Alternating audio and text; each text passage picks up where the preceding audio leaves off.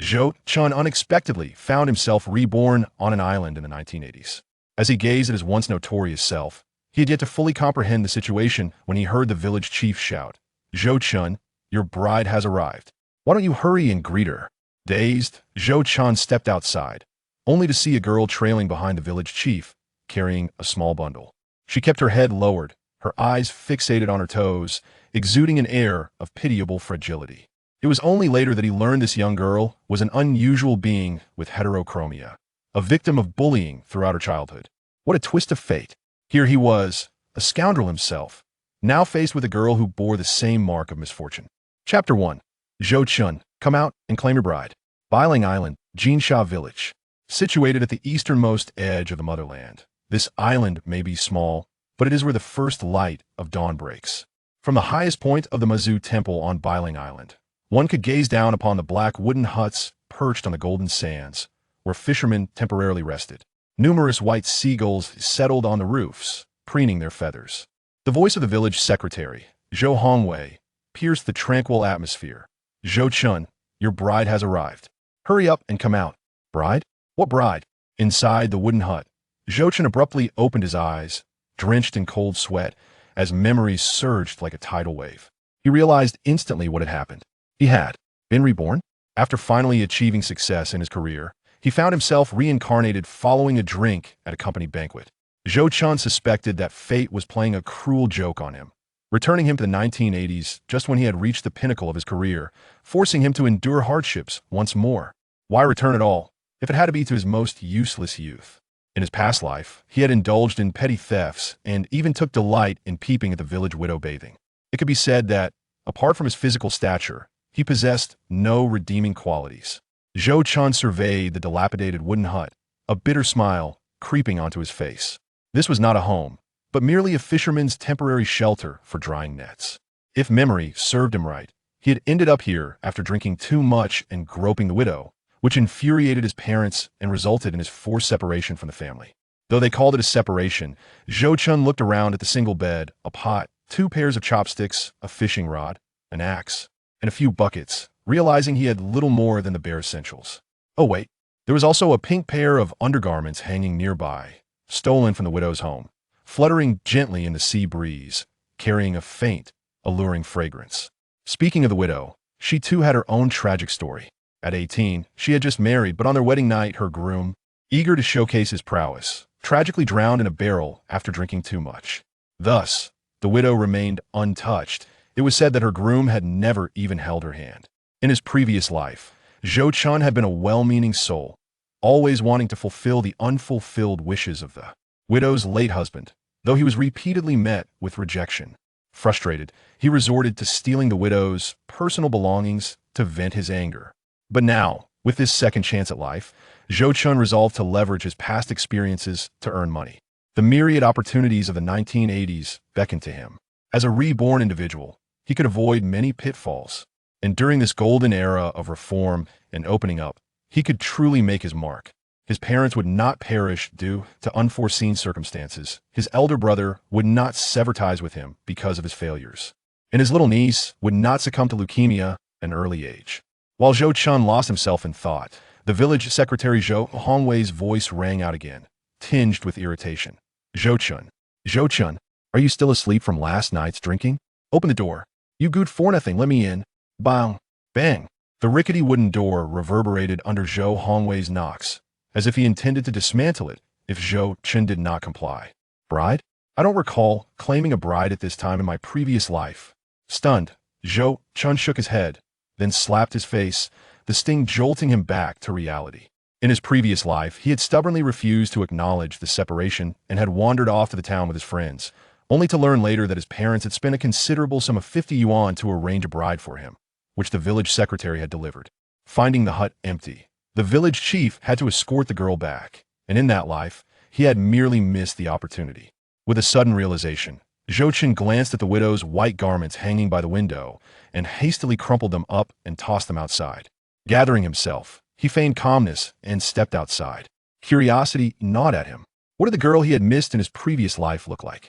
He pondered whether he should keep her if she was attractive. But then again, being penniless, would he only bring her suffering? If she left him, Perhaps she would find a better match. Wouldn't that be a disservice to her? He remembered in his previous life. After missing the chance, he had inquired about the girl, but details escaped him. Why did he struggle to recall her now? However, he had little time to dwell on this. He needed to step outside, otherwise Zhou Hongwei would truly dismantle the door, and with the sea breeze blowing at night, he might freeze to death. Hastily opening the door, Zhou Chen found the village secretary, a displeased expression on his face, standing alongside a petite girl, waiting for him. While it was merely waiting, Zhou Hongwei had seen the undergarments hanging in Zhou Chen's window and had intentionally knocked to remind him to tidy up. Thankfully, Zhou Chen was not entirely oblivious. What a scoundrel, engaging in such behavior in broad daylight. How shameless. Poor girl, sold by her parents to follow this rogue. Would she ever lead a good life?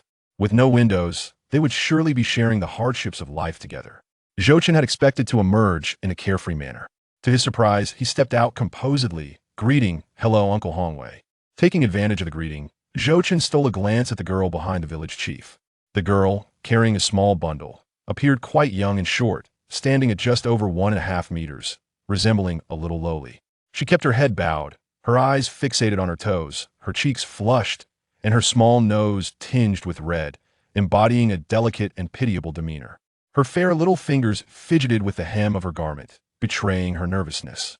From Zhou Chen's perspective, he could see her clear, bright eyes resembling two dazzling stars, with long eyelashes fluttering down like delicate fans. Noticing Zhou Chen's gaze, the girl furtively glanced at him before quickly lowering her head, seemingly afraid of being discovered. Zhou Chen observed her delicate toes curling nervously within her sandals, a simple gesture that tugged at his heartstrings. Oh, how charming she was! Zhou Chen's eyes sparkled brightly. Could it be that he had overlooked such a delightful and lovely girl in his past life? Meanwhile, Su Taodao took a considerable amount of time to steady her racing heart. Yesterday, her stepmother and father had taken her aside, insisting that at 17, she could no longer remain at home and that they had to marry her off, no matter the circumstances. Though they spoke in such terms, the reality was that her stepmother and father treated her poorly, assigning her all the dirty and laborious tasks, and now they deemed her a burden, eager to extract whatever value she had left by marrying her off. However, she was small and slight, and they doubted her ability to bear children, especially since her eyes were heterochromatic. Would this Zhou Chen brother truly want her? Chapter 2. Do you hope he will change after marrying? Initially, her parents intended to sell her for 30 yuan to an old man from the neighboring village. It was rumored that his previous wife had been beaten to death by him, which deterred anyone from introducing potential brides to him thereafter.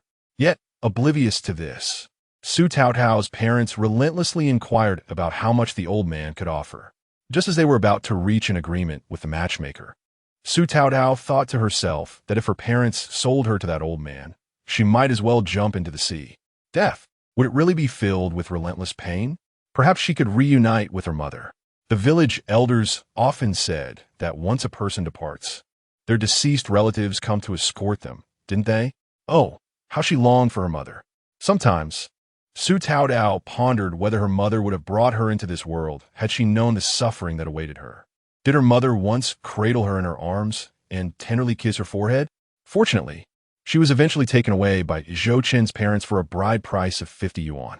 People said her husband was at any ne'er-do-well, but surely he was better than an old bachelor? With her beautiful eyes wide open, Su Taodao stood behind Zhou Hongwei, peeking out shyly like a small creature hiding behind a wall, secretly observing Zhou Chen. He didn't seem as dreadful as others had claimed. In fact, he appeared quite clean, having just wiped his hands with a cloth inside the house. Regardless, she was now someone else's wife, and she resolved to be more obedient and understanding, dutifully listening to her husband. If he chose to lead a tumultuous life, she would strive to support him by gathering seafood and mending nets, as she possessed a unique talent for it, albeit one she must keep secret, lest she be branded a monster. As these thoughts crossed her mind, Su Taodao tugged at the patched sleeve of her garment, concealing the bruises and red marks on her arms. She couldn't allow her husband to see those wounds. What if he found her repugnant? Zhou Chen, now that you have separated from your family, make sure to lead a good life with Taodao. You are now a married man. Stop your reckless ways and earn a living. Zhou Hongwei's tone softened slightly, satisfied by Zhou Chen's greeting. He knew that Zhou Chen typically addressed him in derogatory terms, which often infuriated him. This rare display of politeness was likely an attempt to establish a good man's image before his new wife. Yet, Zhou Hongwei understood that a dog could not change its nature. After 2 decades of being a rogue, could one truly expect him to reform simply by marrying? Previously, Zhou Chen's parents had consulted the goddess Ma Zhu at the temple, casting divination cups to inquire whether their son would mend his ways. The divination cups, crafted of wood or bamboo, are crescent-shaped, with one side convex and the other flat. Only when one cup lands convex side up and the other flat does it signify the goddess's approval. If both sides are flat, it indicates disapproval, while 2 convex sides require a recasting. Generally, 3 casts are made. Unfortunately, Zhou Chen's parents received negative results each time, leading Zhou Hongwei to jest that if Zhou Chen truly could change, he would kneel at the temple for 3 days and nights. Upon noticing Zhou Hongwei preparing to leave, Zhou Chen quickly called out, "Hey, Uncle Hongwei, please don't rush off. Come inside for a moment and have some tea." Truth be told, he felt conflicted about whether to keep this girl. Tea was out of the question. Under his current circumstances, he could hardly offer more than a breath of wind. Zhou Hongwei glanced inside, shaking his head. How could he invite him in for tea? Even a mouse would leave in tears after entering. Zhou Chen forced a smile and glanced at the young girl, uncertain of how to proceed. Although he harbored ambitions of prosperity and redemption, he was currently destitute. How could he bring a young girl into such hardship? He couldn't recall what had happened to her in his previous life after she was rejected. The memory was hazy due to excessive drinking the night before. Sensing Zhou Chen's hesitation, Zhou Hongwei's expression turned serious. "Zhou Chen, this girl is in a pitiable situation. Her stepmother treats her poorly, and her father is no better. If you refuse this marriage, she will have nowhere to go." "What? Nowhere to go?" Zhou Chen, rubbing his ears, suddenly remembered. In his previous life, he had asked about Su Taotao's fate. After her parents reclaimed the bride price, she was forced to marry an old bachelor, and it seemed she had jumped into the sea to end her life. The thought struck him painfully. This was a living, breathing person. How desperate must she have felt to choose such a fate? Seeing the sympathy in Zhou Chen's eyes, Zhou Hongwei softened his tone, speaking earnestly. "Even if being with you, a rogue, offers no bright future, at least you're not like that old man. You are young and strong. Marrying this girl would at least be an act of kindness, a way to accumulate virtue. Listen to your uncle's advice. It's about time you settled down. Your parents wish to see you walk the right path again." "All right, I understand." Zhou Chen felt somewhat speechless at the comparison with a nearly deceased old man, realizing how far he had fallen. Was he truly so devoid of prospects that he had to be measured against an old curmudgeon? Yet, he could not refute it, for he was indeed the notorious rogue of Jinsha village. Simultaneously, he felt a surge of indignation directed at her parents. The old adage held true: when a stepmother arrives, a stepfather follows. He longed to confront her parents and demand an explanation once he had settled his own affairs. Seeing Zhou Chen relent, Zhou Hongwei nodded in approval. He then cautiously retrieved several crumpled bills from his faded pocket, handing them to Zhou Chen while mumbling, "I know you are short on money right now. This girl has just married into your family. She cannot survive on mere wind. Buy some supplies to help her regain her strength." Chapter 3. Like raising a little cat or dog, Uncle Hongwei. No, truly you needn't. Zhou Chen felt warmth in his heart, instinctively refusing. His Uncle Hongwei was indeed tough on the outside, but soft at heart. In these times when everyone was financially strained, Zhou Hongwei was willing to part with his meager savings to support him. He recalled that in his previous life, after his parents suffered a tragic accident and his elder brother severed ties with him, it was Zhou Hongwei who had stepped forward, providing him with bus fare to the mainland, enabling him to forge a better future. However, when he later sought to repay that kindness, he learned that Uncle Hongwei had passed away from illness. In this life, he vowed to repay Zhou Hongwei's kindness. "Take it." Seeing Zhou Chen's reluctance, Zhou Hongwei, somewhat displeased, pressed 5 yuan into Zhou Chen's hand. "Go buy something to eat. Today is your joyous day. At the very least, you should have some sweet potato shreds mixed with rice, right? If you dare buy alcohol, I'll come back and break your legs to dry them like fish. In these times of hardship, people unable to afford plain rice would grate sweet potatoes and mix them in, making the meal sweet and saving a considerable amount of food. However, for those accustomed to excessive sweet potato rice, the mere scent of sweet potatoes could induce nausea. If any household could enjoy pure white rice, it would make the children of the village weep with envy. Uncle Hongwei, consider this money alone. I'll repay you once I start earning. Zhou Chen hesitated but ultimately accepted the money, knowing Zhou Hongwei spoke the truth. He truly had no money at the moment. Today was his wedding day, and he couldn't let Su Taotao starve with him in this dilapidated wooden shack. Zhou Hongwei cast a dismissive glance at Zhou Chen. A stone thrown into the water? I never intended to retrieve it. Just consider it a sound. Zhou Chen forced a smile. All right, Uncle Hongwei, your tongue is as sharp as ever. Enough of your lofty aspirations. My ears are about to develop calluses. Don't starve yourself. It would only bring shame to your parents. Waving his hand, Zhou Hongwei pushed open the door. Outside, Su Taotao glanced nervously at the two, her eyes shimmering with unshed tears. She had overheard their earlier conversation. Did her husband no longer want her? Was it because she was unattractive? Or perhaps he thought she would be a burden? The thought of returning to a life of misery terrified her. Summoning her courage, Su Taotao took a few tentative steps forward, her beautiful eyes glistening with tears. Her voice a mere whisper. Zhou Chen, I want to eat much. I'll only have one small meal a day, and I'll help others sew fishing nets and gather seafood to earn money. I want to be a burden to you. You can keep me like a little puppy, okay? She was truly afraid of going back home. It was not a home, but a place of suffering, where she would go hungry, toil endlessly, and be beaten for unfinished tasks, forced to curl up in a cold corner to sleep.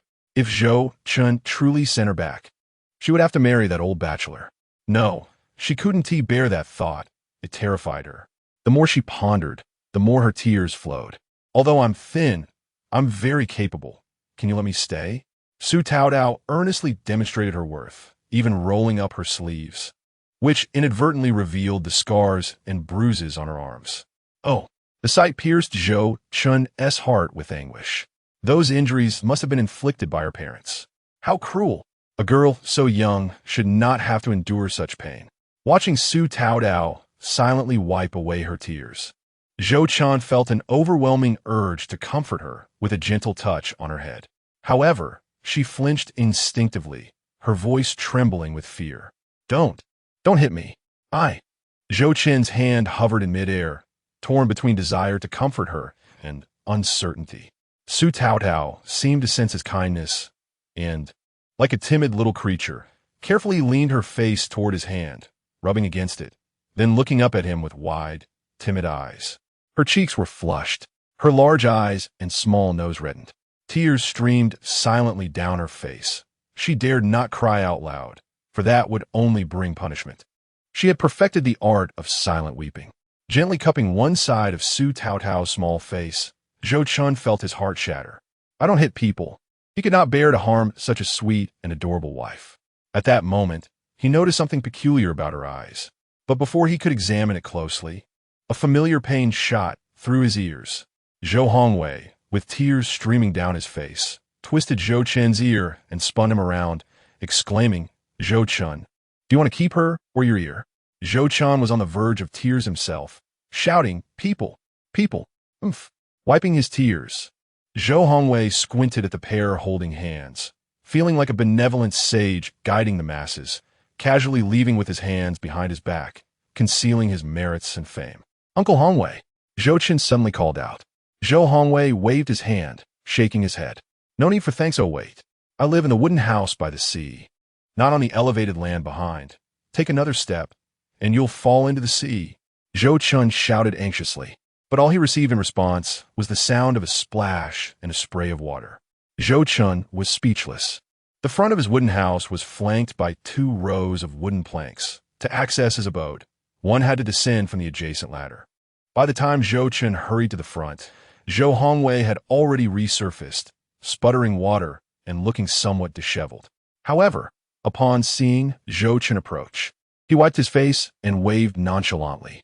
I knew it all along. It's warm today, so I thought I'd take a swim. You two go ahead and whisper sweet nothings. Don't mind me. Zhou Chen. Su Tao Tao. Ignoring Zhou Hongwei, who stubbornly clung to his pride, they returned indoors. The atmosphere grew awkward once more. With a wife suddenly present, Zhou Chen was at a loss for how to address Su Tao Tao. After a prolonged pause, he finally blushed and pointed to the nearby bed. Tao Tao. You can sit over there. His mind was a flurry, needing to sort out what to do next. Huh? Do we have to do it now? Su Tao Tao felt a wave of panic. Her face turned crimson, almost as if it might bleed, her voice trembling. Yet, after a moment's hesitation, she obediently approached the bed, sitting stiffly on the edge. She perched herself carefully, seemingly afraid of sitting too much. Only half of her bottom was on the bed, her hands neatly resting on her knees. The bed was quite high, leaving her little feet dangling in the air.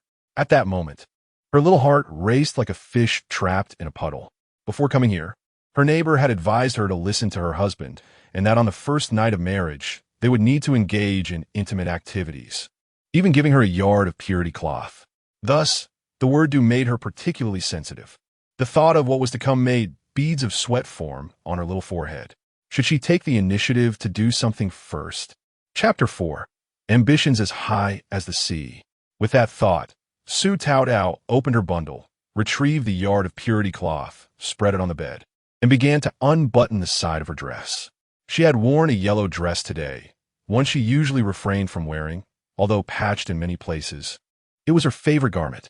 Seeing Su Tao Tao lay out the white cloth and unbutton her dress, Zhou Chen asked in confusion, Tao Tao, what are you doing? Su Tao Tao seemed to be jolted by a slight electric shock, her petite frame trembling as she lowered her head, her gaze evasive, not daring to meet Zhou Chen's eyes. Her voice was barely a whisper. Zhou Chen, didn't you say you wanted to do that? The intimate thing, as she spoke. Her fair little toes curled involuntarily, resembling a shy flower bud, exuding innocence and charm. Zhou Chen's lips twitched, suddenly comprehending her intent. Oh, this is trouble. Observing the petite figure of the young girl, who had not yet fully matured, Zhou Chen found it difficult to act. He feared that Su Tao Tao might not withstand the burden of her many scars, and the thought of causing her pain was unbearable.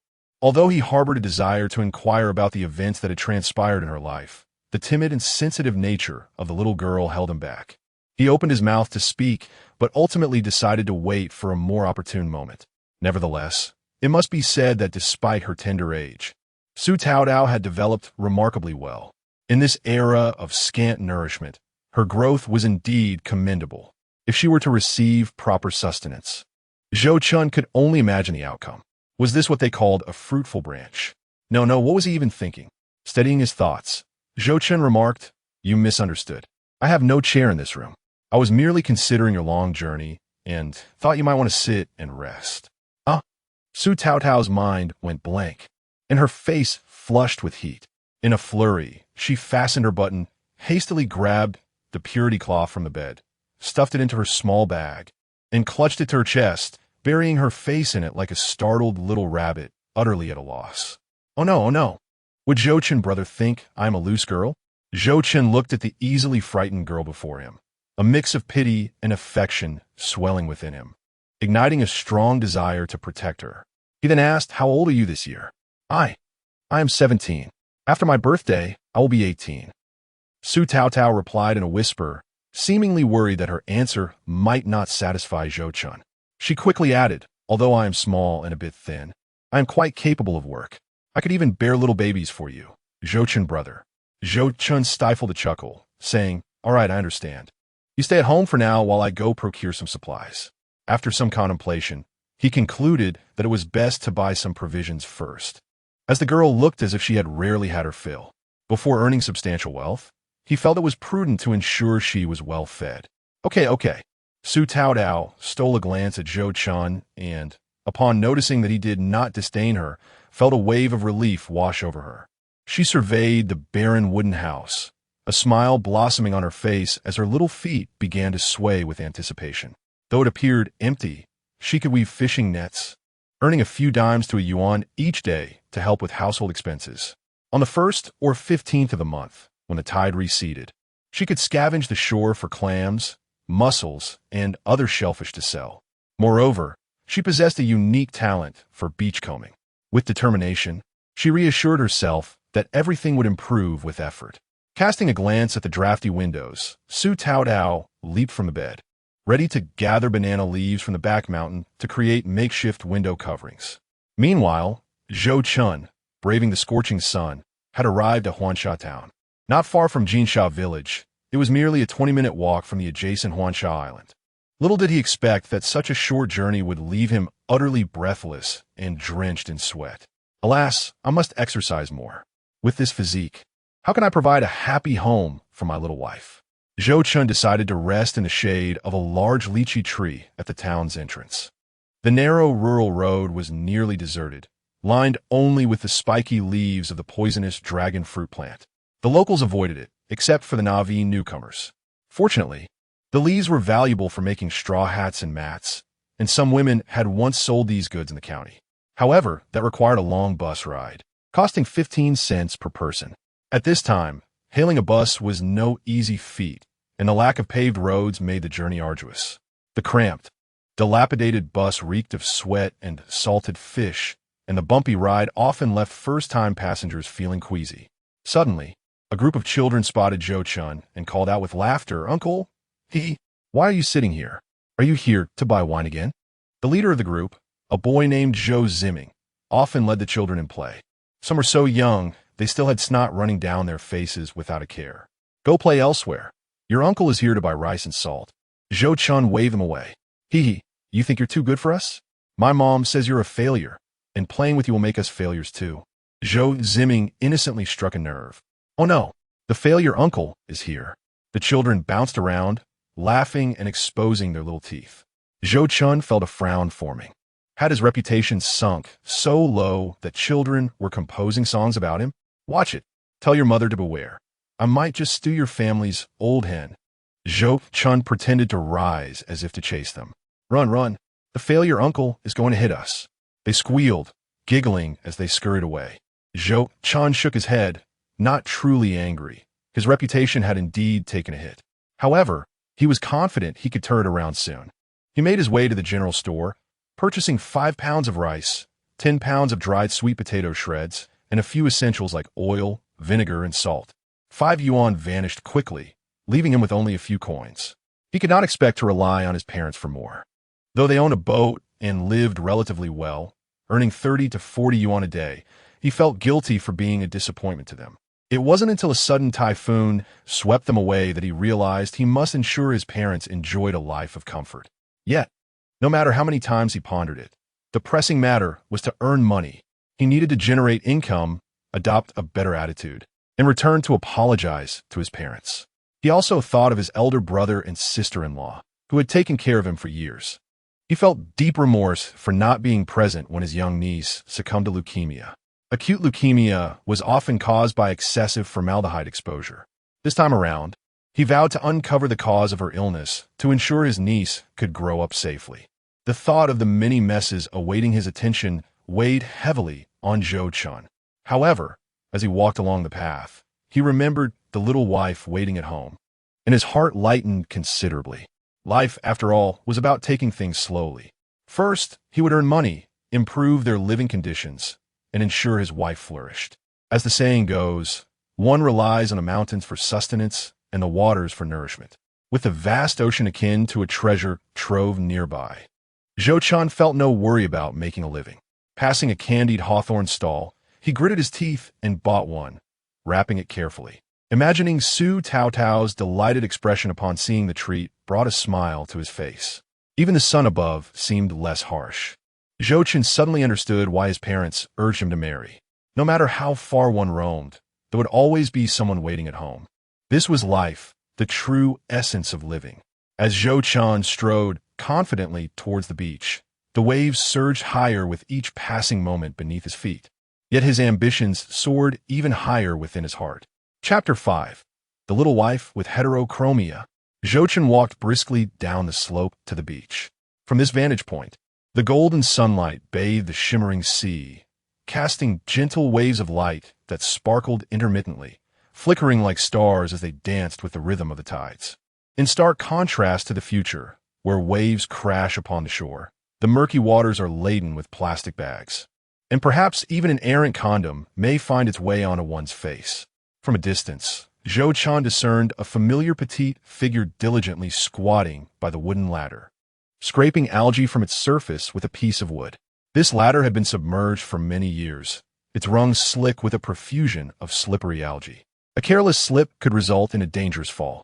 The sun was rather harsh, forcing even the elderly fishermen and fisherwomen to cover their faces with cloth. Without such protection, their necks would soon be sunburned, their faces flushed, only to be doused by the briny sea, a most unpleasant sensation. Zhou Chen approached, noticing that the girl, Su Tao Tao, was so engrossed in her task that she remained oblivious to his return. Her neck was sunburned, and her small face resembled a ripe apple. Glistening with sweat that trickled down her forehead, traversed her dainty nose, and dripped from her delicate chin. In the brief time he had been away, she had entirely cleared the algae from the ladder, and the cracked sections were tightly wrapped with tattered rags she had scavenged, a testament to her resourcefulness and industriousness.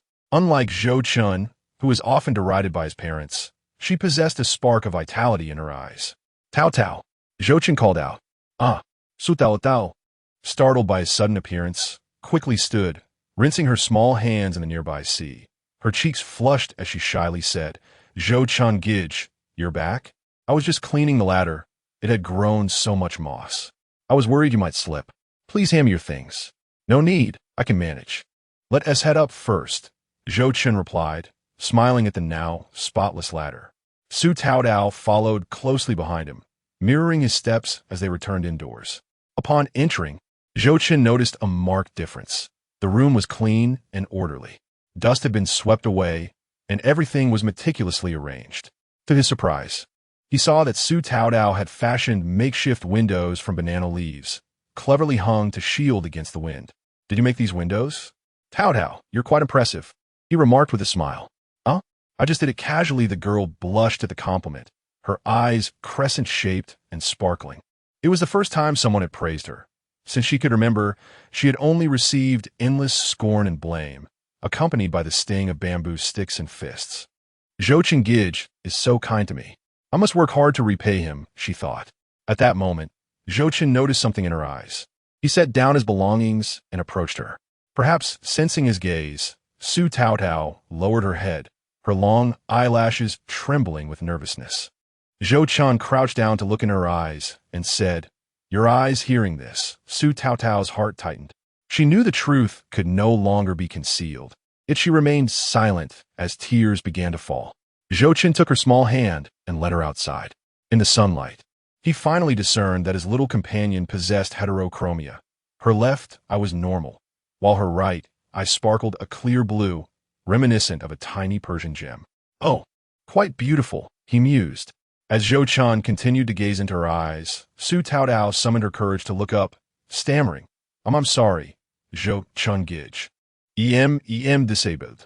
My eyes are problematic, very ugly, and frightening. She lowered her head again, tears cascading down like golden droplets. She had long known she could not hide the truth. Her mother had died during her birth, and her father had blamed her for being a disaster. If not for her eye condition, her parents would not have been so reluctant to marry her off. She could have contributed to the family by making fishing nets and doing household chores. It was all her fault, her foolish hope of being allowed to stay. Indeed, she was a disaster, unworthy of someone as wonderful as Zhou Chen, who had just praised her. However, Zhou Chen countered, How could you be ugly? I think you're quite lovely. He reached out to wipe her tears away. He found her uniqueness enchanting. After all, how rare it was to encounter someone with such striking eyes. Su Tao Tao was taken aback, her tears still flowing. For the first time in her life, someone had complimented her. Why did she feel so happy yet unable to stop crying? It was so embarrassing. Zhou Chen gently patted her back. Don't cry. I don't mind you at all. Come, let's go back inside. I have something nice for you. Hearing Zhou Chen's gentle words filled Su Tao Tao with warmth, and she felt an overwhelming urge to cry. Zhou Chen was so very kind to her. This was the first time someone had called her good. while her parents had only ever referred to her as a little calamity or disaster. She had never dared to hope for such kindness, and it sounded so wonderful. I must work hard to support Zhou Chen. Even if he is a slacker, I can provide for the family. I'm quite capable. Unbeknownst to Zhou Chen, his few words of praise had made his little companion feel as though she would give anything for him. One could only imagine the hardship she had endured. Once back inside, Su Taotao wasted no time organizing the items Zhou Chen had bought. Zhou Chen, with a flourish, produced a bag of candied hawthorn skewers from the rice bag, tore off the outer wrapper, and waved it in front of her. Taotao, look. What is this? Candied hawthorn skewers were a rare treat. Su Taotao's eyes widened in delight as she exclaimed, "Is this the legendary candied hawthorn?" Zhou Chen chuckled at her enthusiasm. How could something so simple be deemed legendary? Go on and eat. It's for you. I don't have much money now, but I promise to earn a fortune in the future and make you a happy little rich girl. He affectionately tousled her hair, unable to resist the charm of his adorable little wife. Eat, eat. I'm not hungry. You should have it. It will give you strength. Su Taotao feigned reluctance. Yet her eyes remained glued to the candied hawthorn, her mouth watering. She remembered when her parents had bought some for her brother. She could only savor the aroma in the air, which lingered sweet and sour. Surely the taste would be delightful. Go ahead. It's not anything rare, Zhou Chen insisted, taking the candied hawthorn and placing it in her mouth. Su Taotao's eyes widened in astonishment as she took a bite, tears streaming down her cheeks. It's so sweet. This is the first time I've tasted something so delightful. Zhou Chen's heart ached for her. Had his little wife really never tasted sugar before? Even in an era of scarcity, one could typically enjoy treats during festivals. How had her parents managed to raise their children in such a manner? Observing Su Taotao's slender arms, bruised and frail, filled him with even greater sorrow.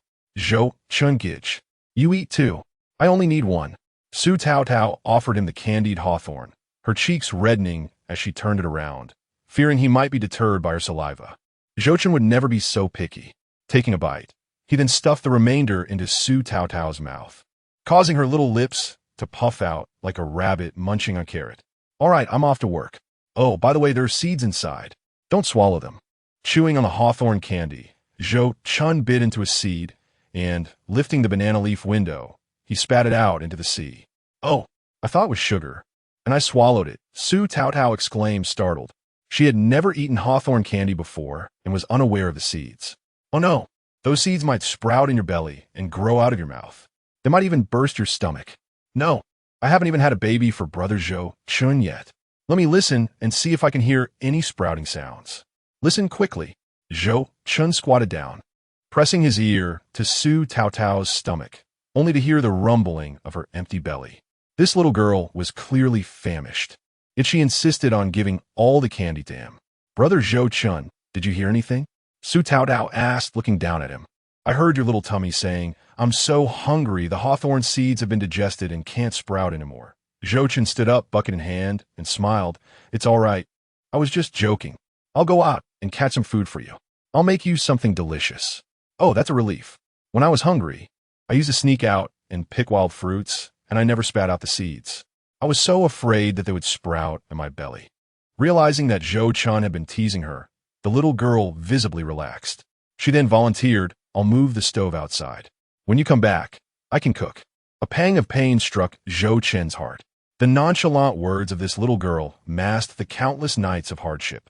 Coming to his senses, he noticed the stove was too heavy for her, and her face was turning red from the effort. Let me do it. Zhou Chen swiftly carried the stove outside, placing it there without worrying about the smoke. If only we had more money, we could buy some coal. As it is, we still have an axe, and we can gather firewood. With the mountain behind us and the sea in front, as long as we work hard, we won't starve. You stay here, and I'll go catch some food and chop some wood. Zhou Chen took a shovel and a wooden bucket, placing the axe and rope inside. Okay, the little girl chirped, popping her head out the window and waving her small hand. Perhaps feeling a bit shy, she pulled back, leaving only her bright, big eyes to watch him. She had wanted to go out and help, but since Zhou Chen had said so, she decided to be obedient. She took out a stack of red paper and a small pair of scissors from her little bag. Smiling, she began to carefully cut out the character for double happiness. Today was a big day, and the house could not be without it. Though she didn't have enough money for red paper, she had secretly learned how to cut it by watching others in the town, hoping to use the skill one day. She then took out a small, broken mirror, placing it gently on the table. Gazing at her reflection, she blushed, then smiled, revealing her pearly white teeth. Though she had no red wedding dress, as long as she could be with brother Zhou Chen, it was enough. On the other side, Zhou Chen was also grinning as he walked. Having such a little wife at home filled him with energy and hope for the future. However, this marriage was rather poor, with no proper celebration. When he had money, he would make it up to her. Seeing the water had not yet receded, Zhou Chen went to the nearby woods, chopped some firewood, and tied it up for later.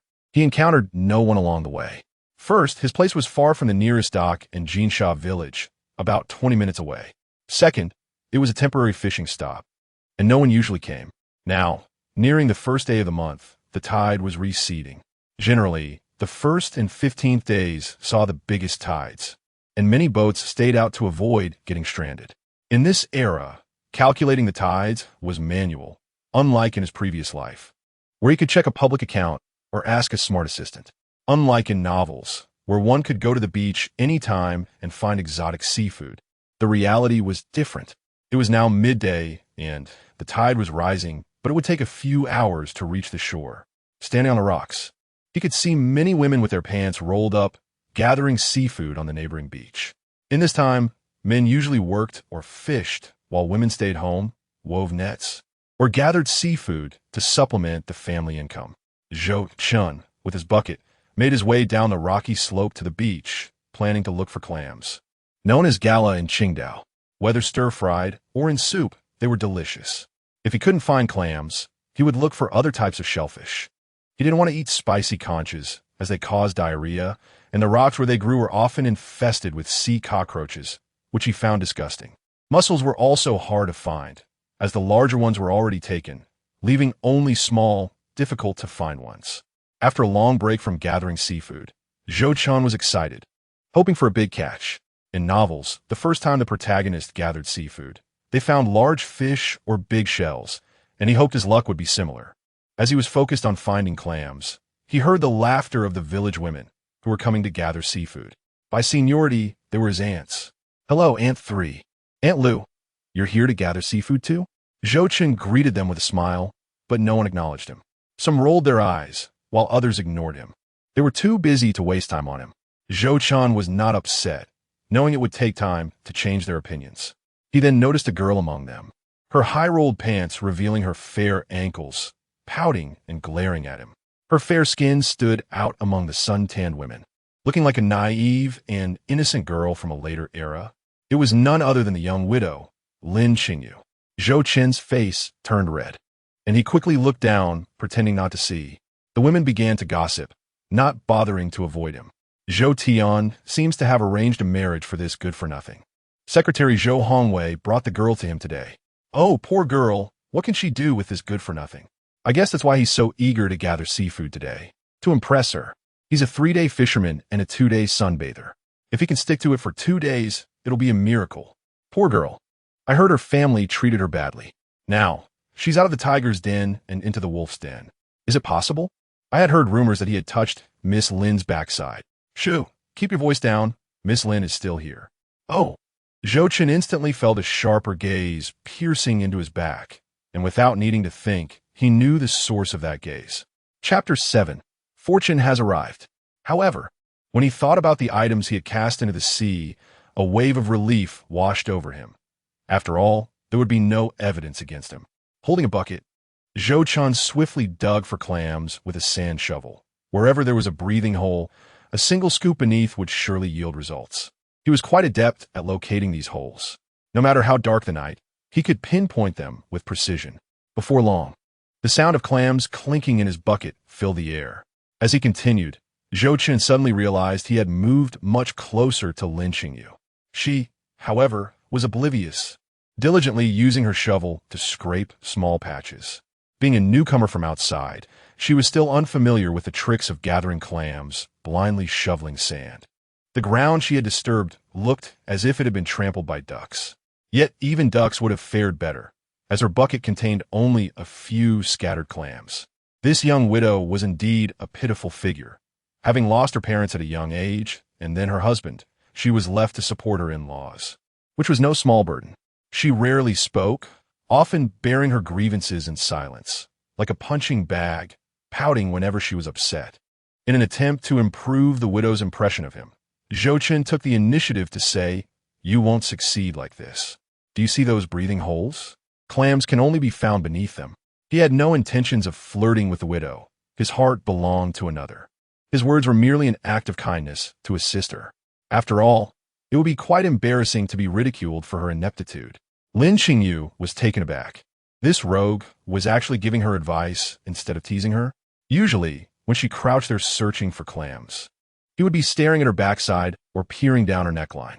Yet, Lin Xingyu chose to ignore him, pouting like a little frog, and moved away with her bucket, squatting at a distance. However, after a moment, she noticed Zhou Chen had turned his gaze elsewhere, and she secretly began to probe for the breathing holes as he had suggested. With her delicate fingers, she inserted them into the sandy holes, and with a splash, water erupted. She pinched with her index and middle fingers, and indeed, she discovered clams. He was right after all. Lin Xingyu smiled with joy, but immediately pouted again, casting a resentful glance at Zhou Chen, feeling little gratitude. Did he expect her forgiveness with just a few words? Not a chance. She was well aware of Zhou Chen's cunning ways. And what if he had stolen the piece of clothing she had lost? No forgiveness will be granted. After digging for a while longer, Lin Xingyu took a screwdriver from her bucket and approached the rocks to pry open oysters.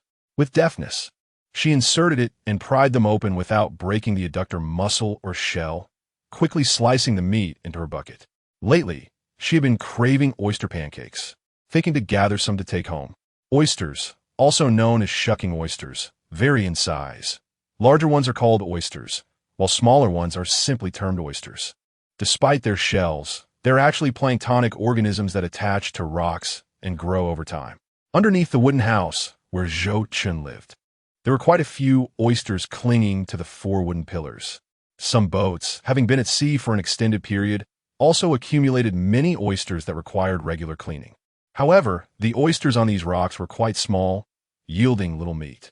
Nevertheless, their flavor was delightful, unlike the cultivated triploid and tetraploid oysters of later generations, which, though larger, lacked flavor.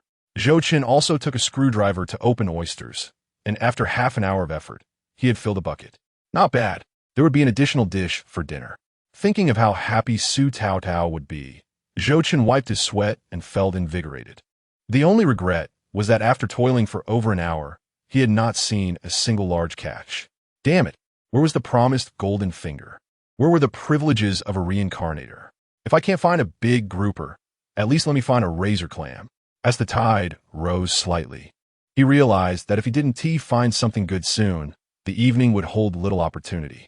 With that thought, Zhou Chen boldly approached the rocks near the incoming tide and suddenly spotted something glimmering in the distance. What is that? He wondered, setting his bucket down and carefully climbing down the rocks, which were over a meter high. Seeing Zhou Chen's reckless descent, Lin Xingyu recalled his earlier warning and couldn't help but shout, "Hey, aren't you afraid a wave will knock you down?" At that moment, Zhou Chen had already slid down and was rinsing his hands in the seaweed and mud, laughing, "It's nothing." Truth be told, the young widow had a kind heart, reminding him without holding grudges. If you don't listen, then drown." Lin Xingyu pouted and squatted down to continue her work with the oysters, perhaps feeling she had spoken too much. She recalled that many people by the sea believed in the notion of good luck, so she spat 3 times as an apology. "Forgive me, Mazu. Though this rogue is a bit troublesome, please don't let him drown." "I apologize." Meanwhile, Zhou Chen had reached a depression among the rocks. Ignoring the waves crashing around him as he approached the glimmering object and bent down to pick it up. It turned out to be a glass bead. Zhou Chen furrowed his brow, inspecting it closely, and discovered it was a crystal-clear bead. He thought it was something valuable and casually stuffed it into his pocket. On the other side, Lin Xingyu, having pried open half a bucket of oysters, noticed Zhou Chen had been gone for quite some time. After a moment of contemplation, She brushed back her bangs and approached the edge of the rocks to take a look. Suddenly, she saw a figure leap onto the rocks. Oh! Lin Qingyu was startled, nearly falling backward, and her bucket almost toppled over. Sitting on the ground, her long white legs spread apart, she supported herself with her hands. The breeze caused her shorts to flutter, revealing the smooth skin of her thighs. What was this rogue doing? How did he leap onto such a high rock? Was he a flea? Indeed, she should never have cared about this rogue. Every time she did, it ended in trouble. Oomph!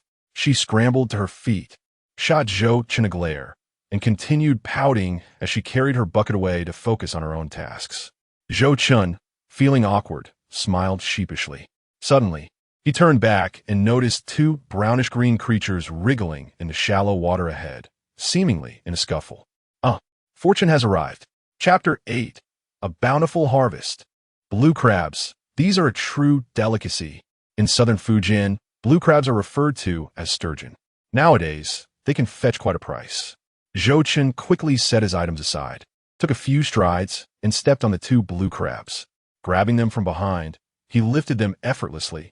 Despite their flailing pincers, any crab, when grabbed from behind, has no means to defend itself. You think you can resist in my grasp? Not a chance. The term, fa-hai, refers to the chewing apparatus found in crabs, resembling a seated figure. According to legend, fa-hai fled from the wrath of Banyangzi and hid in a crab's shell, leading to the belief that crabs could only scuttle sideways thereafter. Zhou Chen squeezed the shells of the two crabs to check their firmness and then examined their abdomens. To determine whether crabs are plump, one must first inspect the abdomen. If it is swollen and even lifts the carapace, that indicates a fatty crab. Zhou Chen flipped them over and found their abdomens to be pleasantly full. Next, he held them up to the sun to check the color of the meat inside. If it was rich yellow, it would be considered a fat crab, fetching an even higher price. As he held them up to the light, a broad smile spread across Zhou Chen's face. What a catch! There were two crabs, both with yellow abdomens and claws, indicating a wealth of roe within. However, Zhou Chen felt a twinge of regret. In modern times, such crabs could fetch a price of 1 to 200 per pound. Yet, upon further reflection, he realized that the currency of this era possessed considerable purchasing power. The next task was to bind the blue crabs, known for their aggressive nature. Even in a confined space, they would not hesitate to nip at one another. Should they lose claws or legs, the precious crab roe would spill out during steaming, rendering them worthless. Fortunately, Zhou Chen had brought some hemp rope with him. Binding blue crabs required skill. First, he placed a foot on one crab to immobilize it, freeing his hands to wrap the rope around its claws. He then secured the claws tightly against the crab's body before tying a knot behind it and deftly tossing the crab into a bucket. The crabs of this era were fortunate, unlike in his previous life, where the ropes used were thicker than the crabs themselves. When he caught two blue crabs, it caused quite a stir among the group of women nearby. How does this rascal have such luck? I passed by just now and didn't see any crabs of this size. Indeed, those are worth at least 2 or 3 coins. It would take me 2 days to earn that much. How infuriating. I must go see for myself. There might be more. Lin Qingyu watched Zhou Chen with a mix of astonishment and envy. Could it be that his fortune was a result of his rebirth? Let us test it out, he thought. As he casually shifted a stone beneath his foot, he was startled to discover several small white octopuses scuttling about. Such a bountiful find. Zhou Chen's eyes sparkled. In this region, 3 types of octopuses were common, colloquially known as red, black, and white. The red octopus was decent. The black one the least palatable, while the white octopus, referred to as Wangchao, though small, boasted excellent texture and was the most expensive. It was said that 3 small white octopuses could be worth 1 sheep. During the new year, some places sold Wangchao for as much as 2,000 for 81. If the flavor was lacking, it would be a waste.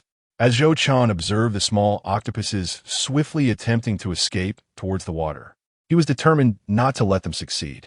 He swiftly captured 3, prying their tentacles from his hands, and with considerable effort, tossed them into the bucket.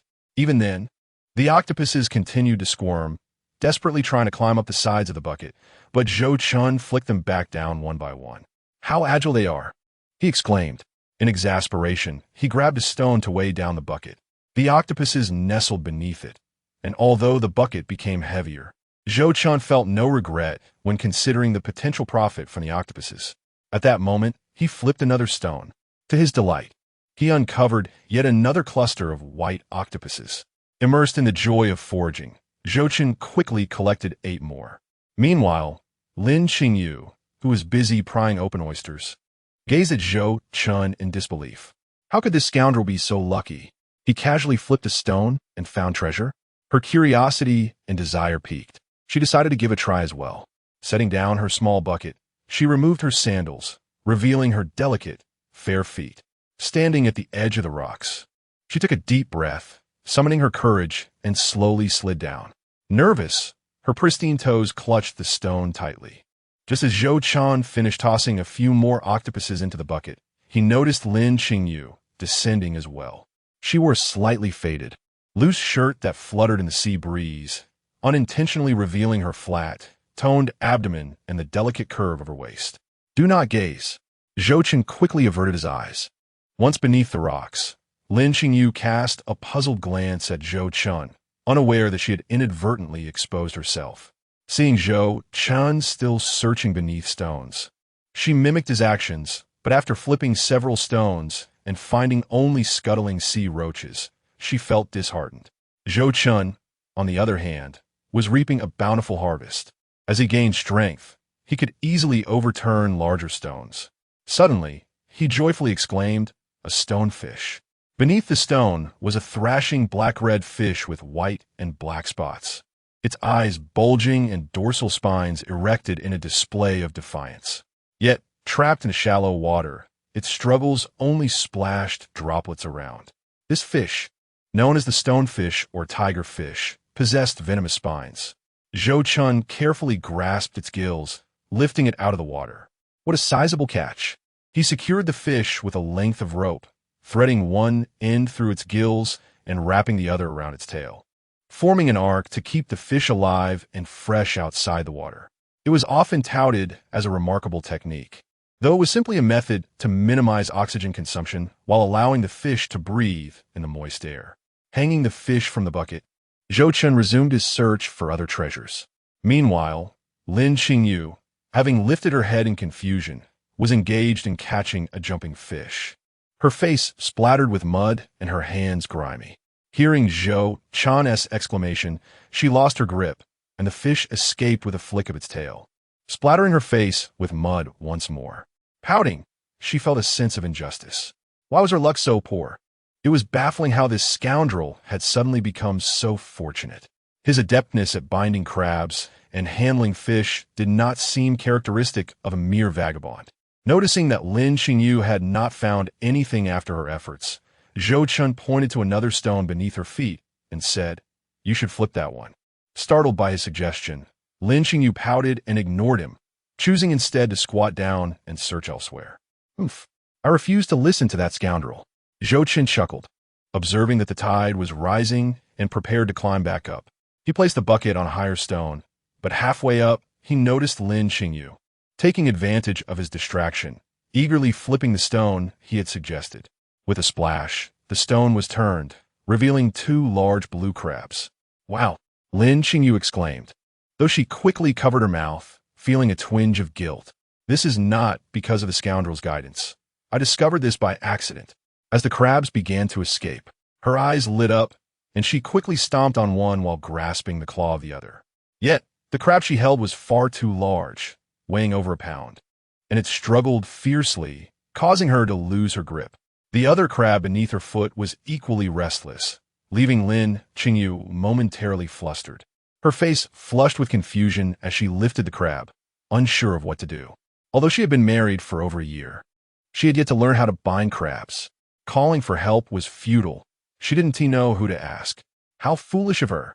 Zhou Chen laughed heartily as he jumped down from the rocks and approached Lin Qingyu, taking the crab from her hands and expertly binding it. He then squatted down and playfully tapped her small foot. Startled, Lin Qingyu instinctively withdrew her foot, her face turning a deep shade of red. Even her ears flushed with embarrassment. Before she could respond, Zhou Chen had already secured the crab beneath her foot, placing it into her other hand. Once he had completed his task, Zhou Chen climbed back onto the rocks, bucket in hand, and walked away. After a while, Lin Xingyu blinked in surprise as she watched Zhou Chen disappear into the distance, suddenly realizing that this scoundrel was not quite so unbearable after all. Could it be that after marriage, one's character has changed? Impossible. How could one think so? Just a moment ago, he was caressing my foot. I must not grant him the opportunity. Otherwise, with his knack for climbing the ladder, he would surely end up in my bed. Alas, it seems I have already uttered this sentiment today. Never mind, it's of little consequence. I must hurry home. The tide is about to rise. At this moment, the surrounding women noticed Zhou Chen's repeated successes, and a few approached to observe his haul. Upon seeing Zhou Chen's bucket filled to the brim, they were utterly astonished. "Good heavens, is this the white clam? So many!" exclaimed one. "I spent quite a while there and didn't see a single one." Another remarked, "This stone crab is truly valuable. Look how fresh it is. How much could one sell this for?" The women engaged in lively discussions. Hearing this, Zhou Chen felt a wave of satisfaction swell within him, his head held high. Just moments ago, they looked down upon me. Now, the combined value of their finds pales in comparison to mine. Most of these women had only gathered sea cucumbers and spicy snails, along with a few flower clams and ice snails. In the midst of this, one woman, Zhou Chen's aunt, approached him, her joy evident. "Zhou Chen, today is indeed a good day. You've gathered quite a haul. Now that you are married, I must speak to you. You need to be more responsible, or you won't even be able to support your wife." "Yes, aunt, you are right," Zhou Chen dared not retort. He knew that the eager women nearby had already displayed their intent to challenge him, and any defiance on his part would surely result in a verbal onslaught. Seeing Zhou Chen refrain from arguing, his aunt beamed. "It seems you are beginning to understand. Remember, don't fish for a few days and then slack off. Providing for your family is a gradual process. If you merely pretend to work, you are fooling no one but yourself. You can't always rely on fortune when searching the sea. Go home and apologize to your parents. Follow them on the boat. Once you learn to navigate and cast nets, you will never have to worry about food again.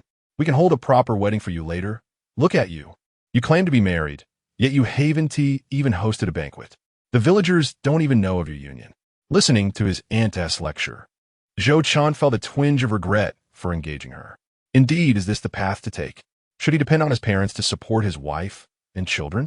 A man ought to provide for his family. The other women joined the chorus of admonition directed at Zhou Chen. Perhaps sensing his abundant catch today, one woman, who was fond of criticizing him, seized the opportunity to vent her frustrations. I believe Zhou Chen is merely being lazy, accustomed to idleness. Today's foray into the sea is just a fleeting whim. No matter how much he gathers today, I bet he'll sell it all for liquor." At this, Zhou Chen's temper flared. "And Zhu, are you not meddling a bit too much? By your logic, it's wrong for me to fish, and it's wrong for me to stay home. Should I simply let you support me? No wonder you only managed to gather a few ice snails. With such a narrow mind, you ought to eat some ice snails to remedy your sight." Now, Zhou Chen was but a scoundrel, and he spoke recklessly without concern. "Nonsense. You are the one who should eat ice snails to improve your vision. My eyes are perfectly fine. Besides, I only say this for your own good." Aunt Zhu retorted, brandishing her shovel at Zhou Chen. Now it was Zhou Chen's aunt who grew incensed, her expression darkening. "Li Zhuhua, you have no say in how I raise my nephew. He has finally shown some ambition, and this is how you speak of him?" Zhou Chen chose not to intervene. Arguing was a woman's affair, and as a man, it was unbecoming to engage in quarrels with them. Fortunately, his aunt had never lost a battle of words, and within moments, she had Li Zhuhua's neck flushed with anger.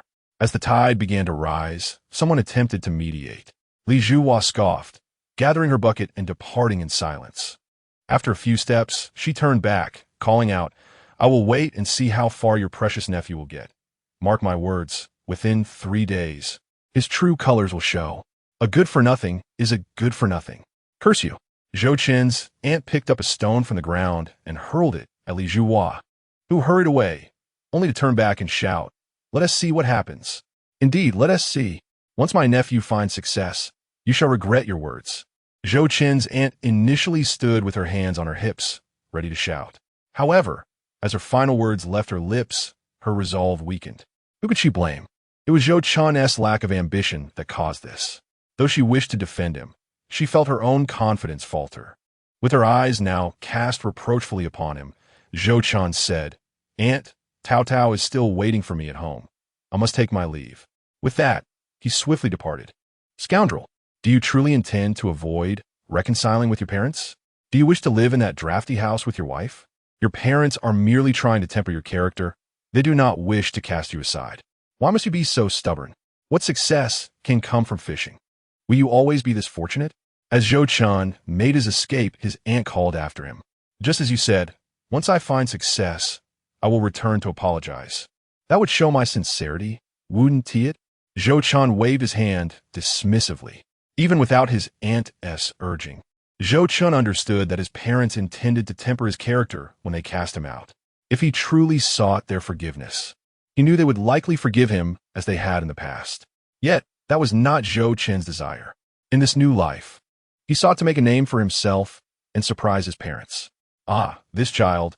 I hope he can persevere, Zhou Chen's aunt sighed, shaking her head.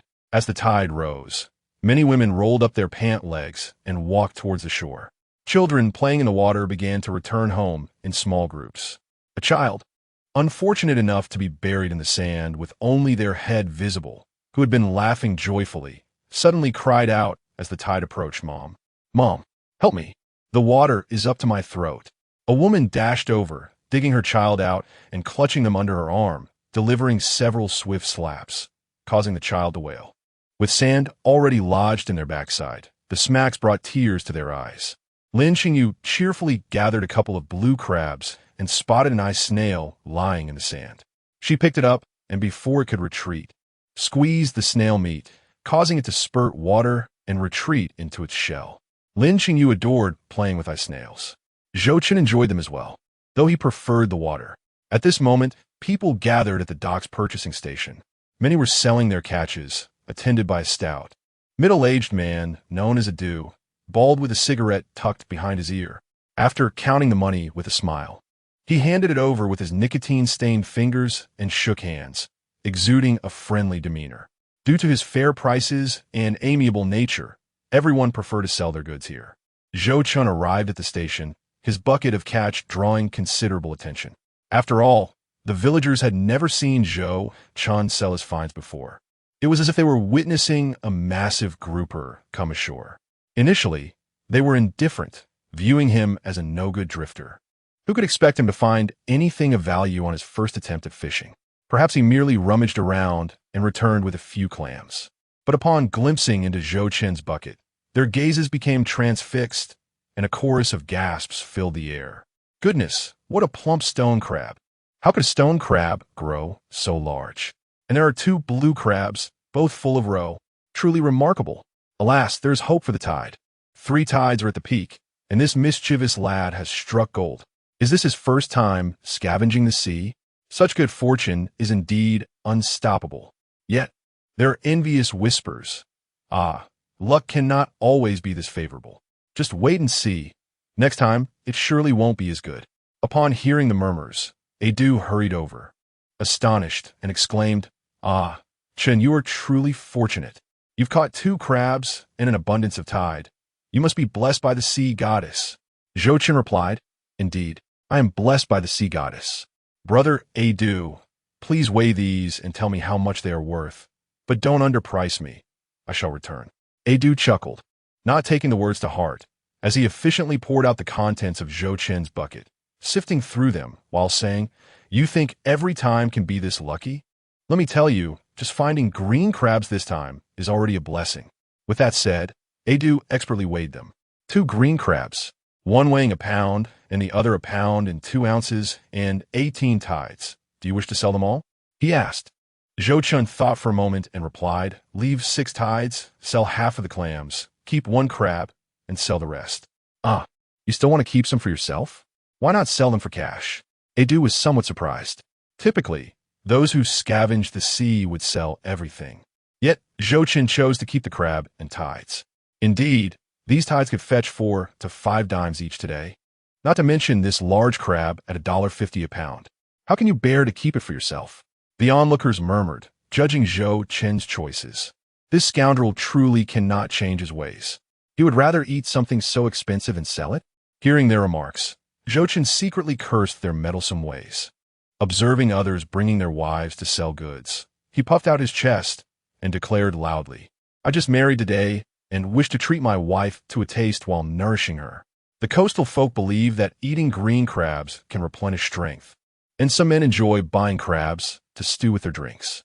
In the crowd, Lin Qingyu stood on tiptoe, listening to their conversation. Upon hearing Zhou Chen mention bringing the large crab home for his wife, she pursed her lips in envy. I don't care for it, she thought. Such a large crab. I wouldn't want it. Selling would be better. Yet, how wonderful it is to be cherished by a man. What is it like to be cared for? Lin Qingyu couldn't quite fathom the feeling. The women accompanying the men cast envious glances at their husbands, their silence speaking volumes. Look how much this rascal dotes on his wife, while I toil endlessly since moving here. A humorous yet bittersweet memory came to mind. A girl once married into a family with 20 acres of land and was frightened by the thought of endless labor. Oh, is that how it is? Adu remarked, surprised, as he lit a cigarette and took a puff. I didn't realize you young fellows understood how to cherish your wives. A man who loves his wife is destined for great fortune. Keep up the good work. He then proceeded to weigh the remaining items. Despite Adu's jovial demeanor, his shrewdness as a merchant was evident. He wiped the scale after every use, ensuring to shake off any excess water. Once he finished weighing, he tossed the items into a basin to soak. When examining the crabs, he noted they were both full of roe, with no room for haggling. Adu grimaced and proposed. How about $1.60 per pound? Zhou Chen glared at Adu. Brother Adu, that's not fair. People come from all around to sell their goods here, and you undercut me first. What will the others think? Besides, meat sturgeons are selling for $1.50 a pound, and these are crabs. You just said a man who loves his wife will prosper. It's clear you're not letting me prosper. He had intended to pull out a cigarette, but realized he hadn't brought any, thinking it best to quit this habit in his life. It wouldn't be right to expose Su Taodao to secondhand smoke. Brother, it's not that I'm underpricing you. It's just that the market for crabs isn't good right now. Adu was taken aback. When did this scoundrel become so articulate? Always claiming the market is poor. You've never had a good purchase. I have genuine, full-bodied crabs here, worth at least $1.90. Fine. Let us settle on $1.88. You prosper, and I prosper. Zhou Chen didn't wish to haggle over a mere dime, as his wife awaited him at home. You young lad, your wit is sharp. I wonder if your new wife can handle it. During the bargaining, they were like brothers, but when it came to payment, Adu took on a more elder role. Teasing Zhou Chen. No worries, brother Adu, I want to drink your milk.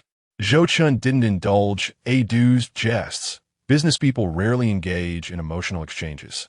It's all about mutual benefit. The onlookers erupted in laughter. The men exchanged knowing glances, while the newlywed wives blushed and stepped back.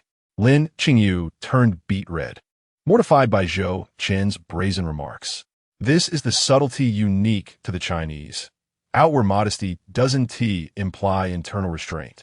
Some of the older folks are far more daring in this regard.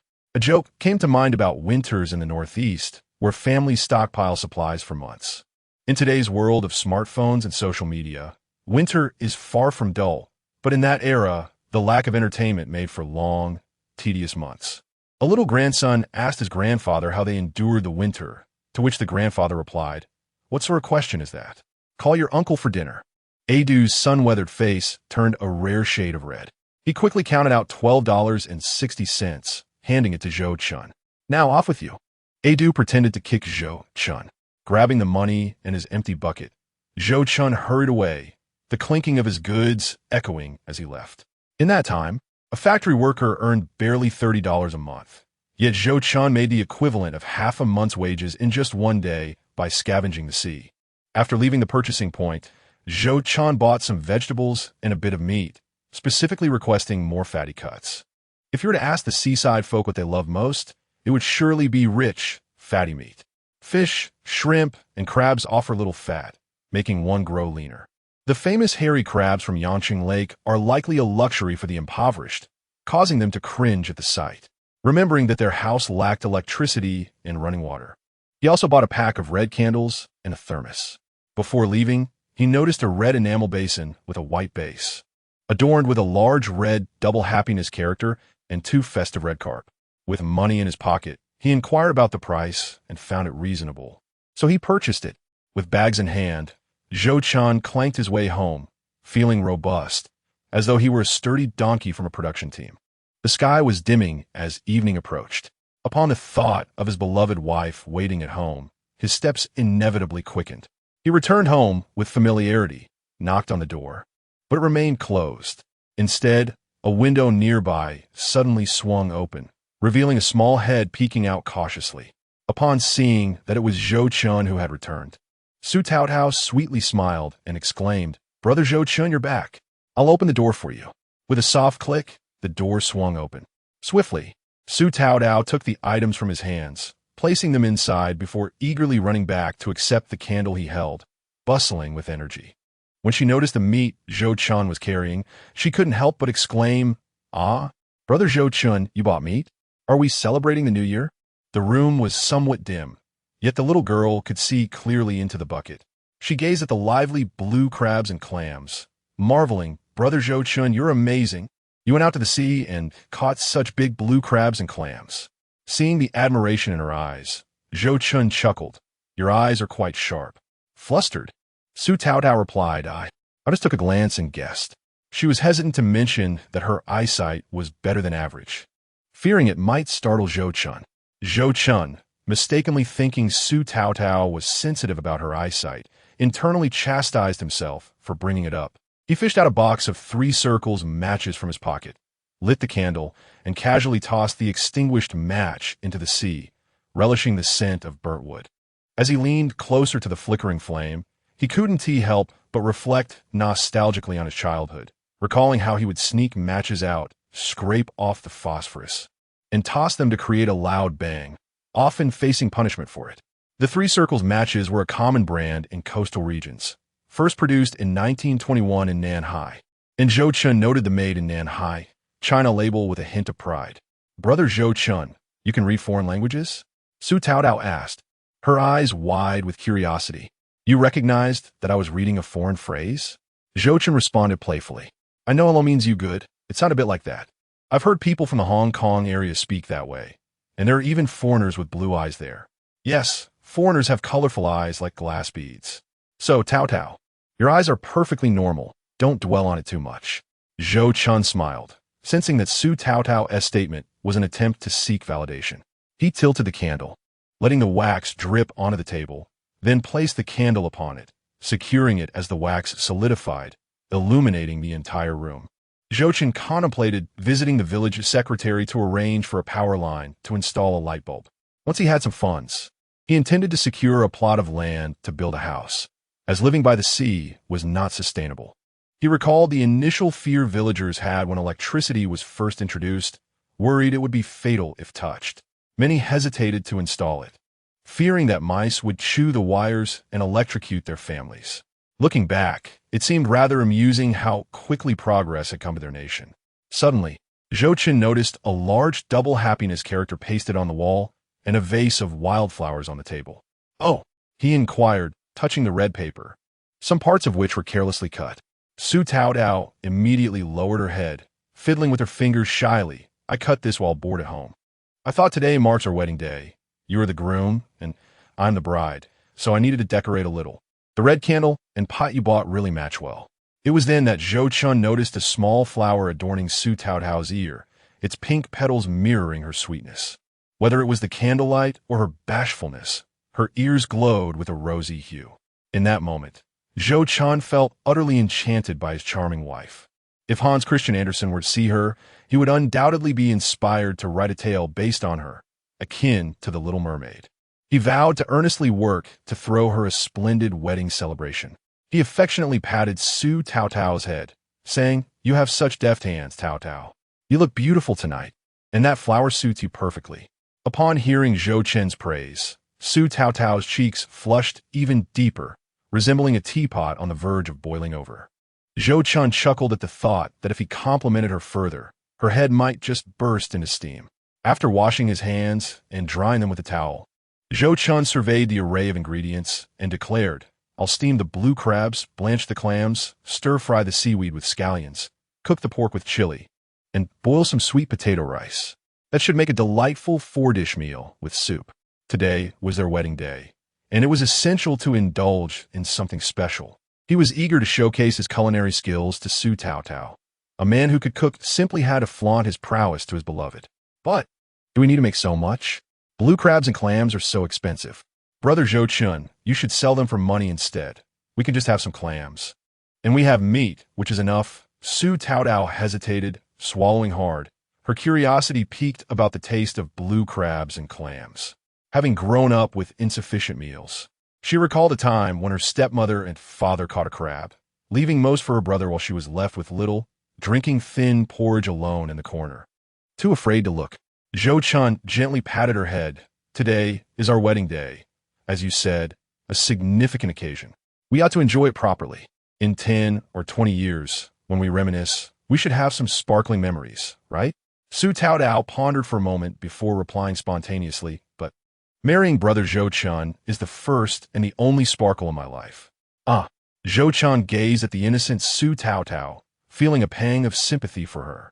It seemed he had done little more than speak a few words, and this naive girl was ready to give her all. The thought of her falling into the hands of someone malicious made him shudder. Thank goodness she had met him. Zhou Chen resolved to cherish her for a lifetime. "You are different now. You are the lady of the house," he remarked, playfully pinching her nose. "I am the lady of the house," Su Taotao murmured, processing the idea. "You rest well. Tonight, I will cook for you, preparing an authentic spicy stir-fried pork dish that you've surely never tasted before." As Zhou Chen placed the clams in water to purge the sand and set the pork on the cutting board, he noticed Su Taotao had sharpened the knife and cleaned the board thoroughly. However, when he turned around, he found the young girl staring blankly, tears streaming down her cheeks like pearls from a broken string, shimmering softly in the flickering candlelight, fleeting yet radiant. Zhou Chen felt a surge of anxiety. Why was his foolish wife crying again? He was overwhelmed with a mix of compassion and helplessness. How could he console her? Hastily, he washed his hands, yearning to embrace her and offer soothing words. Yet, recalling the bruises on her body, he approached her gently, wiping away her tears as he spoke. "Do not cry. Had you been reminded of something sorrowful?" To his surprise, Su Taotao wiped her eyes and choked out, "No, I'm just too happy. Am sorry. I truly did not mean to cry. I don't know why." Hearing what Brother Zhou Chen said, "I feel so weak. Your kindness to me, it's just too much." She was not typically a weeper, for tears are meant to be seen. Yet, no one had ever shown her compassion when she cried. She was met only with scorn and reproach. Thus, she rarely shed tears, save for those lonely nights when she missed her mother, curled up in the drafty darkness of a storage room, gazing at the tiny window in the wall, silently weeping. In that darkness, the window, filled with a vast expanse of stars and the moon, was her sole source of light and solace. Each day, she pondered, "Mother, where are you? Why did you abandon me? If you no longer want me, can you take me with you?" Her father claimed that her mother had perished during childbirth, yet she had never seen her grave. Fearing that Zhou Chen might find her burdensome, Su Taotao quickly wiped her tears and forced a smile. "It's all right, Brother Zhou Chen. You need not worry about me. I shall assist you in cutting the meat." Who dared call her man a good-for-nothing? Such a scoundrel would not treat her with such kindness. To be honest, when Su Taotao first married, she feared Zhou Chen might strike her. However, she reasoned that no matter how harshly he could hit her, it would never compare to the punishment she had received from her own parents. Yet, Zhou Chen's actions had shifted her perception of him. The neighbor had said that some men treat their new brides well, but soon reveal their true nature, resorting to violence and verbal abuse. Nevertheless, Su Taotao thought, "It matters not whether he is temporarily kind to me. As long as someone has shown me kindness, I would willingly accept his blows and reprimands in the future." Seeing the little girl feigning strength, Zhou Chen felt only tenderness. "Do you prefer slices or shreds?" "Just slices will do. Your cutting skills are truly impressive." As Su Taotao began slicing the meat, Zhou Chen realized that her technique surpassed his own, each piece perfectly even and appealing. Su tao tao smaid. I was always good at it. In the beginning, I couldn't even reach the cutting board, so I would bring a small stool to stand on. I would even cut my hand at first, but gradually I learned how to cut meat. Her casual tone belied the struggles behind her words. And Zhou Chen felt a surge of determination. Once he had settled their affairs, he vowed to take his wife back to her family, not resting until he had vented his anger on her parents. Noticing his simple-minded wife diligently cutting the meat, Zhou Chen washed the rice, then took the rice and sweet potato shreds outside to the wooden dock. He intended to clean the ashes from the stove, but discovered that she had already tidied it up, even neatly stacking the ashes to the side. Without a doubt, she planned to use them as fertilizer. In those times, people relied on wood ash and animal dung to enrich the soil. Allow me to share something that may astonish you. Back then, people were so unwilling to relieve themselves outdoors that they would hold it in for as long as possible. His mother recounted how a certain great-uncle had walked 20 kilometers from the county town, clenching his buttocks, just to avoid doing so in public. Zhou Chen chuckled at the thought. Quickly, he kindled a fire, placed a pot on it, added the rice and sweet potato shreds, poured in cool water, and covered the pot. Upon returning, Zhou Chen found the meat already cut, while Su Taodao was washing clams, rinsing the sand repeatedly with cool water. The blue crab had also been placed in a basin, tied up and bubbling, unaware of its imminent fate. With only one pot, Zhou Chen had to wait for the rice to cook first. The heat from the stove was stifling. Come, Tao Tao, let us enjoy the sea breeze for a moment. Zhou Chen led Su Taodao outside, and they sat on the dock. As night fell, the sky was cloaked in deep blue, adorned with twinkling stars, akin to crushed crystals scattered across the infinite expanse. Before them lay the boundless sea, its waves rising and falling, casting shadows in the twilight. The crashing of waves against the shore resonated in their ears, accompanied by the sound of the surf. Gazing into the distance, fishing boats were moored at the dock, their orange lights flickering in the darkness. Workers bustled about in the hazy glow, while women sorted through their catches with diligence. The little girl sat on the dock, her small feet swinging gently, her large eyes crescent-shaped with delight as she tilted her head towards the starry sky and the vast ocean. Brother Zhou Chen, she murmured softly, the moon is especially round tonight. Zhou Chen, still lost in thought about his inexplicable rebirth, replied absent-mindedly, I senti the moon always round? No, tonight it is particularly round, and I cannot explain why. Su Taodao felt a stirring within her, an unfamiliar sensation. Unbeknownst to her, this feeling was called happiness, an emotion that should have been hers from birth, yet she only experienced it at 17. In that moment, with the evening breeze and the sea, the stars and the night, it was she and him. Meanwhile, on the dock, Zhou Tian distributed a cigarette from his pocket to the laborers, preparing to light one for himself, when Zhao Xue's hand came down upon him like a shower of rain. Smoke, smoke, smoke. All you do is smoke. Do you prefer cigarettes or your life? In just a short while, I've seen you reduce your cigarette stash by several sticks. At this rate, you'll end up like your uncle next door, gasping for breath and coughing up black phlegm. These cigarettes were typically unfiltered, potent, and harmful to health. Just one, just one. Zhou Tian protested. Don't be so controlling. Our mother is still here. Have a little mercy on me. Zhou Tian shielded his head from the slaps, while an elderly woman sorting through the fish nearby chuckled. It was Zhou Chen's grandmother, Li Guifang, who kept silent. Unlike other mothers-in-law, she was not petty or materialistic, but rather valued harmony. Thus, she maintained a decent relationship with her daughter-in-law, Zhao Xue, though not without occasional conflicts. After all, even teeth and lips clash from time to time. Sometimes, Li Guifang found her son rather pitiful.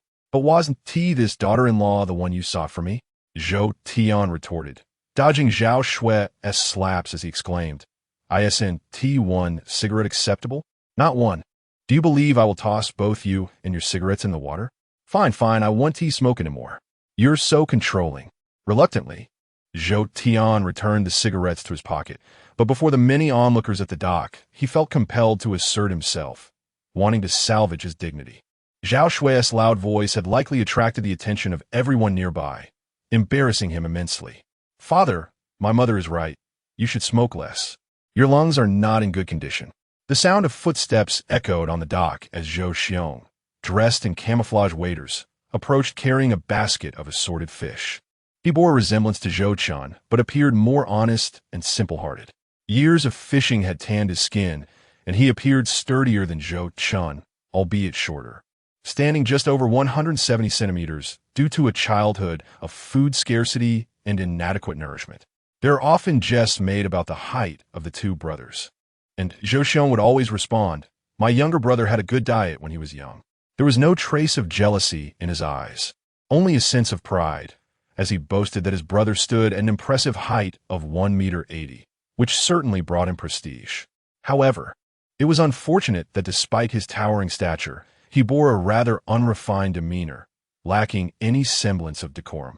Zhou Chen coughed lightly, attempting to mask his embarrassment as he lifted another box of squid. Everyone was aware of the reason behind Zhao Shui's ire. It was indeed due to Zhou Chen being sent away with a heavy heart. But could he have remained? It was essential to be resolute, to make him experience the taste of independence from his parents, so that when he found it difficult to survive on his own, he might comprehend the challenges of life. Humph! Zhao Shui grunted softly, meticulously arranging a basket of hairy crabs and mantis shrimp beside her. She rapidly bound the claws and legs of the crabs with rubber bands. In a basin, some small yellow croakers swam, along with a few mantis shrimp and other precious seafood, which had to be kept separate. Today's harvest was commendable. The yellow croakers weighed about 4 to 5 jin, and with the squid and hairy crabs, selling for over 40 yuan should pose no problem. Regrettably, the current market value of yellow croakers was rather low. Otherwise, it would have yielded even more.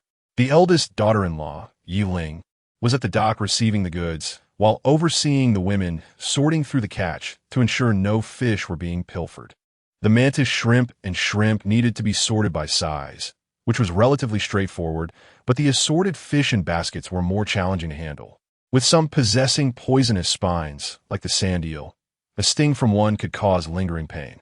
Once Zhou Chen had finished unloading the goods, he instructed Zhao Shui and the others to head down, while he docked the boat at a distance to clear the landing area. Upon raising her head, Zhao Shui caught sight of a faint red glow emanating from the cabin. Realizing that Zhou Fu had once again sneaked a smoke, and she shook her head in disapproval, choosing to remain silent. In truth, Zhou Fu also felt a pang of regret for sending Zhou Chen away. Perhaps it was for the best. Zhou Xiong, swiftly sorting through the mantis shrimp, voiced his concerns. "Has my brother not returned to apologize yet? Mother, are we being too harsh?" He lamented that he could not even sustain himself, unable to distinguish between seaweed and sea cucumbers. Furthermore, with Uncle Hong Wei introducing him to a bride, it was one thing to starve him, but what about the young bride? It is not an exaggeration, he continued, recalling how, during a previous forced outing to the sea, Zhou Chen had insisted on leaving behind a dark object, claiming it to be refused, only for it to be taken by someone else. It turned out to be a 2-gene sea cucumber. Before Zhao Shui could respond, the disapproving sister-in-law, Yi Ling, interjected, "What is so excessive about it? He is a grown man, lacking any proper demeanor. If we don't discipline him now, what will become of him in the future?" Zhao Shui sighed, "To live well, as long as he doesn't starve himself." Although Zhou Xiong was frustrated with his unworthy brother, he still felt a twinge of compassion. The elderly lady sorting the fish chimed in, "Why not give Xiao Chen some money? We mustn't let my grandson and granddaughter-in-law go hungry."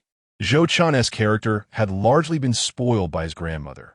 Whenever he was punished as a child, he would invariably flee into her embrace. It was understood that his father was observing his behavior to decide whether to host a banquet in his honor. As for money, not a single cent should be given. "Mother, you know his temperament well enough. Whatever we give him will be squandered. It would be better to toss it into the sea." Zhao Shui disapproved of the idea of giving him money. Yet, the old lady persisted, "He doesn't possess the skills to earn a living. He is incapable of anything. Besides, childbirth is inherently painful, mother. Zhou Chen is now a married man. We cannot continue to indulge him like this. Should he have children, will we be responsible for their upbringing? We cannot support him for a lifetime, as long as he doesn't stray into a life of crime." That's all that matters, the old lady muttered. If Zhou Chen had heard this, he would surely feel embarrassed. As for the elderly lady, merely not descending into a life of crime was a commendable quality. After all, the law is merely the lowest standard of morality. Zhao Shui chose not to engage further. After all these years, her younger son had been spoiled by the old lady, and her objections would hold little weight. Yiling seized the opportunity to speak up. Grandmother, I'm not criticizing you, but look at how much we financially supported him over the years. Not to mention our parents. Zhou Xiong has given him quite a bit. He comes to ask for money with such audacity, and when he gets it, he still has the nerve to say, "He is my elder brother. It's only right he suffers a little." Over these years, it must amount to at least 1 or 200. As she grew increasingly aggrieved, Yiling was not a petty woman. However, no matter how magnanimous she was, she could not bear the burden of continuously supporting Zhou Chen, especially with 2 children of her own to care for. At this moment, several women sorting through the goods at the dock overheard the discussion about Zhou Chen and laughed, saying, "This afternoon, we saw Zhou Chen at the beach, catching several green crabs and a stone crab. He even exchanged them at the collection station for money." "What? My brother went to the beach?" Zhou Xiong exclaimed in disbelief, his eyes widening. In his memory, his brother was only capable of petty theft and had never ventured to the seaside. Yet here he was, astonishingly collecting sea creatures and even reaping a decent harvest. Zhao Shui scoffed. He must be feeling adventurous. Otherwise, he would have stayed home starving. As a mother, how could she not understand her son? Indeed, it made sense. Zhou Xiong sighed. Given his brother's nature, with today's good fortune at sea, he would likely not go again, waiting until the money ran out before considering his next move. It vividly illustrated the notion of living for the moment, indulging in today's pleasures while disregarding tomorrow's needs. At this point, Yiling curiously inquired, "Mother, which village is the bride from? Is she pretty?" Women are naturally inclined to gossip. She is from the neighboring Su family village, an hour's mountain walk away, followed by an hour's bus ride. My uncle introduced her, saying the girl has had a hard life, as her stepmother treats her poorly. We're not exactly lacking the 50 yuan. Consider it a means of rescuing her from her plight. The answer came from a deep, resonant male voice. It was Zhou Tian, who had just arrived, settling onto a small stool in front of a basket of assorted fish as he sorted through them. "I think the girl seems nice. Most importantly, she is obedient and gentle. Hopefully, with a wife, Zhou Chen will settle down. Didn't I hear earlier that Zhou Chen had gone to the beach?" He continued. "Regardless of whether he is inconsistent in his efforts, this is still a promising sign. Any semblance of change is welcome. All right, let us focus on sorting the fish and refrain from chatter. Be cautious not to prick yourselves on the spines." He added, "And without my permission, do not go seeking him out or providing him assistance. Understood?" "Understood." The group nodded, while only the elderly lady remained silent, lost in thought. A nearby woman remarked, "Zhou Xiong, you must keep an eye on your father. How much has your family already invested in your brother? He just got married without a banquet, a house, or any essentials. It will take a considerable amount of money to set things right. Don't let it come to the point where you end up giving him the boat as well." Upon hearing this, Zhou Xiong frowned and replied, "Focus on your own fish. How my father divides his resources is his business. He is his youngest son, my brother.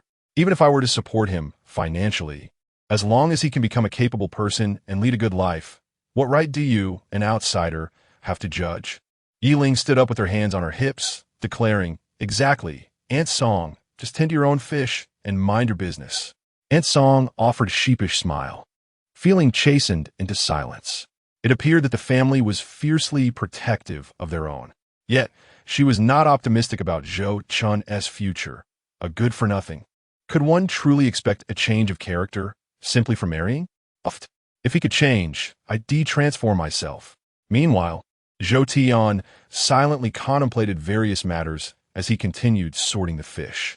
He was aware that Su Taotao's eyes were heterochromatic, a fact he kept from Mother Zhou, as well as Zhou Xiong and Yiling. He refrained from allowing them to seek Zhou Chen, fearing they might see Su Taotao's eyes and spread rumors, as women often lack discretion in their speech. The absence of a banquet was also due to this reason. The coastal inhabitants were rather superstitious. placing great importance on feng shui and auspiciousness. In the event of a drowning, the entire village might even impose a fishing ban and observe a month of vegetarianism. When consuming fish, the male members of the family aboard the boat would refrain from flipping the fish. If they did, it would be referred to as flipping the fish in a fortunate manner. Furthermore, two fish could not be placed in the same direction, and even the soup spoon must not be inverted. If a child dared to breach these customs, they would receive a swift reprimand. Ultimately, the peril of venturing out to sea was too significant, and the community held these traditions in high regard. If it were to become known that Su Taotao possessed heterochromatic eyes, and rumors circulated that it was a sign of calamity, the entire village could erupt in chaos. What would become of this young girl? He could not bear to watch her fall into despair. When he first encountered Su Taotao at that household, she was curled up in a corner, looking utterly pitiable. Marrying her would serve as a means of accumulating virtue for Zhou Chen, his disappointing son, with the hope that he would treat the girl well. Of course, there was also the matter that upon hearing of a proposal for Zhou Chen, the families of potential brides would be reluctant to entertain the idea. This matter should be disclosed only when the time is ripe. Stealing a glance at the busy Zhou Xiong and the others, Zhou Tian pondered internally. As for the villagers, he would conceal the truth for as long as possible. His sole concern at present was whether Zhou Chen was neglecting the girl. Considering Zhou Chen's typically carefree demeanor, Zhou Tian could not suppress a sigh. Later, he would discreetly deliver some money to him, or better yet, bring some food. After all, with money, Zhou Chen might just head to town for a drink. Who could say if this fool would even share a meal with his wife tonight? Chapter 14. Changes in the body. Meanwhile, the aroma of rice wafted through the air, accompanied by a gentle steam. Zhou Chen, who might appear utterly disheveled to others, hummed a tune as he scooped the rice into a basin, preparing to stir-fry a traditional dish of spicy stir-fried pork. In this coastal region, the cuisine predominantly leans towards mild flavors, and they had never tasted spicy stir-fried pork. It would surely delight this young girl. As for the spiciness, there was no need for concern. The local market offered only mild peppers instead of the fiery varieties. "Brother Zhou Chen, let me cook," Su Taotao exclaimed, eager to assist. "No need, I can manage just fine." "Really? Is that all right?" Su Taotao hesitated, having heard tales of her man's ineptitude in the kitchen. "Just watch." Zhou Chen declined her offer, determined to prove himself. He first chopped the peppers into segments, heated the pan without oil, and then dry-fried the peppers, adding a pinch of salt for flavor. Once the peppers bore a charred skin, he removed them from the pan. "Shouldn't you fry the meat first?" she wondered. "That is how it's done in spicy stir-fried pork. It's all about the peppers." He insisted, though he was uncertain of the authenticity of his technique. Nevertheless, he urged her to observe, confident that despite the altered sequence, the flavor would be exceptional. Su Taotao watched with wide eyes, nearly brought to tears by the pungent aroma of the peppers. Yet, as Zhou Chen instructed her to watch closely, she stifled her tears and maintained her gaze. Zhou Chen then added some oil and fatty pork to render lard, the sizzling sound and rich aroma of pork fat tantalizing his senses. The golden bits of fat sizzled in the hot oil, captivating both sight and taste. He tossed in minced garlic, infusing the air with its fragrant essence. Following that, he introduced lean meat, and the shovel glided deftly through the pan, releasing a mouth-watering aroma that mingled with the garlic, creating an irresistible scent.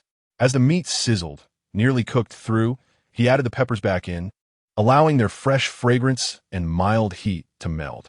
A few gentle flips combined the ingredients, and he seasoned them with soy sauce and salt, adding a splash of water to blend the flavors. Soon, the enticing dish of spicy stir-fried pork was ready, the slightly wrinkled green peppers interspersed with tender pork, radiating an alluring sheen, while the air was filled with a complex symphony of spicy, meaty, and garlicky fragrances. Zhou Chen felt a sense of accomplishment. Today, he had truly outdone himself. How delightful! Brother Zhou Chen, your culinary skills surpass even those of the village banquet chefs. You could easily become a chef, Su Taotao exclaimed, captivated by the aroma and swallowing hard in astonishment. In her eyes, the chefs at village banquets were the epitome of culinary excellence. their dishes renowned for their fragrance that could be detected from miles away. She mused, is this really the same man they call a good-for-nothing? It's nothing special. Zhou Chen replied humbly, though internally, he felt a swell of pride. No man dislikes being praised by a woman. I'll wash the pot, Su Taotao declared, taking the initiative as if she feared Zhou Chen would undertake any labor. Zhou Chen subsequently prepared boiled clams, steamed blue crabs, and scallops in scallion oil, filling 4 newly purchased plates. Each dish, regardless of its simplicity, drew Su Taotao's admiration, as if he had saved the world, fueling his emotional fulfillment. However, when he fried the scallion oil, Su Taotao seemed distressed. Such a method was unheard of in coastal cooking, where everything was merely boiled. Zhou Chen, still adapting from his previous life, had not yet grasped the customs here. In his past life, not only scallion oil, but even steamed scallops required garlic, vermicelli, and fragrant oil. Any deviation would be deemed wasteful. Despite the worn table, Su Taotao had meticulously cleaned it, and the candles flickered with a warm glow, creating an ambience reminiscent of a candlelit dinner. She served Zhou Chen a bowl of rice and then prepared one for herself. Observing that his bowl was nearly filled with rice water while hers contained mostly sweet potato shreds, he frowned. The addition of sweet potato shreds was meant to conserve rations. Yet she could not solely consume sweet potato shreds. This girl had not even spared herself any rice. Rising to fetch a spoon, Zhou Chen unceremoniously scooped half of his rice into her bowl and filled hers with sweet potato shreds. Hey, brother Zhou Chen, I can manage with just this. You need to eat to have strength. Su Taotao attempted to protest, but Zhou Chen pressed a hand gently on her head, rendering her flailing arms useless. He turned with a smile. What would you need strength for? Tutu, the young girl's voice trailed off, her face flushing crimson, her speech trembling. Zhou Chen cast a puzzled glance her way, distributing the rice before returning to his seat. Su Taotao obediently settled on the other side, but suddenly jumped off her chair, bringing a small stool to sit beside Zhou Chen, holding her bowl and shyly saying, the neighbor's aunt said, once married, we should sit together. Zhou Chen chuckled, taking a sip of rice. He and T enjoyed firewood-cooked rice in ages and found himself nostalgic for the flavor. The sweet potato shreds added a pleasant sweetness, making it quite enjoyable. Of course, this was merely his perspective as a traveler. The villagers here would likely turn their noses up at the scent of sweet potatoes. Su Taotao took a small sip from her bowl, her eyes narrowing in bliss. Is this the taste of white rice? It's sweet, so delicious, far better than the coarse grain, and it doesn't scratch my throat at all. Brother Zhou Chen is so kind to me. Zhou Chen, in turn, offered her some meat and a scallop, urging, go on, eat up. All right. Su Taotao responded cheerfully, picking up a piece of meat and savoring it slowly, relishing the rich aroma and spicy flavor. Indeed, the meat cooked by Zhou Chen was delicious. She had almost forgotten the taste of meat. Seeing the little girl's glossy lips and the evident joy in her eyes, Zhou Chen felt an inexplicable urge to kiss her. What am I thinking? He chided himself. She's so small and delicate, like a little doll. I should focus on nurturing her first. Suppressing his distracting thoughts, Zhou Chen concentrated on his meal, enjoying the succulent texture and fresh, savory taste of the meat. He then turned his attention to the large green crab, deftly splitting it in half, removing the inedible parts, and taking a bite of the golden yellow, slightly red crab roe.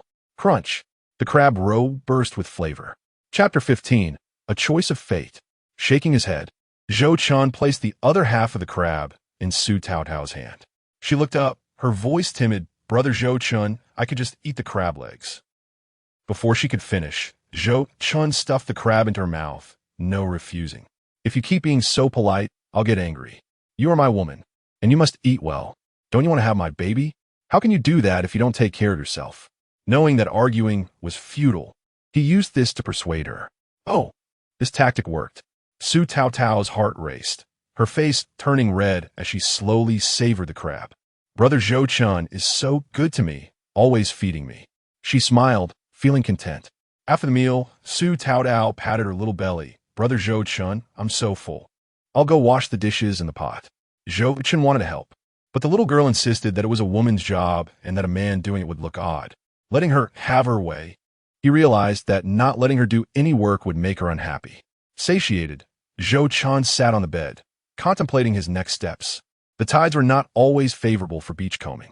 The next low tide would be late at night, and without a flashlight, it would be dangerous and inconvenient. Fishing, however, could be done anytime. He planned to try fishing the next day. If beachcombing yielded such rare treasures, fishing might be even more rewarding. Unfortunately, the nearby waters didn't have many large fish. To catch good fish, he needed a boat. Zhou Chen decided to save some money, buy a second-hand boat, and gradually expand. Once he had enough capital, he could venture into other activities. If his memory served him right, White Wave Island would become the largest mussel farming base. No, it should be called a mussel cultivation base. In the 1970s and 1980s, the vast ocean was a bustling scene with thousands of boats and tens of thousands of fishermen. However, as the marine resources dwindled and transportation became difficult, the once thriving seafood industry faced a bottleneck. Many people turned to aquaculture, but it was a risky venture, and most fishermen lost everything. The provincial government, recognizing the problem, brought in experts and new mussel varieties, but few were willing to take the risk. The new mussels, however, had a short production cycle and high yield, and those who took the risk made a fortune. Zhou Chen planned to seize this opportunity, along with his brother and sister-in-law, to engage in mussel farming. In his previous life, his brother and sister-in-law missed this opportunity and lost a lot of money. He wanted to ensure they had a better life this time. Thinking of his brother, Zhou Chen felt a mix of excitement and determination. His brother was too honest and conservative, and Zhou Chen wanted to guide him. As the candle waned, Zhou Chen used a leftover shell to trim the wick. I need to convince my brother and make sure he has a good life. He felt a surge of excitement, but he forced himself to stay calm. The mussel farming was for the future, and for now, he needed to focus on fishing. On the other hand, Su Tao, while washing the dishes, sneaked glances at the contemplative Zhou Chen. Her mind wandered. Does brother Zhou Chen know how to consummate a marriage? She had heard from a neighbor that some people didn't know, leading to embarrassing situations. Should I teach him? But would he think I'm too forward? She pondered, poking the bubbles in the basin. I'll see if he knows. If he does, I'll pretend I don't. If he doesn't, I'll teach him. She smiled, feeling better about her plan. It was past 9 o'clock when they finished. Su Tao, blushing, took her face basin, towel, and soaked to the nearby stream to bathe. She needed to be clean. Seeing her go, Zhou Chen decided to take a swim, testing his newfound strength and other improvements. Stripped down to his shorts, he felt invigorated by the sea breeze. Su Tao, not far away, glanced back at Zhou Chen on the dock. Wow, his physique is amazing. He seems taller and stronger after the beachcombing. Her thoughts in a jumble, she reached the stream, ensuring no one was around before undressing. Her yellow dress was neatly folded in the basin, revealing her petite, alluring figure, her skin glowing in the moonlight. If not for the bruises and scars, she would be a perfect beauty. She untied her hair, letting it flow like a black waterfall, framing her innocent, charming face. She carefully folded her undergarments, placing them in the basin. Finally, I can relax. Su Tao scrunched her delicate nose and let out a sigh of relief. She cradled the mountains that seemed disproportionate to her petite frame, carefully squatting by the stream. Gently, she lifted her small, fair feet and dipped her tender toes into the water. Upon discovering the temperature was pleasant, Su Tao waded in, half submerged, her face finally breaking into a look of contentment. The buoyancy of the water alleviated her fatigue. In a cheerful mood, she hummed a tune, taking the fragrant soap that Zhou Chen had given her. First bringing it to her nose for a whiff before cautiously lathering it into a few bubbles, which she then placed carefully into her little basin. Such delightful soap. She was reluctant to use it all at once. Yet, she thought, it wouldn't do. She had to wash herself well, or else Zhou Chen would think poorly of her. Thoroughly, she scrubbed every inch of herself. When it came time to dress, she hesitated, pondering for a moment before deciding to wash the white cloth, opting not to wear it. After all, she would have to remove it when she lay on the bed. Imagining Zhou Chen eagerly grasping the cloth while she lay with her eyes shut tight, spinning her like a little top on the bed, filled her with embarrassment. Dressed and standing by the stream, she took advantage of the moonlight to admire her reflection, smiling to confirm her beauty before joyfully cradling her basin and skipping back home. Chapter 16. The Wedding Night. Meanwhile, Zhou Chen took advantage of Su Taotao's time in the bath to swim a lap in the sea. To his astonishment, he realized that whereas he could previously hold his breath for only 1 or 2 minutes, he could now easily manage 5 or 6. Zhou Chen also noticed that he seemed to have grown a bit. This revelation filled him with immense joy, prompting a humorous thought about a joke he once heard, a man boasting about his prowess, claiming he never dared swim on his back for fear of being mistaken for a shark.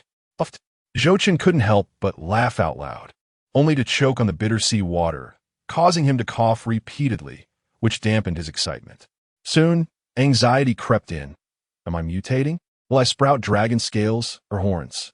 He shivered at the thought and quickly checked his head, reassuring himself that no horns had appeared. Yet suddenly, he felt a tickling sensation at his tailbone, sending a jolt of fear through him. Could it be that he would grow a tail first? Uneasy, he reached behind and discovered only an unknown shrimp clinging to him, seemingly cleaning off dead skin. Infuriated, he popped the shrimp into his mouth.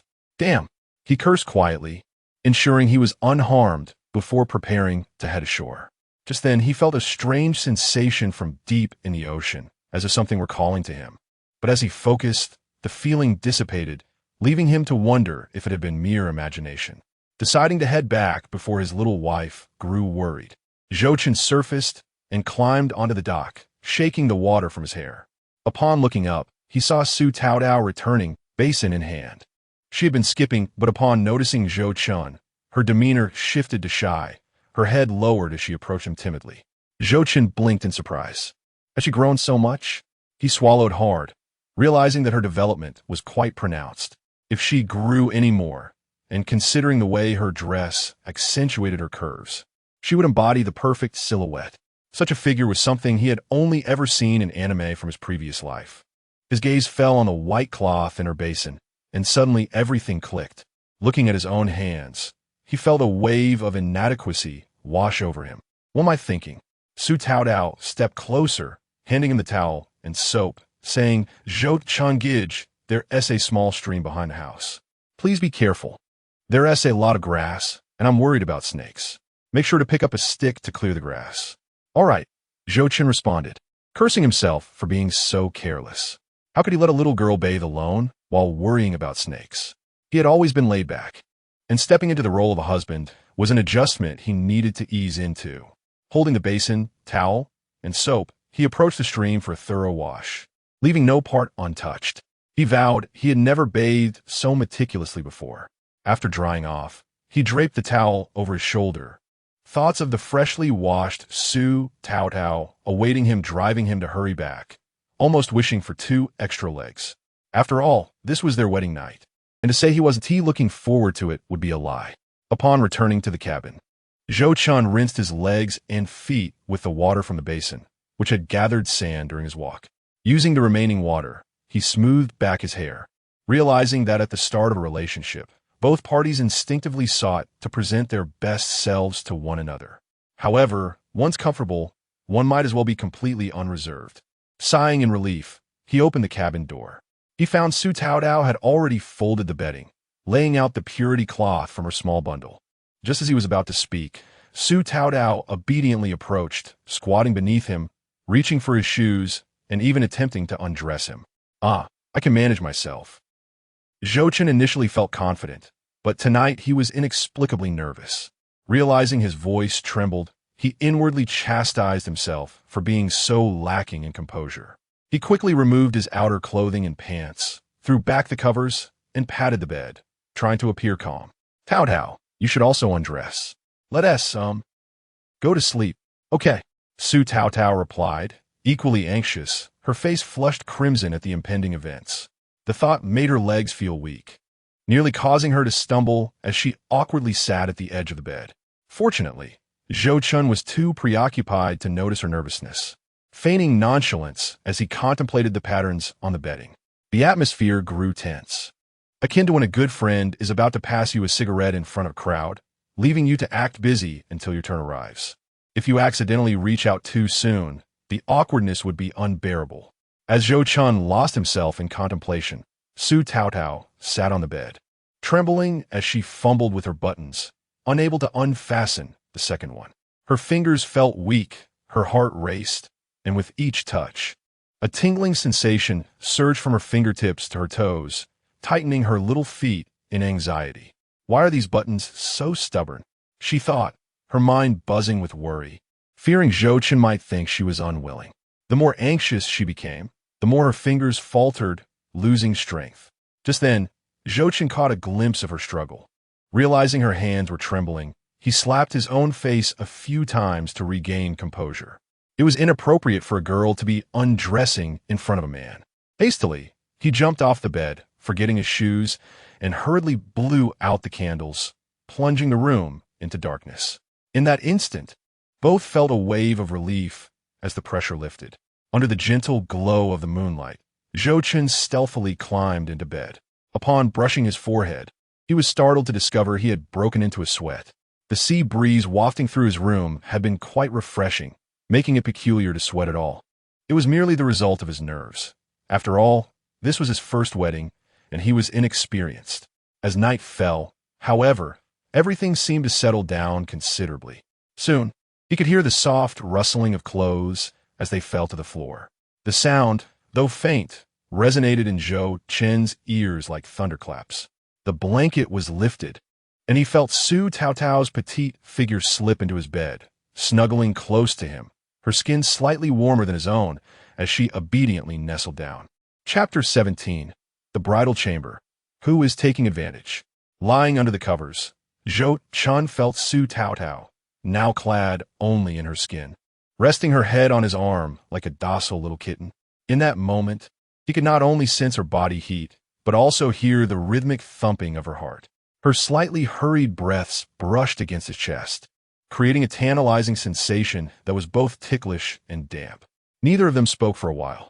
Zhou Chen wished to say something, yet his mind was a tumult of confusion, rendering any words inadequate.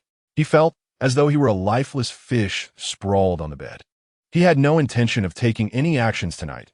Su Taotao was still so young, with so many injuries, and her slender limbs and narrow hips suggested a small pelvis. The thought of an unplanned pregnancy was daunting.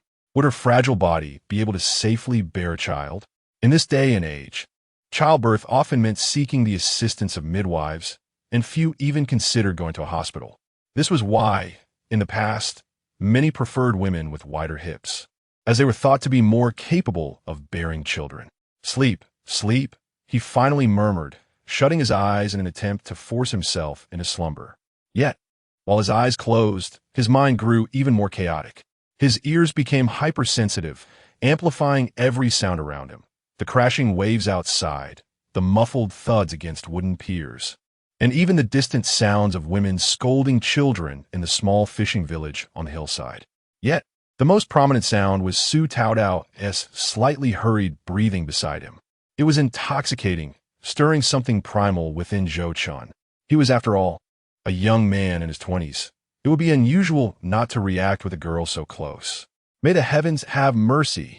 Amen. Zhou Chen repeated silently to himself. At that moment, noticing Zhou Chen's lack of movement, Su Taotao opened her eyes and bit her lip. Did her brother not understand what a bridal chamber entailed? Should she take the initiative to teach him? Though she herself was not entirely certain, she assumed she knew a bit more than he did. Just as she resolved to act, confusion washed over her. Wait, her aunt had only taught her to be passive. She had never instructed her on how to take the lead. In the darkness, Su Taotao felt flustered. Gathering her courage, she tightly embraced Zhou Chen. He had just finished his silent prayers, managing to suppress his rising desires, when he suddenly felt her arms around him, her warm face pressing against his chest. He could feel her warmth and the ticklish sensation of her closed eyes, her long eyelashes brushing against his skin. The delightful fragrance wafting from her was intoxicati rise and earn. Living by the seaside, however, is quite a challenge, with the fierce winds and crashing waves. Not to mention the cacophony of seagulls. If someone from the inland were to visit, they would surely be driven to madness. After donning his shoes, Zhou Chen turned to see the stove outside simmering rice, while the diligent young girl, Su Taotao, fanned herself with a banana leaf, only to be engulfed by a cloud of smoke that made her cough repeatedly. Once Zhou Chen was dressed and stepped outside, he noticed Su Taodao had resumed washing clothes. He craned his neck to catch a glimpse of what she was doing. Upon seeing him, Su Taodao's cheeks flushed, and realizing he was about to peek at her laundry, she hurriedly balled up the garments and covered them with her small hands, stammering, "Zhou Chen Gij. When did you wake up? How come you walked so quietly? You startled me." "Just woke up. Wanted to see what you were up to," Zhou Chen replied, quickly averting his gaze upon realizing Su Taodao was washing his intimate garments. He feigned nonchalance, gazing out at the sea, and was reminded of the previous night's events. He sighed, observing the waves crashing against the pier. The water was really high last night. The pier got soaked. Su Taodao looked up, echoing his sentiments. "Yes, I heard the waves hitting here last night." Zhou Chen couldn't help but chuckle. The girl was oblivious to the double entendre in his words. "Huh?" Su Taodao, puzzled by his laughter, wore a confused expression. After finishing their meal, Zhou Chen savored the rice paired with yesterday's pickled vegetables. Once they cleared the table, Su Taodao busily began washing the dishes. While scrubbing, she timidly asked, "Zhou Chen Gij, when will we go back to meet your parents?" It was indeed time for them to pay a visit, especially since they were married now. Perhaps they should bring gifts and offer tea as a sign of respect. Zhou Chen replied, "For now, it's not urgent to see my parents. Ahem, we just separated from the family, and my parents want to test me. They want to see if I can make something of myself before returning." He hesitated to reveal the truth of his eviction. The young girl believed him wholeheartedly, her admiration shining through as she declared, "Zhou Chen Gij, you are truly amazing. I believe in you. You will definitely make a name for yourself." Of course, a man must never admit defeat. "Just wait, Tao Tao. I will ensure you become the wealthiest little lady with endless riches at your disposal." Zhou Chen felt a rush of adrenaline from her praise. "I don't need much money. I just want to be by your side," Su Taodao replied earnestly. "That is no conflict," Zhou Chen reassured her. He ruffled her hair affectionately, then picked up a fishing rod to inspect it. The quality was satisfactory, and it would suffice for now. He could always upgrade later when he had the means. Just as Zhou Chen was contemplating a fishing outing, a loud voice called from outside. "Zhou Chen, are you home? Hey, Ah Chun, are you still sleeping? Get up. A typhoon is coming." The raucous laughter of several voices followed. Didn't this guy just get married? Perhaps he spent last night in a grand battle, and now he has too sore to get out of bed. What? We're his brothers. Let us carry him out and toss him in the sea to wake him up. You grab a brick, and if he pokes his head out, smack him. He dared to marry in secret. Hearing that familiar voice, Zhou Chen immediately envisioned a lanky figure, Lin Jiaming, known for his mischievous antics. This man had earned the nickname Skinny Monkey due to his childhood antics. Zhou Chen recalled their shared memories fondly. They were childhood companions, always looking out for one another despite their lack of ambition. Su Taodao was busy tidying the floor, her brow furrowed as she heard the commotion outside. "Zhou Chen Gij, it sounds like someone is calling for you. It's my friends. Don't worry." Zhou Chen hurriedly dropped the fishing rod and leaned out the window. I'm here.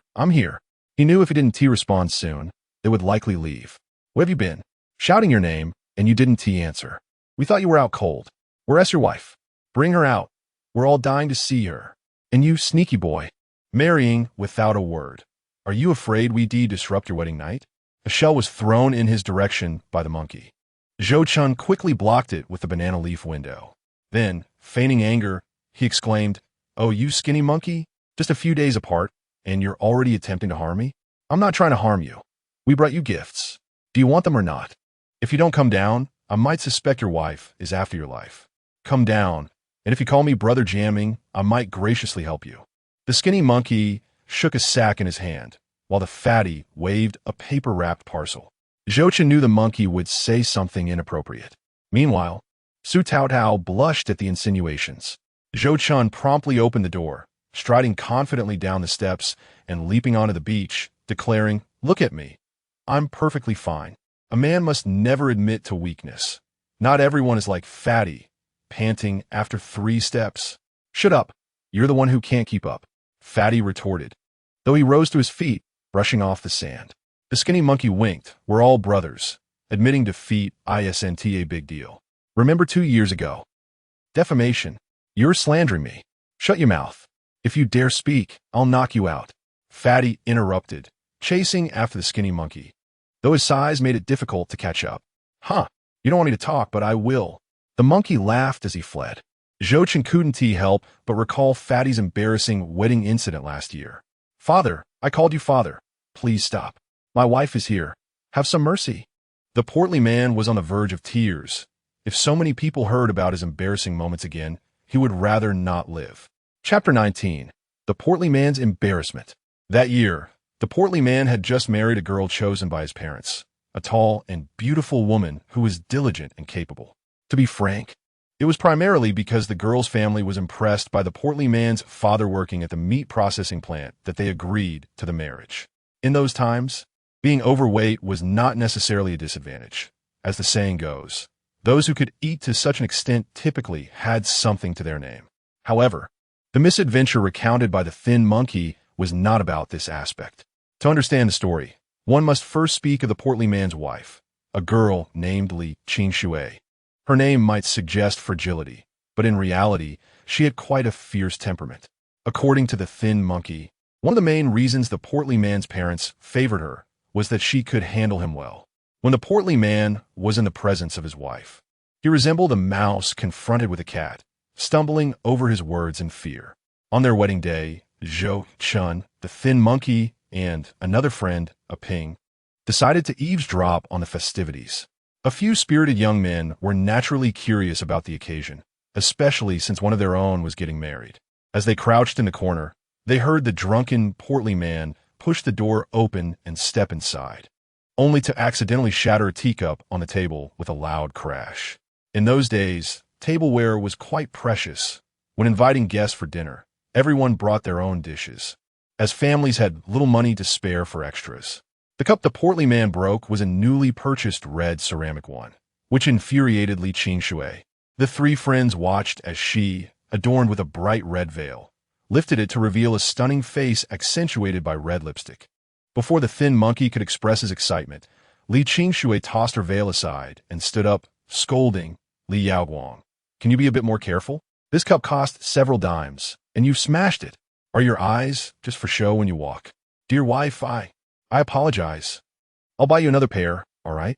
The portly man, startled and sobering up, quickly apologized. Li Qingshui shot him a glare before picking up her veil and sitting back down. All right, come here and lift the veil. Wife, didn't you just lift it yourself? The portly man mumbled. Hey, Li Yaoguang, are you trying to irritate me? Hurry up and lift the veil. Why are you hesitating? Does it count if I did it myself? I can't believe you. After a barrage of scolding from Li Qingshui, the portly man raised his hands in surrender and approached to lift her veil.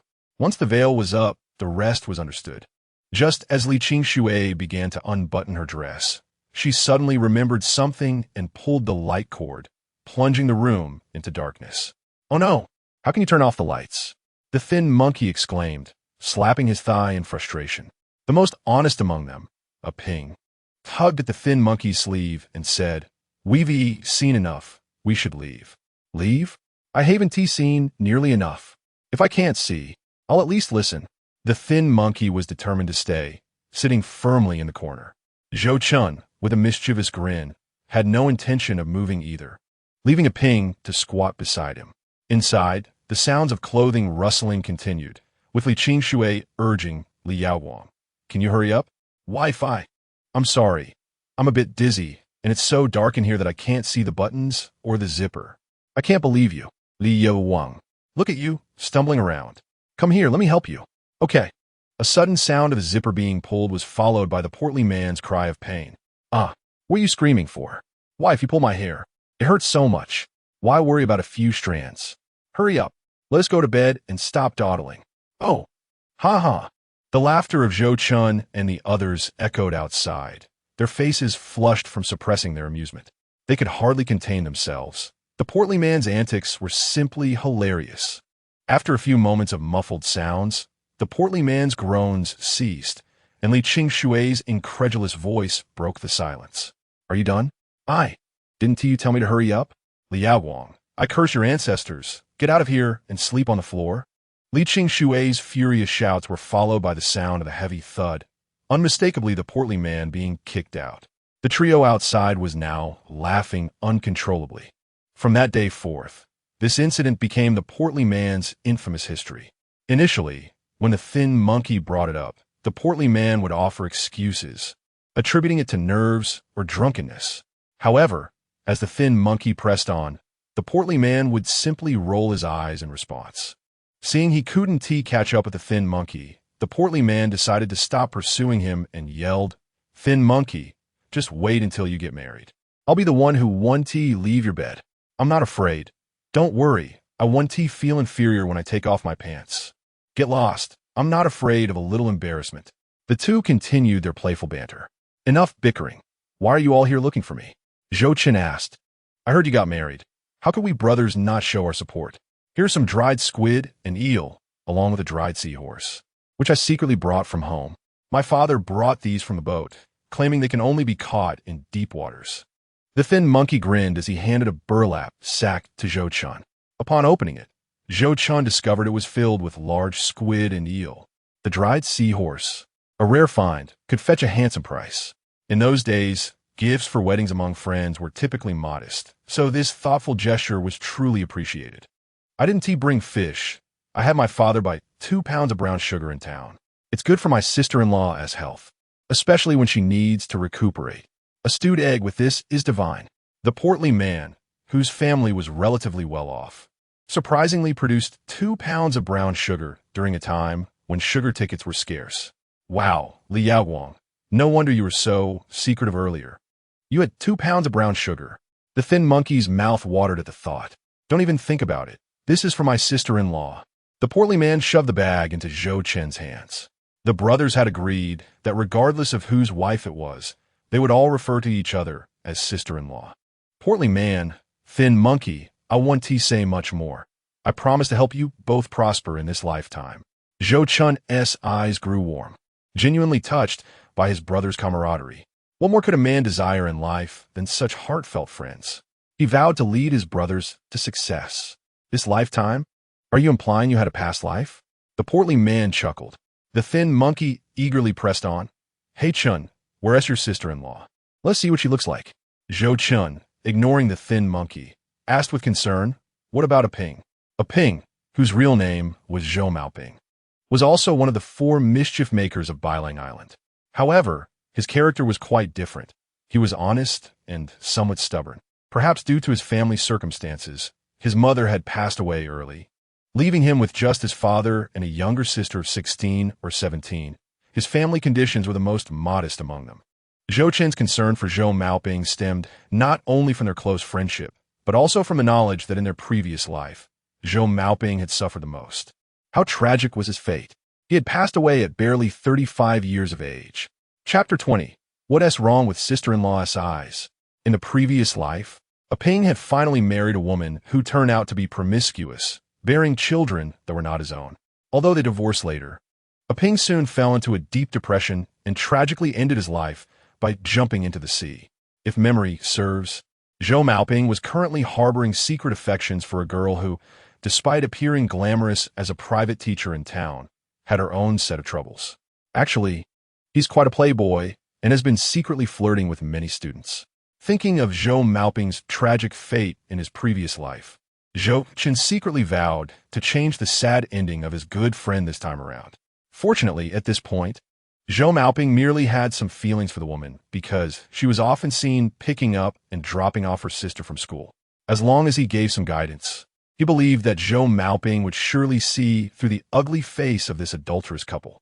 Remembering how Zhou Maoping jumped into the sea and committed suicide silently in the last life, Zhou Chen also realized that he couldn't push Zhou Maoping too hard. This matter needed to be handled gradually. When Zhou Chen mentioned Zhou Maoping, the fat man scratched his head and said, "Aping went to prepare something for you. The tide has retreated low these days. His father went to catch mud loaches and didn't sell them all yesterday, so there is still one left. He said he would go and get it for you." The skinny monkey winked and said, "Ah Chun, it's good for nourishing yin and replenishing yang. It's a great thing. Fatso always keeps it at home. Go away. Are you still hung up on that?"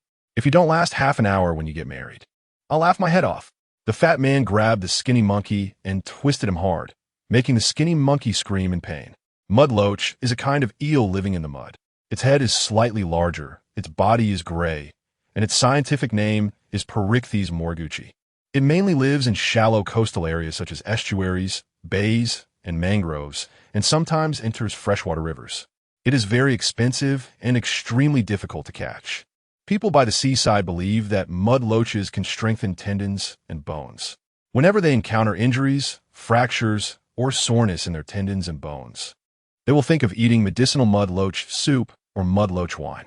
Wealthy families also prepare a jar of mudloach wine for their wives or women to use after childbirth. In the nearby villages around Bailanjiu, only a few people know how to catch mudloaches, and Zhou Maoping's father, is one of them. He raised Zhou Maoping and his sister with this skill of catching mudloaches. Hey, he's coming. The skinny monkey suddenly covered his eyes with his hand and looked at the hillside and shouted. In the distance, a somewhat dark young man was excitedly running over holding a black mudloach. Seeing that Zhou Chen and others were here, he quickened his steps. Hurry up, Aping. We're waiting for you. I'm coming. Running to Zhou Chen's side, Aping smiled foolishly, scratched his head, and handed over the mudloach weighing more than a caddy to Zhou Chen, saying, Big brother Chen, Dad caught it yesterday, oxygenated it overnight, and the mud has been cleaned out. Take it home and make a soup for your sister-in-law. All right, thank you, Aping. You guys wait for me. I'll go home first.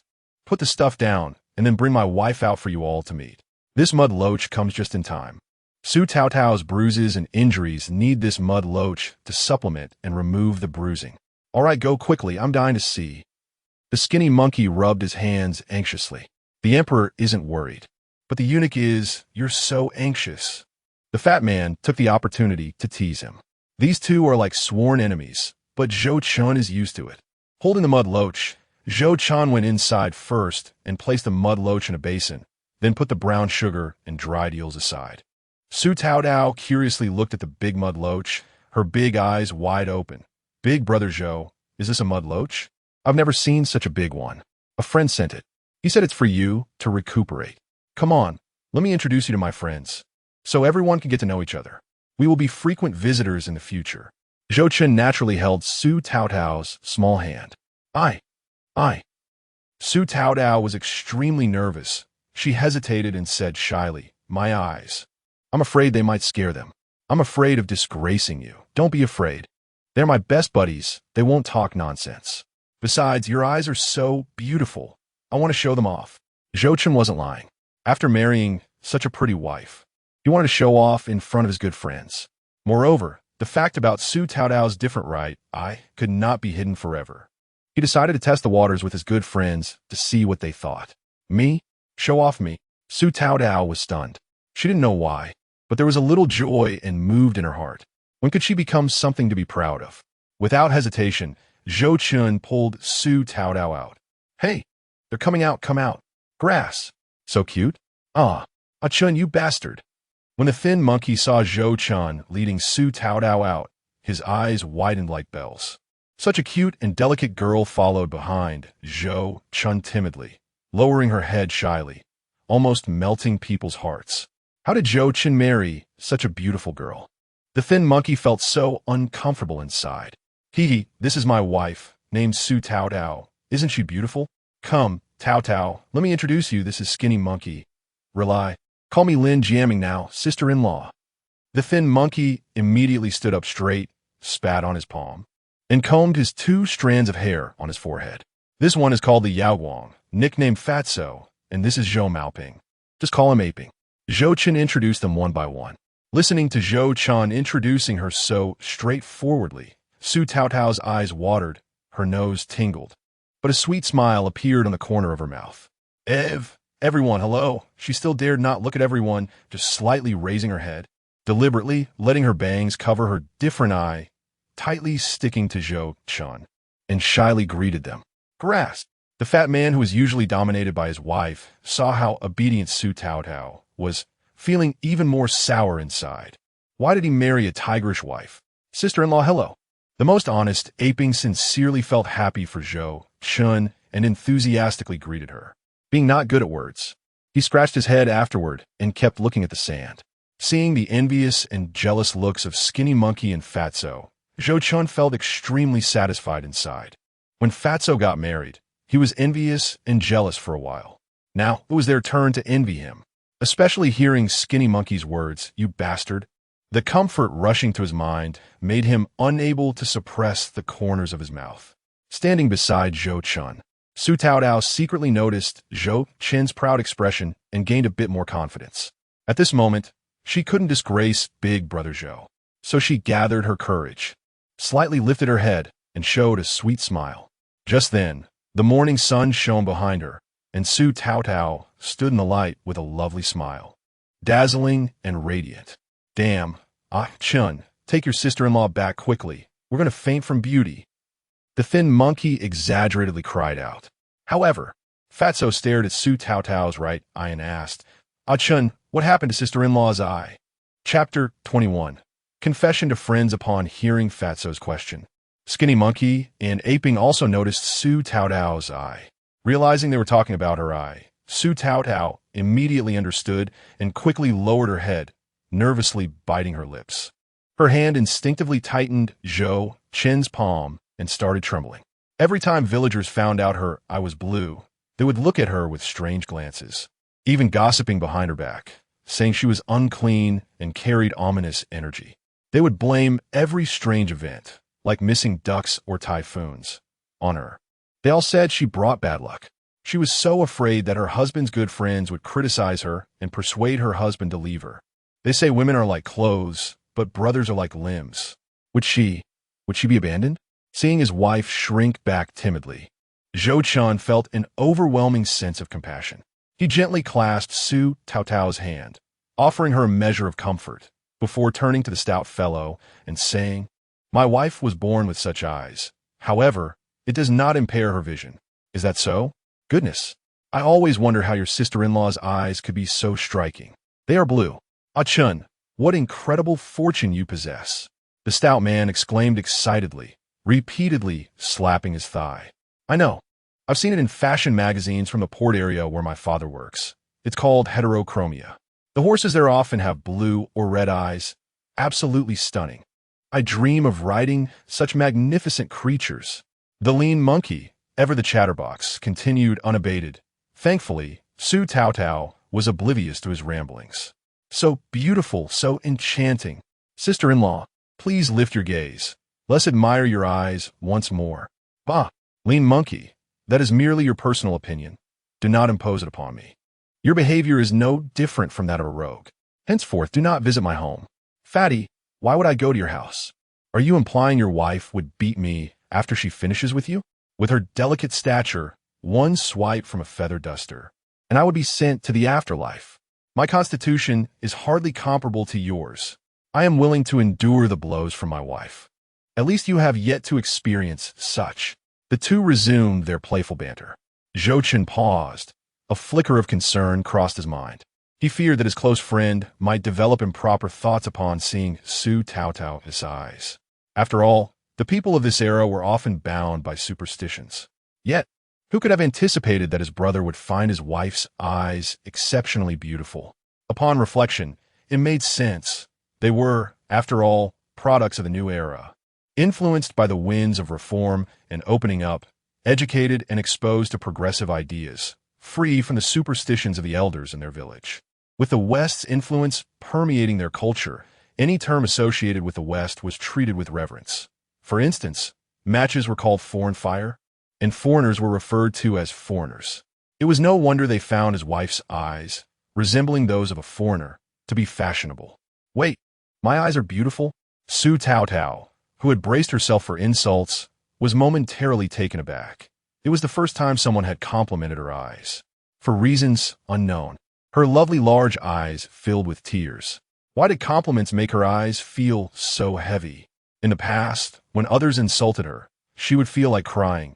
Now, she could not discern whether this was good or bad. "Taotao, let my brother see your eyes. They are envious beyond measure." Zhou Chen recognized this moment as an opportunity to boost Su Taotao's confidence. He gently wiped away the tears that had escaped the corners of her eyes, encouraging her softly. Okay. Su Taodao had never felt such happiness before. She raised her head and greeted Li Yaoguang and the others, extending her small hand in a shy wave. Almost immediately, she lowered her head in embarrassment, leaning closer to Zhou Chen, burying her small face against his side. Seeing his wife in such a bashful state, Zhou Chen instinctively shielded Su Taodao with one hand, playfully pinching the soft flesh of her arm, his smile growing wider. The stout man and his companions, witnessing Su Taotao's demeanor, let out a collective lament. The lean monkey knelt down, exclaiming, "Brother, Chen Ge, does your sister-in-law have a younger sister? I too wish to marry a girl with blue eyes. Get lost. My wife has no sister, and I have no desire to be related to you." With his brothers showing no signs of concern, Zhou Chen felt a weight lift from his heart. He only needed to gauge the opinions of the village elders. Should rumors arise, the implications could be significant, especially in the 1980s when many elders held conservative views. It was no trifling matter. He had heard of a child born with 6 fingers in a neighboring village who had been tragically drowned. If the villagers truly cared, he would not bury his head in the sand like an ostrich, pretending to know nothing. Instead, he would devise a way for them to accept his beloved wife. As for the specifics of this plan, Zhou Chen had only a vague idea and decided to postpone it for later contemplation. At that moment, the stout man's squinted eyes caught sight of the bruises and scars on Su Taotao's arms. He then noticed the scars on her calves, which were revealed by her shortened pants. He was taken aback, his voice trembling. "Ah Chun, did you hit your wife? Goodness, how could there be so many scars?" The lean monkey also noticed Su Taotao's injuries, his jovial demeanor evaporating instantly. What kind of scoundrel would do this? "Chingo, what is going on?" The usually silent A Ping regarded Zhou Chen with a serious gaze. The lean monkey turned to Su Taotao and asked, "Sister-in-law, did Ah Chun hit you? Speak the truth, and we shall take vengeance on his behalf." "Zhou Chen, do you have no shame? Are you even a man?" His impatience nearly drove him to confront Zhou Chen. "Indeed, Ah Chun, how could a man strike his wife? I've endured a year of being beaten by mine, and look at me. I still manage." The stout man chimed in, agitated. The lean monkey could not resist adding a jest. "That's because you can't fight back. Enough. What time is it, and you still make light of this? Sister-in-law, tell us, did this scoundrel hit you? We will not spare him." "And no, it's not that." Su Taodao panicked, instinctively stepping in front of Zhou Chen. "Brother Chen treats me very well. He would never hit me. My injuries. As she spoke, her voice caught in her throat, seemingly recalling something painful. It was her parents who had hurt her. Life had been quite harsh for her in the past. The people of Sujia village had discriminated against her, often finding ways to bully her. Zhou Chen, feeling a pang of sympathy, shielded Su Taodao protectively and continued, "They even called my wife a disaster, but I believe that is mere superstition. We are educated individuals, taught to believe in science by our teachers. How can we explain the many blue-eyed foreigners who live without issue?" After hearing Zhou Chen's words, the lean monkey scratched his head, chuckling nervously. "As long as it wasn't you who hurt her, that's all that matters. I got a bit carried away earlier. Don't hold it against me. It's fine. I simply wanted to hear your thoughts." Zhou Chen bore no ill will toward his brothers, understanding their intentions were for his benefit. Seizing the opportunity, he shared details about his wife's situation, hoping to garner their opinions. The stout man spoke first. "Ah Chun, this is simply nonsense. Is it any wonder that Sujia village is so impoverished? Hardly anyone from Sujia village comes to my father to sell meat. Look at how they blame all calamities on a young girl. Is that the act of a decent human?" Chapter 22. Discussions on the matter. The lean monkey adjusted his waistband, squatting on the ground with a grin that revealed a missing tooth. "Ah Chun, I may not have your education, but I've read plenty of magazines about the West. What is wrong with blue eyes? They are beautiful. They can't bring any misfortune. I refuse to believe it." A Ping, the last to speak, succinctly added, "I feel the same. All right, I'll be candid. I genuinely feared you all might discuss my wife behind my back." Seeing that his brothers harbored no ulterior motives, Zhou Chen felt a profound relief and gratitude. No matter where he went, having such understanding brothers was a treasure indeed. That is precisely how it should be. We brothers discuss matters openly. What joy is there in gossiping behind your back? The lean monkey declared unabashedly. The stout man shot a glare at the lean monkey before turning back to Zhou Chen. Ah Chen, we brothers have no objections. But you must consider the opinions of those in Jinsha village. Their gossiping tongues can be quite venomous. That is precisely what I fear. However, I plan to take my time, allowing them to gradually accept my wife. Zhou Chen concluded. Indeed, take your time. Acceptance will come in due course. If anyone dares to speak carelessly, I shall deal with them. The stout man declared fiercely. Let's give him a taste of our fists first. Upon hearing talk of confrontation, the lean monkey's eyes sparkled with excitement. Zhou Chen, observing from the side, found it rather amusing, knowing full well that his good friend had been harboring quite a bit of frustration. Although Su Taotao remained silent, her big eyes blinked curiously, revealing her thoughts were as tumultuous as the sea. Gathering her courage, she tugged at Zhou Chen's sleeve and whispered, "Brother Zhou Chen, please don't put yourself in a difficult position. If the villagers speak ill of you, I shall move away. I cannot be the cause of your troubles." Despite her resolute expression, her enchanting eyes betrayed a deep affection for Zhou Chen. She did not wish to leave. At last, she had found someone who treated her kindly. Yet, if her presence were to bring Zhou Chen trouble, she would rather depart. After all, Zhou Chen was the kindest person in the world, and he should not be affected by her. Zhou Chen glanced down and noticed that the corners of the young girl's eyes were damp.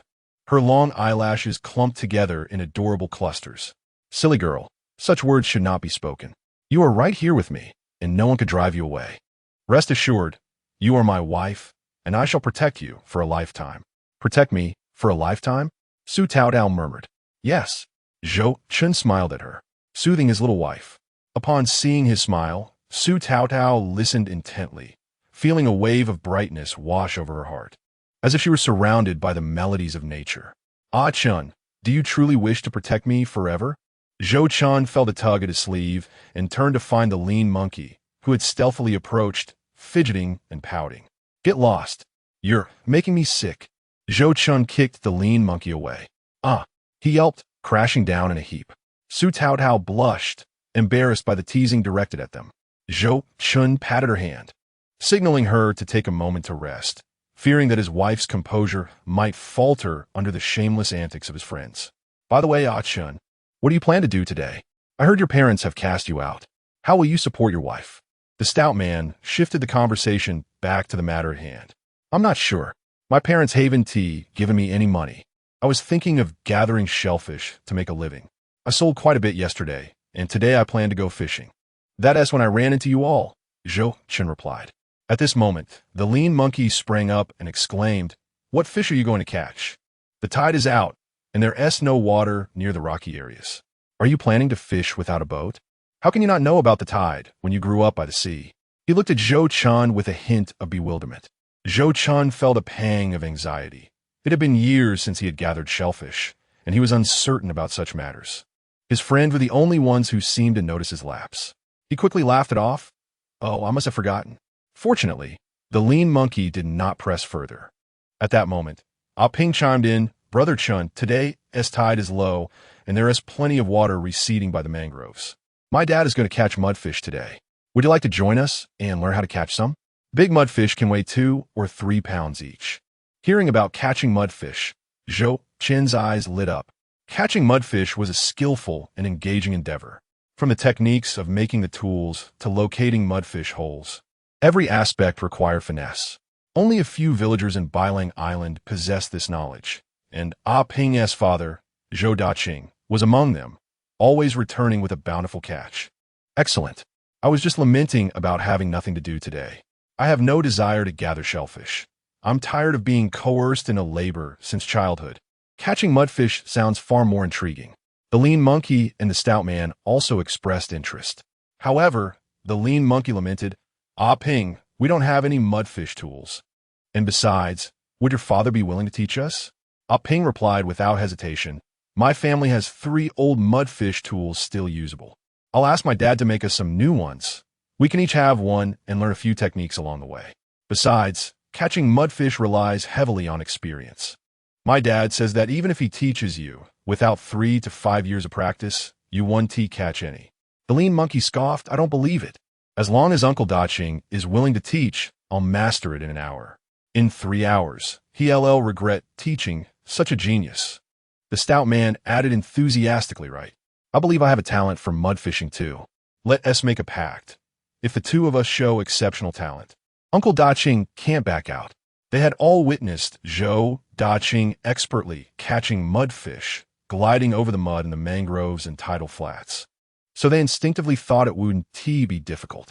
Ah Ping shook his head, knowing that they would soon regret their overconfidence.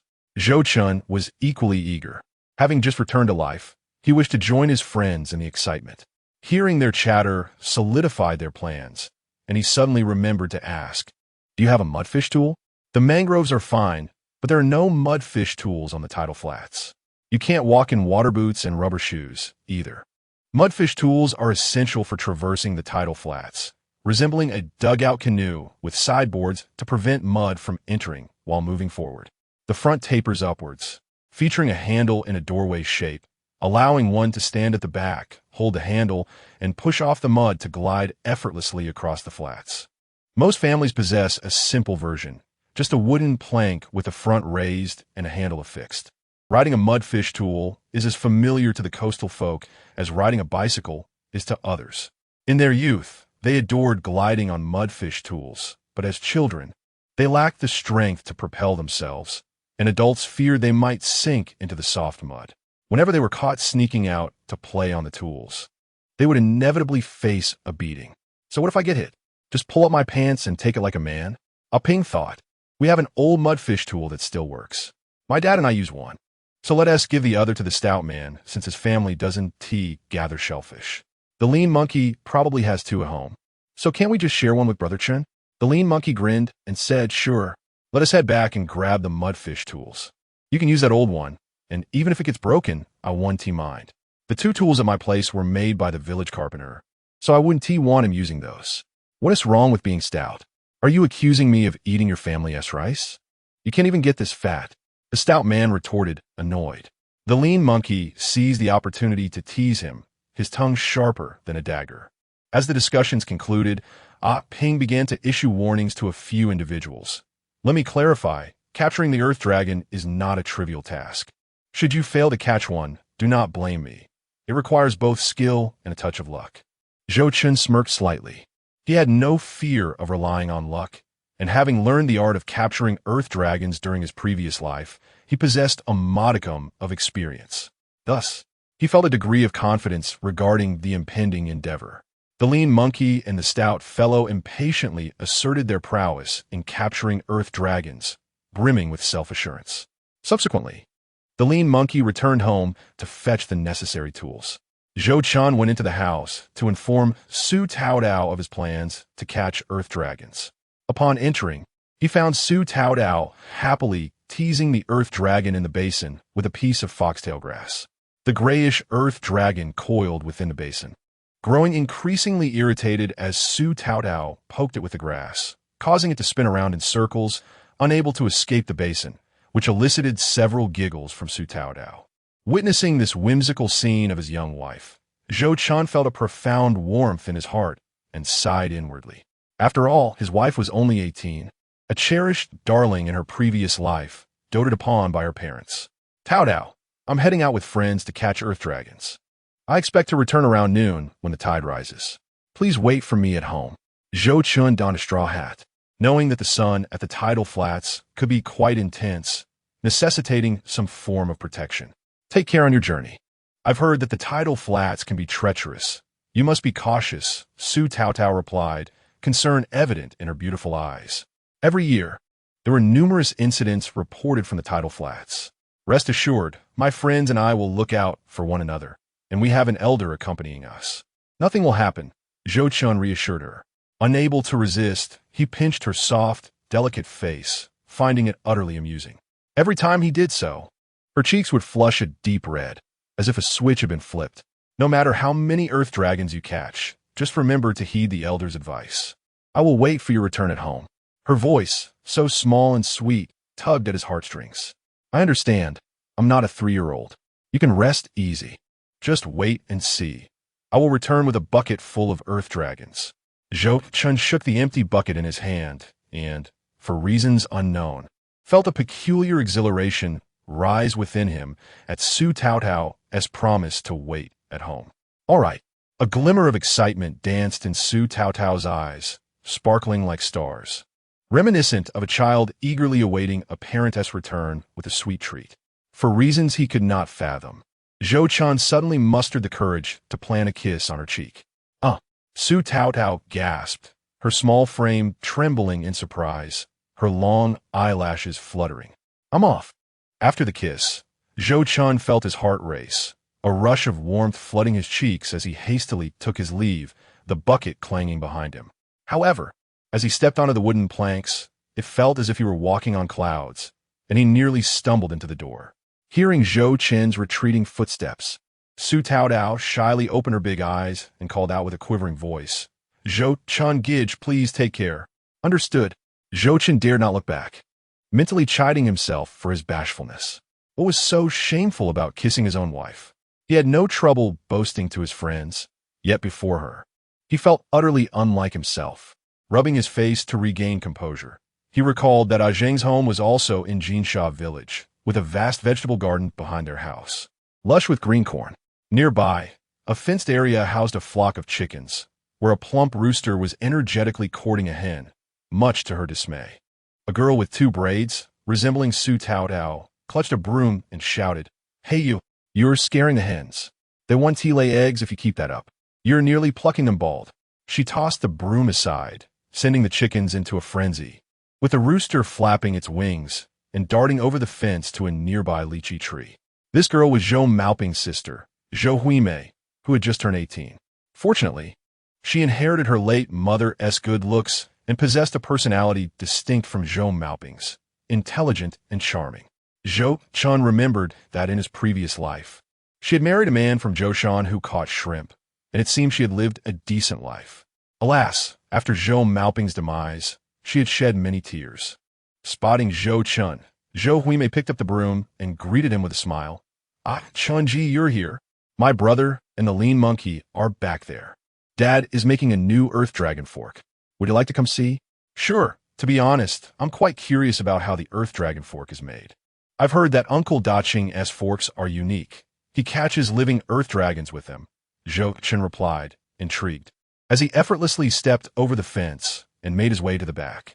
Crafting the earth dragon fork required a fire, and he had noticed smoke rising from the back earlier. Chapter 24. Uncle Zhou Daching's unique skill. As he approached, a wave of heat hit him. A lean, slightly balding man clad in camouflage pants was crouched on the ground, wearing reading glasses and hammering a glowing fork with a small hammer. His sun-baked skin revealed a life spent by the sea, with the wrinkles on his face nearly invisible beneath his dark complexion. Except for the prominent veins that bulged when he exerted himself, the stout fellow, disliking the heat, positioned himself in the shade, wiping the sweat from his forehead. Yet his small eyes were filled with curiosity. Indeed, no man could resist the allure of metalworking. Normally lazy, the stout fellow was now completely engrossed. Ping was assisting his father. Spotting Zhou Chen, Ping called out, "Chunji, take a break. The earth dragon fork isn't ready yet." All right. Zhou Chen, intrigued, found a spot to sit and watch Uncle Daching craft the earth dragon fork. Most forks made by others featured sharp, parallel prongs that would swiftly kill any earth dragon hiding in the mud. However, the dead ones rarely fetched a good price. Uncle Daching's fork was different. It had two blunt prongs in a shape resembling the number 8.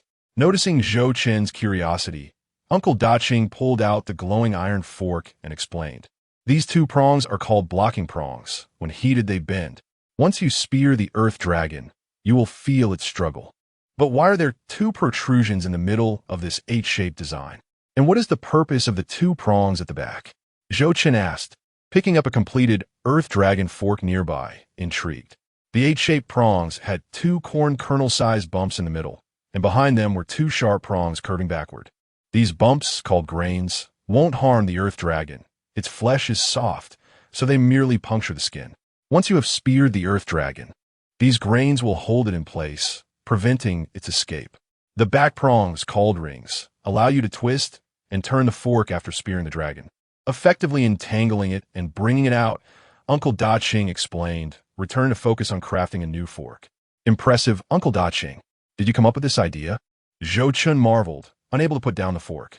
Not at all. I cannot claim such brilliance. It's the ingenuity of our ancestors. Uncle Da-Ching replied modestly. Why don't others use this type of fork? Zhou Chen inquired, still fascinated. This earth dragon fork requires considerable experience. Many prefer the simpler, parallel prongs, and nowadays, the youth are eager for quick results. They lack the patience to learn this craft. Zhou Da-Ching took the opportunity to educate Zhou Chen once again. But how could he expect to reap rewards without diligent study?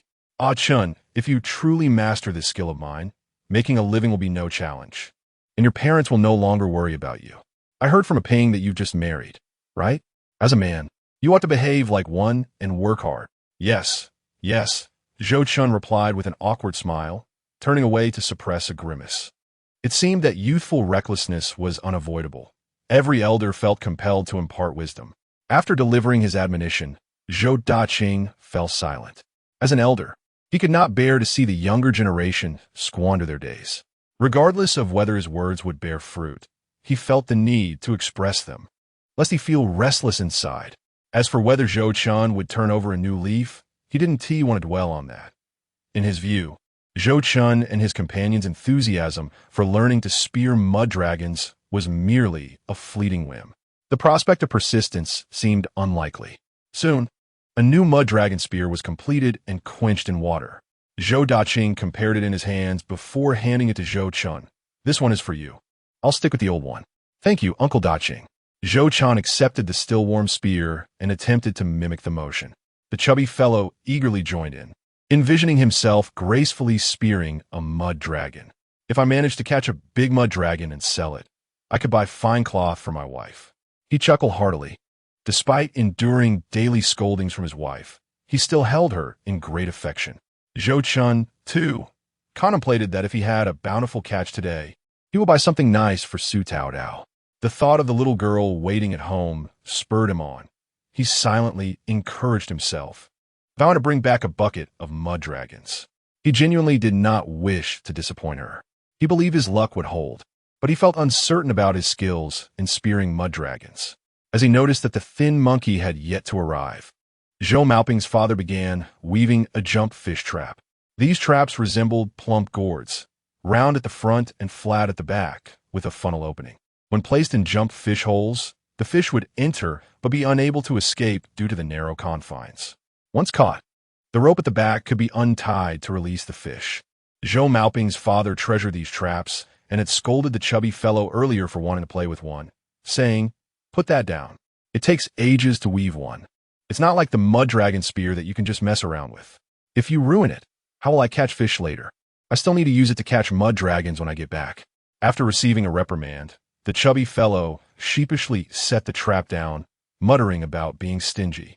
At that moment, Zhou Chen noticed a peculiar net beside him, supported by two crossed bamboo sticks, resembling a mosquito net. It was enclosed on all sides, except for one opening. He recalled that this was the net used by his father for catching jump fish. A ping approached to retrieve the net, preventing the chubby fellow from getting scolded again. This reminder brought back to Zhou Chen the method of catching jump fish. It involved a person carrying the net along the riverbank, stepping on jump fish holes while submerging the net, aligning the opening with the holes. Startled, the jump fish would leap out of their burrows and into the net. However, today was not suitable for this technique. It was midday, and, under the sun, the fish would remain hidden until evening. First, they would set the traps, then catch the mud dragons, and upon returning after dark, they could collect the traps. Today, besides teaching you how to spear mud dragons, I'll also show you how to catch jump fish. You youngsters don't even know how to identify jump fish holes, Zhou Da-Ching said, tying the stacked jump fish traps around his waist while grumbling. This was the wisdom passed down from the older generation of fishermen. Zhou Chen listened intently. Having returned to life, he had forgotten much about fishing. This was an excellent opportunity to learn. Zhou Maoping's father was an adept fisherman. Not only could he spear mud dragons and catch jump fish, but anyone wanting to raise green crabs would also seek his expertise. As the saying goes, skills are never a burden. Zhou Chen intended to learn diligently. With this thought in mind, he made an excuse to step out and bought a pack of cigarettes. Chapter 25. Placing Bets. At this moment, Zhou Chen had little money on hand and purchased a pack of Lonely brand cigarettes, known for their affordability and robust flavor. Perfect for fishermen seeking a boost while working at sea. While buying, he noticed Narcissus brand cigarettes on the shelf, a classic from the state-owned Longyan cigarette factory. Favored by fishermen in Manan, though slightly more expensive. Since his friends were with him and he intended to share, he opted for the more economical choice. Upon his return, Zhou Chen deftly pulled out 3 cigarettes, first offering one to Zhou Daqing. Uncle Daqing, after our hard work spearing mud dragons, let me treat you to a smoke to refresh your spirits. You'll surely have to put in some effort later. Ah Chun, you've truly grown up. Your words have become sweeter, and you're more thoughtful. Zhou Daqing looked at Zhou Chen in surprise. His remark included a local saying meaning that while it's easy to dote on the younger generation, it's challenging for them to show filial piety to their elders. Zhou Chun's consideration brought him comfort. Hey, Lonely brand cigarettes? Ah Chun, quick, give me one. The chubby fellow's eyes widened in excitement as he sprang up from the ground, lunging towards Zhou Chen to grab a cigarette. However, Zhou Daqing, holding a bamboo stick for weaving the jump fish traps, swatted his hand away. Ow! Uncle Daqing, why did you hit me? The chubby fellow winced in pain. You little rascal, do you understand manners? When asking for a cigarette, you take from the inside, not the outside. Moreover, I am your elder. Do you think it proper to snatch it from me? Zhou Daqing shot him a disapproving glance. I just haven't smelled cigarette smoke in half a month. My wife keeps a tight rein on me. I couldn't resist. You go ahead and smoke first. Uncle Daqing, after a reprimand, the chubby fellow quickly complied, taking the cigarette from Zhou Chen's hand and lighting it at the stove, then handing it to Zhou Daqing. Youth must strive. If you don't work hard when you're young, you'll be of no use when you're old. Liao Wang. Don't always rely on your parents. They will grow old someday, Zhou Daqing admonished, taking a deep drag from the cigarette and resuming his lecture. Seeing the chubby fellow being scolded, Zhou Chen felt a sense of relief. He had just received a tongue-lashing himself from Zhou Daqing. Fortunately, he had maintained a good attitude and avoided further criticism. It was no wonder the chubby fellow deserved it. Ping's father meant well, but had a penchant for lecturing people. Uncle Daqing, you're absolutely right. I will put in the effort, Zhou Chen replied, feigning compliance while the chubby fellow asked for another cigarette, blissfully lighting it up and exclaiming, Ah Chun, this is heavenly. Do you know how long I've been waiting for this? Your cigarette has saved my life. All my money is with my wife. I usually have not a penny to my name. It's my mother's fault. She always tells my wife that a man with money will go astray. My poor father spent his whole life under my mother's thumb, and now it's my turn. Alas, it seems the Li family is destined to be ruled by women. You don't understand. Giving money to my wife only buys a few days of smiles. Eventually, the scolding resumes. Damn it, that's just how women are. Ah, this is refreshing. I feel alive again. I see you weren't dying from withdrawal earlier. Hee, there's something I must share with you. Smoking after holding it in for so long is far more pleasurable than sleeping beside my wife at night. Sometimes I ponder, wouldn't it be delightful to smoke a cigarette right after a night with my wife? Alas, if I dared to smoke in bed, she would surely hang me by my ankles. The portly fellow, with his eyes squinting into mere slits, relished the moment as he spoke. By the way, Ah Chun, you're a man now. How does it feel? I was lying to you, was I? Isn't it more gratifying than being by yourself? Hee, get lost. Zhou Chen had no desire to engage in such a topic with the portly man. It only left him feeling stifled. Of course, he could never admit to not having shared a bed with his wife. Regardless of the reason, he would surely face ridicule from these fellows. What else with all this male embarrassment? The hefty man sat upon a chair, taking slow puffs from his cigarette while awaiting the thin monkey, casting glances at Zhou Chen's cigarette box, contemplating if he should request another. Ah Chun, why aren't you smoking? Noticing Ushen adn tili a cigarette. The portly one inquired curiously. I quit. I don't believe it. You're just pretending. The hefty man scoffed, throwing Zhou Chen a condescending look. They had grown up together, and he knew Zhou Chen well, an old chain smoker. How could he possibly have quit? Among their group, only Zhou Maoping refrained from smoking. claiming he wanted to save money for a future wife or to provide a dowry for his sister. By the way, what is that skinny monkey doing? Taking so long with the mud horse? It's driving me mad. Just then, a panting voice emerged from outside. Damn it, you fatso. I trudged home, carrying that mud horse for you while you sit here smoking. I walked over 4 miles and nearly died from exhaustion. Didn't you think to come out and help me? The thin monkey appeared, each shoulder burdened with a mud horse, beads of sweat dripping from his nose and chin. With Zhou Chuan's assistance, he cautiously set the mud horse down and plopped onto the ground, fanning himself. Damn, I almost collapsed. Luckily, the way here was downhill, so it wasn't too exhausting. Fatso, you'd better deliver the mud horse to my house. I can't carry it back uphill. The portly man crossed his legs, relishing the moment. Didn't you say you were worried I'd ruin your mud horse and wanted Ah Chun to help? Why are you shouting at me? Should you blame Ah Chun for not pulling his weight? Upon hearing this, the thin monkey paused. Normally, when they worked together, the hefty man loved to shirk responsibilities, so it was instinctive to blame him. But just as he was about to retort to Zhou Chen, the latter had already offered him 2 cigarettes. Here, take these. The fatso only gave you one earlier. The thin monkey's anger transformed into a grin as he accepted the cigarettes, one between his lips and the other tucked behind his ear. He turned to the portly man and said, It's only right that I help Ah Chun, but as for cursing you, you deserve it. Even if you're innocent today, I'm sure you'll find a way to slack off later. So a little reprimand now is warranted. Damn, what kind of twisted reasoning is that? I swear, I will spear a barrel of mud today. How about this? Let us see who can spear the most, and whoever loses will buy a pack of Lonely Brand cigarettes. Ping, you can sit this one out. You've been with Uncle Ching for so long. You're far more skilled than us. All right. Ping nodded, as he had no intention of smoking. Count me in. Zhou Chen eagerly joined the wager. There was no fun in being together without a little gamble. Chapter 26. Preparations before spearing mud. Did you bring your foot covers? The areas by the tidal flats and mangroves should be fine, but if we venture into the outer tidal flats, there are many sharp oyster piles. If you don't wear foot covers, you might cut your feet. Zhou Chen finished his cigarette and asked Zhou Chen for another, tucking it behind his ear. Working on the tidal flats not only demanded hard labor, but also posed dangers. The shells and barnacles in the mud were exceptionally sharp. If one didn't wear proper foot covers, they could easily sustain a serious injury. It was like the novels where one could traipse barefoot or in flimsy shoes, finding lobsters and shellfish everywhere. Wearing shoes in the mud was a fool's errand. Once your foot sank, the shoe would become a significant hindrance when trying to pull it out, often forcing one to abandon the shoe to save oneself.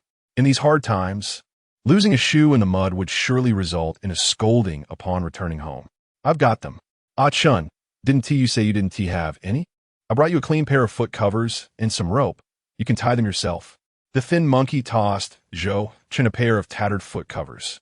In these impoverished times, no one could afford to make good foot covers. They were typically stitched from old clothing, and what the thin monkey tossed was a mismatched patchwork of cloth. The foot covers were quite long, reaching up to the knees. Upping. Find me a pair as well. The hefty man reluctantly smoked his last puff until the butt was too small to hold, finally extinguishing it with a sigh, muttering about rolling it up again to extract another puff. Are you trying to be like San Mao? Zhou Chen shot the portly man a bemused glance. This fellow had the strongest craving for cigarettes and was most strictly managed by his wife. Who is San Mao? I'm not that pathetic. Besides, Ah Chun, don't you have half a box left? Would you let your brother suffer? The portly man felt the term was inappropriate and casually flicked the cigarette butt into the stove. Often, those with cravings would scavenge for discarded cigarette butts on the street. It's nothing, just a vagrant from the Republic. Zhou Chen enjoyed reading San Mao's adventures, where San Mao would collect cigarette butts to sell. This practice had its origins, as during the Republic era, some vagrants would gather discarded cigarette butts to sell to recyclers. These people would disassemble the butts, extract the tobacco, and dry it to create cheap cigarettes.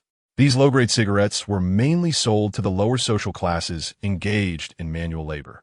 The tobacco was not particularly hygienic, but was favored for its low price, costing merely a quarter of regular cigarettes.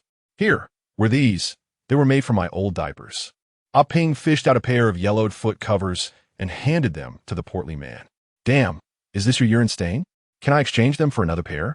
The hefty man grimaced at the sight of those foot covers. Ah Ping shot him a glance and replied matter-of-factly, "I'm wearing ones made from soiled cloth. Do you want to wear those?" "Forget it. These will do."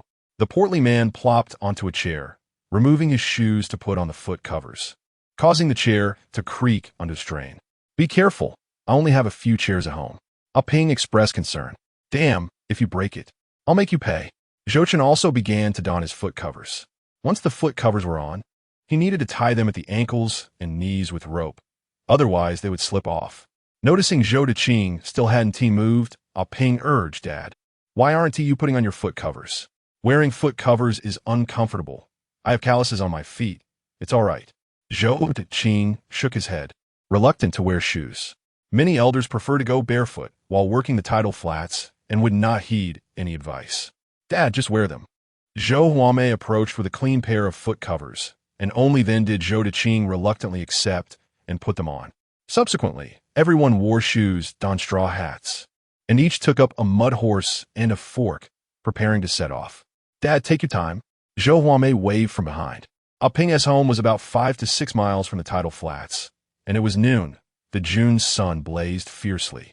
As they walked along the coastal slope, one could easily glimpse the azure sea. Zhou Chen, carrying the mud horse and feeling the sea breeze, was in high spirits. It had been ages since he had breathed such fresh air or seen such a beautiful sea. Just the thought of spearing mud to nourish Su Tao Tao filled him with vigor. "Damn, how much further? I'm exhausted." The stout man, burdened by a mud horse, soon found himself drenched in sweat, his clothes clinging to him as his face flushed crimson. Large beads of perspiration streamed down his cheeks. I remarked, "When it comes time to spear the mud dragon, you will surely be crying out for your mother. If you can't endure this, how will you manage then?" The lean monkey gave the stout man a playful kick. "Damn, Aiken, how come you're not sweating at all?" The stout man gazed incredulously at Zhou Chen. "Me? I'm not sure. I don't feel tired at all, nor do I feel hot." At that moment, Zhou Chen realized he wasn't sweating at all. Reborn. He discovered his physical capabilities had vastly improved. The mud horse on his shoulder felt almost weightless. "Do you think everyone is as feeble as you?" Zhou Chen retorted, eager to divert the stout man's inquiries. As anticipated, the lean monkey seized the opportunity to regale everyone with tales of the stout man's matrimonial mishaps. Amidst their banter, the group finally caught sight of a vast expanse of dark mudflats in the distance, bordered by steep cliffs and black rocks below. Near the mudflats lay a stretch of black beach, its color derived from a mixture of mud and sand, where several individuals were raking the sand in search of clams. "Are they raking for clams?" The stout man, being a town dweller, found the sight of women harvesting clams quite novel. "They probably are. Those over there with small spades are likely digging for sandworms." Zhou Chen, too, felt a sense of nostalgia as he recognized the clam rakes, which differed from those used inland. Instead of claws, they featured a rectangular iron frame with 2 ropes tied at the front. When raking for clams, the ropes would be secured around the waist, allowing the rake to rest on the shoulder as they walked backward, using their waist to maneuver it, thus conserving energy. Clams generally hid in the shallow sands, emerging with a sweep of the iron frame, and sometimes crabs or other shellfish could be unearthed. "Let's head deeper. There are no mud dragons here." Following their lead to dig for clams is perfect. Mud dragons and jumping fish prefer the mangroves, Zhou Chen suggested, pointing towards a lush stretch of mangrove forest in the distance. "Come on, let us not dawdle. Spearing mud dragons is our priority." At this point, the stout man no longer felt fatigued and sprinted ahead with the mud horse. "Wow, you're full of energy now." The lean monkey hurried to keep pace with him. Soon, they arrived at the slope leading down to the mangrove forest, where a flock of ducks was diving and feasting on clams. "Whose ducks are those? When we tire of spearing mud dragons, let us catch one for roasting." Ducks raised on clams produce the most delectable eggs. If we roast one, the meat would be divine. The stout man's eyes gleamed, and he salivated at the thought. Just then, a crisp voice rang out. "What do you think you're doing?" "Those are my ducks." Emerging from the bushes was a small figure wearing a straw hat, with 2 braids cascading down her front. Her fair, rosy face was puffed up in indignation. It was none other than the young widow, Lin Qingyu. Chapter 27. First, release the jumping fish trap. The young widow was indeed an amusing character. When angry, she would puff her cheeks adorably, resembling an irate frog. Brandishing a small pickaxe and carrying a bucket at her waist, it was clear she had come to pry oysters from mangroves. Zhou Chen was unfamiliar with the term tree oysters, wondering if it was peculiar to his region. These oysters attached themselves to the roots or trunks of mangrove trees, differing from the artificially cultivated varieties that were much larger. A sizable oyster would measure about half the size of a hand, its flesh a vibrant green, exceptionally fresh. Coastal dwellers loved to pry them open with pickaxes, scooping the meat into plastic buckets to take home for frying with duck eggs. Zhou Chen noticed Lin Qingyu had 2 duck eggs in her bucket, likely gathered while watching the ducks. Some would wander off to lay eggs beneath the mangroves. In his youth, Zhou Chen often foraged for duck eggs in the mangroves with the stout man, sometimes even raiding seabird nests, wrapping them in mud and roasting them over a fire. Caught in the act, the stout man felt embarrassed, nearly digging his toes into the ground, and quickly laughed, "Ha! I was just joking. I'm a good person. You can ask this lady. I, Li Yaoguang, am a well-regarded young man in our village." The young widow, Lin Qingyu, was not one for many words, particularly in the presence of others, but her gaze immediately fixed on Zhou Chen, being the only tall figure in the crowd at 180 centimeters. Not to mention that even if he turned to ash, she would still recognize this rascal. If you're hanging out with him, you can't be a good person. Lin Qingyu shot Zhou Chen a glare before turning back to the stout man. Don't even think about laying a finger on my ducks. I'll be watching. Summoning her courage, she waved her pickaxe and hurriedly grabbed a branch to shoo her ducks away. As she drove the flock off, Lin Qingyu dared to glance back at Zhou Chen, shooting him a fierce look. That big bad guy. He brought a whole bunch of little troublemakers with him. I need to keep my distance. Aiken, you truly are something else. Look at how you frightened the village widow, and now my reputation is tarnished. The stout man lamented. I've turned over a new leaf long ago, Zhou Chen replied, scratching his nose. Noticing Lin Qingyu glaring at him, he could only muster a helpless smile. However, to Lin Qingyu, that smile appeared exceedingly sinister. Oh no, this rogue saw me glaring at him. Will he retaliate? Lin Qingyu's heart raced in fear, and in her flustered state, she stumbled and nearly fell into a muddy pit. Fortunately, she grabbed a nearby mangrove branch to steady herself. Not daring to glance at Zhou Chen, she fled the scene as if she were a thief, escaping in haste. Impressive, impressive. As expected of my brother Chen. One glare from him nearly toppled the young widow. The lean monkey burst into laughter. Are you feeling a bit too mischievous? Zhou Chen shot the lean monkey a sidelong glance. This guy had quite the sharp tongue. Don't deny it. We all know you are the most mischievous among us. You led us astray. It was you who led me astray. It was you who got me smoking. Exactly.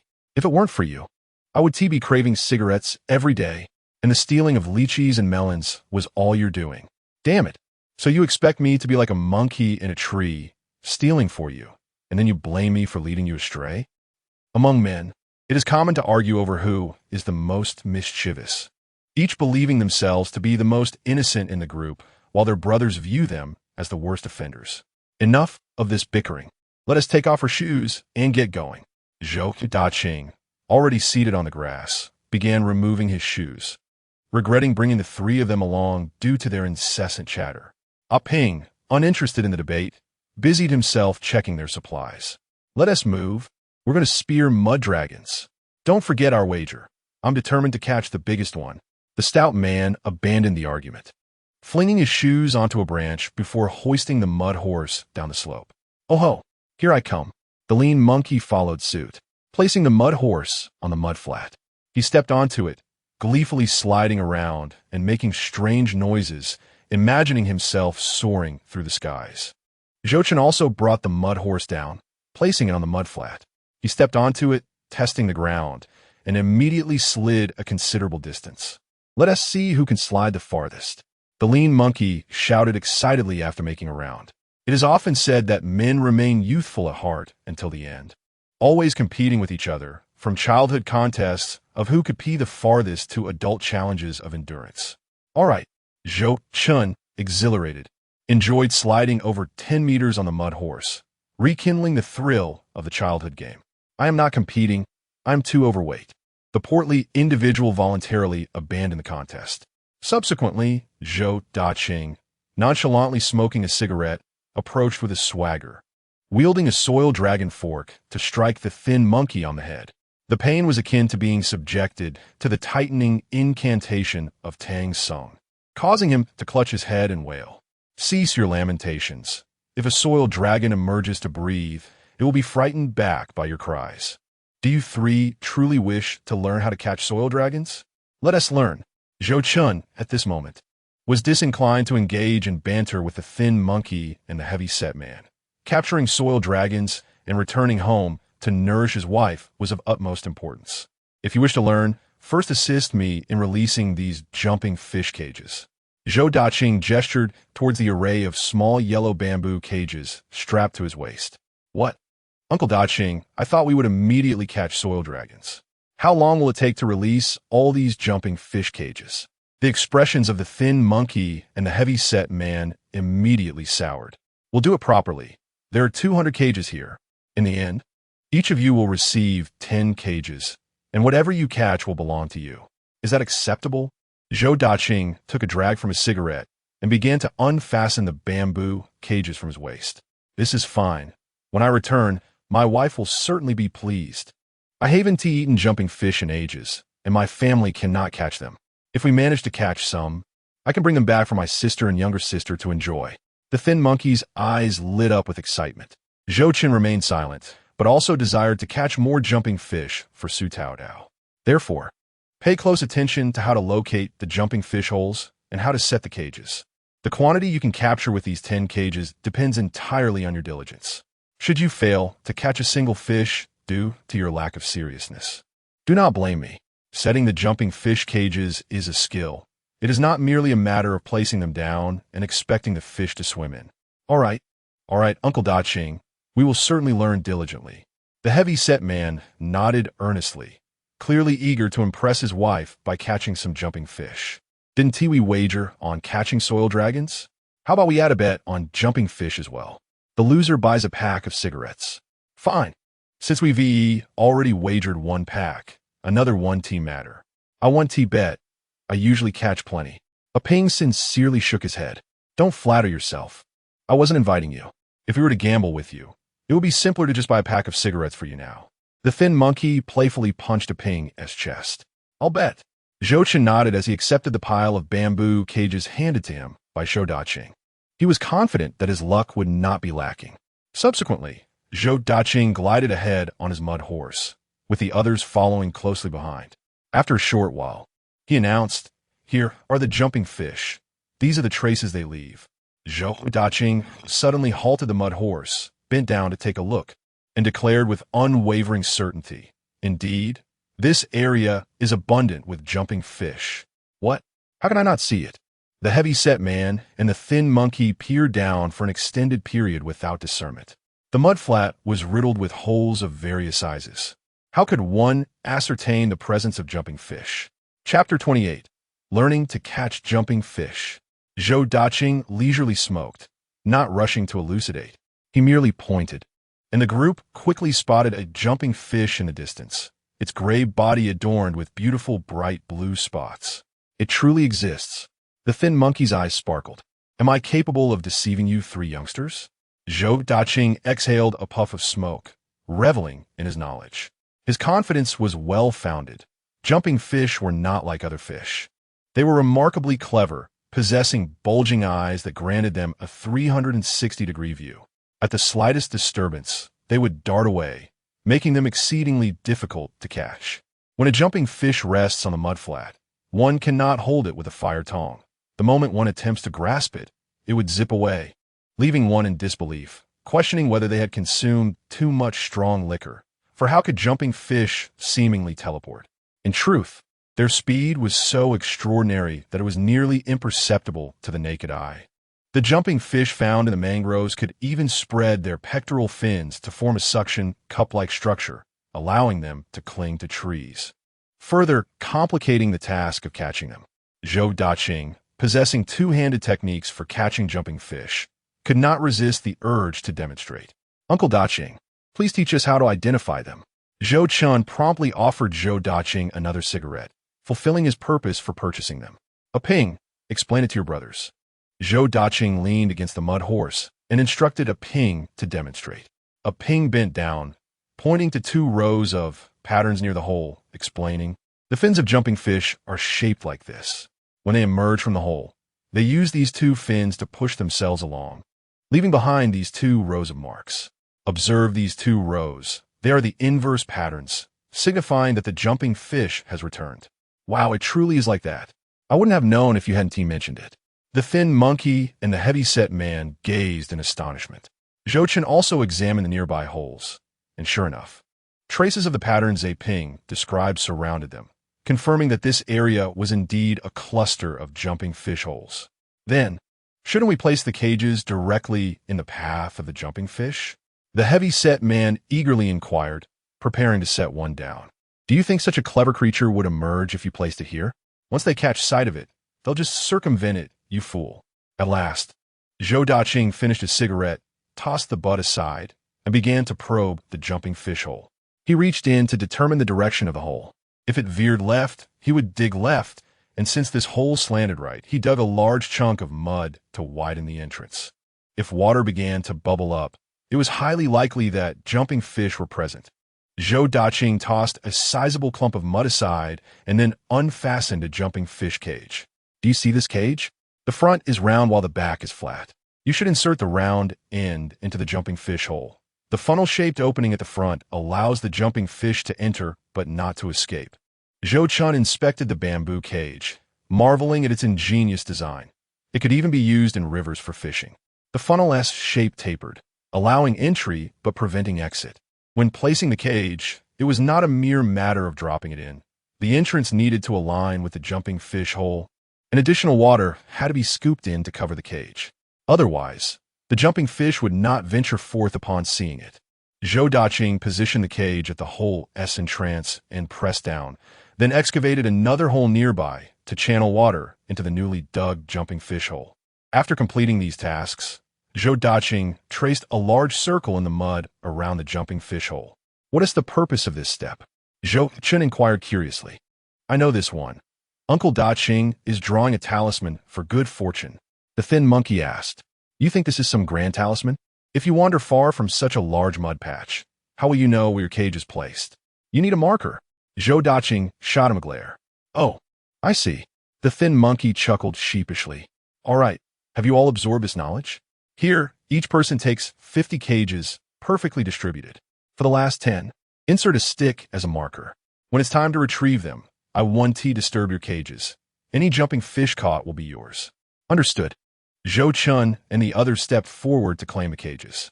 The thin monkey muttered, I was hoping to keep 10 promising cages for myself. Surely there must be 10 among 50? Now I'll have to make markers. Soon after, he bent down to begin digging at a hole, only for Zhou Daching to kick him in the rear, exclaiming, You 3 youngsters should disperse to find other locations. I spotted this area first, and even getting a ping to place 50 cages is a stretch. Do you think you can place 200? Moreover, the hole you are digging has no jumping fish.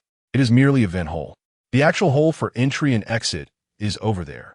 Did you not notice the absence of any entry or exit marks?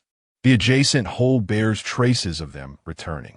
If you place your cage here, it's not as simple as just spotting a hole.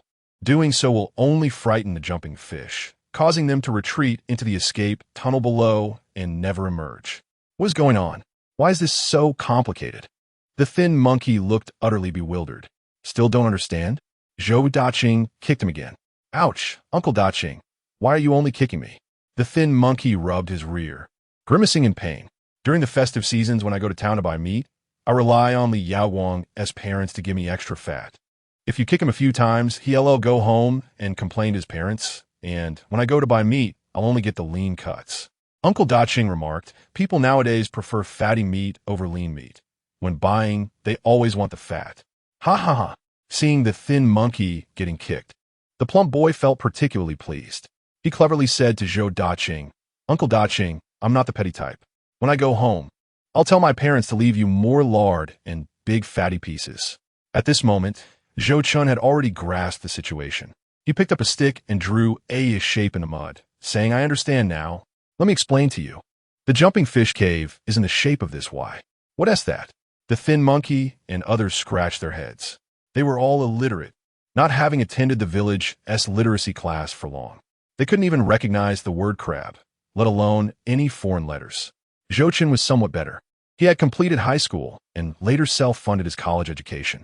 Darn it, I forgot. Zhou Chen scolded himself for being careless. He cleared his throat and said, What I heard was, regardless of what this thing is called, just listen to me first. He pointed to the ends of the yan and explained. Uncle Daching meant that the jumping fish has two openings. One is the entrance and exit, which is called the main hole, marked by signs of entry and exit. This is the hole we need to dig. As for the escape hole, it's the vertical line at the bottom of the Y. When in danger, the jumping fish burrows down. Do you both understand now? Got it. The plump boy and the thin monkey nodded repeatedly, truly understanding now. Ah-Chen, you are amazing. When did you learn foreign languages? The plump boy smacked his lips, feeling as if he was seeing Zhou Chen in a new light. Zhou Daching also looked at Zhou Chen with some surprise, realizing the depth of his understanding. However, he couldn't articulate it, as Zhou Chen had clarified it succinctly, and in his heart, he couldn't help but admire Zhou Chen a bit more. Did you secretly learn English from the foreign teacher? The thin monkey suddenly grinned mischievously. Come on, a dog's mouth can't produce ivory. Zhou Chen retorted. Don't worry about when I learned it. It's all thanks to Uncle Daching's good teaching. All right, Zhou Daching was quite pleased. You two head south. There probably aren't many jumping fish holes left here. Slide far to find them. Okay. The thin monkey and the plump boy slid away on their muddy horses. By the way, don't step on the footprints haphazardly. When collecting the traps later, you'll need to follow the tracks. Otherwise, if you miss some, you'll only end up with 20 out of 50 traps. And if you lose even one, you'll have to sleep on the mud tonight. Zhou Daching shouted after them. He had spent considerable time and effort crafting these traps, which he treasured dearly. Uncle Daching, I'm off too. Zhou Chen, after asking Ah-Ping about the precautions for placing the jumping fish, slid away on his muddy horse. Ah-Ping had also mentioned that there weren't many jumping fish holes in this area, so he needed to venture farther. However, not sliding more than 20 meters, he instinctively felt that there might be something behind the left mud slope. As he paddled over, he was thrilled to discover a plethora of jumping fish holes, all marked with the signs of the fish's movement. There were at least dozens. Wow, jumping fish holes? So many. Who said there were few jumping fish here? Shouldn't they reflect on their luck? Zhou Chen's eyes sparkled as he quickly crouched down to dig into the mud holes, imitating how to set the jumping fish traps. Ah-Chen, how come you're so lucky? The thin monkey and the plump boy, seeing Zhou Chen find the jumping fish holes so quickly and crouching down to set traps, hurriedly slid over. Seeing all these jumping fish holes, they were filled with envy. Darn it. Why didn't we think to look here earlier? Exactly. With so many jumping fish holes, you'll probably have a bountiful harvest soon. Brother Chun, good brother. Let me set a few traps too. The plump boy approached with a sheepish grin, but was met with Zhou Chen's glare. Now you want to call me brother? There's barely enough room for my traps. You two should roll far away.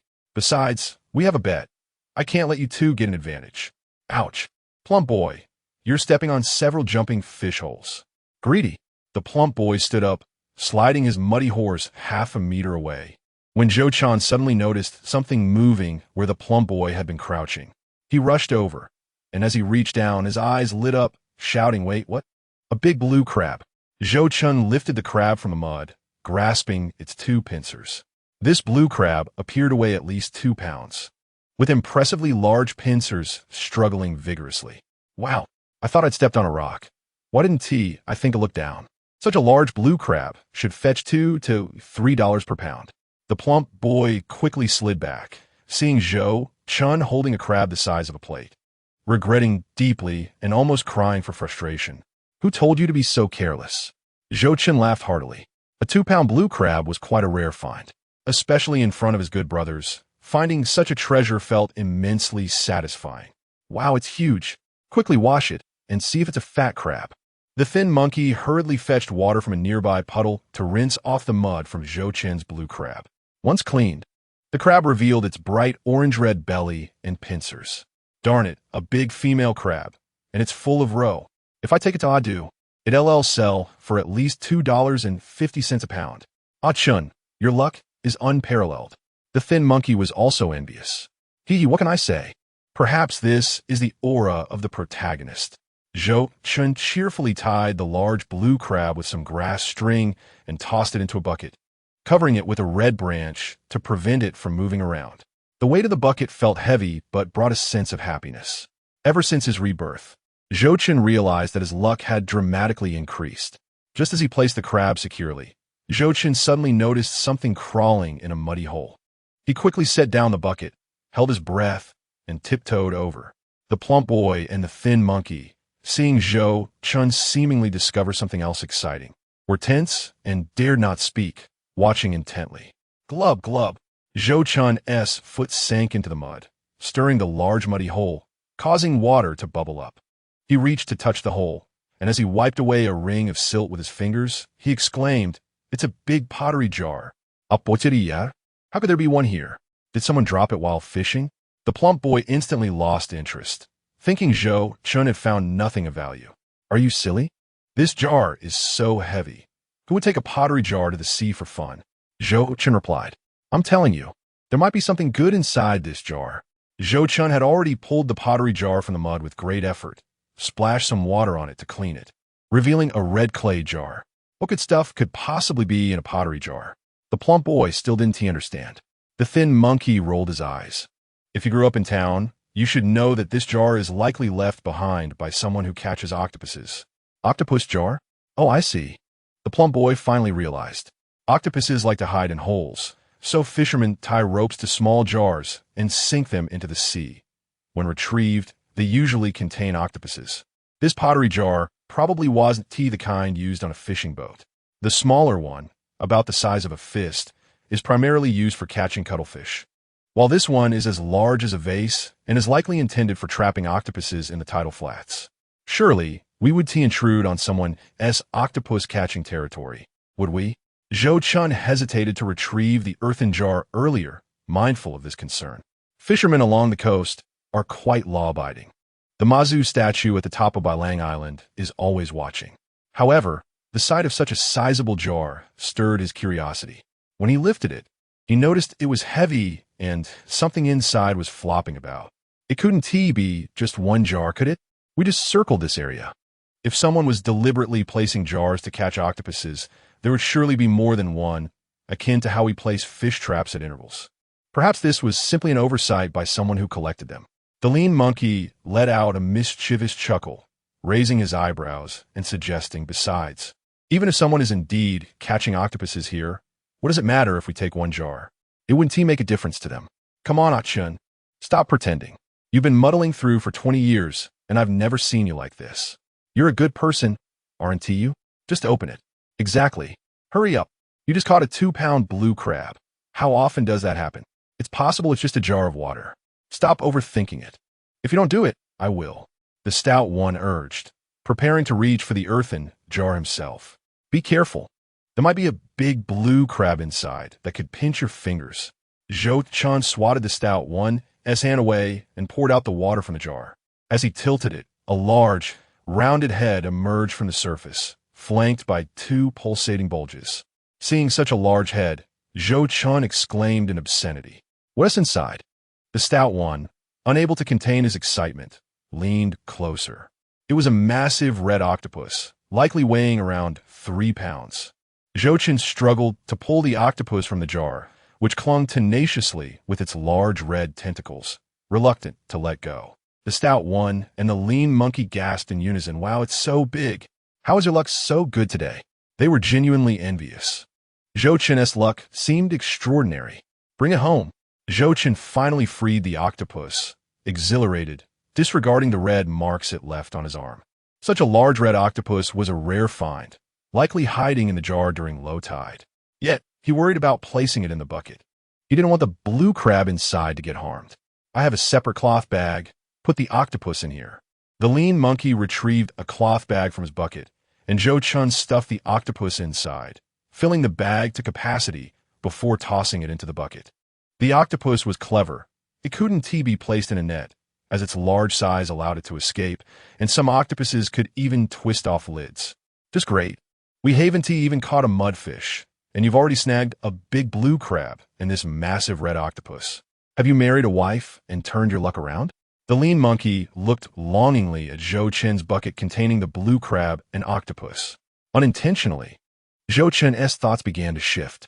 If he worked hard during this period and earned money, improving his life, he might ascend in status. By then, even if news of Su Taotao's unusual eyes spread, the villagers would have nothing to say, seeing it as a blessing rather than a curse. So, he replied with a hint of mischief, perhaps. I feel my luck has improved since marrying my wife. He poured out the remaining water from the jar, preparing to bury it back in the mud. Such a heavy jar, he didn't want to lug it home. Leaving it behind might allow another octopus to enter, waiting for the next fortunate soul. To his surprise, 2 red eels tumbled out along with the mud and water, flopping about in the muck. Whoa, what else is there? It's a blood eel. The lean monkey shouted excitedly. Blood eel? Really? Zhou Chen exclaimed.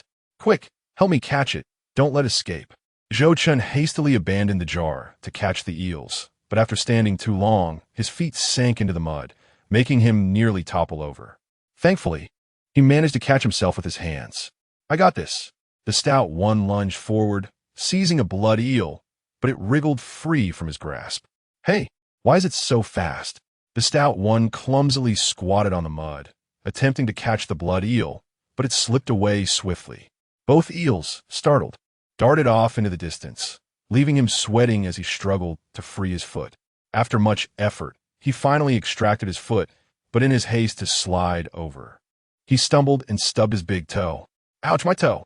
The stout one winced, nearly in tears from the pain. You fool! You can't grab an eel. It's slimy. You need to hook it with your middle finger and then grip it tightly. The lean monkey sprinted across the mud with agility, swiftly catching both blood eels. He marveled. Ah, Chun, these two together weigh at least 4 taels. They're quite large. Typically, a single blood eel weighs about 1 tael. So having 2 at 4 taels was indeed impressive. He tossed the eels into Zhou Chen's bucket with a satisfying splash, prompting a smile to spread across Zhou Chen's face. Only you, lean monkey. If those blood eels had escaped, I wouldn't have slept well tonight.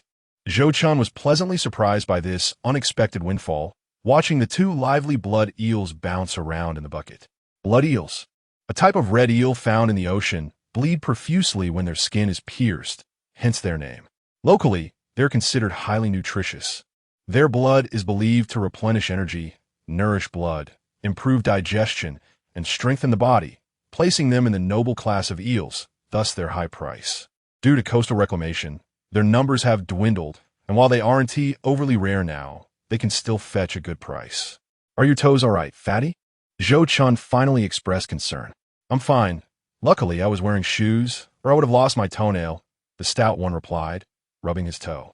Seeing that the stout one was unharmed, Zhou Chen chuckled. I'll make blood eel porridge for my wife to help her regain her strength. You should come over for a small bowl. Su Taotao was too thin, and blood eels were nourishing, making them perfect for porridge. Zhou Chen didn't realize how much his mindset had shifted. Whenever he encountered something good, his first thought was of his little wife. Are you planning to eat them? Those 2 eels could easily sell for a couple of bucks. We've worked all day at the dock. The lean monkey began to speak. But the stout one elbowed him. You, who have no wife, don't understand. Ah Chun just got married. That honeymoon phase is still fresh. This is love, not something to be measured in money. Then, with a grin, he turned to Zhou Chen and remarked, I want to be having your blood eel porridge. Those 2 are hardly enough to share. Just remember to tell your wife that to help her catch blood eels, I got myself injured. Sure, I'll definitely let her know. She should appreciate that you 2 are my good brothers. Without you, I wouldn't have had blood eel porridge today, Zhou Chen replied, amused. No wonder you didn't come out at all during that first month after your wedding. You must have been smothering with your wife. It's strange, though. A few months later, you were always inviting us out, but when night fell, you were particularly reluctant to return home, the lean monkey mused, looking at the stout one. The stout one's face flushed with embarrassment. Why are you bringing that up? When you get married, you will understand. I'm truly at a loss with you. Look, the sun has already risen high in the sky. He certainly won't expose his own wounds, lest the thin monkey mocks him again. Alas, we've been dawdling here for far too long. Let us hasten to the jump fish traps. Otherwise, if we linger, Uncle Da-Ching will surely scold me. I am eagerly waiting to learn how to catch mud dragons. It is quite frustrating that we must go to the jump fish traps, as it is making me anxious. This reminder made the thin monkey wipe his forehead, glance at the sky, and realize the sun had risen considerably, startling him. It was likely past 11 o'clock. Then, shall we go? The thin monkey suggested. Let's hurry. I still wish to catch more mud dragons. I must catch bigger ones than Aiken, so he will envy me, urged the plump boy. The two quickly rode off on their mud horses. Meanwhile, Zhou Chen continued to set up the jump fish traps. Within half an hour, he had placed 50 traps, marking 10 with small sticks to claim any catches as his own. After finishing, he glided over the mud to find a Ping and Zhou Da-Ching. Although the sun was quite hot, the breeze while riding the mud horse was refreshing, mingled with the earthy scent of the mud flats and the aroma of decaying mangrove leaves, bringing a sense of tranquility to those by the sea. Without the mud dragons to catch, Zhou Chen felt quite content and couldn't help but hum a tune. Happy goat, beautiful goat. Don't think I am just a sheep. Chapter 31. Do mangroves have noses? Before long, Zhou Chen spotted a Ping and Zhou Da-Ching, who had already finished setting their traps and were resting on their mud horses while washing the mud off their legs. Brother Chen, what are you singing? What is this about goats? Are you craving lamb? A Ping asked innocently. No, I'm just singing a song about how warm the sun is today, Zhou Chen replied, a bit too excitedly, his voice raised. There is no happy goat and gray wolf here. The tune is rather pleasant, a Ping complimented. Hee. Zhou Chen felt a pang of regret for not having appreciated music in his previous life. The only songs he could sing were those from Happy Goat and Grey Wolf. Otherwise, he could have written some songs to sell, but then he reconsidered. Times were not as open-minded, and in a year or two, there would be strict crackdowns. If he dared to write about love and passion, he might just get shot down. So, he dismissed that idea. Uncle Da-Ching, do you smoke? Zhou Chen offered a cigarette. However, Zhou Da-Ching waved it off, saying, keep it for yourself. I still need to catch mud dragons and don't have time to smoke. He then took out some golden tobacco and soaked it in a nearby enamel cup, adding some water. Soon, the water in the cup turned yellow. Uncle Da-Ching, what are you doing? Zhou Chen inquired. When catching mud dragons, if they stay in their holes too long, we need to give them tobacco water. They can't stand the smell and will stick their heads out, Zhou Da-Ching explained, showing no signs of secrecy, as many people use this trick. At that moment, Zhou Chen noticed that both Zhou Da-Ching and a Ping had hooks attached to their waists, about the length of a hand, with two sharp curved hooks at the front. Uncle Da-Ching, what are those hooks for? Zhou Chen asked, unable to contain his curiosity. Just wait. When Li Yaoguang and Lin Jiaming arrive, I will explain everything to you. Zhou Da-Ching replied, unwilling to divulge more. Zhou Chen nodded, and just then, a Ping noticed the bucket Zhou Chen was carrying shaking. He rushed over to take a look, only to be astonished. Brother Chen, you caught such a large blue crab. Goodness, it must weigh 2 or 3 pounds. Is it really that big? Zhou Da-Ching, who had been sitting on his mud horse, leaned over to take a look, astonished. Indeed, a blue crab of this size is quite rare. Aiken, you have good luck. A Ping asked, lifting the heavy cloth bag. What's in here? It's so heavy. Inside is a red snapper, probably around 2 or 3 pounds as well. Zhou Chen grinned widely, unable to hold back his pride. Even if you don't catch a mud dragon today, it won't be in vain. Zhou Da-Ching chuckled and then added, when you sell it, don't waste the money on alcohol and wild outings. You're married now. It's time to act like it. I know, Zhou Chen replied, not daring to retort. To others, he still appeared as a carefree rogue. If he dared to argue, it would seem he was ignoring the elder's advice. Changing one's image must be done gradually. However, Zhou Da-Ching meant well. Who else would risk being remembered in resentment to offer such repeated counsel? Just then, the panting thin monkey and plump boy finally arrived on their mud horses. What took you so long? Look at the time. It must be around 11:30. Zhou Da-Ching exclaimed, glaring at them. The thin monkey and the plump boy exchanged sheepish smiles. All right, let us move toward the mangroves. We want to be able to ride the mud horses near the mangrove roots. Zhou Daqing stood behind the mud horse, while a ping held it steady, guiding his father ahead. Let us go. It's time to get to work after a busy morning, Zhou Daqing urged. Stop chatting, a ping. Don't ride too far ahead. It was unclear where a ping found the energy as he sped along with his father. Let us go, let us go. Zhou Chen and the others followed behind. Before long, they reached the lush mangroves. The dense mangroves stood like a verdant canopy over the mud flats, sunlight filtering through the layered leaves, creating patches of golden light on the ground. In the moist earth, one could see the distinctive green-black roots of the mangroves growing everywhere, twisting along the muddy banks where a meandering stream flowed through the lowlands. Occasionally, fish leaped from the water, splashing joyfully and sending ripples of sunlight dancing beneath the shade of the trees. Seeing this, a ping called for everyone to set down their mud horses. If only the mangroves didn't have so many roots, riding the mud horse would be much easier. I wonder why these trees grow their roots above ground, like fingers stretching out, creating a vast expanse. How annoying, the plump boy complained, preferring to ride rather than walk through the mud. These are the breathing roots of the mangroves, which store air. Otherwise, during high tide, the mangroves would suffocate, Zhou Chen explained. Huh? Do trees breathe? Are these their noses? The plump boy was astonished, glancing down at the breathing roots he had stepped on. Curiously, he asked, Aiken, where did you learn this knowledge? Zhou Chen coughed lightly. I read it in my high school textbook. Don't ask, you didn't even finish middle school. What if I didn't? I'm happy as long as I can read. Besides, isn't life all about getting married and having children? Why bother learning so many words? The plump boy shrugged off the comment. Zhou Chen chuckled softly, not intending to argue. In his previous life, he had shared a similar sentiment. For people of that era, the most important matters revolved around marriage and offspring. As for education, it was not deemed as crucial. One learned as much as they could. All right, we're all destined to be fishermen. Let us not discuss what is unnecessary. We were born to eat from the sea and cannot create nuclear weapons, Zhou Daqing remarked, aptly reflecting the unified mindset of the elders of that era. He called out, come over here. There is a mud dragon hole I marked last time, and I will personally demonstrate. Pay close attention. Zhou Daqing led the way with the mud dragon spear in hand. Soon, he arrived beside a muddy river, pointing to a nearby hole and saying, do you see that? That hole is the Earth Dragon Cave. Is this really the Earth Dragon Cave? Zhou Chen was taken aback. The hole appeared quite ordinary. Had it not been for Zhou Daqing's assertion, he wouldn't have realized it at all. What distinguishes it from other holes? They all look rather similar to me. The skinny monkey scratched his head in confusion. I know.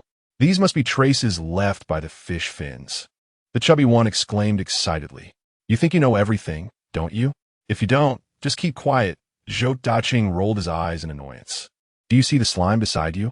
That is from the Earth Dragon. It crawls out to find food, and the slime glides over the mud, forming these gray. It's not like trails. This proves this is indeed an Earth Dragon Cave. Huh? I was just thinking of the relationship between cause and effect. The chubby one chuckled awkwardly. Cause and effect.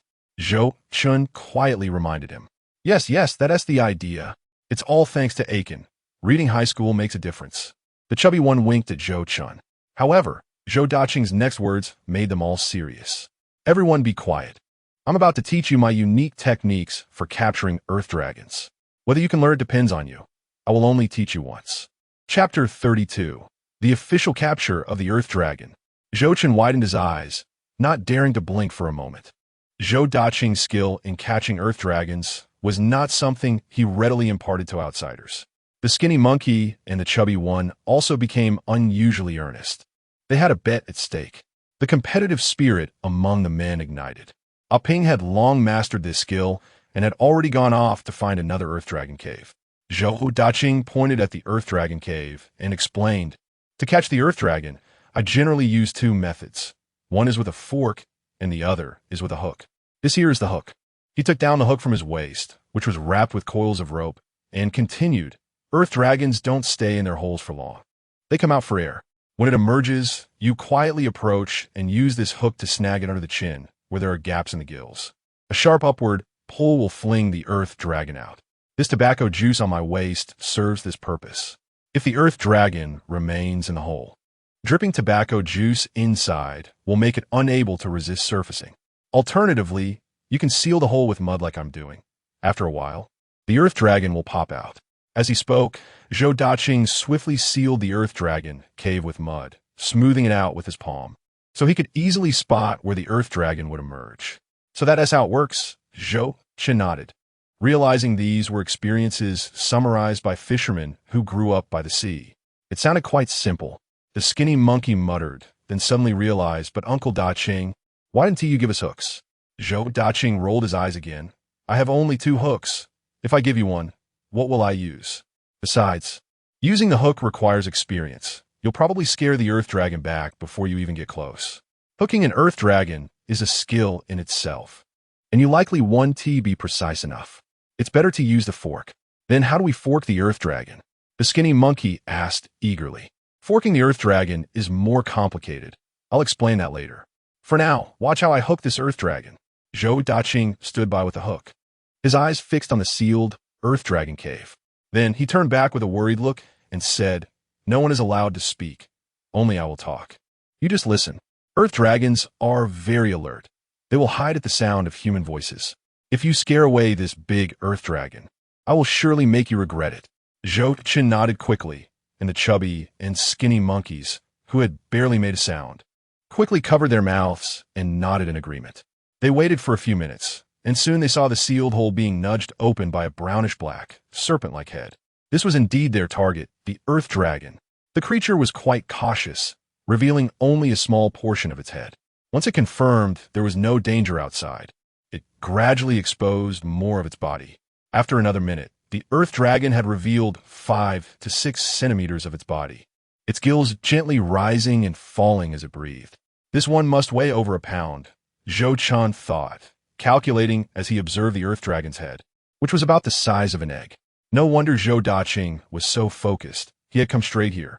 If they managed to catch this large earth dragon, it could easily fetch $4 or $5. The chubby and skinny monkeys were so tense that they hardly dared to breathe. Zhou Da-Ching slowly brought the hook closer to the earth dragon. Then with a swift motion, he snagged it. Before the earth dragon could struggle and retreat, he leveraged the hook to pull it out. Splash! The hefty earth dragon was pulled from the hole, its pale belly exposed as it struggled desperately in the mud, trying to burrow back in. It's out. It's out. The skinny monkey rushed to catch the earth dragon. Wow, I almost suffocated waiting for that. The chubby one gasped for air. Zhou Chen felt relieved too. He had been just as anxious during the capture. Haha, all those days of squatting weren't in vain. It's strange. I've come here several times, and the earth dragon never showed itself. But today, with you all here, my luck has changed. Zhou Da-Ching picked up the earth dragon, shaking it with satisfaction in his hands, grinning from ear to ear. 1 pound and 5 ounces, not bad. Thank you, Mazu. Then he placed the earth dragon in his wastebasket, saying, when catching earth dragons, their tails should be the first to enter the basket. If it were a white eel, then the head should go in first as they use their heads to wiggle.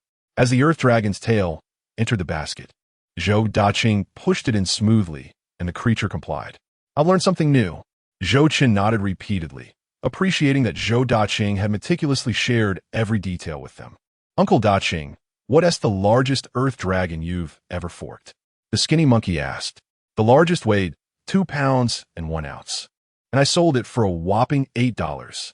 The manager of Xinguang Hotel in town took it to entertain distinguished guests. Zhou Da-Ching's pride swelled as he recounted his glorious past, akin to a fisherman boasting about their biggest catch. Wow, 2 pounds? How massive must that have been?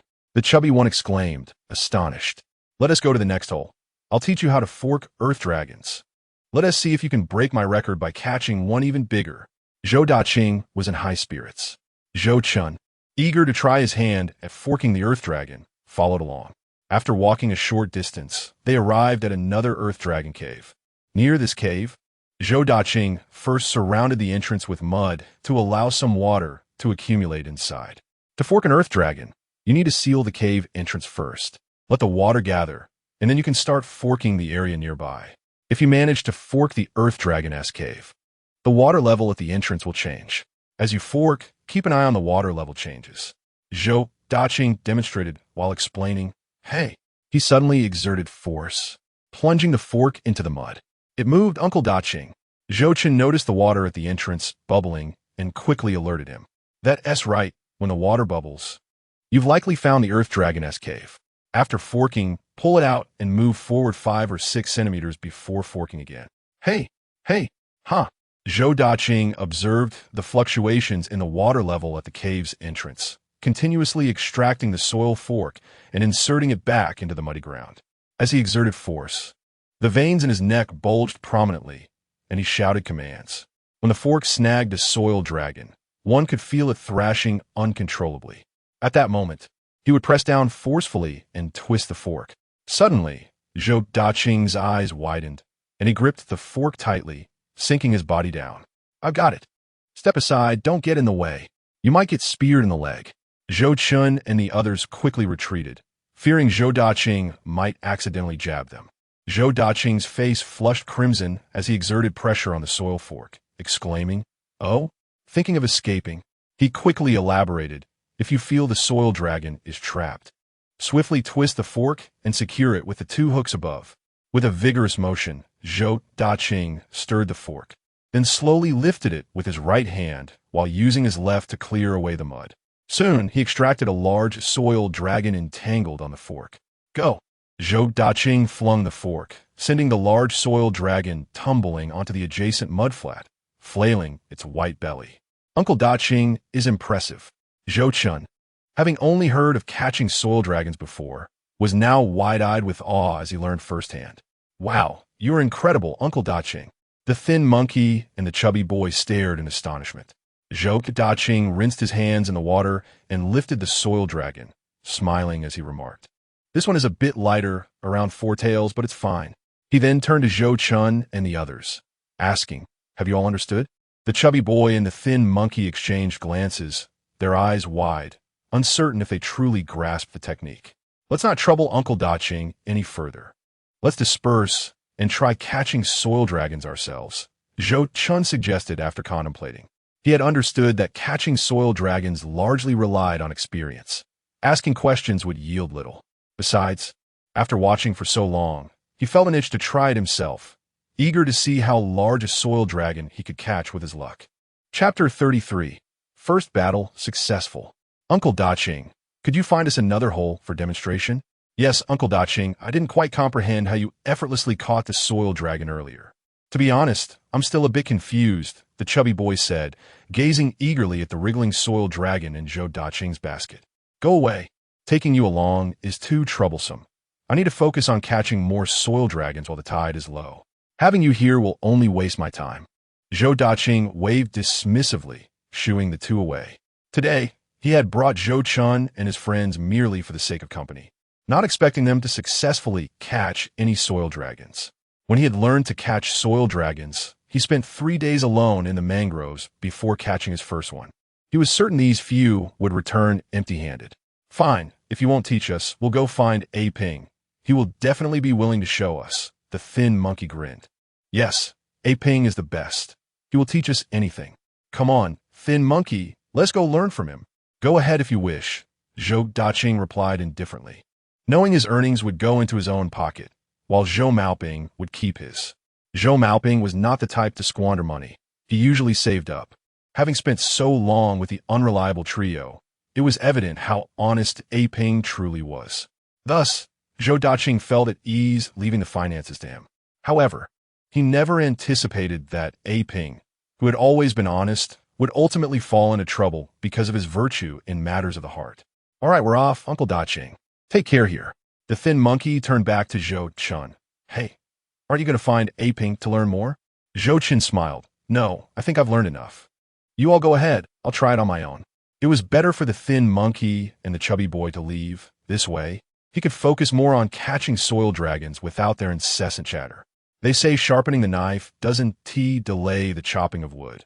If we haven't learned, neither will you. Don't pretend. Let us all go learn together, the thin monkey urged enthusiastically. "I'm not going. You two go on your own." Zhou Chen felt he had acquired sufficient knowledge and did not want to waste more time. All right then, we'll head out first. When we return successfully, we'll surely catch a big soil dragon, and you'll be left envying us. Remember to prepare some money for cigarettes and matches. You'll have to light them for me. Off we go. The chubby boy chattered about the glory of returning home as the master of the house, nearly drooling at the thought. Stop dreaming. Be careful not to return empty-handed, or you'll have to kneel to wash your wife's feet. What is there to fear? It isn't the first time. Oh, so you're already accustomed to it? A true man can endure and adapt, understanding the nuances of life, Zhou Chen retorted. As Zhou Chen declined to join them, the thin monkey and the chubby boy bickered while trudging off toward a Ping, whose small figure was barely visible in the distance. Zhou Chen, if you wish to catch soil dragons, check near that muddy river over there. Soil dragons love to burrow along the banks, Zhou Daqing directed him. All right, Uncle Daqing, take your time here. I'm off to take a look. Go ahead, Zhou Daqing replied, after advising him to be cautious. Zhou Chen took his bucket and headed toward the river. However, just a few steps in, he heard Zhou Daqing call out from behind, look to the left. I checked there a couple of days ago and didn't find any holes. Yet Zhou Chen had already reached the muddy river and called back. Now that I'm here, I'll take a quick look before leaving. Fine, go ahead, Zhou Daqing conceded, seeing that Zhou Chen was not heeding his advice. Zhou Chen held little hope, but as he wandered a few paces, he suddenly discovered a hole as large as a duck egg nestled among the breathing roots of the mangroves, well concealed. Next to it were traces of slimy trails left behind. It was undoubtedly a soil dragon hole. Zhou Chen's excitement surged. The hole Zhou Daqing had caught earlier was only the size of a chicken egg, yielding a soil dragon weighing approximately 1.5 gene, but this one he had discovered was certainly larger, likely containing a dragon of at least 2 gene. Zhou Daqing had just been boasting of catching the largest soil dragon weighing 2 gene. Could he possibly break that record? However, this was not the time for excitement. He had yet to catch the dragon, and until he did, all was mere speculation. Setting down his bucket, Zhou Chen quickly widened the hole with his hands, then surrounded it with mud, mimicking Zhou Daqing's earlier actions to scoop in some water. Once enough water had accumulated, Zhou Chen took a step forward, inserting the soil fork into the mud. After watching Zhou Daqing's vigorous technique, he now understood the necessity of shouting commands.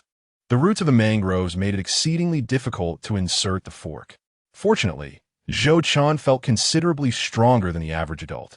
Had he been the frail version of himself from earlier, he would have been panting after just a few attempts. Hey, hey, Zhou Chen imitated Zhou Daqing, mustering all his strength to shout, while his fork plunged repeatedly into the mud. At last, as he thrust it down, he noticed a bubble of water rising from the hole. He had struck gold. Elated, Zhou Chen swiftly pulled up the earth dragon fork and jabbed it forward once more. When the fork descended, he suddenly sensed it had pierced something, which began to thrash violently, the movement unmistakably reverberating through the fork. Was he truly so fortunate to have caught something so quickly? Zhou Chen was both astonished and delighted, pressing down on the fork with both hands. Half his body drenched in the muddy river, covered in clumps of filthy mud. Yet in that moment, the thrill of capturing the earth dragon consumed him. Even the mud splattering on his face was of no concern. Such an enigmatic stroke of luck was beyond comprehension. He strained to secure the earth dragon firmly on the fork, then began to stir it, relying entirely on instinct to see if he could maneuver the dragon onto the 2 prongs of the fork. After just a single stir, he felt the fork tremble, and when he attempted to lift it, the resistance had noticeably increased, becoming significantly heavier, as though something was contesting his efforts. Come on, emerge!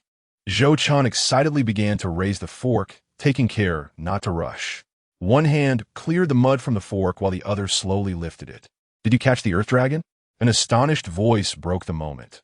Zhou Daqing had approached without Zhou Chen realizing, his expression one of disbelief. He had searched this area countless times without discovering the earth dragon hole, and yet Zhou Chen had not only found it immediately, but also caught something so swiftly. Yes, I caught it. This earth dragon hole is quite deep.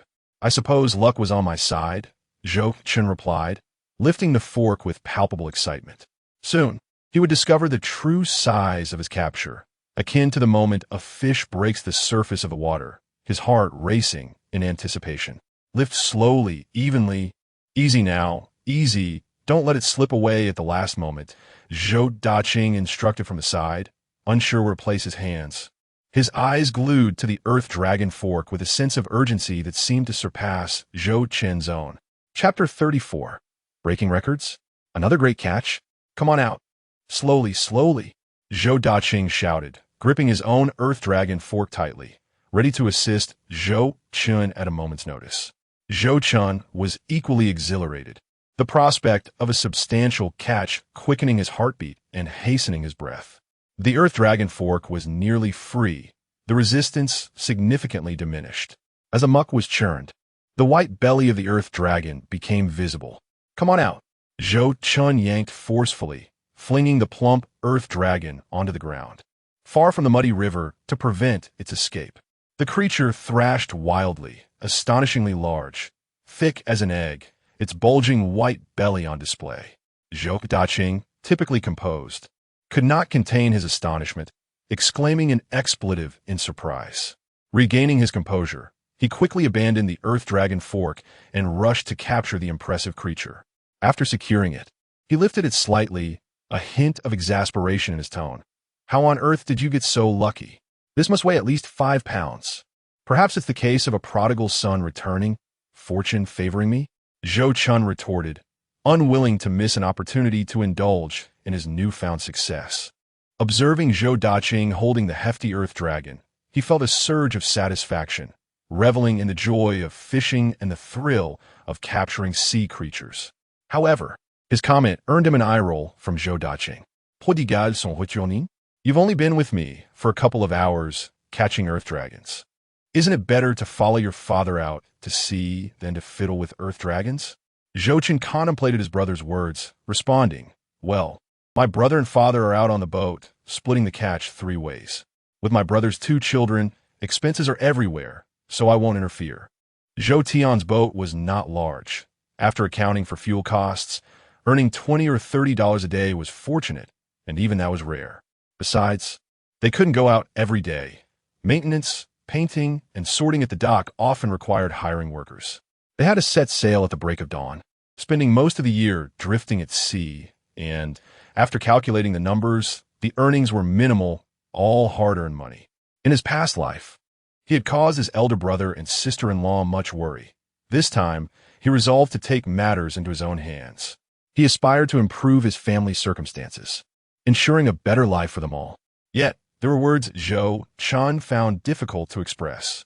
He longed to reunite with his parents, grandmother, brother, and sister-in-law, and to see his niece, who had succumbed to leukemia. However, the deeper his feelings ran, the more he hesitated to confront them. The closer he got to home, the more anxious he felt. He could not articulate the complex emotions swirling within him. Ultimately, he saw the time he had to earn some money as an opportunity to present himself well to his family, alleviating some of his unease. He vowed to succeed, supporting his wife, Su Tao Tao, his family, and his good friends in leading a fulfilling life. As he pondered, tears welled in his eyes, and he quickly lowered his head, feigning the task of cleaning the earth dragon fork, silently reminding himself, Zhou Chen, you must make something of yourself in this life. Zhou Chen sidelong glanced at Zhou Chen, scolding, I didn't realize you cared so much for your brother. What about your own life? You used to be carefree, but now you have a wife. Are you still going to worry about your brother? Who's going to care for your wife? Zhou Chen's words, though those of an outsider, bore the weight of truth. I know you mean well, and I'm grateful for your concern, Zhou Chen replied. However, my plan is to take it slow. First, I'll fish and catch earth dragons to save some money, then buy a small wooden boat, and eventually a larger one for aquaculture. My father and brother can manage their boat. Zhou Chen adjusted his mood and smiled, already having formulated his plans. With his current luck, spending time at sea and catching earth dragons during low tide, he should soon accumulate enough to purchase a small boat. At that point, he could use nets and traps to earn even more. His diving skills had also improved, so finding good spots to dive could yield sea cucumbers and abalone for sale, items that were in high demand. Do you think luck will always be on your side? You might only catch this one large earth dragon in your lifetime. You might not even catch another today. A second-hand small boat costs around 200. How long will it take you to save that up? Well, I simply have good luck, Zhou Chen muttered defiantly. Still arguing? Forget it. I'm done with you. Zhou Daqing sighed, preparing to toss the earth dragon into Zhou Chen's bucket before departing. Just then, 3 figures appeared, splashing through the mud. Wow, what a massive earth dragon. Uncle Daqing, this must break your previous record. The thin monkey exclaimed, eyes sparkling with excitement. Incredible. Let me touch it. The plump one chimed in, eager to reach for it. Get back. What if it slips away? Zhou Daqing retorted, tossing the earth dragon into Zhou Chen's bucket. Huh, isn't this yours? The slender monkey cast a glance at Zhou Daqing, then shifted his gaze to the mud-covered Zhou Chen, momentarily taken aback. Ah Chen, your luck is truly remarkable. This one weighs 2.5 gene, Zhou Daqing remarked with a smirk. To be honest, I never expected to catch such a large mud dragon. Zhou Chen seized the opportunity to show off. There's no need to pretend. It's like wearing fine clothes in the dark. Seeing my brother in discomfort brings me more joy than my own success. What kind of luck did you stumble upon? A 2.5 gene mud dragon? If I could catch one that size, my wife would surely kneel to wash my feet. The hefty fellow pounded his chest in exasperation. The slender monkey chuckled. Uncle Daqing must be feeling quite miserable. After over 20 years of fishing for mud dragons, your record has just been shattered, and you still have to force a smile. How pitiable. Get lost. Zhou Daqing shot him a glare. He couldn't deny the truth in the slender monkey's words. Having just boasted, he was immediately eclipsed by Zhou Chen's catch, leaving him feeling somewhat disheartened. Brother Chen, impressive. I only caught one after half a month's practice. A ping chimed in, offering his congratulations. Damn it, good thing we were counting numbers and not weight when we compared with Ah Chen. Otherwise, we'd have already lost. Stop gawking and go catch some mud dragons. The hefty fellow suddenly recalled something, speaking in frustration. Right. Ah Chen, don't get too smug. We've learned the technique now. You just happen to have good luck this time. We'll crush you with our skills later. The slender monkey felt invigorated at the thought of their bet. Seeing Zhou Chen catch such a large mud dragon made them all envious. They were determined to catch a few more to outdo Zhou Chen. Just wait and see my skills. The hefty fellow exclaimed, brandishing his mud dragon spear with enthusiasm. All right, off you go. Zhou Chen chuckled, amused by the friendly banter among his good friends. As they readied their buckets to leave, Zhou Chen scooped some water into his bucket to prevent the mud dragon from drying out. At that moment, he spotted something in the muddy river flicking its tail. Without a second thought, he jabbed the mud dragon spear in that direction. Splash! Splash! The sound of a black and gray spotted tail thrashing in the water grew louder, drawing the attention of his companions. What the heck, Ah Chen, have you caught another fish? What fish? How come all the good stuff finds you? Zhou Daqing exclaimed in disbelief. I was just wandering around this muddy river for ages and didn't see anything. As they gazed at the splashing fishtail, Zhou Daqing exclaimed, could it be? Chapter 35, The Tiger Grouper. The Tiger Grouper. Zhou Daqing and the others shouted in unison with delight. Quick, don't let it get away. Fatty, block its path. It won't escape. Just then, Zhou Chen had already lifted the tiger grouper with his mud dragon spear, deftly securing its gills. This tiger grouper, a deep brown color and roughly half a meter long, was adorned with irregular black and brown spots, earning it its name due to its resemblance to tiger skin. Even though it was pinned down, its tail thrashed vigorously, splashing water everywhere. However, Zhou Chen's spear had punctured its insides, and after a few futile struggles, the grouper succumbed. Wow, Brother Chen, this tiger grouper must weigh over 10 gene. A ping exclaimed, eyes wide with excitement. Let me check. Yes, it's around 11 or 12 gene, a hefty catch, Zhou Daqing remarked, pulling out the spear and weighing the fish in his hands, a skill honed from years of fishing. 11 or 12 gene. Huh? Come clean, Ah Chen. Have you exhausted all the good luck in our village? The slender monkey gazed enviously at the grouper in Zhou Daqing's hands. Buffet. Our mangroves haven tea fully opened yet you managed to catch such a large tiger grouper. Zhou Chen smiled broadly. The grouper was a reef fish, typically found near rocks and coral reefs, making it rare to encounter. while some do inhabit the complex roots of mangroves. This particular grove was located on the outskirts of the tidal flats, and even high tides wouldn't submerge it too deeply. Who knew how this tiger grouper ended up here?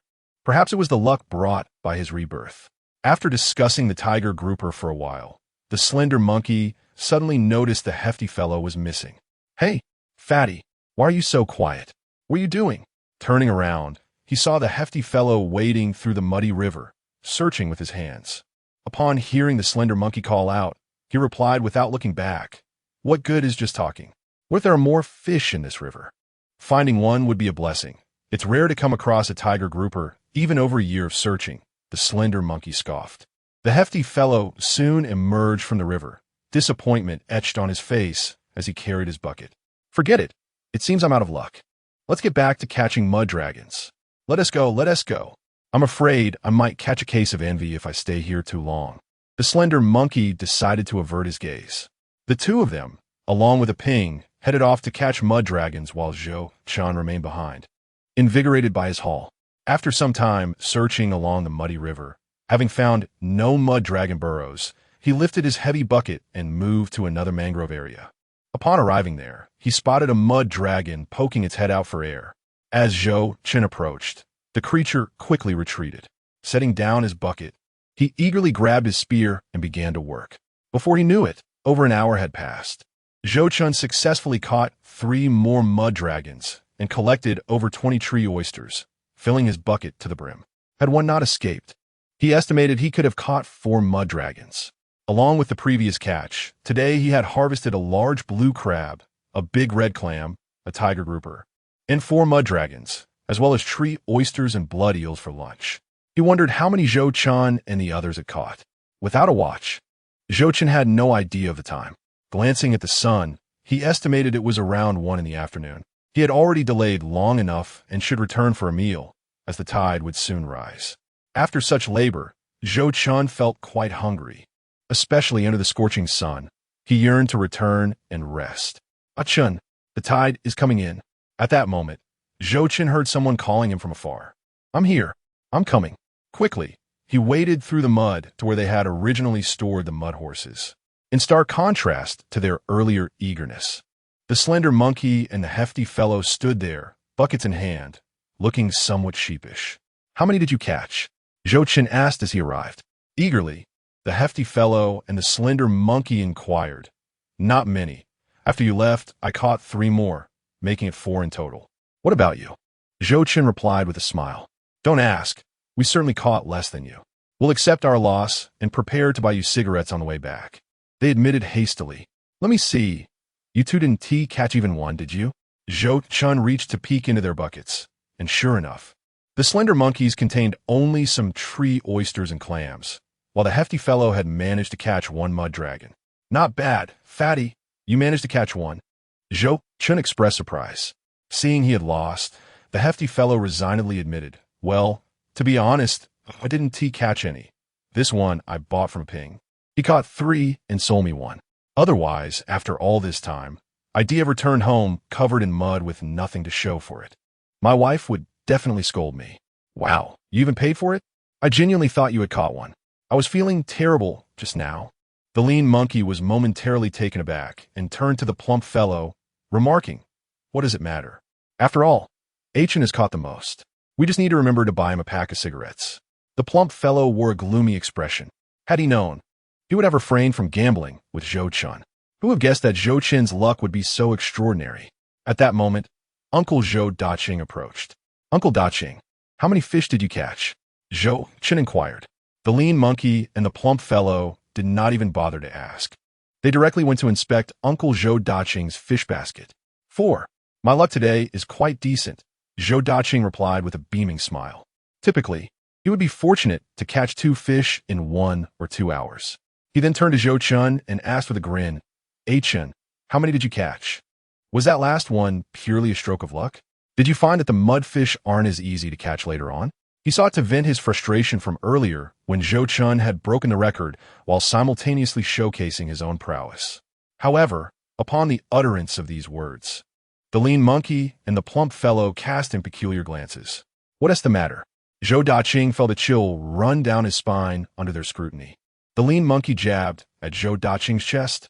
Ah, Uncle Daqing, Chun caught 4 fish too. No, actually it's different, Uncle Daqing. You've had 2 or 3 decades more of rice than he has. What? He caught 3 more? Zhou Daqing's wide grin vanished, and he looked at Zhou Chen in shock, momentarily at a loss for words. Just then, Ping, carrying a fish basket, strolled over and, unusually chatty, exclaimed, Dad, I caught 3 today. 3 is 3. Do you need to show off? Zhou Daqing grumbled, feeling exasperated. Ping was bewildered, unsure why Zhou Daqing's mood had suddenly soured again, especially when he had just praised him for his industriousness. Ha ha ha! Observing Ping's confusion, the lean monkey and the plump fellow nearly burst into laughter. What are you laughing at? Chen had caught 4 fish. What? Brother Chen, you caught 4? Ping hastily congratulated Zhou Chen, albeit a bit foolishly added, Brother Chen, you're more impressive than my dad. He has been fishing for over 20 years. Quit dawdling. We need to head back or the tide will come in. After being jabbed in the chest again, Zhou Daqing, in frustration, smacked his silly son on the back of the head, urging him to hurry. Chapter 36. Delivering the Mudworms. They then arrived at the location where they had placed the jumping fish traps to retrieve them. Zhou Daqing's 50 traps yielded 30 jumping fish, while the lean monkey and the plump fellow's traps barely yielded 20. The 10 traps they had marked were even worse. The plump fellow caught 4, while the lean monkey managed only 3. Goodness, that's so few. 4 fish isn't even enough for my sister, my younger sister, and my mother to each have 1. The lean monkey exclaimed, utterly speechless. Stop talking. I only caught 3. Let's see how many Chen can catch. What if his luck runs out? However, when they finally collected Zhou Chen's traps, they were struck with a crushing blow. Zhou Chen's 50 traps collectively caught 43 fish, with 12 caught in his 10 marked traps. How could he be so fortunate? Another box of cigarettes was lost. The plump fellow wore a wretched expression. Zhou Daqing tossed 12 jumping fish to Zhou Chen, laughing, this time, consider it a stroke of your good fortune. Even with the 12 fish given to Zhou Chen, he had still caught 31 more than Zhou Daqing, exceeding what he had caught from his own 50 traps. Remember, 2 packs of cigarettes each, no backtracking. Get lost. I definitely won't hold you accountable. Exactly. Enough bickering. Let us head back. Zhou Daqing secured the jumping fish traps and urged them again. Soon, they glided back to shore, where the tide had risen. Women, equipped with hoes and buckets, were emerging from the sea, gathering clams and sandworms. These women wore straw hats, with cloth curtains hanging down to shield them from the sun. This was not for vanity, but rather to protect against the intense UV rays that could cause sunburn. Among this group, Zhou Chen appeared the fairest, having never toiled in labor.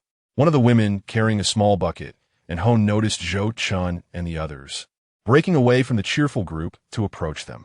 Chen, the sun is setting in the west. I saw you out here searching the sea yesterday, and today you're working again? Oh, Brother Daqing, you're here too? What is going on? Are you taking the kids to catch mudfish? The visitor was none other than Zhou Chen's aunt, the sister of his mother, Zhao Shui, Zhao Yu. Zhao's sister? Yes, I brought them to the mangroves.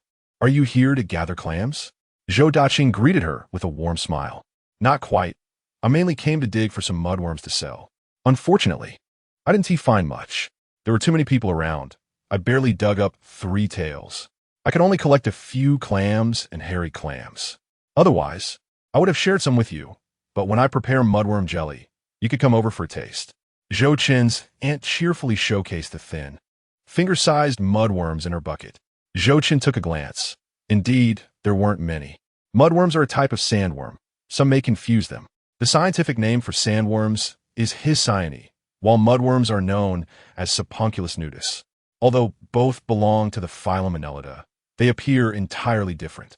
Mudworms are grayish-black, while sandworms are red. It was no small feat for his aunt to dig up so many. Mudworms are primarily found in the intertidal zones along the coast, often covered in silt and blending in with the mud, requiring one to carefully dig and search with a hoe. However, they are quite valuable. When made into mudworm jelly, they can clear the lungs, relieve coughs, and nourish the body.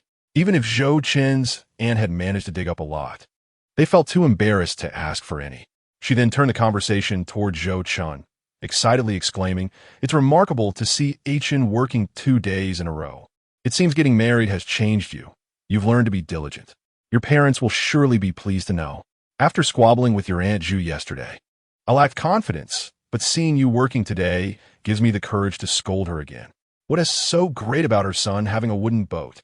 My nephew will surely outshine her son.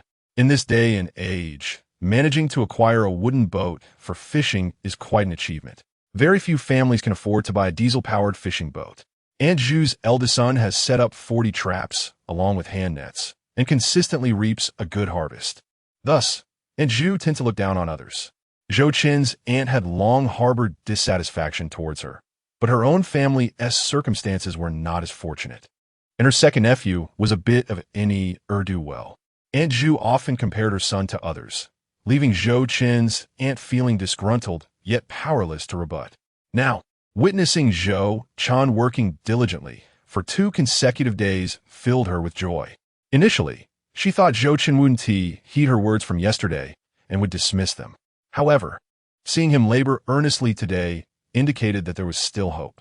Regardless of whether he had genuinely changed, this was undeniably a positive beginning, was it not? By the way, don't forget what I said yesterday. It's about time to go home and apologize to your parents. You ought to get your wedding arranged. Otherwise, what does this even mean? Your father is truly lacking. He hasn't even set a date for the engagement or organized the banquet. Your bride must harbor some grievances. Ha. Of course, to Zhou Chen, a woman is worth 100 ducks. Listening to his aunt's words, he found himself at a loss for words, simply smiling as his face grew stiff. The wedding indeed ought to be arranged, but at the moment, he had nothing to offer. He wished to accumulate some money first so he could host a grand wedding for Su Tao's, making everyone in the vicinity envious. Moreover, given Su Tao's situation, he needed to gauge the villagers' attitudes. After all, this matter could not be rushed.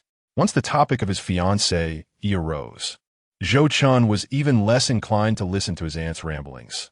His heart was racing with anticipation to return and see his little wife. Enough. I won't keep you any longer. The sun is scorching. It's time to head back.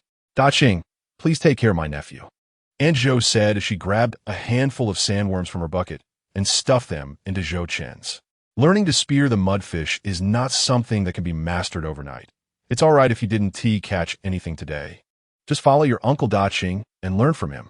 After all, he is your uncle, and if you trace your lineage, you all share the same great-grandfather. Here, I'll give you some earth bamboo shoots. You can eat or sell them when you return. Oh no, Aunt, I really can't accept this. Please take them back to sell. I found quite a few big catches today. Zhou Chen hurriedly pushed back. His aunt's family was not well off. Her 2 sons lived quite frugally. The whole family had to manage their daily expenses and could hardly save enough to buy a boat. They could only work at the dock, helping out or scavenging in their spare time. Just look at her fingers. They hardly resemble a woman's hands. Thick knuckles, a misshapen thumb, and flat, wide nails, most of which were blackened. In this region of Minnan, many women endure such hardship. He felt it was inappropriate to accept the earth bamboo shoots that his aunt had worked so hard to gather. Can you really spear mudfish? Did you catch quite a few big ones? Zhou Chen's aunt squinted at him, her gaze shifting to his bucket, and she could hardly look away. Such a large tiger grouper? And this sizable mudfish? Is that a blue crab? My heavens, it must weigh 2 or 3 pounds. And so many jumping fish. Each exclamation grew louder. Zhou Chen's aunt was awestruck and tossed the earth bamboo shoots back into her bucket. I wasn't lying, was I? Zhou Chen chuckled. All right, I see you're impressive now. May Mazu bless you. Seeing you change your ways, she must be looking out for you. Remember not to slack off. Hurry back to sell. This tiger grouper is about to lose its breath. His aunt, filled with envy, hurriedly urged him on. After bidding farewell to his aunt, Zhou Chen reached the crossroads where he parted ways with the others, with the plump boy and the lean monkey heading home. After Zhou Chen gave the lean monkey 2 cigarettes, he insisted that helping a good brother was only fair, and they headed back. The plump boy shamelessly asked for another cigarette. Zhou Chen arrived at the purchasing point, which was quite crowded at this time. Uncle Daqing, the tide has receded. How many mudfish did you spear this time? As soon as Adu saw Zhou Daqing, His eyes lit up. Mudfish were in high demand and sold the best. I speared 4, but I wasn't the one who caught the most today. Zhou Chen smiled awkwardly. It felt a bit embarrassing to be outdone by the younger generation. Had he known, he would have made an excuse to linger outside longer, letting Zhou Chen sell first. Is that a ping? Adu instinctively thought to compliment. It's my brother Chen. He caught 4, one weighing 2.5 pounds, and he also speared a half-meter-long grouper, along with 2 or 3 pounds of blue crabs and red octopus. You should take a look. A ping beamed, hurriedly lifting Zhou Chen's bucket forward, looking as proud as if he were the one who caught the big haul. Among their group, a ping was the most daring. It would be dishonest to say he lacked jealousy, but a ping genuinely did not harbor any, likely because he was too honest, almost to a fault. What? My heavens! Such a large tiger grouper? Quickly poured out. Adu was equally astonished, gazing at the pile of large catches, his eyes shining with excitement. The people at the purchasing point were taken aback by the scene. Since it was near the dock, many gathered to see the spectacle, marveling at the large blue crabs and octopus on the ground. Such a large tiger grouper, and this big blue crab, such a sizable mudfish, is also rare. It must weigh around 2 pounds, right? Who caught this? It's Chen, Zhou Tian's second son. Chen? It's really him. He can actually do proper work now? How unusual. I heard Zhou Tian found him a wife and brought her home. That's when he started working hard. Hey, have you seen what Chen's wife looks like? Zhou Tian hasn't even mentioned a date for the engagement feast. Shouldn't we all go celebrate? Who knows? Yesterday, Zhou Tian said they might hold the wedding later. I'm quite curious about Chen's wife. Some boats had just docked, and eager onlookers rushed over to see, while others who initially came to the purchasing point to collect fish were so captivated by the 2-pound mudfish that they grudgingly returned to their tasks upon hearing curses from behind. How about that? My brother Chen is impressive. Isn't he? A ping laughed. Impressive, impressive. At that moment, Adu's eyes sparkled as he began weighing the grouper, adding weights to the scale. 12 pounds for the tiger grouper. Incredible. This is the largest one I've encountered this year. And the blue crab weighs 2 pounds and 9 ounces, just shy of 3 pounds, making it a blue crab king. The red octopus weighs 2 pounds and 8 ounces. Come, help me weigh this large mudfish. The largest mudfish weighs 2 pounds and 5 ounces, just as Uncle Da-Ching estimated. From now on, I want need to weigh it. Your estimates are more accurate than mine. The other 3 are smaller, totaling 2 pounds and 1 ounce. And 10 jumping fish weigh 1 pound. Adu was so efficient that he didn't even bother wiping off the water. He swiftly weighed all the catches. Zhou Chen also straightforwardly said, Adu, don't try to haggle. I told you yesterday, I'd bring good catches back to you. And here I am. Not going to any other purchasing points. Fine, I want haggle. The tiger grouper is $1.60 per pound. Blue crabs $1.90. Red octopus 50 cents, and jumping fish 50 cents per pound. Hey, yesterday those 2 large blue crabs sold for $1.80 each. You're only raising my price by a dime for such big ones? Zhou Chen frowned. Don't rush, young man. Blue crabs have been plentiful these days. Yesterday, the market price was $1.60, so I raised it to $1.80 for you.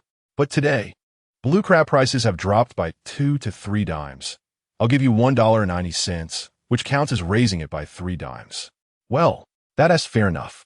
Zhou Chen reluctantly nodded when he saw the nearby cage filled with blue crabs. The large mudfish will be priced separately. I'll give you $1.40 per pound since it's quite rare and there are customers at the town hotels who like it. The smaller ones will be priced at $3. Adu was calculating with an abacus, quickly figuring out the total. Seeing that Zhou Chen didn't object, he felt a slight relief. He was genuinely worried that Zhou Chen might push for a higher price, reducing his profit margin. The total came to $42.91. Let's round it to $43. Here's your money, young man. Don't drop it. You've really struck it rich today. Adu counted out the money and handed it to Zhou Chen. I want to count it again. Zhou Chen, too lazy to recount, quickly packed it away. Afterward, he bought 2 boxes of cigarettes and returned to give them to Zhou Da-Ching. Today, Zhou Da-Ching played a significant role in him catching the mudfish. He felt he should express his gratitude for earning so much money. Oh no, that is unnecessary. Zhou Daqing smiled broadly, wanting to decline. Uncle Daqing, take it. It's thanks to you. How else could I have caught such a large mudfish? In terms of spearing mudfish, you're my mentor. I'll keep the mudfish for a while longer. It's settled then. I'll be on my way. Zhou Chen insisted, shoving the cigarettes into his hands before squeezing through the crowd and leaving. You can keep the mudfish. It's not worth much as it is. This kid is becoming quite thoughtful. Zhou Daqing looked at the cigarettes in his hands, grinning from ear to ear. In front of so many people, he felt quite pleased with Zhou Chen's words. Just as Zhou Chen left, Zhou Tian's boat docked. Zhou Xiong still bore dark circles under his eyes from the previous night's fishing expedition. Due to the rough waves, they had returned early, but fortunately, their catch was decent. As they were about to carry the boxes of fish down, they overheard the purchasing point discussing something, seemingly about their youngest son. Zhou Xiong quickly grabbed someone to inquire, and then he excitedly approached the boat, saying, "Father, my brother has done well. He caught quite a few good things today and sold them for over $40. Zhou's father, momentarily taken aback, was soon approached by someone who cheerfully exclaimed, "Oh dear. Achin usually lazes about, but who would have thought that when he gets serious, he is so impressive. You must go in and take a look. Over 2 kilograms of that big earth dragon, 12 kilograms of grouper, and a huge green crab. Really? That rascal." Zhou's father listened, and a smile emerged on his weary face. It was the first time in many years that he had heard someone praise his youngest son for his accomplishments. It made him feel somewhat uneasy. After marrying, had his son truly begun to strive? Zhou Xiong, stop loitering, finish moving the fish, and hurry back to tell your mother, he called out. All right. Meanwhile, Zhou Chen, unaware of the tales circulating at the dock, was gleefully shopping at a nearby store. He intended to earn and spend. Let's get some fish sauce and soy sauce. Yes, I'll take some of those seasonings and a bag of rice and flour. Also a bag of sweet potato starch. The sweet potato starch is perfect for making noodles. And it's essential for dishes like Minnan porridge and oyster omelets, one of the staples in our region. Sweet potatoes are practically free. Every household grows them. If Zhao Xuan knew I was buying sweet potato starch, she would surely break my legs for wasting money. Oh, by the way, do you sell headlamps and flashlights? I need one of each. Yes, the best you have. And throw in a pair of batteries. Zhou Chen also purchased a headlamp and a flashlight. These essentials were indispensable for night fishing. Candles could be troublesome, and having missed out on buying them yesterday, he was determined to get them today, spending over 10 yuan. There was no choice. The household was in dire need of supplies. He then ventured into a pharmacy to buy some ginseng and a can of tea oil. The nourishing herbs were meant for stewing the earth dragon and blood eel, while the tea oil was for applying on Su Taotao's bruises. He had been forgetful yesterday and neglected to buy it. There were places he couldn't reach, and he had to apply it himself. Holding the tea oil, Zhou Chen's hands trembled slightly, and certain images flashed through his mind, leaving him suddenly parched. Chapter 38. Hiding money with his wife. Never mind, he thought. I'll discuss it later. Zhou Chen cleared his throat and packed his purchases. After acquiring a large array of items, he was jingling with numerous bags. Finally, he spotted a vendor selling golden, fragrant oil cakes. Remembering that Su Taotao had never tasted them, he bought 2, sliced them open, and stuffed them with pea shoots and minced shrimp, carefully stowing them away to keep warm. Cold oil cakes wouldn't tea taste as good. He had no frugal habits typical of people from this era. Money, after all, cannot be taken with you when you die. If one earns but does not enjoy it, what is the point? Moreover, at just 10 cents each, the oil cakes were quite affordable. He recalled seeing fried oyster cakes for 25 cents back in '84, topped with peanuts. While he drooled nearby, unable to scrape together a dime. With a bag full of goods, he joyfully dashed home, eager to show off to his little wife. In the wooden house, Su Taotao was carefully cooking sweet potato shreds with rice. Hearing Zhou Chen's footsteps, she trembled slightly, her little head not yet turned, and instinctively called out, "Zhou Chen, brother?" Quickly turning around in delight, her voice became notably cheerful. "Zhou Chen, you're back. Oh, you bought so many things? Be careful. Let me help you with some of it." She hurried down the plank walkway to assist Zhou Chen. Zhou Chen shared the bucket of blood eel and jumping fish with her. "No, that is too heavy. You just carry this." "Is this blood eel? And jumping fish? Are these for sale?" Zhou Chen You're incredible. You caught so much in just a little while. As Su Taodao clutched the bucket with both hands. She followed Zhou Chen closely, her small face beaming with excitement, showering him with praises as if he were carrying a barrel of gold. Noticing Zhou Chen's sweaty countenance, she freed one hand to hold the bucket with great effort, pulling out a handkerchief and tiptoeing to wipe his brow. Zhou Chen, you've worked hard. Haha, it's not hard at all, not at all. I sold all the good stuff. The bucket is filled with food for us. Zhou Chen bent down to let Su Taotao wipe his sweat, catching a whiff of her delightful fragrance. Then, with enthusiasm, he pulled out a stack of money from his pocket and placed it in Su Taotao's hands. Taotao, look at this. Though they were only a few steps from home, Zhou Chen could hardly wait to discuss the money. Money? Oh, so much. Su Taotao was momentarily stunned, hastily placing the bucket on the sandy ground. Gripping the money tightly, she was so nervous that sweat began to bead on her forehead, as if she could no longer walk. Just over 30 yuan has you this frightened? Zhou Chen chuckled at her reaction. It's too much. I've never seen so much money before. Zhou Chen, you must take it back. I'm afraid the wind will blow it away. And if it falls into the sea, we'll be doomed. With a quiver in her voice, Su Taodao trembled as she offered the money back to Zhou Chen. Genuinely frightened, Zhou Chen, bemused, took the money from her, and only then did Su Taodao breathe a sigh of relief. Zhou Chen had scared her witless by handing over so much cash. Zhou Chen, did you earn all this? If it were me, I'd have to mend nets for months to make this much. Her big eyes blinked in admiration as she asked. Yes, I caught a lot of seafood just now. Zhou Chen briefly recounted how he had speared the earth dragon and collected seafood, eliciting gasps of astonishment from the little girl, as if he were slaying a dragon from legend. In her admiring gaze, he felt like a valiant dragon slayer, which made him somewhat bashful. Upon returning home, Su Taodao helped Zhou Chen organize the items: seasonings, flour, sweet potato starch, flashlight, and headlamp. With every item she unpacked, she couldn't help but leap with joy. Zhou Chen smiled. It was the first time someone had appreciated his hard work so much. This feeling was truly gratifying. Then Su Taodao carefully categorized and arranged everything. For the valuable items like the headlamp and flashlight, she placed them meticulously beside the bed, where a wooden board was nailed up with 2 ropes, serving as a makeshift shelf. The flashlight and headlamp were arranged with care, and the spare batteries were reverently set aside, all neatly organized. Zhou Chen looked at the makeshift shelf in surprise. He had no recollection of it being there. Feeling slightly embarrassed, Su Taotao explained, I thought we had no place to put things, so I found some old nails, probably left over from repairs, and made a shelf here. I also fixed some of the damaged floorboards with pieces I gathered.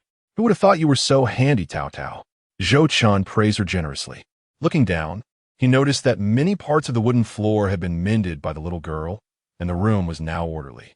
Flour and rice were placed on the table, likely to avoid moisture, while a basin of water was prepared with the previously caught earth dragon bubbling away inside. This is our home. I must keep it tidy. Su Taodao smiled shyly, her lips pressed together. Although the house had initially been bare, thanks to Zhou Chen's efforts over the past few days, it was beginning to resemble a home. Having a home had always been her heartfelt wish. Yes, this is our home, and you are the mistress of the house. Zhou Chen gently tousled Su Taotao's little head, then produced a 10 yuan note and handed the remainder of the money to her. Here, Taotao, take this and keep it safe for me. Huh? This money is all for me? Su Taotao responded, a hint of anxiety in her voice. Brother Zhou Chen, I'm afraid I might lose it. I've never had this much money before. Zhou Chen took her warm little hand and smiled reassuringly. Don't worry. There aren't any thieves in this drafty place. Come, I'll show you where to hide the money. Okay, Su Taotao replied, feeling a bit dazed as she allowed Zhou Chen to lead her. He brought her to the bedside, lifted the blanket, and revealed a hollow spot in the floorboards, just the right size for concealing money. Su Taotao rummaged through her bundle and surprisingly pulled out a handkerchief. Unfolding it, she revealed a neat stack of bills and coins, all neatly arranged, predominantly in small denominations. Embarrassed, she smiled shyly and said, By the way, Brother Zhou Chen, this is my savings for my dowry over the years, totaling 5 yuan, 80 cents, and 6 fun. It's all for you. Did you save All this money yourself? Zhou Chen asked, somewhat taken aback. Yes. Although my parents usually take the money I earn from my odd jobs, sometimes people would give me a few extra cents for my hard work, and I would secretly save it. Occasionally, I would go scavenging at night, and if I found something, I could sell it. Once I got caught, and my father scolded me so badly that I couldn't get out of bed for 3 days, and all my money was taken away. Fortunately, I had hidden some in the chicken coop, or I would have had even more. Su Taotao eagerly pressed the money into Zhou Chen's hands, casually recounting her past experiences without feeling a hint of grievance, only lamenting the loss of a few coins. Zhou Chen felt a pang of sorrow for her and silently recorded a debt against her parents in his mind. He placed his 21 yuan into the handkerchief along with her 5 yuan, 80 cents, and 6 fun, saying, "Now we have a total of 26 yuan, 80 cents, and 6 fun. This will be the first savings of our little family, so make sure to take good care of it." "Sure, I will definitely take good care of the money," Su Taotao affirmed earnestly, carefully folding the handkerchief and placing it in the hollow spot. She then gently patted it and whispered, "Money, stay here and don't run away. Brother Zhou Chen works hard to earn you. You must not cause any trouble." After neatly covering the blanket again, Su Taotao turned back reluctantly as they left together. "Oh wait, look what I brought for you to eat." Zhou Chen suddenly remembered the oil cakes he had with him and quickly pulled them out to hand to Su Taotao. "Is this an oil cake?" she asked, inhaling the fragrant aroma. Her eyes lit up as she unwrapped the oil paper, revealing the golden cakes, and she couldn't help but swallow her saliva, filled with delight. "Brother Zhou Chen, you are so good to me, always bringing delicious treats." Having grown up, she had never tasted an oil cake before. "Did a 10-cent oil cake win you over?" Zhou Chen teased, pinching her cheek. In this era, even if one bought a girl a bag worth thousands, she might complain it was too cheap. A bouquet costing a couple of hundred might also be dismissed as unworthy. However, sharing something as simple as an oil cake brought genuine joy and warmth. Seeing the oil cake, an idea struck Su Taotao, and she quickly offered a piece to Zhou Chen. "Brother Zhou Chen, you eat. Scavenging ashore is hard work. You should have the oil cake." She only needed a small taste. "No, I bought 2. We each have 1. Hurry and eat before they cool down," Zhou Chen insisted, pulling out the other oil cake and taking a large bite in front of Su Taotao. The crispy texture combined with the flavors of oil and shrimp was utterly delectable. "Next time, you only need to buy 1 for yourself. You don't have to buy for me." "I don't need anything so extravagant," she replied, concerned about the expense. Zhou Chen remained silent. He would decide whether to buy or not. Some things were better left unsaid, as he intended to ensure Su Taotao remained healthy and well-fed. As Su Taotao carefully enjoyed her oil cake, catching the crumbs with her little hands, her eyes sparkled with joy. After finishing, she gathered the crumbs to eat and then looked at Zhou Chen's muddy clothes. "Brother Zhou Chen, you should wash up first. Afterward, I'll wash your clothes." "All right," he replied. Zhou Chen changed into his only spare set of clothes. When he had been sent away, Zhao Shui had stuffed him into a barrel. Otherwise, he might not have had a change of clothes at all. As he removed his shirt in front of Su Taotao, he suddenly remembered she was still in the room. The little girl turned her back, busy wiping the table. Yet Zhou Chen could sense her embarrassment from her posture. To spare her any awkwardness, he quickly finished changing, folded his old clothes, and called out, "Taotao, I'm done changing." "Huh? Oh, okay." Su Taotao's small frame trembled slightly as she hurriedly ran over, her face flushed. She took the clothes and grabbed the soap, only to realize there was only 1 basin, which still held the previously caught loach. "Let us do this together. You wash the clothes while I prepare the loach, blood eel, and jumping fish by the river. I'll make you a medicinal soup with loach and blood eel for lunch," Zhou Chen said, efficiently tossing the loach into his bucket, freeing the basin for Su Taotao. "Ah, are we eating all of this? If sold, it could fetch a good price," she remarked, glancing at the catch with a tinge of regret. "Isn't the point of earning money to spend it on yourself? If not for that, what is the purpose of making money? Besides, your priority now is to regain your health. Don't you want to have little babies for me?" "Of course I do." "Then listen to me and focus on getting better." Zhou Chen tossed the knife into the bucket as well, then placed the basin of dirty clothes on top and headed outside, holding Su Taotao's hand with one hand and carrying the bucket with the other. Su Taotao's cheeks flushed with shyness as she whispered, "What if someone sees us outside?"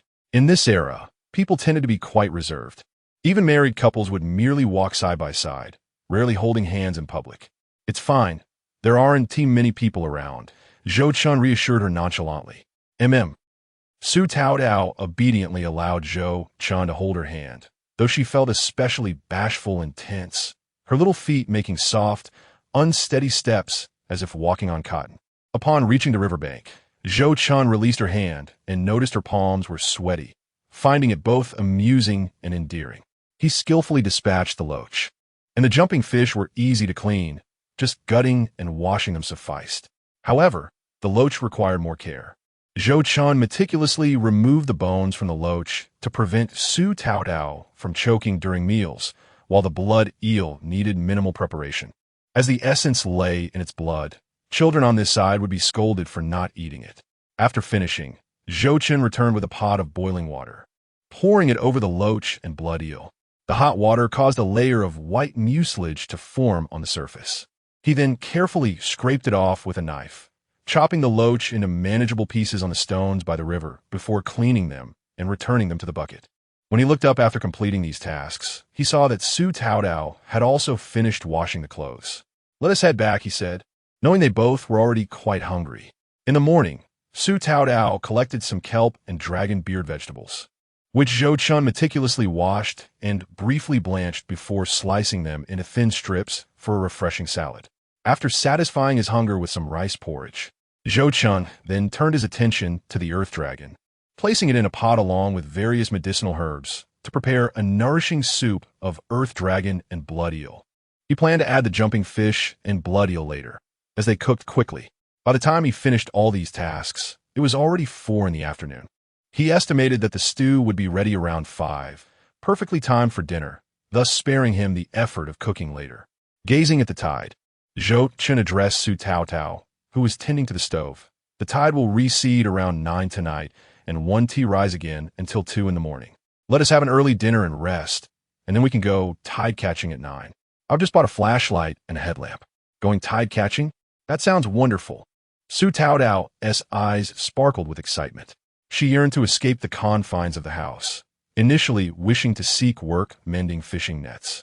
However, she hesitated, fearing others would notice her eyes, which led her to remain indoors.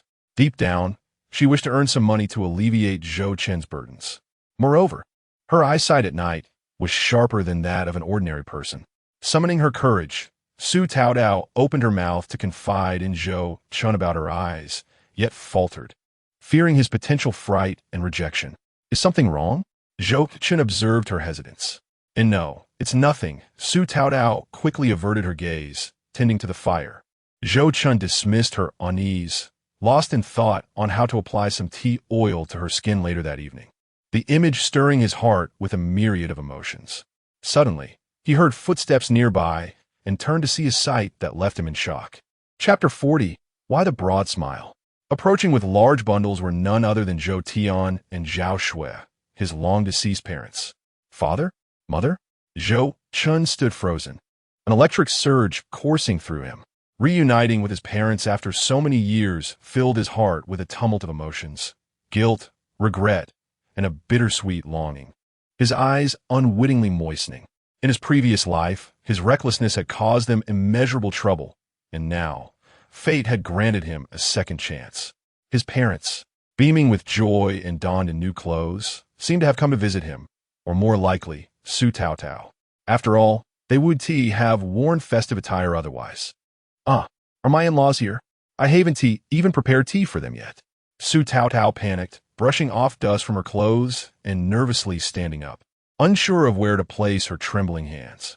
She glanced at the approaching couple and quickly told Zhou Chen, keep an eye on the fire. I'll go change clothes." "All right, go ahead," Zhou Chen replied, striving to compose himself while adding dry firewood to the stove, ensuring it would burn for a while. When Su Taotao emerged, nervously wearing her yellow dress and trying to conceal the patches, Zhou's parents had already arrived. "Father, mother." Zhou Chen eagerly rushed to greet them, with Su Taotao sweetly helping to carry the items his mother held. "Why would you let her carry that? It's heavy. Just let Zhou Chen do it. Zhou's mother dismissed Su Taotao's offer, shoving the items into Zhou Chen's arms while she grasped Su Taotao's hand, her face beaming with pride. Come here, Taotao. Let me have a look at you. Oh my, what a lovely girl you are. Zhou's mother couldn't stop praising Su Taotao, who blushed and shyly replied. Mother, quickly, let us go inside. It's windy outside. Here's a red envelope for you.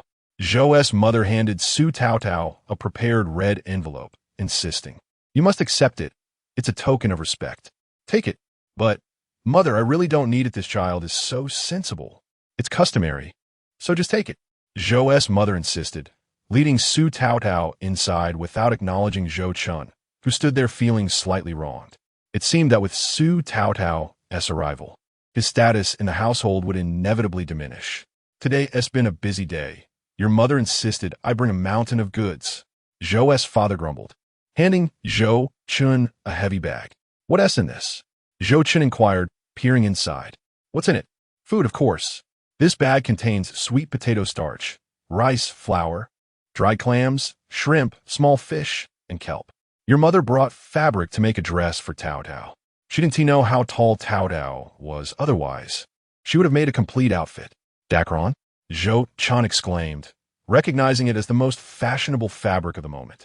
But what about my things? You don't get anything. What do you have to offer?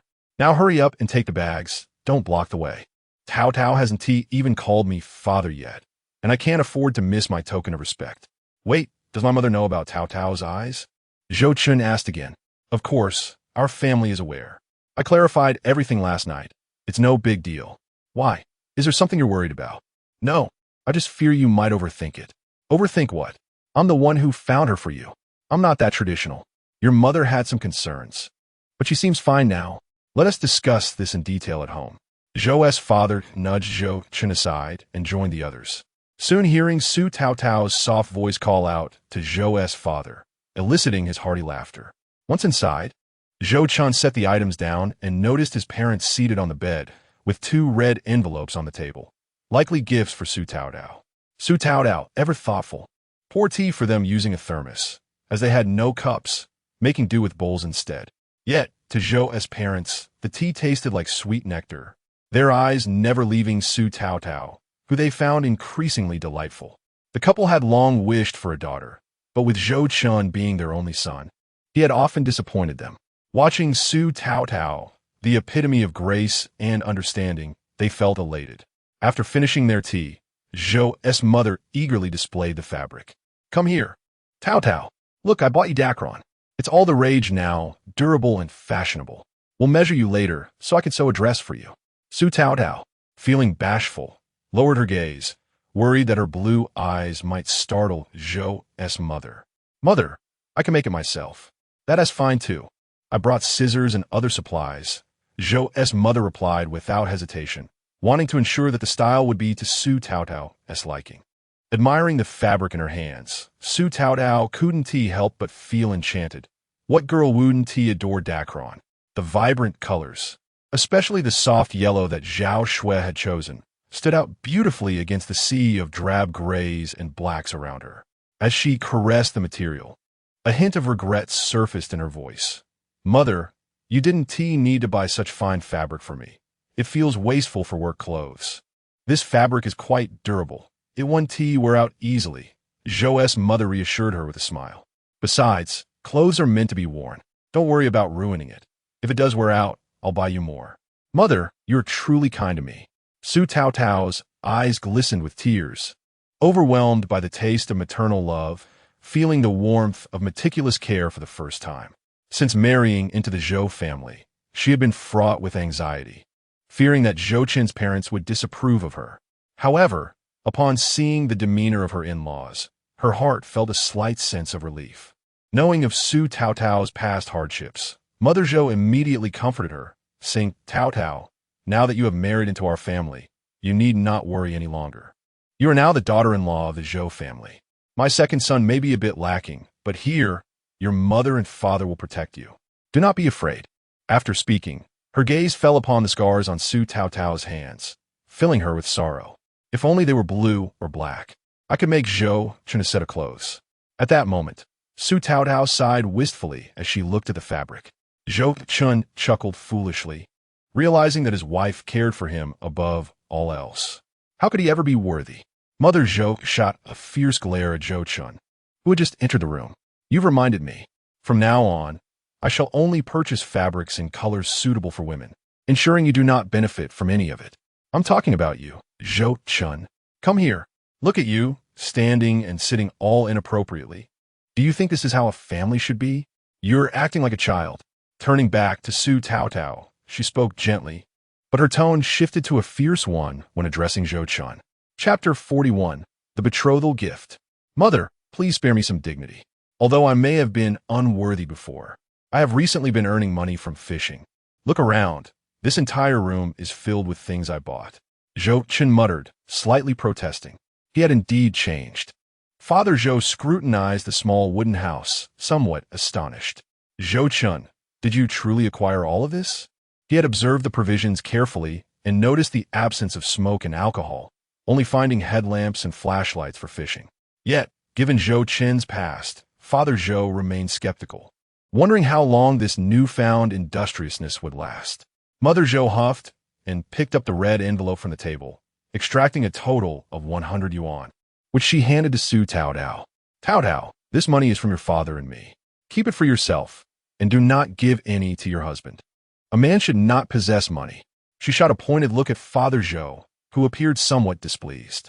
Did she not realize she should leave him some face in front of her daughter-in-law? Having been controlled by his mother in childhood and by his wife in adulthood, he now found himself dependent on his son and daughter-in-law. What a tragic life. Yet, he dared not speak, sulking quietly on the bed. Zhou Chen pouted but remained silent, exchanging glances with his father, one filled with sympathetic understanding, the other with helplessness, both hoping his little wife wouldn't be misled by her mother. Su Taotao was taken aback by the amount of money in the envelope, her eyes brimming with tears. Mother Zhou insisted, pushing the money into Su Taotao's hands. Mother, you were so kind. Holding the money, Su Taotao was overcome with emotion. Back home, her parents would scold her for even hiding a single coin. She had no dowry when she married, and she was only allowed to leave after completing her chores. Oh, my dear girl, you have suffered too much. Unlike this rascal, who I've raised all these years, I have never heard him utter a single kind word. Mother Zhou grasped Su Taotao's hand, her eyes also red with tears. A daughter is indeed precious. Raising a son only brings hardship. Mother, you are the best. I will cherish you forever. Zhou Chen sincerely expressed his feelings, only to receive a disapproving glare from Mother Zhou, silencing him. It seemed he was still perceived as a hopeless rogue in her eyes. Mother Zhou repeatedly instructed Su Taotao to keep a close watch on Zhou Chen, despite Su Taotao's feeble attempts to defend him. However, she was drowned out by Mother Zhou's recounting of Zhou Chen's childhood misdeeds. While scolding Zhou Chen, Mother Zhou reminded him to listen to Su Taotao, leaving him with no choice but to comply. As the conversation progressed, Father Zhou cleared his throat, sensing the two women were about to continue indefinitely. Hearing the cough, Mother Zhou remembered the important matter at hand and quickly said, Taotao, your father has mentioned your eye condition. Upon hearing this, Su Taotao's heart skipped a beat, and she hastily explained, Mother, it's just that my eyes are different colors. Everything else is fine. It doesn't affect anything, and I can still have children. I'm not a disaster. Her voice trembled as she spoke, instinctively glancing at Zhou Chen, her nose tinged with sadness. She truly did not want to leave him and feared that Mother Zhou would send her away. Do not be afraid. I can see that you are a kind-hearted girl. How can anything bad happen to you? Your father and I have come through tough times. Please do not worry. We think very highly of you, and we have no objections. The color of your eyes is determined by fate, and there are many blue-eyed foreigners in the port area. If anyone is to be considered a disaster, it is Zhou Chen. With a sharp glance at Zhou Chen, Mother Zhou took Su Taotao's hand and added, So do not be scared. We mention this not to blame you, but to find a way to help you. Really? Is that true? Su Taotao looked at Mother Zhou with hope.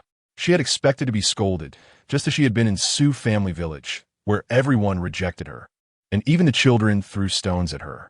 She had finally married Zhou Chen and found a home. She truly did not want to leave. Would I lie to you? We were simply concerned about the gossips in the village.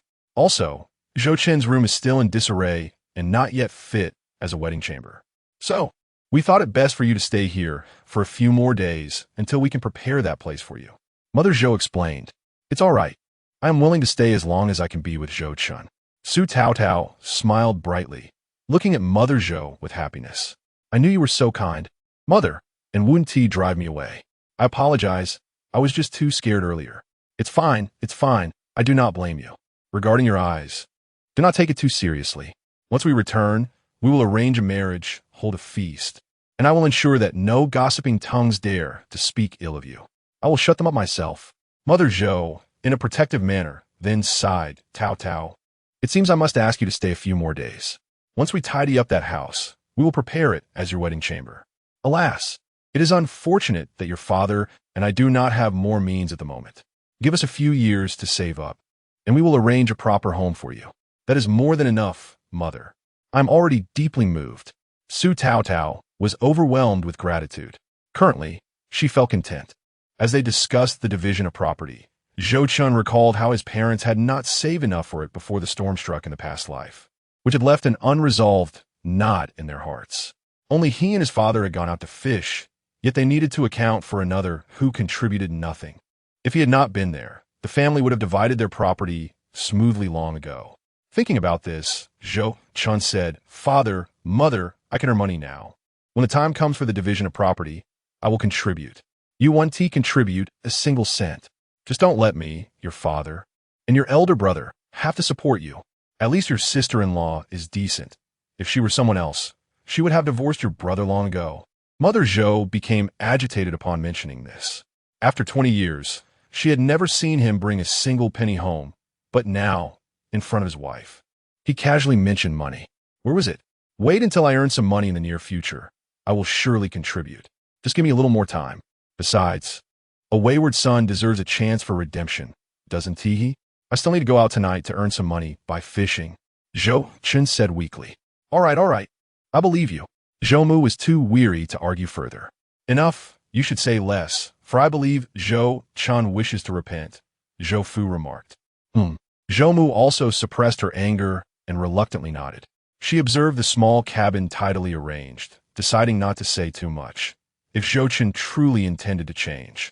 Her excessive words might only undermine his confidence. During this busy period of going out to sea, we must also hire someone to repaint the walls. You should wait for a week before returning.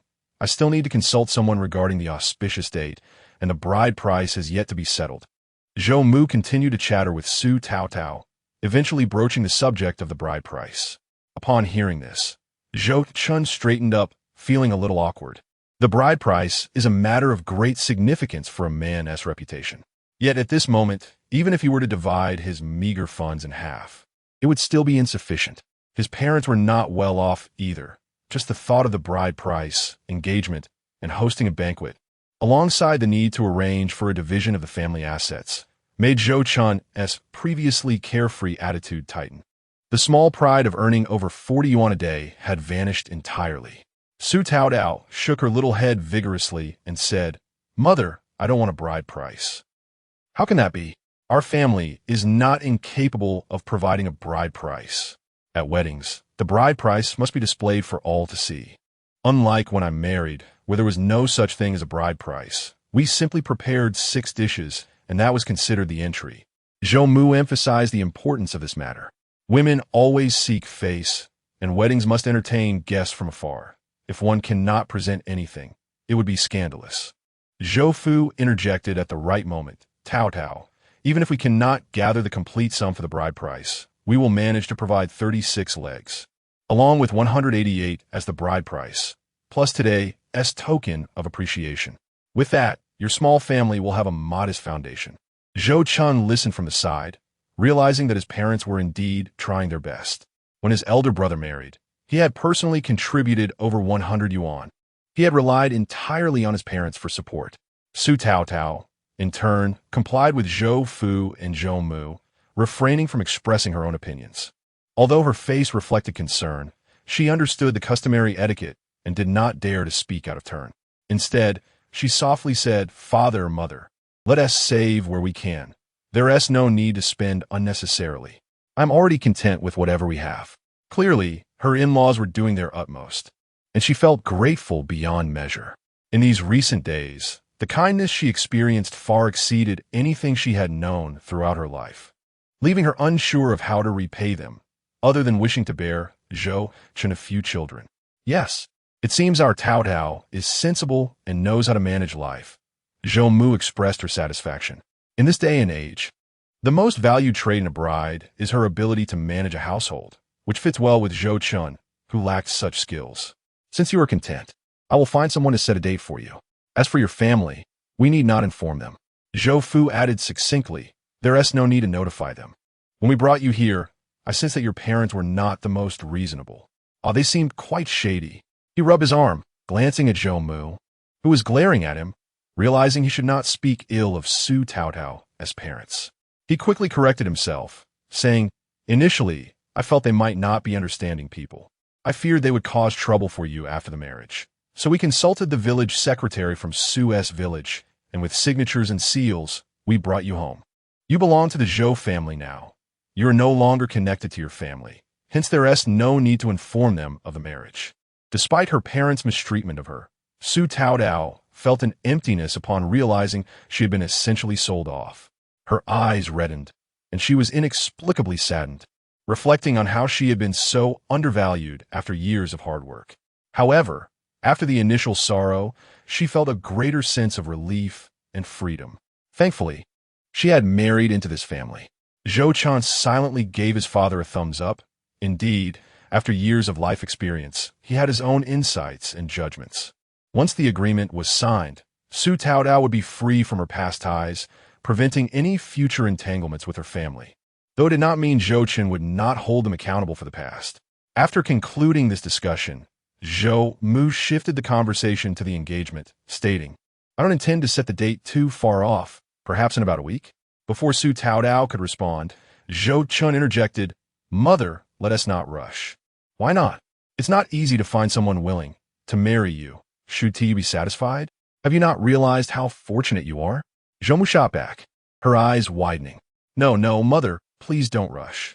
I was thinking that since my brother contributed his own money for his wedding, if I don't contribute anything, it wouldn't be right.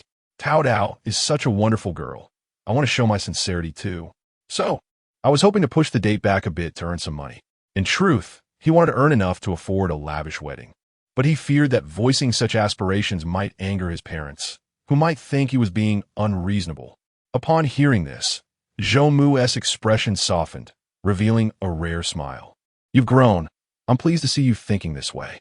Zhou Fu glanced at Zhou Chen, somewhat surprised. "You understand what responsibility means?" "Of course I do."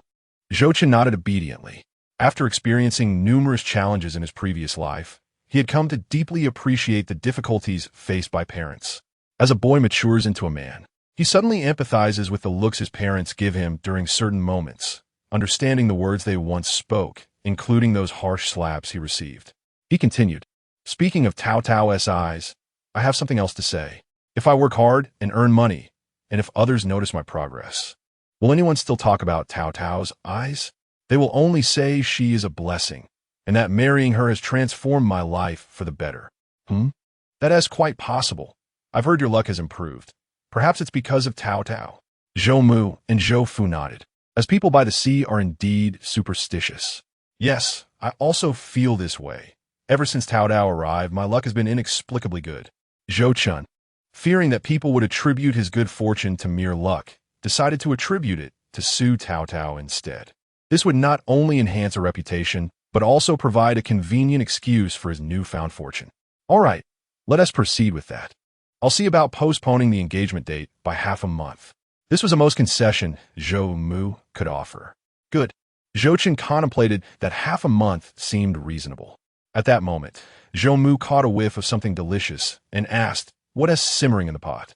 Su Tao Tao quickly replied, "Mother, it's Zhou Chen who made the medicinal soup with blood eel and added 4 jumping fish. You should stay and eat with us." "Oh no," Zhou Chen thought to himself, realizing the situation was less than ideal. As expected, Mother Zhou's brows furrowed deeply as she gazed at Zhou Chen, demanding to know how much money he had earned from the sea in the past 2 days. How dare you eat like this? I truly thought you had changed your ways.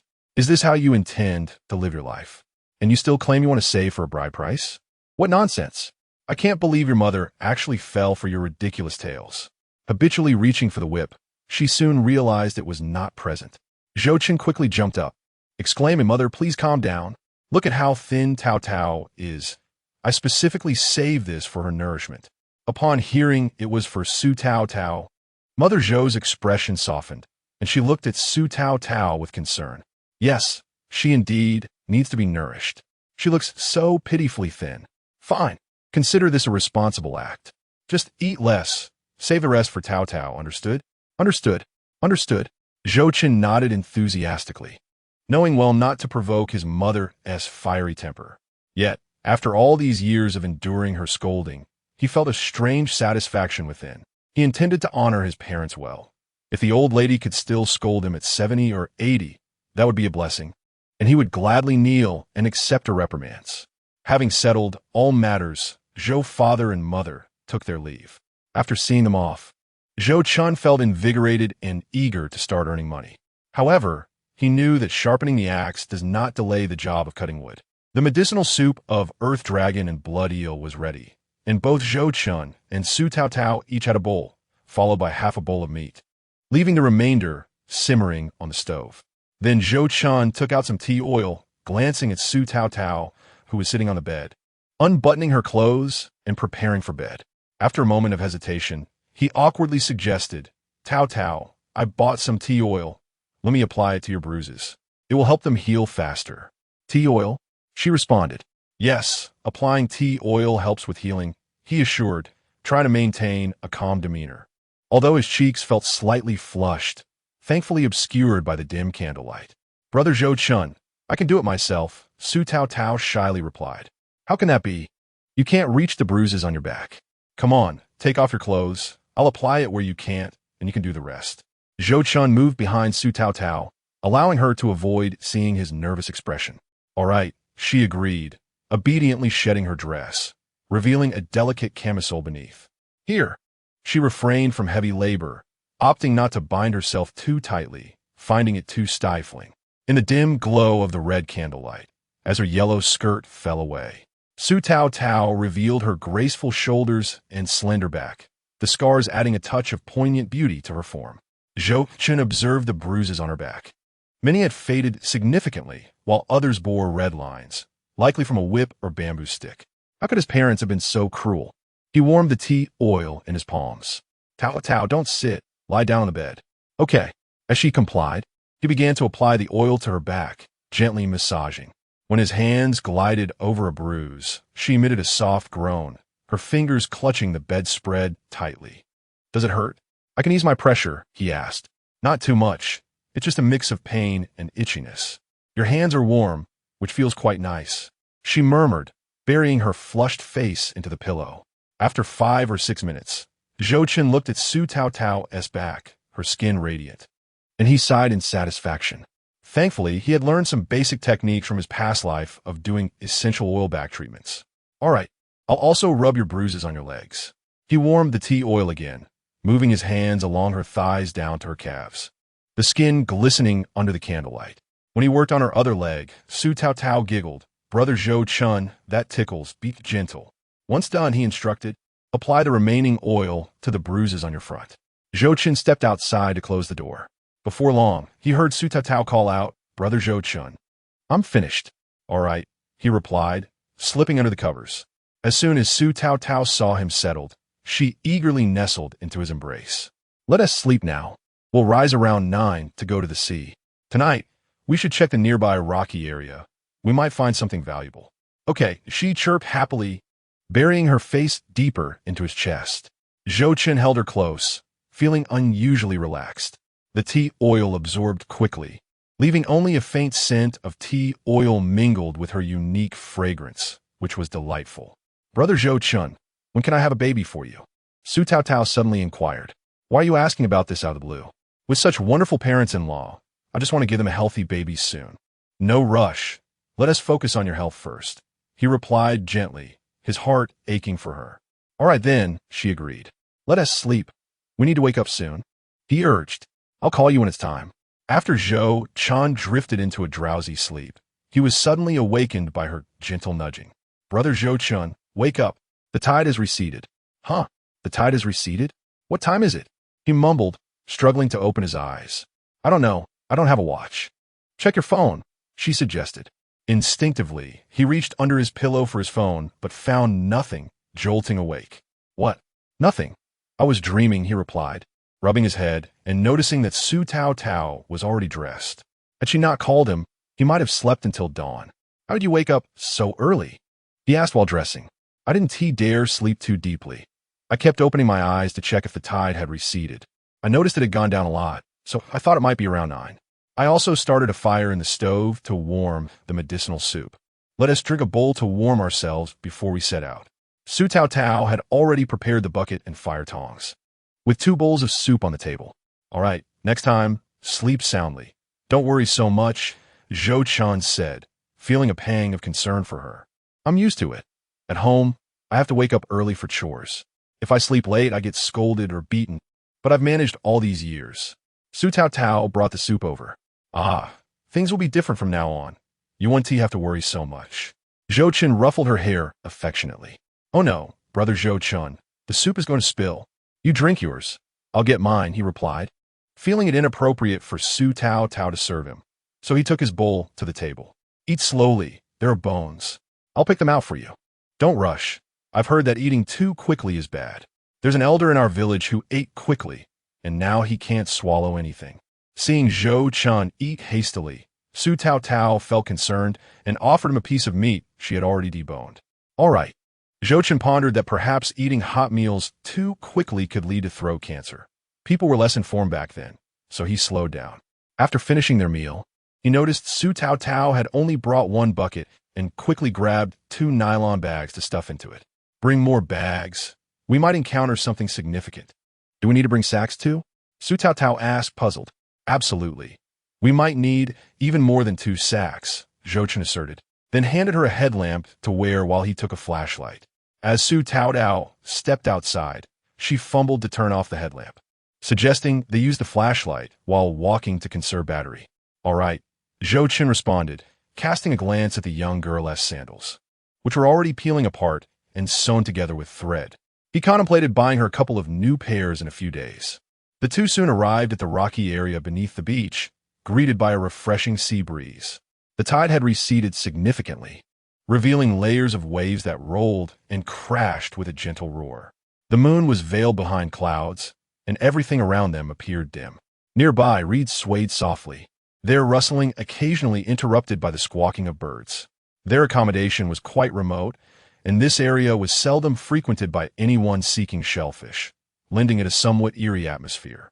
Just as Zhou Chen arrived, a seabird suddenly burst forth from the reeds beside him. Su Tao Tao, already a bit frightened, instinctively burrowed into Zhou Chen's embrace. "It's all right, just a pelican," Zhou Chen reassured her, patting her back. The pelican, known locally as the tangy, has a broad, elongated beak and a large expandable throat pouch. It was still warm, and as autumn approached, these pelicans would migrate away. "Pelican?" Su Tao Tao's eyes sparkled as she spotted a few more pelicans flapping their long beaks in the distance. "Brother Zhou Chen, there must be pelican eggs in this reed marsh. Let's go look for them." Chapter 44. A Late-Night Bounty by the Sea. "Let us see." Zhou Chen's eyes lit up at the mention of pelican eggs. He quickly grabbed the fire tongs to sift through the grass, shooing away snakes as he led Su Tao Tao into the reeds.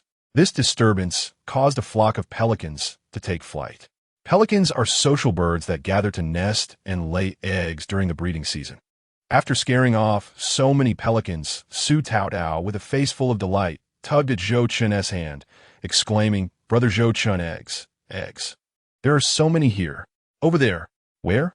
Zhou Chen followed the direction she pointed with his flashlight, revealing over a dozen nests woven from twigs and lined with reeds and feathers. Each nest contained 2 or 3 fist-sized eggs, their colors strikingly beautiful in shades of blue and white. Su Tao Tao hurried to collect the eggs, soon cradling 3 or 4 in her arms.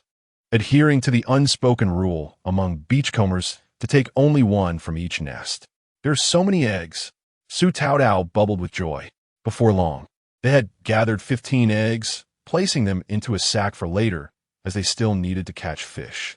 Let us save some to eat and sell the rest, Su Taotao suggested, eyeing the blue and white eggs with glee. Let's keep them all for eating, Zhou Chen replied with a smile. The people who forage for nests are likely numerous, and selling them one tea yield much money. It's said that pelican eggs are far more nutritious than chicken eggs. You should eat more to build your strength. All right then. Su Taotao hesitated, but eventually nodded in agreement, realizing she needed to regain her strength to bear children for Zhou Chen. Zhou Chen then led her to the rocky area. Upon arrival, Zhou Chen had yet to spot anything of interest when Su Taotao suddenly pointed toward a dark pool beneath a rock. Brother Zhou Chen, there are fish over there, their tails reflecting light. Reflecting light? Zhou Chen hastily shone his flashlight in that direction, discovering a golden glimmer that made his heart race. Could it be a cucumber fish, commonly known as the yellow croaker? He quickly followed Su Taotao, who was eagerly dashing ahead, marveling at her keen eyesight. Often, he overlooked things that she noticed first, causing a twinge of frustration in his masculine pride. Upon reaching the pool, the golden fish was still flopping about. Su Taotao rushed over, gripping it by the gills and lifting it up. When Zhou Chen saw it, illuminated by the light, he felt a pang of disappointment. It was merely a golden pomfret. This fish lacked vitality, having likely been stranded for some time.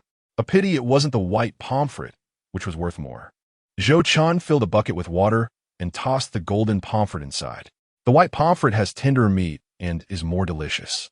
He recalled that during the fishing moratorium in his past life, white pomfrets weighing over 6 or 7 taels could fetch over 100 yuan per pound. Golden pomfrets were acceptable too. This one was nearly a pound. Su Taotao beamed with happiness, her lovely face glowing with delight. After walking a few steps, they discovered a large expanse of mussels and oysters, along with other shellfish like cow eyes and soldier hats. Su Taotao excitedly grabbed a shovel, saying, Brother Zhou Chen, you go explore elsewhere. I'll dig up more mussels and soldier hats. Once dried, we won't have to worry about cooking without vegetables.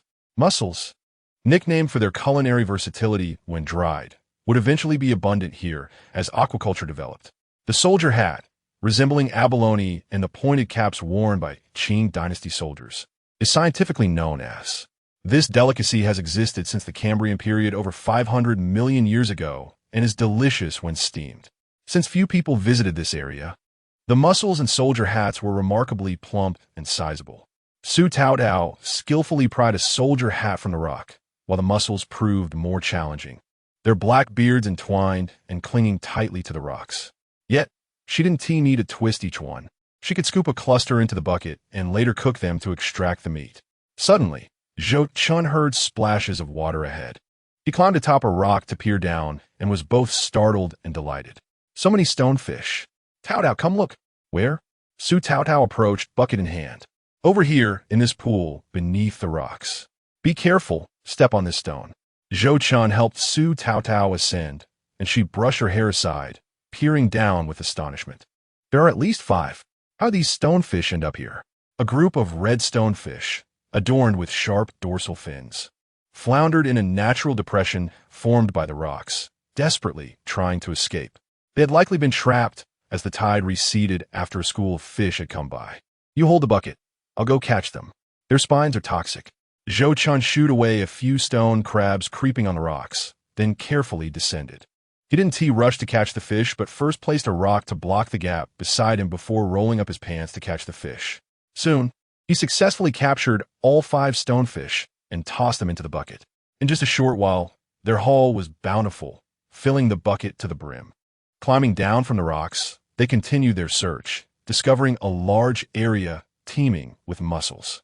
Zhou Chen decided to join Su Taotao in gathering this abundant bounty, filling an entire sack.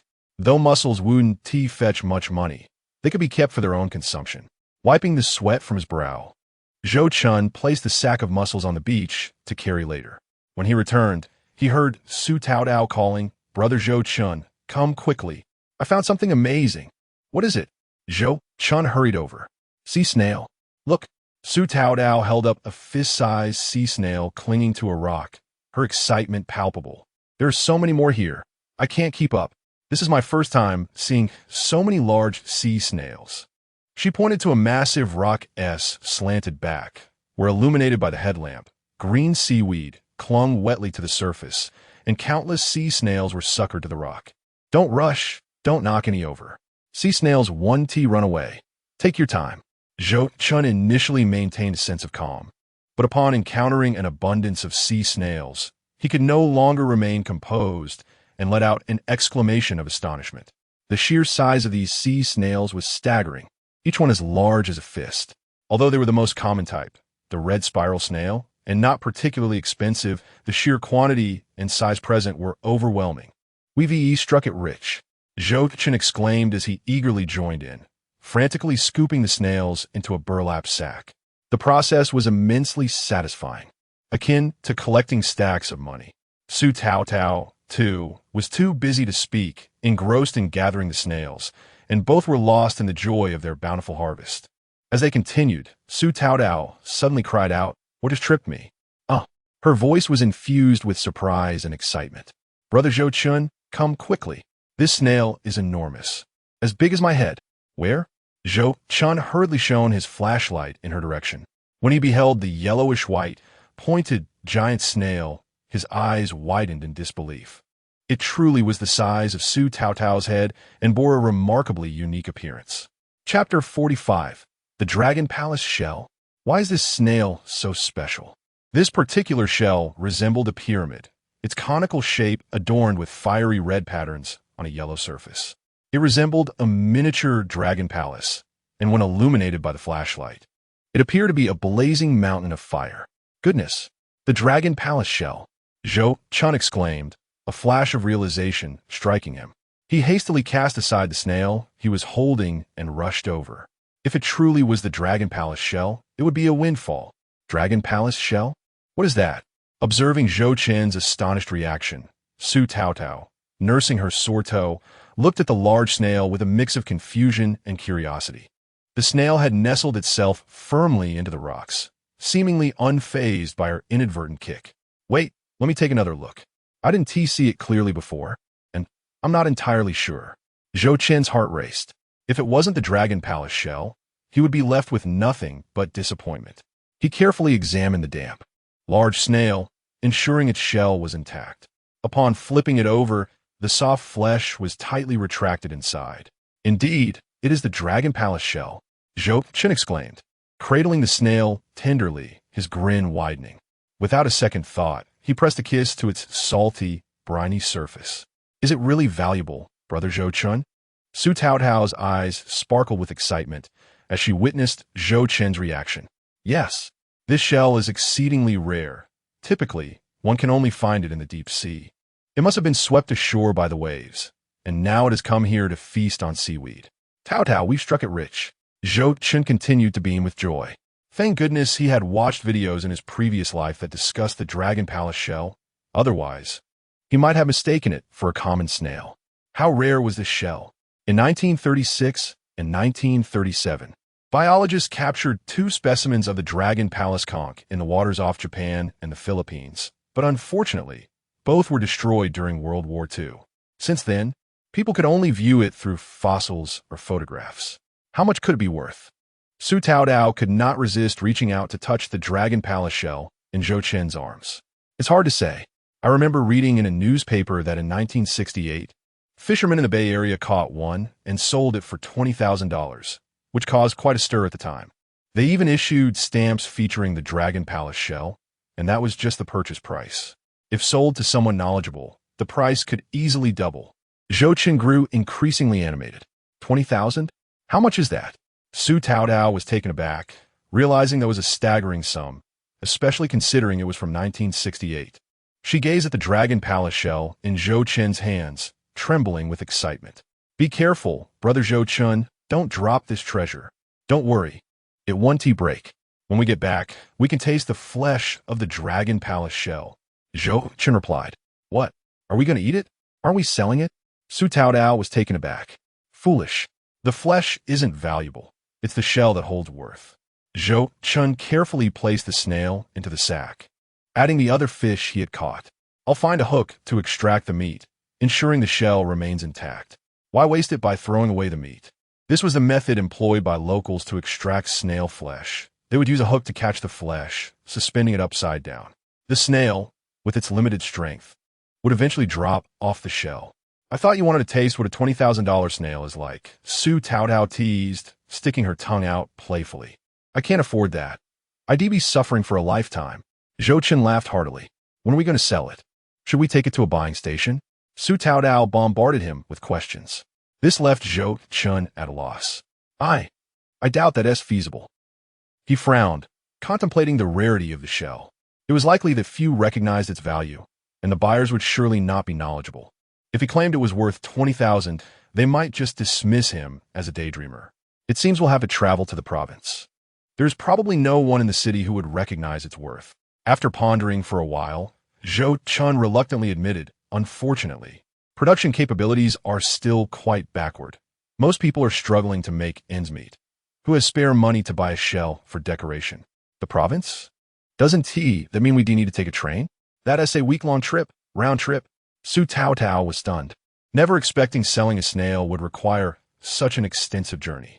Zhou Chen shared her sentiment, feeling it would be a hassle, and he had more to say. Even if they traveled to the province, he doubted anyone would recognize its value. Even if they did, they likely wouldn't have the funds to purchase it. Moreover, selling it now might be too hasty. It might be wiser to keep it for a decade or so, potentially fetching an astronomical price. After careful consideration, Zhou Chen proposed. Taotao, we aren't in dire straits yet. Let us keep the Dragon Palace shell at home for now. The longer we hold on to it, the more valuable it may become. People say the Dragon Palace shell brings good fortune. It wouldn't command such a high price otherwise.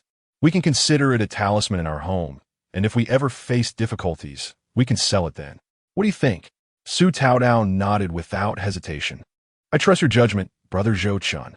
I'm also concerned that selling it might attract trouble. I heard from the neighbor that some ill-intentioned individuals target the wealthy. In truth, she had more on her mind. The neighbor also mentioned that men tend to become corrupt when they acquire wealth. What if Zhou Chen sold the shell for $20,000 and didn't return from the province, marrying a city girl instead? Although she believed Zhou Chen had treated her well during their time together, she worried that poverty was the motivating factor for his diligence. She feared that with money, he might transform into the lazy man people spoke of. Being poor is fine. I'm not afraid of hardship. I can work hard to support the family, she thought. The secret of the Dragon Palace shell should remain between them. No one else should know, especially not their parents. Their mother had a penchant for boasting, and if she let it slip, peaceful nights would be a thing of the past. Zhou Chen emphasized once more, I understand. You can rely on me, Taotao. Su Taotao nodded solemnly, as though she had received a royal decree. Upon returning, the Dragon Palace shell would be entrusted to Zhou Chen for safekeeping, and from that day forth, he would oversee all valuable items in their home. Zhou Chen smiled again, feeling reassured as he entrusted the money to Su Taotao for safekeeping. He was confident in her meticulous nature. She would not squander it carelessly, nor would she, like women in later times, transfer the fruits of a man's labor to her family or her brother. All right, Su Taotao beamed with delight, feeling cherished by Zhou Chen's trust in her to safeguard such valuable possessions. After the initial excitement, Zhou Chen resumed gathering the sea snails. Noting there was still a vast expanse left to collect, the duo continued to bend over, picking up the snails for over 10 minutes, occasionally straightening up to relieve their aching backs. Yet, neither complained of fatigue, faced with such an abundance of sea snails. Anyone would wish to collect them tirelessly for a day and night. Chapter 46. A surprise encounter before leaving. Before long, their large sack was brimming. Fortunately, they had brought enough bags with them. One bag was filled with green mussels mixed with hat-shaped shells, another with sea snails, while a separate bag contained stone crabs and golden pomfrets. The fragile goose eggs were carefully placed in a net, and the Dragon Palace shells were stored in a bucket. It was time to depart. Though apart from the Dragon Palace shells, they had not gathered anything of significant value. Listening to the increasing roar of the tide in the distance, Zhou Chen realized that high tide was imminent, and they could not afford to delay any longer. The rising waters came swiftly, and once the tide reached their feet, it would be too late to escape. That's enough. This bag of sea snails should fetch a good price, along with all these stone crabs. Su Taodao felt content and smiled as she tied the sack shut. However, when she lifted the bag, her face flushed with effort, and she was momentarily stunned, realizing that they had collected too much to carry back. Don't worry, I can handle it. Zhou Chen chuckled, confident in his enhanced strength. He lifted 2 bags, each weighing around 50 pounds, and turned to Su Taodao, instructing her to step aside. What? Don't you need my help? Su Taodao was taken aback, having envisioned the 2 of them carrying the bags together. No need. You underestimate your man. With a firm voice, Zhou Chen placed the bag of sea snails on his left shoulder, then bent down to grab the bag of green mussels from a higher rock. With a slight tug, it settled onto his right shoulder. After taking a few steps, the combined weight of over 100 pounds posed little challenge for him. For a dock worker, this was considered light work. In later times, porters in Chongqing carried hundreds of pounds without issue. Wow, Zhou Chen, how are you so strong? Isn't it too heavy?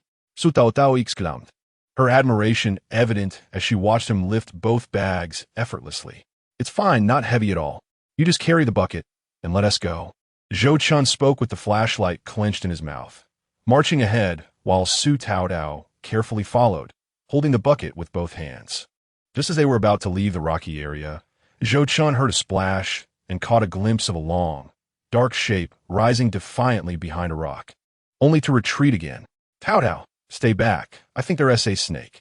Zhou Chen's heart raced as he felt a chill run down his spine. Surely, it couldn't be a cobra lurking behind the rocks. He had heard tales of a friend skilled in dealing with cobras, but he was not so fortunate. The mere sight of a snake made him uneasy, and he certainly did not want to be bitten. He hastily retreated with the bags, nearly losing his footing, and once steady, he attempted to shine the flashlight on the creature, but the distance was too far to discern clearly. Is that a cobra? Su Taodao gasped, also startled. As she peered in the direction Zhou Chen was looking, the flashlight couldn't reach that far, but she managed to illuminate the area enough to see a long, slippery form moving behind the rocks, displaying a rather agitated demeanor.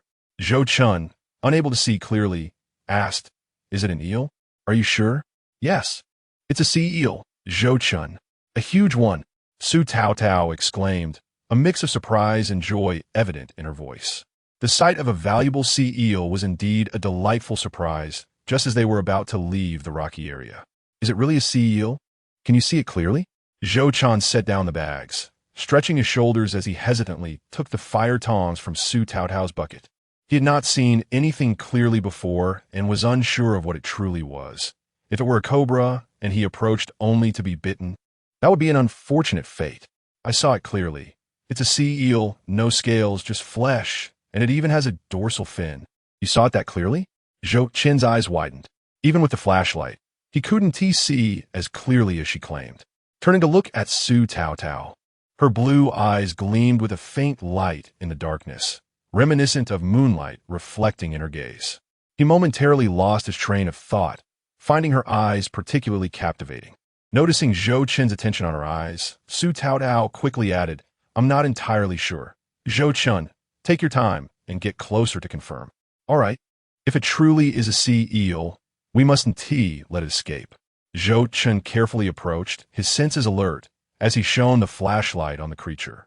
The startled creature darted out from behind the rocks, opening its mouth wide in a display of aggression.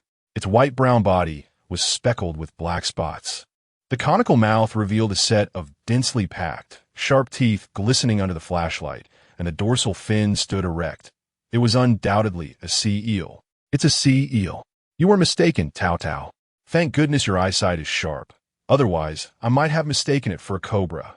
Zhou Chen exclaimed with excitement, realizing they had indeed stumbled upon something significant after previously lamenting the lack of valuable finds. Really? What species is it? Su Taodao's face lit up with joy upon receiving Zhou Chen's praise for her keen sight, and she hurried over. It should be a white-spotted eel. Look at all those black dots. It must be a white-spotted one, right? Zhou Chen, not well-versed in eels, explained. In their region, eels were commonly referred to as black eel, white eel, or stone eel, categorized primarily by their patterns. The stone eel was further divided into types, such as tiger eel, white-spotted, and broad-banded, merely named according to their patterns without much distinction among coastal dwellers. The black eel was commonly used for grilled eel dishes, while the white eel was less valuable due to its numerous bones, typically used for soup. The white-spotted stone eel, however, was the most prized. It had fewer bones, rich fat content, and was delightful when steamed, bursting with flavor. Their luck was evident as the white-spotted stone eel swam gracefully over the rocks under Zhou Chen's flashlight. Its body adorned with a pattern reminiscent of a spotted dog, half of its body upright, mouth agape in defiance. Zhou Chen, be careful. Sea eels can bite fiercely and can take a chunk out. Su Tao Tao wouldn't softly. I know. Just keep your distance. I don't want it to escape and bite you while I'm trying to catch it. Zhou Chen nodded excitedly, cleaning the mud off the fire tongs and roughening them slightly to prevent slipping when capturing the eel. He then removed his tank top, wrapping it around his left hand to enhance grip while catching the eel. It wasn't that Zhou Chen was cowardly. The sea eel is quite ferocious. Some can leap over a meter to bite a person. This particular eel approaches 1.5 meters in length and is extremely dangerous. Its mouth is filled with sharp teeth, capable of taking a substantial bite, so one cannot afford to be careless. When using the fire tongs, it is imperative to grasp its head. Holding its body is futile, as it will flip over and bite. Only by securing its head and simultaneously gripping it with one hand while stepping on it with the foot can one subdue it. Peach, gather some stones. If I manage to catch it, strike it to stun it, Zhou Chen instructed. He did not bring a large net. Such a sizable eel would need to be incapacitated to be taken away, as it would not fit in the bucket otherwise. All right, be careful, Brother Zhou Chen.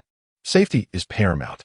If you can't catch it, that's fine too, Su Tao Tao replied, picking up a few stones, her concern evident. Understood. Zhou Chen nodded, determined not to let such a large eel escape. As he approached, the eel suddenly lunged forward, attempting to bite Zhou Chen. However, he had anticipated its move, deftly evading its attack as the eel flailed helplessly against the rocks. What are you doing out of the water? Zhou Chen seized the opportunity, firmly clamping the eel's head with the fire tongs. Out of the water, the eel could only make futile attempts to escape. Despite its considerable strength, thrashing about, it managed to injure itself as it struggled, blood seeping from its head while it opened its mouth, trying to bite. Yet, with its head firmly held by the tongs, it could only wriggle in frustration. Wow, you really caught it. Brother Zhou Chen, you are amazing. Su Tao Tao exclaimed, her joy palpable as she praised him. Let me hold it down first. Zhou Chen felt a blush creep to his cheeks. After all, it was just a sea eel. Yet, a sense of satisfaction surged within him as he tightly held the eel's head, pressing it down against the rocks.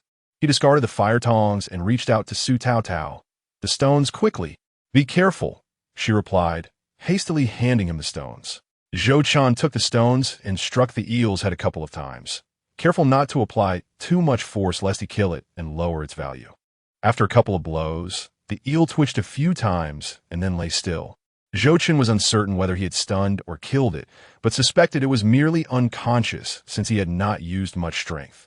He took a piece of twine and quickly bound the eel's mouth shut, ensuring that even if it regained consciousness, it could not bite him. Discarding the stones, he weighed the eel in his hand, estimating it to be over 10 pounds, though he was unsure. How much could this sell for? Su Tao Tao, always concerned about finances, wondered aloud, her family struggling financially, hoping for a good price for the eel. I'm not sure about the current price. I'll ask Brother A due at the collection point tomorrow, Zhou Chen responded as he opened the sack containing the conch and stuffed the eel inside, tying it securely to prevent any chance of it escaping and biting him. All right, with the catch secured, Su Tao Tao felt a surge of happiness. However, as she lifted the bucket, she suddenly exclaimed, slipping as her sandal completely broke, hanging from her ankle. Zhou Chen had noticed the worn state of her sandals earlier, and now they had finally given way. Are you all right? He asked with concern. Feeling a bit embarrassed, Su Tao Tao squatted down to remove the broken sandal, explaining, How could a good sandal break like this? It's fine. I can sew it up when I get home. Never mind the sandal. Are your feet okay? Zhou Chen inquired, genuinely worried. Oh, my feet? They're fine. Let's hurry back. The tide is coming in. We're out of the rocky area, so I'm not worried about cutting my feet, Su Tao Tao replied nonchalantly. That won't do. There's still a stretch of beach ahead. What if you step on a nail or a shell? Zhou Chen insisted, bending down and gesturing for her to sit on a rock. He then took his recently removed shirt and carefully wrapped it around her delicate foot, patting it gently afterward. There, this should suffice for now. Please, you really don't have to. My feet are dirty, and this is your clothing, Su Tao Tao protested, feeling guilty. What's dirty about it? I handle it every night anyway. Zhou Chen joked, his words causing Su Tao Tao's cheeks to flush deeply. Flustered, she nodded quickly. All right, I'll wash it for you when we get back. Let us go. The tide is really coming in. With that, Zhou Chen set off, carrying the sack as the sound of waves grew louder. Su Tao Tao hurried to keep up with him. By the time they returned, it was already 1 a.m. Zhou Chen submerged the 2 sacks in the seawater beneath the wooden house to keep the catch fresh. And then he and Su Tao Tao washed off in a nearby creek. You head back first, brother Zhou Chen. I'll wash your shirt, she insisted, determined to clean his shirt before they returned. Zhou Chen went back to the wooden house, found a hook, and attached it to the conch meat, hanging it up cautiously, not daring to raise it too high for fear of breaking the shell. He settled onto a chair, keeping a watchful eye on it. As the conch hung upside down, the meat gradually loosened, with a significant portion extending out, though the tail still clung stubbornly. When Su Tao Tao returned after washing, Zhou Chen opened the door, only to hear a thud as something fell. Both of them instinctively tensed, exclaiming, "It fell." They hurried over to see only the tender conch meat dangling from the hook, while the shell remained intact on the ground. Zhou Chen checked and sighed in relief. The shell was unbroken. But Su Tao Tao, holding a flashlight, anxiously pointed out, "Oh no, brother Zhou Chen, look at this big crack. Is it broken?" She indicated a long, narrow gap in the shell, her brows knitted in worry. Where? Zhou Chen's heart sank, but upon inspecting it closely, he chuckled. No, this is a natural gap in the conch. It's different from other shells. This space is used for excretion and breathing. You scared me. I thought if it broke, that would mean losing tens of thousands. Su Tao Tao breathed a sigh of relief, patting her chest. Well, you can keep the shell safe, Zhou Chen said, rinsing it in the basin before handing it to her. Just place it under the bed. There's no other place to hide it in the house. Su Tao Tao bent down, carefully placing the shell in a corner under the bed, then returned to cover it with some miscellaneous items. Emerging with a smile, she felt that this conch would become a treasured heirloom. Let us get some rest, Zhou Chen said, feeling a wave of fatigue wash over him. You sleep first. I'll fix the sandal. Mother brought thread and needle, Su Tao Tao said, rummaging through a nearby bundle. That sandal is beyond repair. To sell it tomorrow and buy a new pair, Zhou Chen yawned. Don't buy one. It would be a waste of money. The sandal can still be worn, she argued, threading the needle with wax thread. After a couple of stitches, the thread pulled free again, proving the sandal was indeed beyond salvation. Heaven knows how long the poor girl had worn those shabby shoes.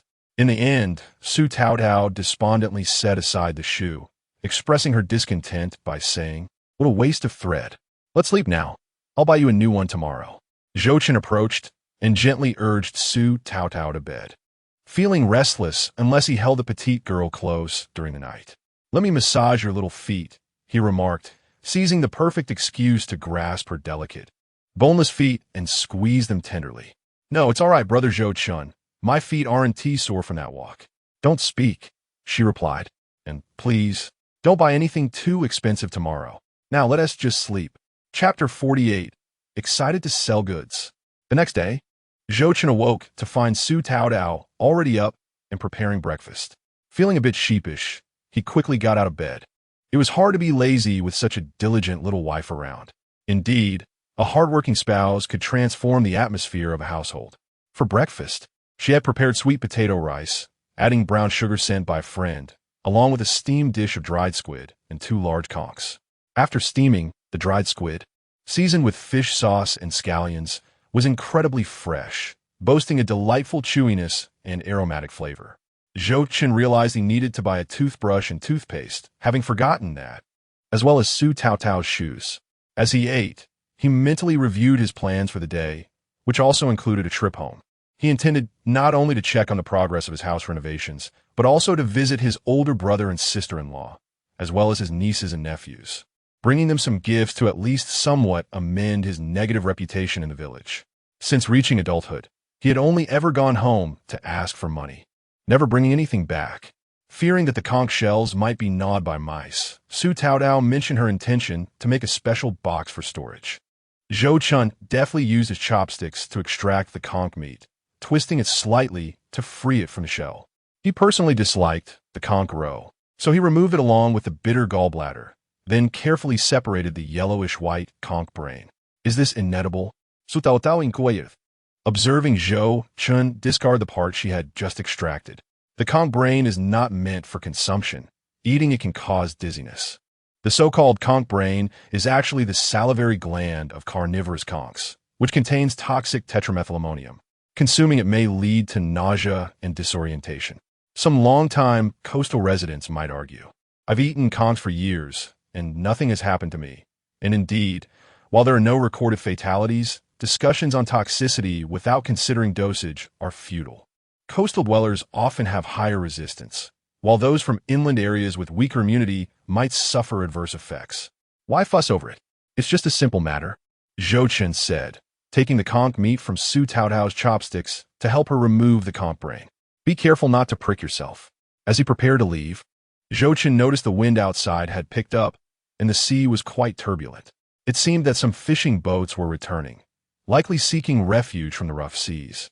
As fishermen braved the risk of an impending storm, a diesel boat could cost several thousand.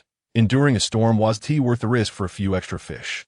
Although he recalled no recent typhoons, he vividly remembered the day when his parents passed away, which was also approaching the new year.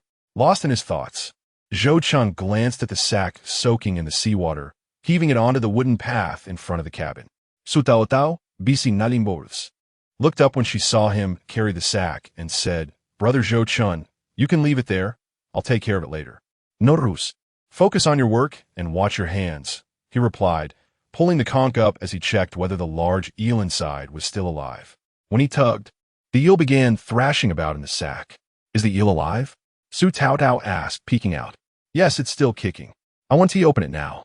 I'll let Adu deal with it when we get to the buying point." "Taotao, pass me the bucket. I'll put the fish in for Sergio and Jinjiao." "Sure."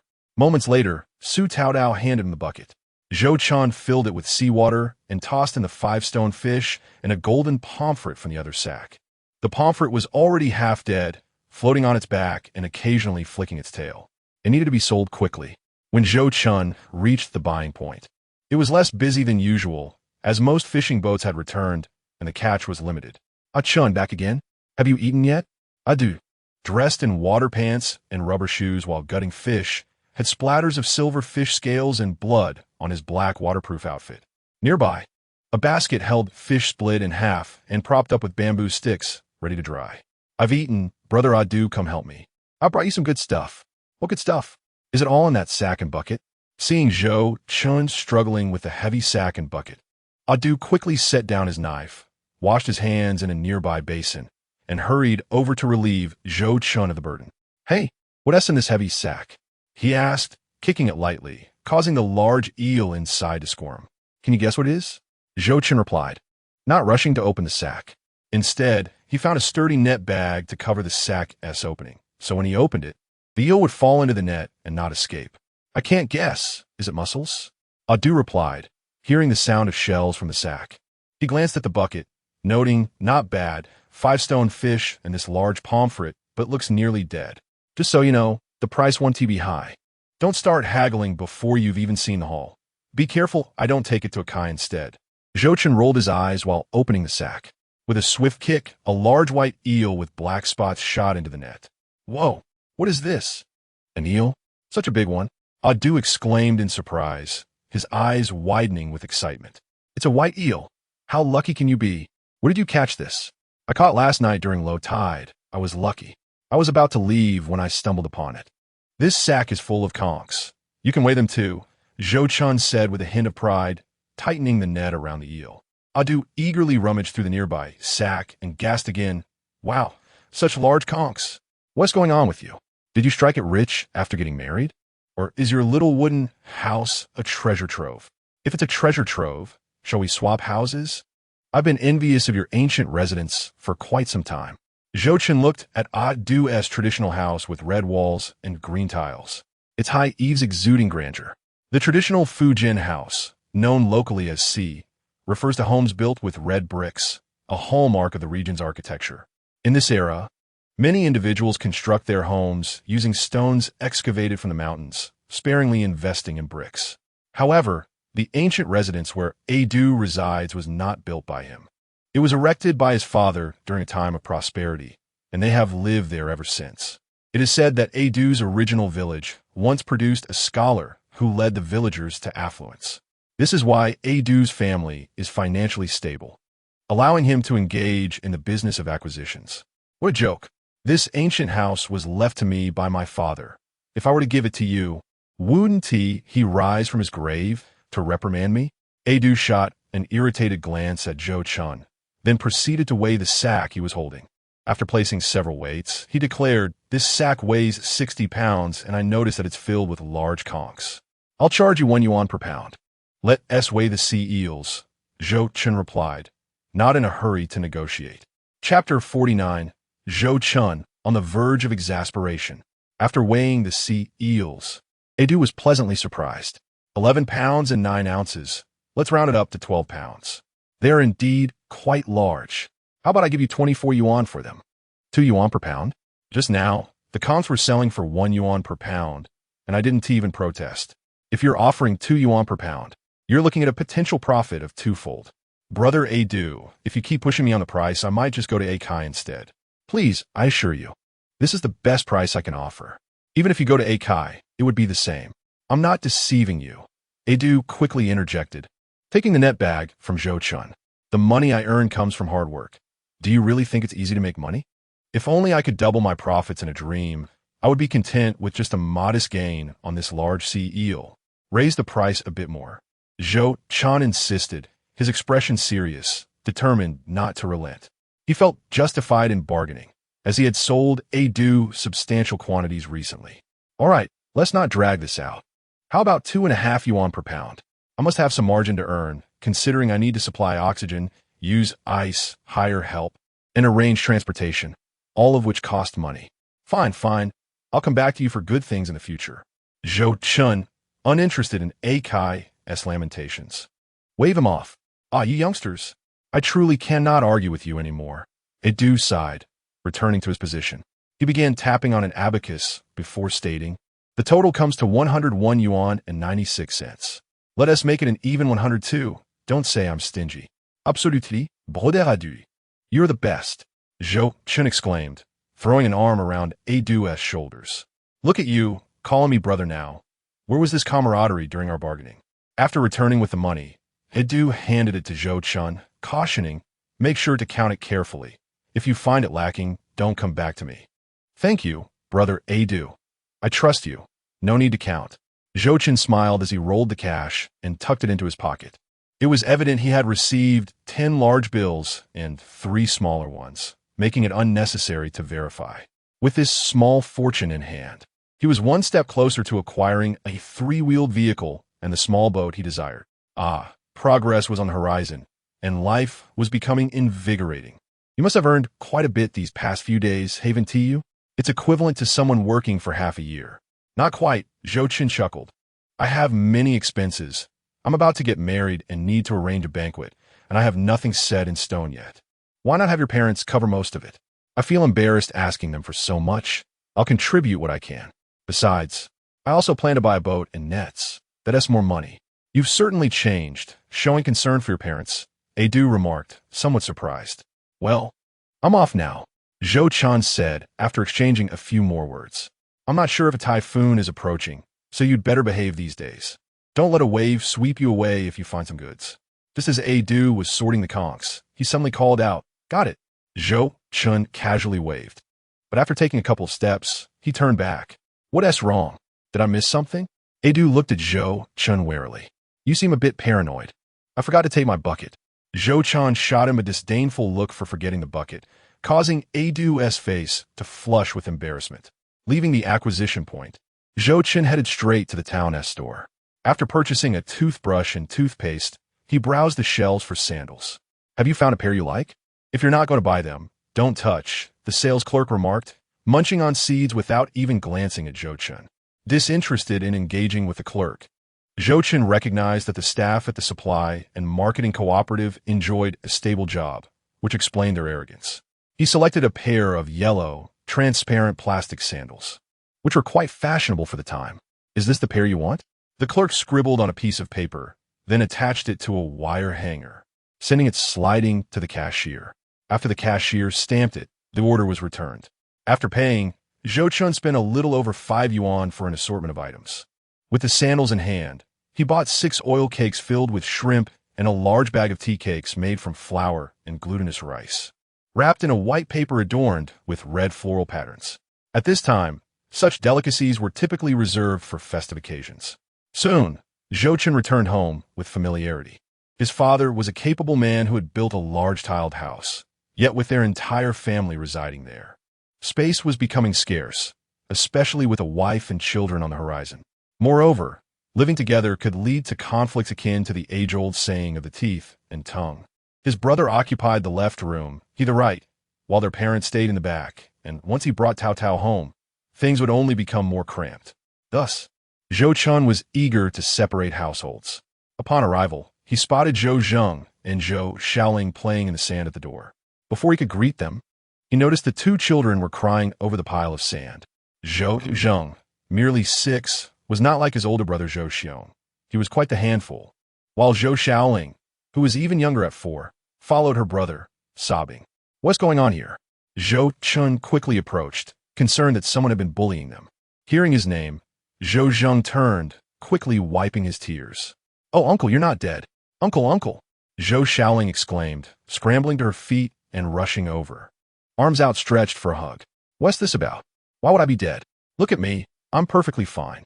Zhou Chen set down his bags and embraced Zhou Xiaoling, gently wiping her tears away. He deeply cherished spending time with these 2 children, who had clung to him in their youth. However, now that they were older, only Zhou Xiaoling still willingly visited him. He vowed that in this life, should anyone dare to bully his niece or nephew, he would ensure they face the consequences. Through her tears, Zhou Xiaoling lamented. My brother said you were kicked out and would starve, so I wanted to. She faltered, unable to articulate the last word. Zhou Zheng, with a hint of pride, added, we were mourning for you, thinking you died in that little house by the sea, probably without anyone knowing. I've seen how people mourn when someone dies. The procession is long and impressive, so I thought I'd do the same for you. Zhou Chen's face darkened, and upon inspecting the sand pile, he realized it was not just a pile of sand, but a makeshift tombstone with a wooden sign. Good heavens, his niece and nephew had erected a gravestone for him. Seeing the change in his expression, Zhou Zheng instinctively reached for a nearby broom, ready to flee without a word. Zhou Zheng, why are you running? I just noticed how dirty the ground was and thought I'd help clean it up. Zhou Chen forced a gentle smile, cradling Zhou Xiaoling with one arm while retrieving an oil cake from his bag, offering it to her. Here, eat this. Uncle bought it for you. Wow, dear uncle, you are truly wonderful. You are my favorite. Zhou Xiaoling planted a kiss on Zhou Chen's cheek and then offered him the oil cake, urging him to eat first. Zhou Chen, filled with warmth, remarked how fortunate he was to have such a caring niece. Uncle bought 6 for you. Go ahead and enjoy. Zhou Chen chuckled and called out to Zhou Zheng. Come here quickly. Don't you want to eat some oil cakes? Zhou Zheng, hiding at the door and scratching his head, glanced at the bag of oil cakes and then at the broom in Zhou Chen's hand. He shook his head and said, forget it, uncle. 6 oil cakes aren't enough to share, so you should eat them. I'm not hungry. I just finished breakfast. Well, that's fine. I'm not feeling well either. I'm afraid I might get an upset stomach. Chapter 50. Uncle, you're deceiving me, Zhou Zheng exclaimed. Oh, Zhou Zheng, I truly harbor no ill feelings towards you. Seeing you think of me brings me joy. If you don't want the oil cakes, I still have some flour tea cakes. Would you not fancy those? Zhou Chen opened the packaging of the flour tea cake, shaking a piece enticingly. In this day and age, Flour tea cakes were undoubtedly the ultimate bait for children. You really don't hold a grudge against me? Zhou Chen looked at Zhou Chen, skepticism etched on his face, unable to resist swallowing hard. No way. Come here. Zhou Chen, hiding the broom behind him, beckoned. Uncle, you're so kind. When you leave in the future, I'll make sure to give you a grand send-off. Zhou Chen grinned widely and dashed over.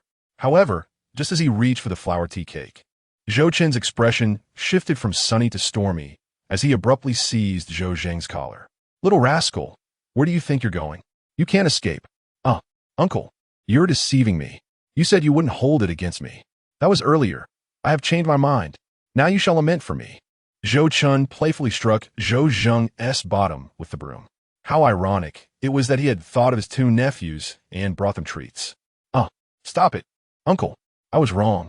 Zhou Xiaoling, perched on the table, munched on her oil cake, swinging her little legs. Meanwhile, she watched her older brother stuff his mouth with the flour tea cake, crying out and chewing, only to repeat the cycle. Zhou Zheng, why are you howling again? Can't you give me a moment of peace? In the backyard, the eldest sister-in-law, Yiling, heard the commotion and rushed over, still holding her fishing net. Mom, save me. Save me. My uncle is going to kill me. Zhou Zheng struggled on the ground, but he was firmly held by Zhou Chen, his short legs flailing in the air, half a flour tea cake still clutched in his mouth. Chen, when did you return? Zhou Zheng's mother ignored his cries, knowing he must have done something mischievous to provoke Zhou Chen. Whenever the two fought, Zhou Chen would usually shield him. If Zhou Zheng was on the receiving end, it was certain he had misbehaved.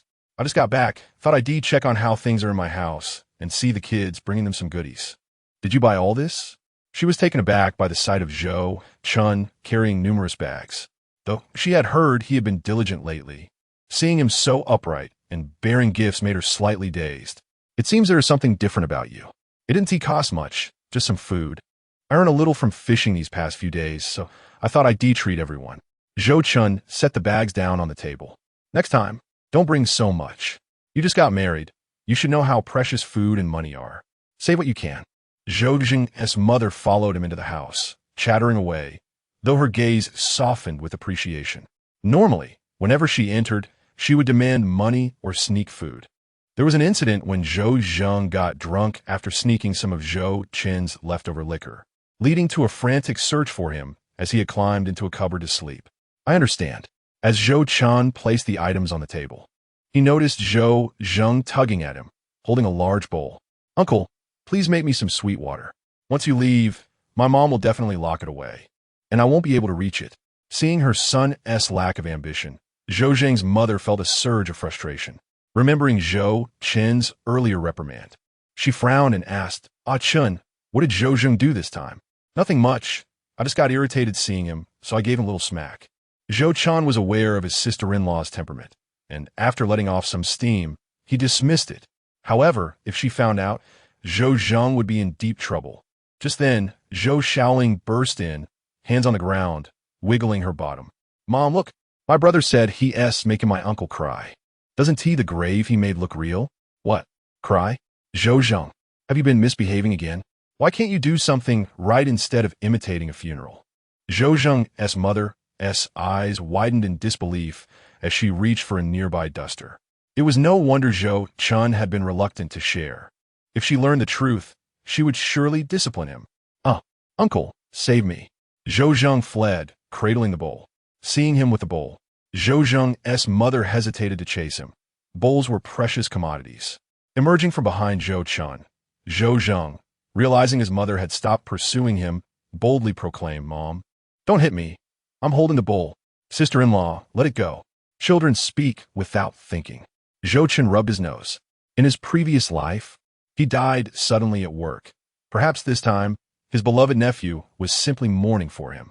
You shall protect him, but mark my words. One day, he shall erect a grave for me. Sister Zhou, in a fit of anger, cast aside her feather duster and proceeded to the inner room, calling out, Chen, come here quickly. What is it? Zhou Chen hesitated for a moment, as his elder brother and mother were not at home. However, seeing that the doors and windows were wide open, he boldly entered while carrying a bag of sugar. Zhou Zheng had intended to seize the opportunity to indulge in the sugar, But upon witnessing this, he sighed in disappointment. Understanding him, so did their uncle. Chapter 51. Are you planning to chop it up for firewood? Since he could not enjoy the sweetened water, Zhou Chen glared at Zhou Shaoling and declared, Sister, you betrayed me. Did you not weep just now? I was punished, and now you shall face my wrath. No, please. If you strike me, I will tell Uncle. Uncle will not care about you. Stop. Zhou Shaoling had just managed to clamber through the threshold when she saw Zhou Zheng about to strike her. Terrified, she hurriedly attempted to retreat, but in her haste, she tumbled over, landing on her back like a little turtle. The next moment, Zhou Zheng yelped, Ouch! Uncle, I was joking. How could I bear to strike my sister? You better think that way.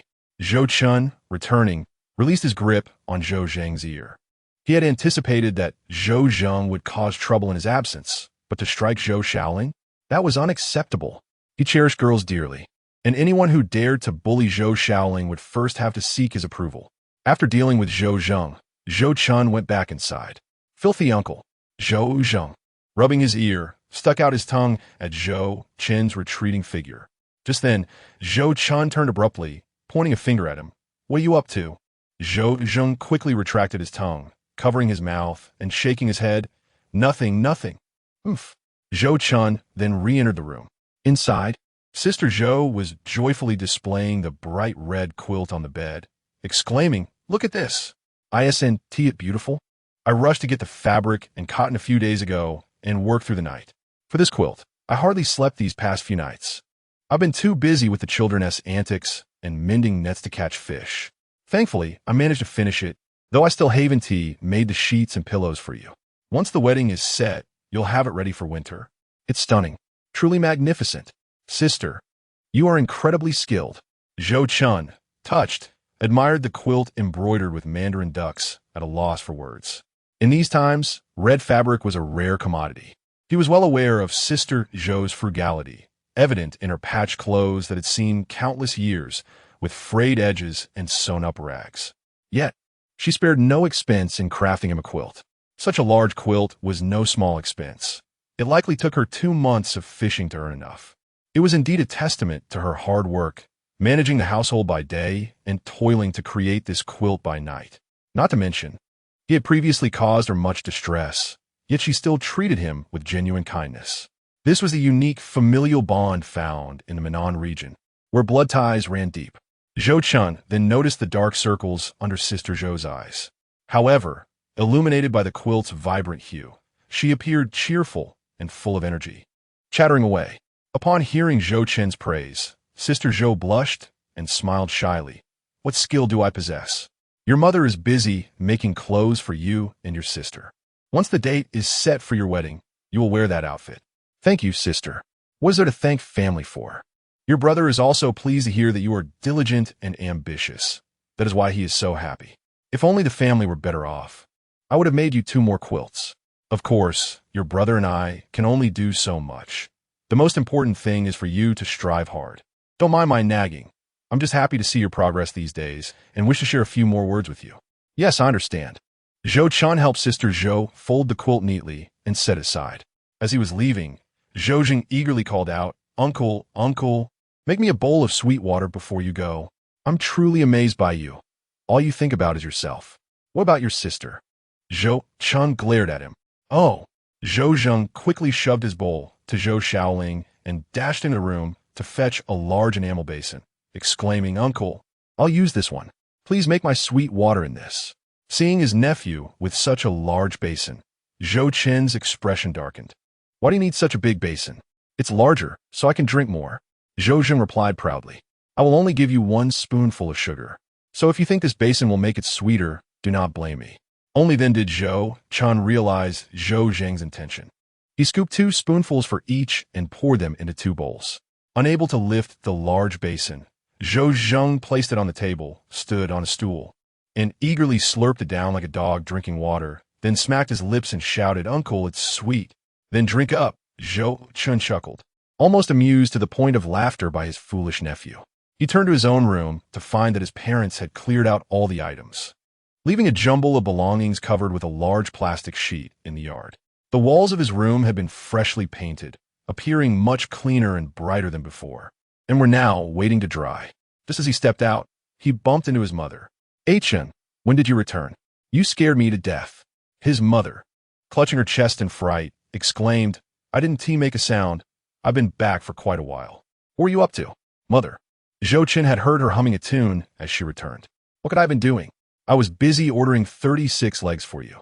She continued, I spoke with the carpenter in the village, and he agreed to make you a nice set of furniture. Coincidentally, he just finished a set and is currently applying the varnish. Once it dries, we can bring it home. It's the finest red paint.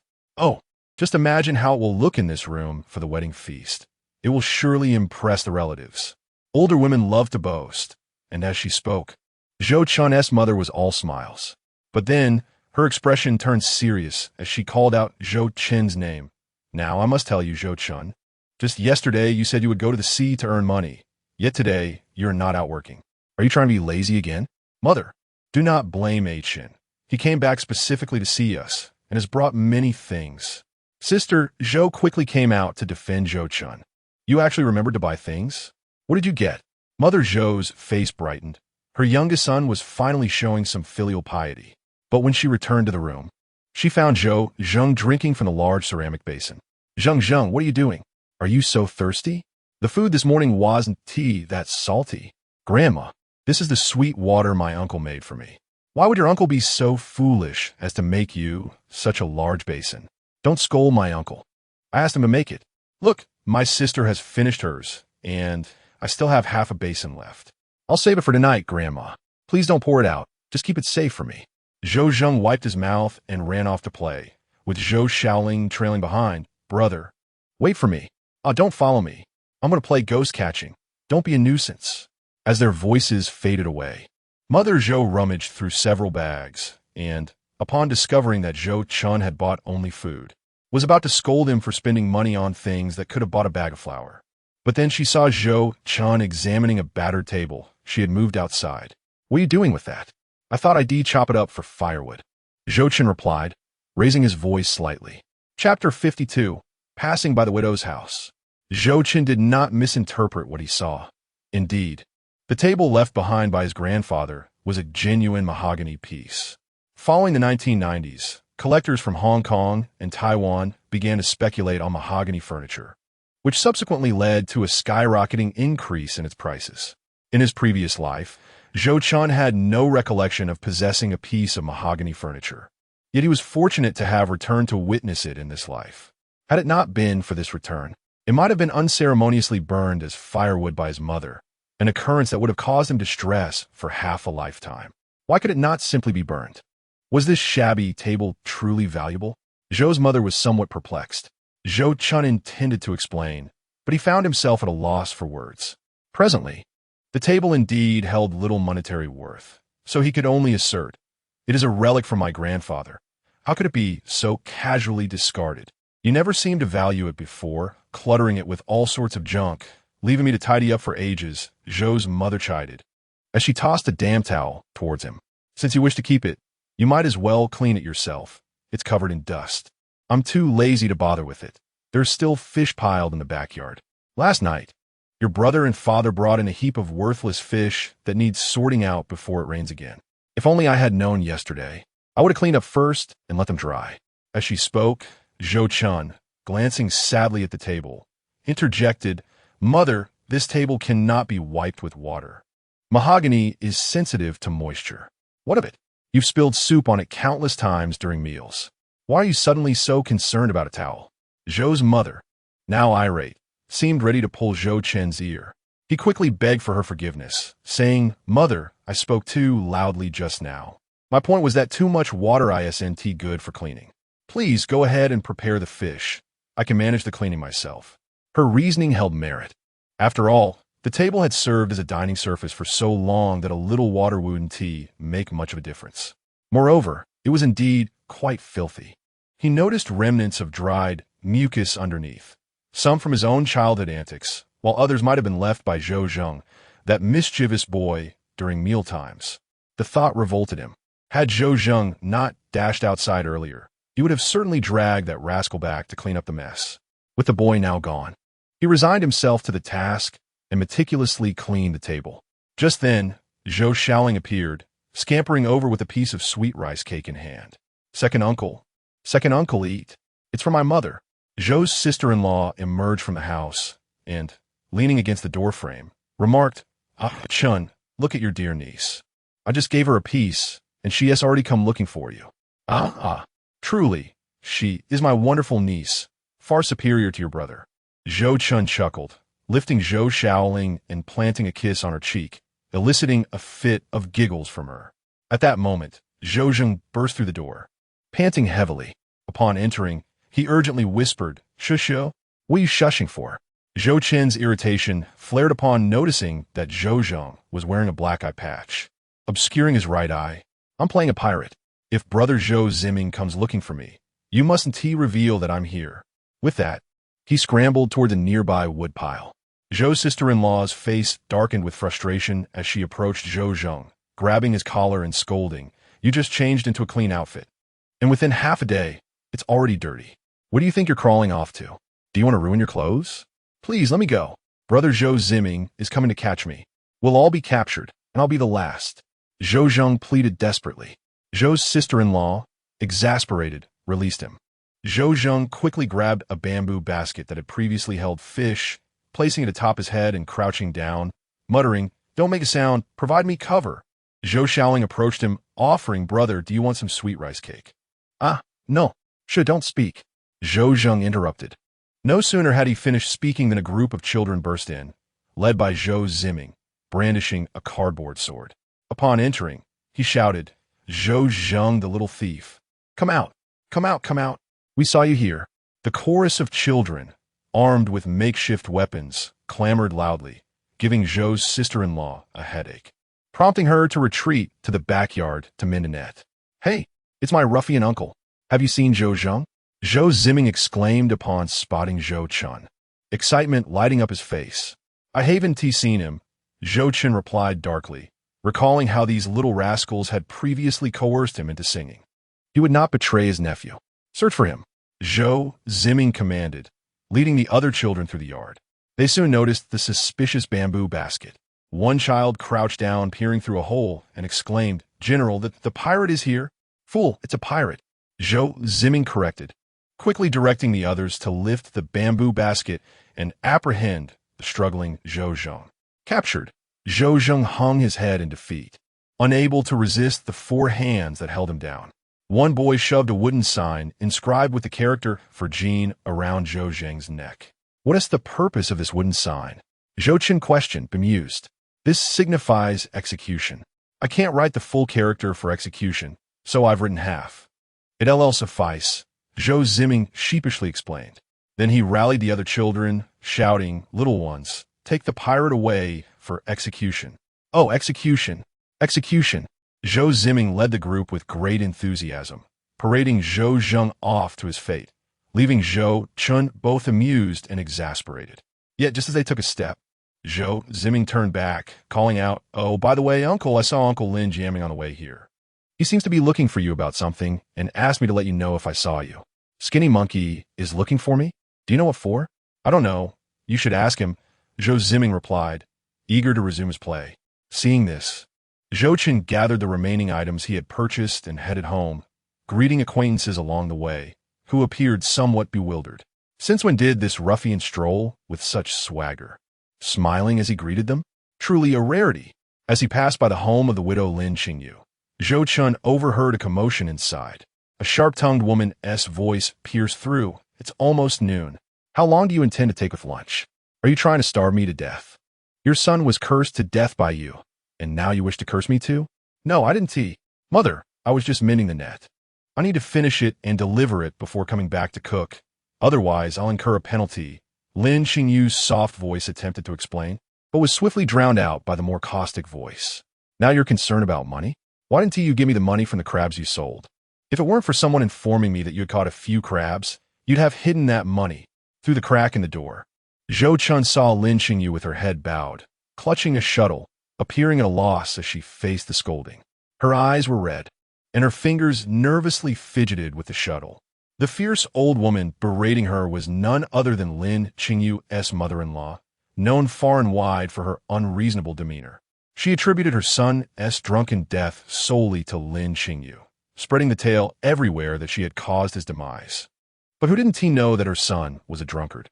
Officially, it was said he drowned in a chamber pot. But anyone with common sense knew he had drunk himself to death. During the wedding festivities, there had been a crowd, and no one would have fallen into an empty chamber pot. In this era, the worth of a girl seems to have diminished significantly. Lin Qingyu's parents, unreliable as they are, sent her away from the mainland with a meager bride price of 50 coins, abandoning her thereafter. Upon hearing that she became a widow on the very day of her marriage, they showed no concern, even forbidding her from returning home, as if fearful of having to return the bride price. If she had family support, would her mother-in-law dare to treat her in such a manner?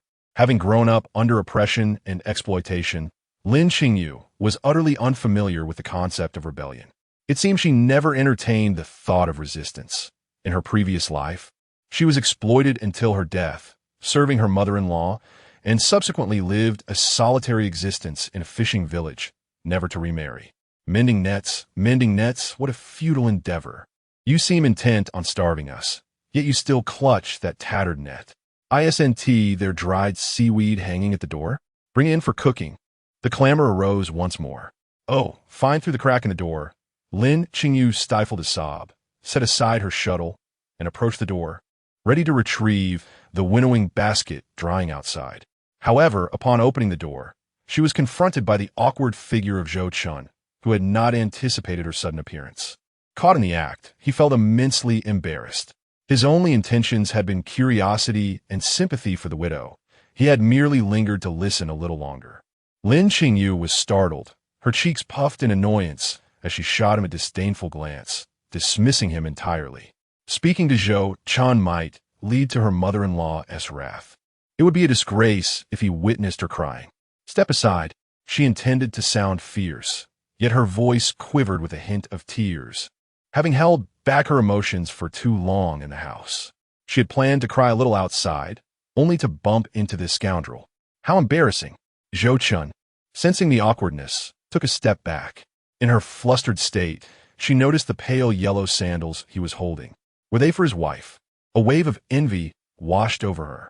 This rascal, how infuriating! As she bent down to grab the winnowing basket, she realized her own sandals had been worn to tatters. Deepening her sorrow, taking advantage of Zhou Chen's distraction, she shot him a furtive glare and turned back, feeling guilty and fearing he might tease her again. Who is standing out there? No one, just a stranger. I warn you, keep your distance from unsavory characters. There's too much gossip around widows. With your luck, marrying you would spell disaster for anyone. Lin Qingyu fell silent and returned to the kitchen to prepare a meal. Zhou Chen shook his head. The old woman's voice was indeed unpleasant, echoing clearly throughout the neighborhood. Everyone understood her venomous words were driven by fear. Fear that Lin Qingyu might remarry and leave her without support in her old age, hence demeaning the young woman to a state of worthlessness. While they knew the truth, no one in Jinsha village dared to meddle in her affairs. Regardless of right or wrong, if the old woman made a scene at your doorstep, it would be a headache for anyone brave enough to uphold justice. Zhou Chen, apprehensive of being seen lingering at the widow's door, hurried homeward with his items. Though he wished to extend a hand to the young widow, he was at a loss as to how he could help, as he himself was struggling to make ends meet amidst the everyday chaos. Perhaps such matters could be addressed another time. Having experienced rebirth, Zhou Chen believed in the unseen workings of fate and karma. Thus, he felt it was important to do good when possible. Moreover, having just married, it seemed inappropriate to become entangled with a widow. If the day came when he wished to assist her, he would need to consult Su Taodao first. Lost in thought, Zhou Chen returned to the small wooden house by the beach, where Su Taodao was busy stoking a fire to cook a large pot of green mussels. The lid unable to contain the steam. A whole sack of mussel shells had already opened, and in the brief time he had been out, she had nearly finished processing them. Brother Zhou Chen, you're back, Su Taodao exclaimed, setting down her prying tool, her face lighting up with joy as she came to help. Don't come down, I can manage. There's not much to carry. You keep busy.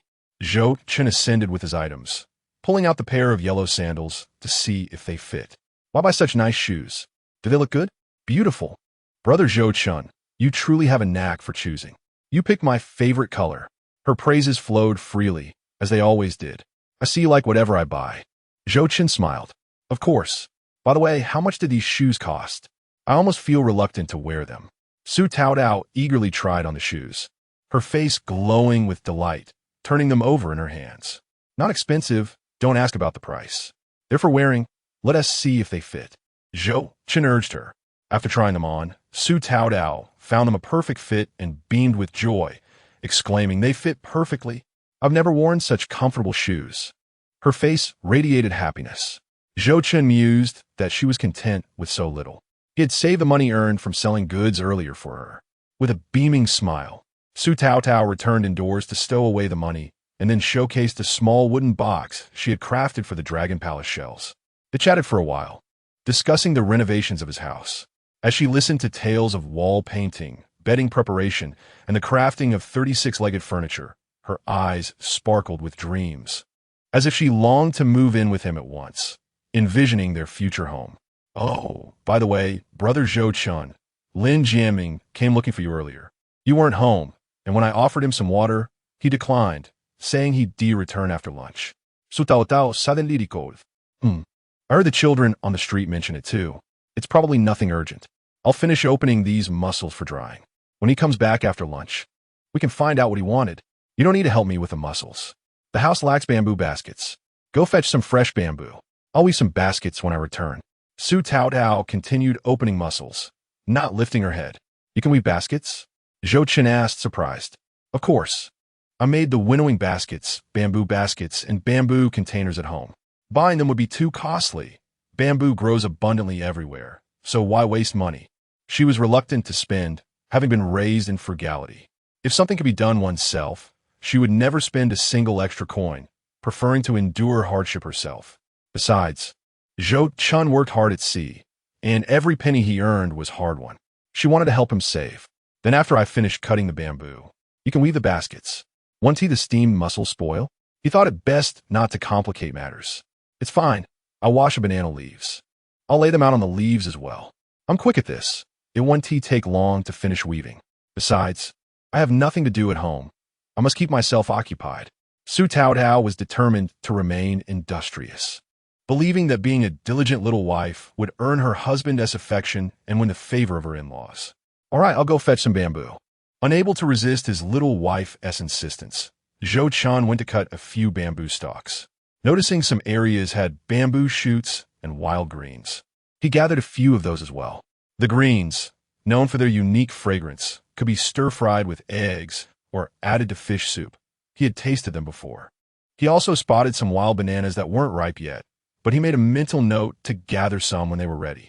Upon returning, I briefly blanched the bamboo shoots to remove their bitterness and stir-fried them with the leftover squid from the morning. Accompanied by the small fish and shrimp I had gathered last night along the shore, simmered together with clams and water spinach to create a delightful soup.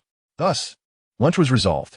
After the meal, Zhou Chen remained industrious, assisting in splitting the bamboo and chopping it into pieces. Su Taotao, wearing gloves, sat diligently weaving bamboo strips, while Zhou Chen lent a hand beside her. Just as he was engrossed in the task, a small stone suddenly struck his back. Damn it, who did that? Furious, he turned around to find Shou Ho, the lean monkey, who had appeared seemingly out of nowhere. Who else but you? Shou Ho retorted, then turned to Su Taotao. Greeting her, sister-in-law, I called for Chen to discuss something. What is it about? Su Taotao inquired. Shou Ho waved dismissively. What are you asking for? Come down. Brother has good news for you. Do you think I have the leisure to seek you out without reason? I'm not that idle. Chapter 54. I've rented a boat. Shall we go out to sea together? Zhou Chen scoffed. What do you think of me? I want tea per take unless it's something significant. Can't you see I'm busy at home? I still have half a sack of general hats left to cook and dry. By the way, do you want to take some back to eat later? Absolutely not. My sister and sister-in-law gathered several sacks of shellfish a few days ago. I'm so sick of them that I can't bear to eat more. All right, enough chit-chat. I'm here for a serious matter. People living by the sea eat shellfish, just as those inland indulge in beans and melons in summer. Upon seeing them, their faces turn pale. What is the matter? You've been rambling without getting to the point. Zhou Chen playfully kicked Shouho's backside. Here's the deal. My mother can't stand me being idle. She heard that my uncle and aunt are away for a few days and managed to negotiate the use of their boat for a mere $1.50 a day. Insistent ego fishing. I don't want to go alone, so I'm asking if you'd like to join me out at sea. The docks have been nearly cleaned out, so I thought we could check the isolated reefs together. Perhaps there's a good catch. Zhou Chen's eyes sparkled at the mention of renting a boat to explore the isolated islands. This is a splendid idea. Shouho, I never expected such brilliance from you. Of course, I noticed you've been diligently working these past few days. It's been weighing on my mind that we can't fall behind. I've already spoken to Fatty, and he's in too, though Ping is staying back to weave fish traps. That is how it is among brothers. We don't say much if we're all slacking off. But if one suddenly becomes industrious, the rest feel the pressure. Especially with Zhou Chen's growing reputation in the village for his hard work and impressive catches. His mother has been lecturing him for days. I actually wanted to bring Huime along as well, but she's busy at home washing clothes. Speaking of which, the last time I saw her, I realized how much she's grown. She's quite lovely now. Shouho mumbled the last part softly, barely audible to Zhou Chen, who was preoccupied with thoughts of the sea, impatiently asking, when do we set sail? This afternoon, I reckon the tide will recede soon. Though there is a bit of wind, I believe it will be manageable since we won't be venturing far. Indeed, it's probably nothing serious. A typhoon isn't in the forecast today. Zhou Chen was confident there will be no storm. How can you be so sure? You're not a meteorologist. Anyway, I'm just letting you know, we'll gather at the dock in an hour. All right, let us calculate the rental costs. Such trifles among brothers are inconsequential. We can split the diesel expenses among the three of us. Who knows, I might even borrow your good fortune. Sounds good. With just a few exchanges, they finalized the plan. Zhou Chen returned to the wooden house and handed Shouho several goose eggs to take home, saying, since you're using their boat, you ought to show some appreciation. Su Taodao, still weaving bamboo strips, looked worried and asked, are you really going out to sea? With such strong winds, is it truly safe? She had overheard their conversation and felt anxious, but with Shouho present, she hesitated to interrupt their enthusiasm. As a wife, it was her duty to be understanding. She couldn't undermine her husband's pride while he was discussing important matters. Don't worry, I'll keep an eye on the weather. We'll be careful and won't go far. There's nothing to fret about. Just wait for my safe return at home.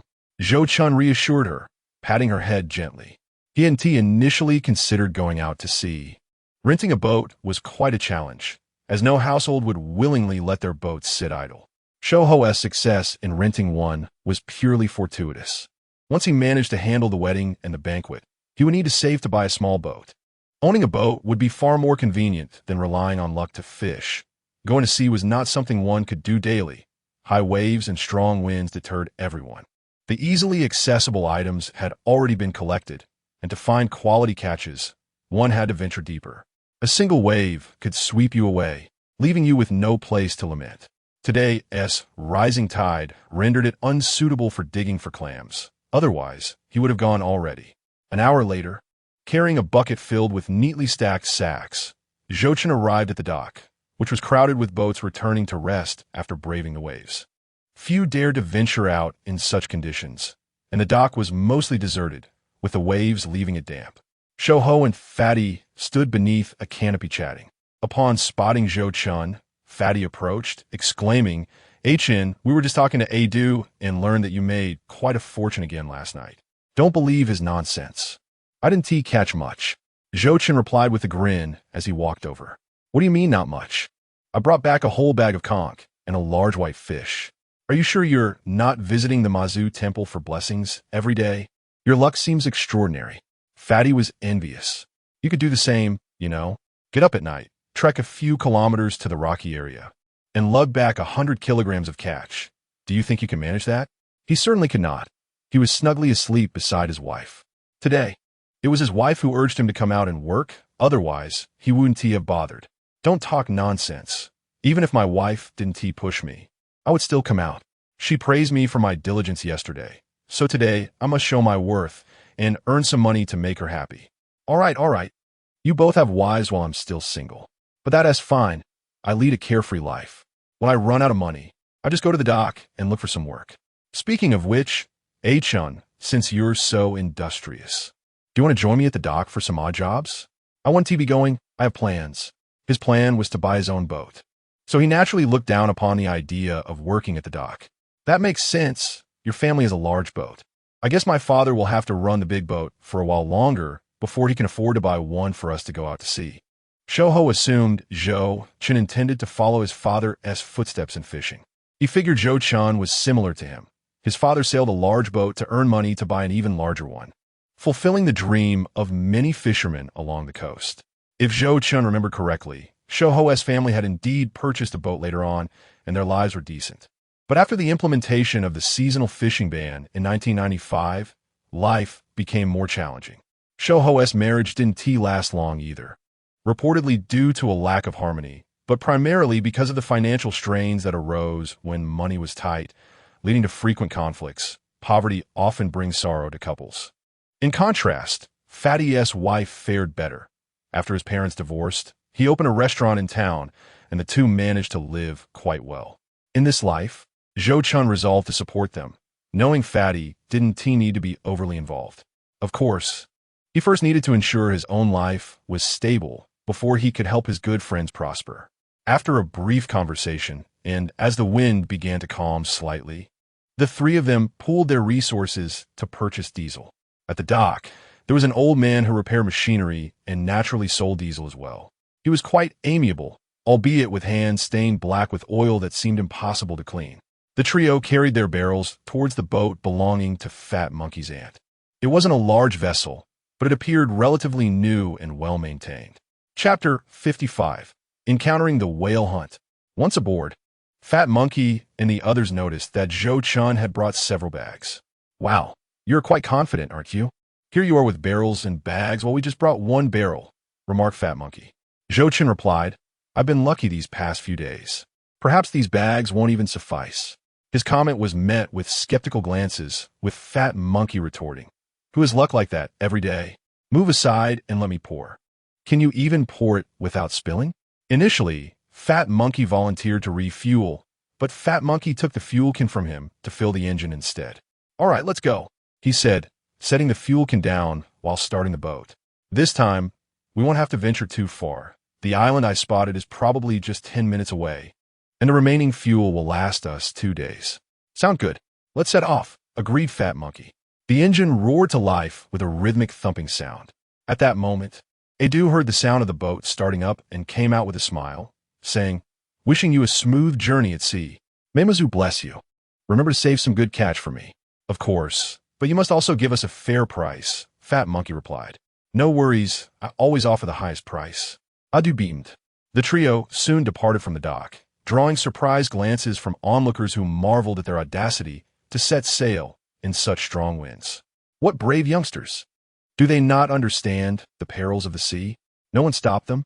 One remarked, Indeed, we don't even know whose children they are. Despite the tumultuous waves, the fish may be plentiful, but with only 3 young ones aboard, whether they can catch anything is uncertain. What are you saying? They are out at sea. We should wish them a bountiful harvest.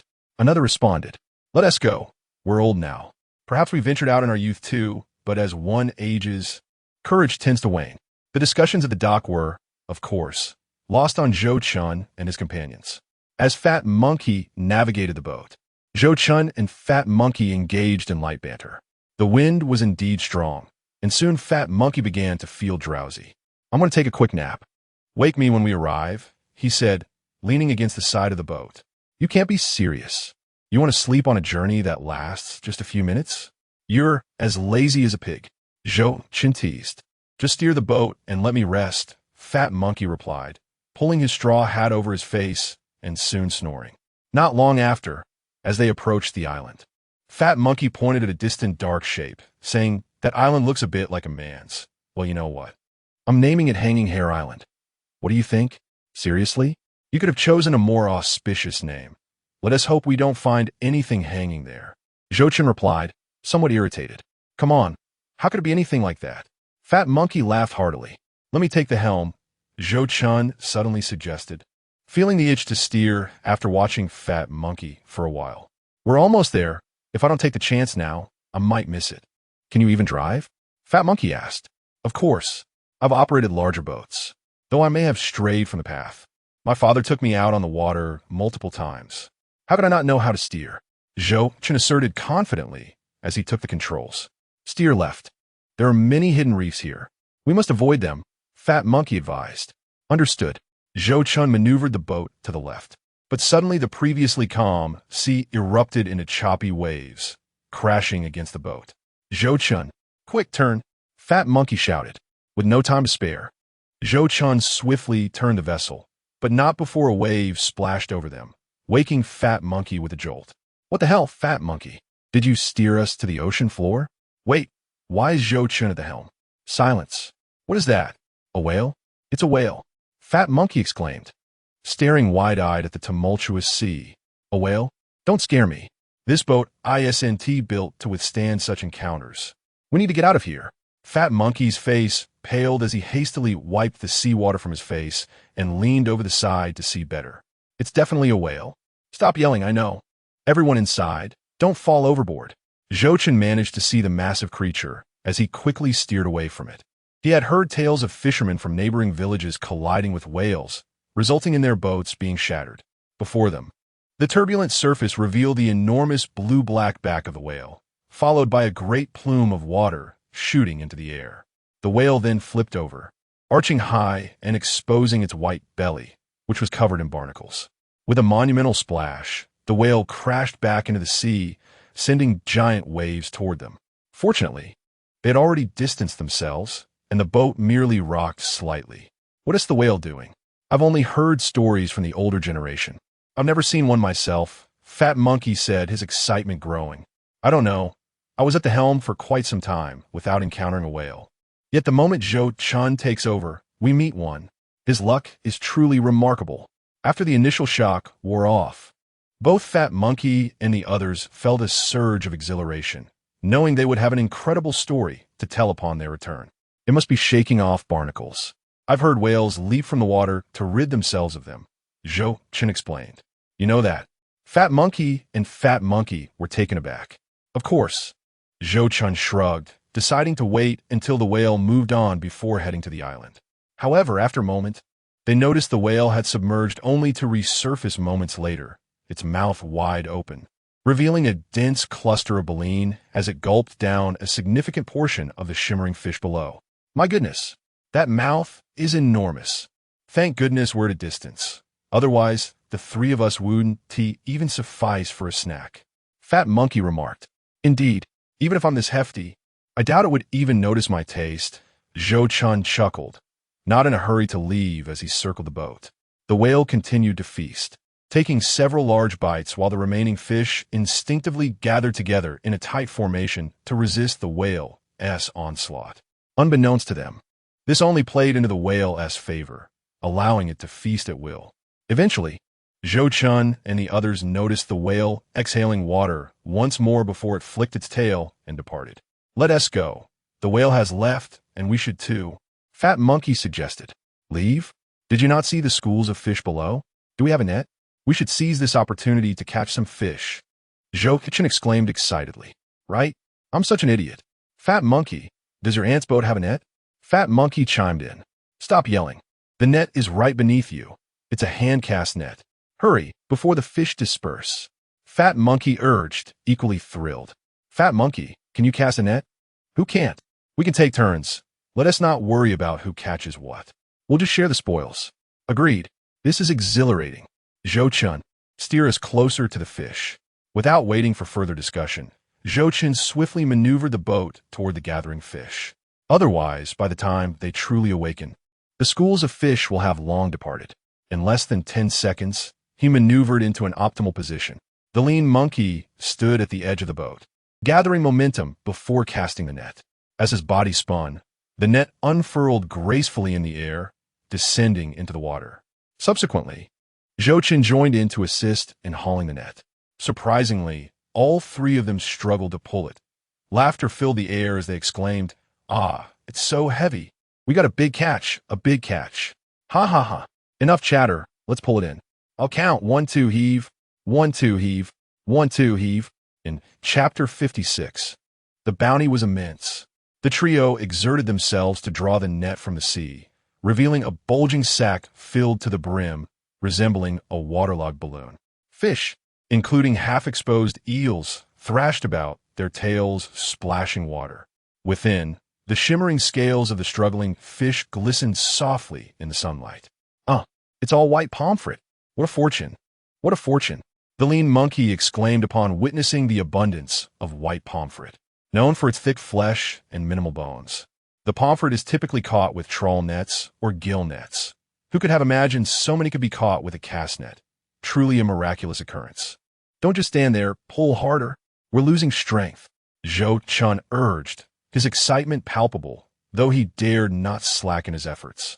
The plump fellow gritted his teeth, his eyes sparkling with exhilaration. Yet he remained silent until the sizable haul was safely stowed in the boat's hold, at which point they all exhaled in relief. Ha! We should have 70 or 80 pounds. The pomfret alone must weigh at least 50 pounds. We're going to strike it rich. Hold your laughter. Quickly pour out the pomfret.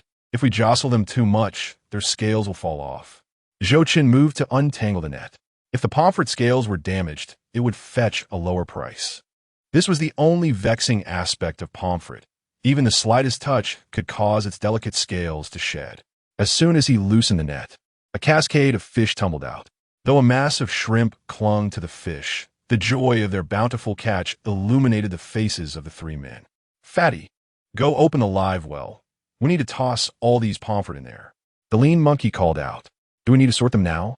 The plump fellow asked, grinning foolishly. Sort what? Never mind that. Let's pile the fish on the board and catch a few more nets while the school is still here.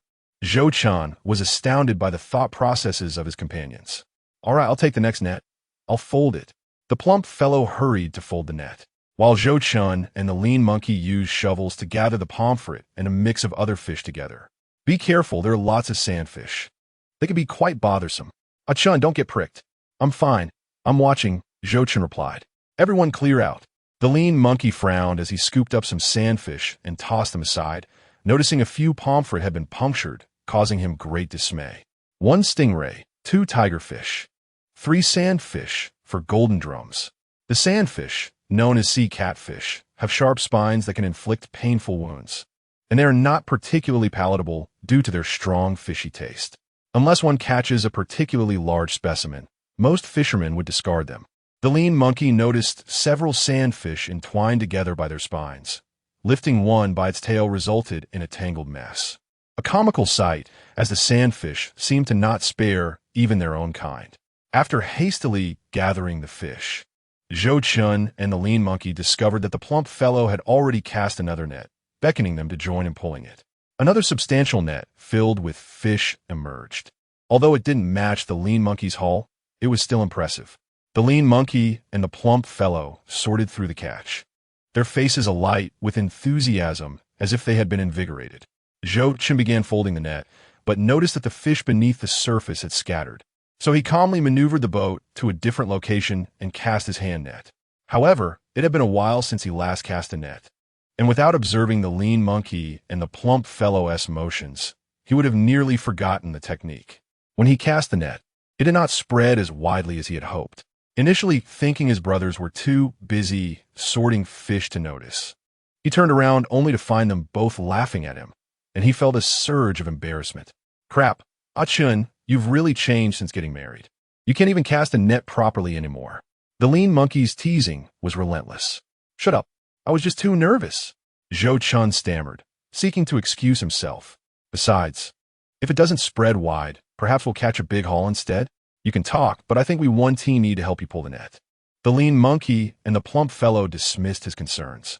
Zhou Chen, feeling guilty, tugged at the net, and to his surprise, it felt heavier than before, thrashing violently and pulling the rope downwards. Had he not instinctively tightened his grip, he may have lost hold of it. Crap, lean monkey, plump fellow, come quickly. We got something big. Zhou Chen's hands ached from the strain of the rope. Is it for real? They exclaimed, rushing over to assist in pulling the net. Initially skeptical, their expressions shifted dramatically as they began to pull. Damn, it's heavy. Did you snag a rock? Don't break the net. It's not a rock. There's something massive thrashing inside. Pull. Zhou Chen had enough strength to keep the fish from escaping, and with the lean monkey and the plump fellow's help, they gradually raised the net. Once they hoisted the sack of fish aboard, the trio eagerly peered inside, discovering a bounty of white pomfret. However, among the fish, a large dark creature writhed, having torn the net slightly. What is that? It's enormous. The net is ruined. My aunt will surely scold me. Who cares what it is? It's just a hand net. Selling these fish will cover the cost of many nets. Hurry, save your breath. Don't let it escape. If it does, I'll toss you overboard to feed the fish. Zhou Chen shouted. I was just joking. I haven't let up. Plump fellow, pull harder. I'm using all my strength. The lean monkey was equally curious about what Zhou Chen had caught. Crap, am I not pulling hard enough? I'm exhausting myself. The three of them strained to lift the net, and as they opened it, a colossal creature burst forth from the glimmering pomfret. A large black fish adorned with white spots, its fins a brilliant yellow. In unison, they exclaimed, overwhelmed by excitement. What a magnificent catch! It was indeed the fabled dragon grouper.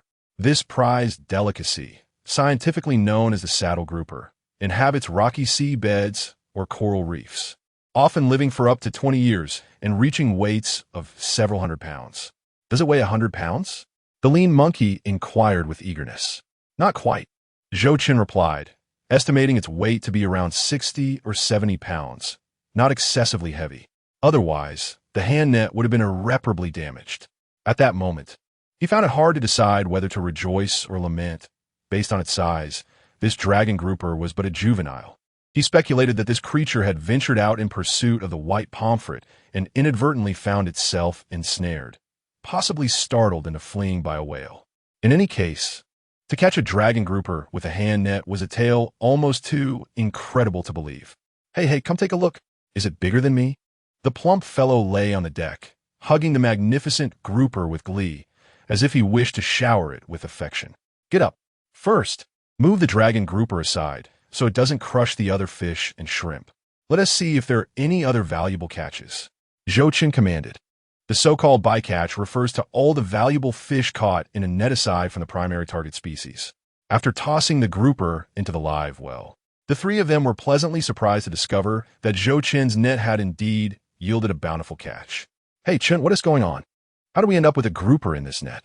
After removing the white pomfret, Shouho, astonished and delighted, lifted a shimmering blue-spotted grouper from the pile. Chapter 57. Are we going to fight? Come on. Indeed, such a magnificent blue-spotted grouper. Wow, it's heavy. So large. The plump one weighed it in his hands, immediately expressing his astonishment. This blue-spotted grouper must weigh at least 10 pounds. It's quite rare for such a fish to grow to this size. If one were to catch such a large specimen, they could boast about it for months. However, in comparison to the massive grouper, it seemed insignificant. After placing the blue-spotted grouper into the live well, Zhou Chen and the others began sorting through their catch, not needing to be overly meticulous, just tossing out the less valuable fish. Fortunately, there weren't many sandfish, and they quickly completed the task. Zhou Chen even found a box pufferfish, a type of fugu. Unlike the plump appearance of a typical pufferfish, this one was quite square, composed entirely of bone with no flesh, and it contained pufferfish toxins, making it ineatable, far more repulsive than the sandfish. The remainder comprised a few 9-segment shrimp and white shrimp, along with some small squids, which they decided to boil and enjoy later. After sorting for about 10 minutes, they used a shovel to push all the white pomfret into the live well. Looking at the pristine pomfret swimming in the tank, all three sighed in relief and shared hearty laughter, noticing each other's sweat-soaked appearances. This trip was truly worthwhile. We hit the jackpot. Indeed, after so long without encountering a whale, you came on board, and we found so much bounty just following behind it. Your luck is simply extraordinary. The plump one was unusually diligent today, not complaining of fatigue. After all, no one would turn down an opportunity to earn money. As long as they could make a profit, he was motivated. By the way, are we still going to the beach? He inquired again. Why do you keep asking such silly questions? Zhou Chen retorted, playfully shoving the plump one. Of course we're going. We've hardly wasted half an hour. We can sell these and still have time for another trip. It's just a matter of spending a little less time. He felt a bit tired after the excitement, thinking about returning home to share the good news with his wife. The plump one plopped down on a chair, exclaiming, "You're always complaining about being tired. We're out here now. Whether we finish up at night or not makes no difference. Your wife will only praise your hard work more." Zhou Chen felt the sack in his pocket. The bag he had brought hadn't even been used yet. Moreover, since there was nothing to do upon returning, it would be better to seize the opportunity and search for more treasures at the beach. He noticed the tide had receded somewhat, revealing some exposed reefs, indicating that this area likely experienced little human activity, definitely a place with good finds. "Why are you even more diligent than I am? You've truly changed." "All right, I want to go back. I'll hold off for now." Shouho continued steering the boat, still laughing. "You're going to make me drool all over the live well." Zhou Chen playfully tapped Shouho. "All right, let's go back." Shouho wiped his mouth and excitedly took the helm, revving the engine to its maximum. He wasn't worried about the diesel costs now, eager to sell their catch and return quickly. Suddenly, while navigating, Shouho exclaimed, "Wait a minute. We three need to split this 10 ways. I can't figure it out, right? We each take 30, but how do we split the remaining 10? It just doesn't add up." The plump one was equally perplexed. Before Zhou Chen could respond, Shouho suggested, "Let us not bother with that 10. Just give it to Chen. He can take 40, and we'll each take 30.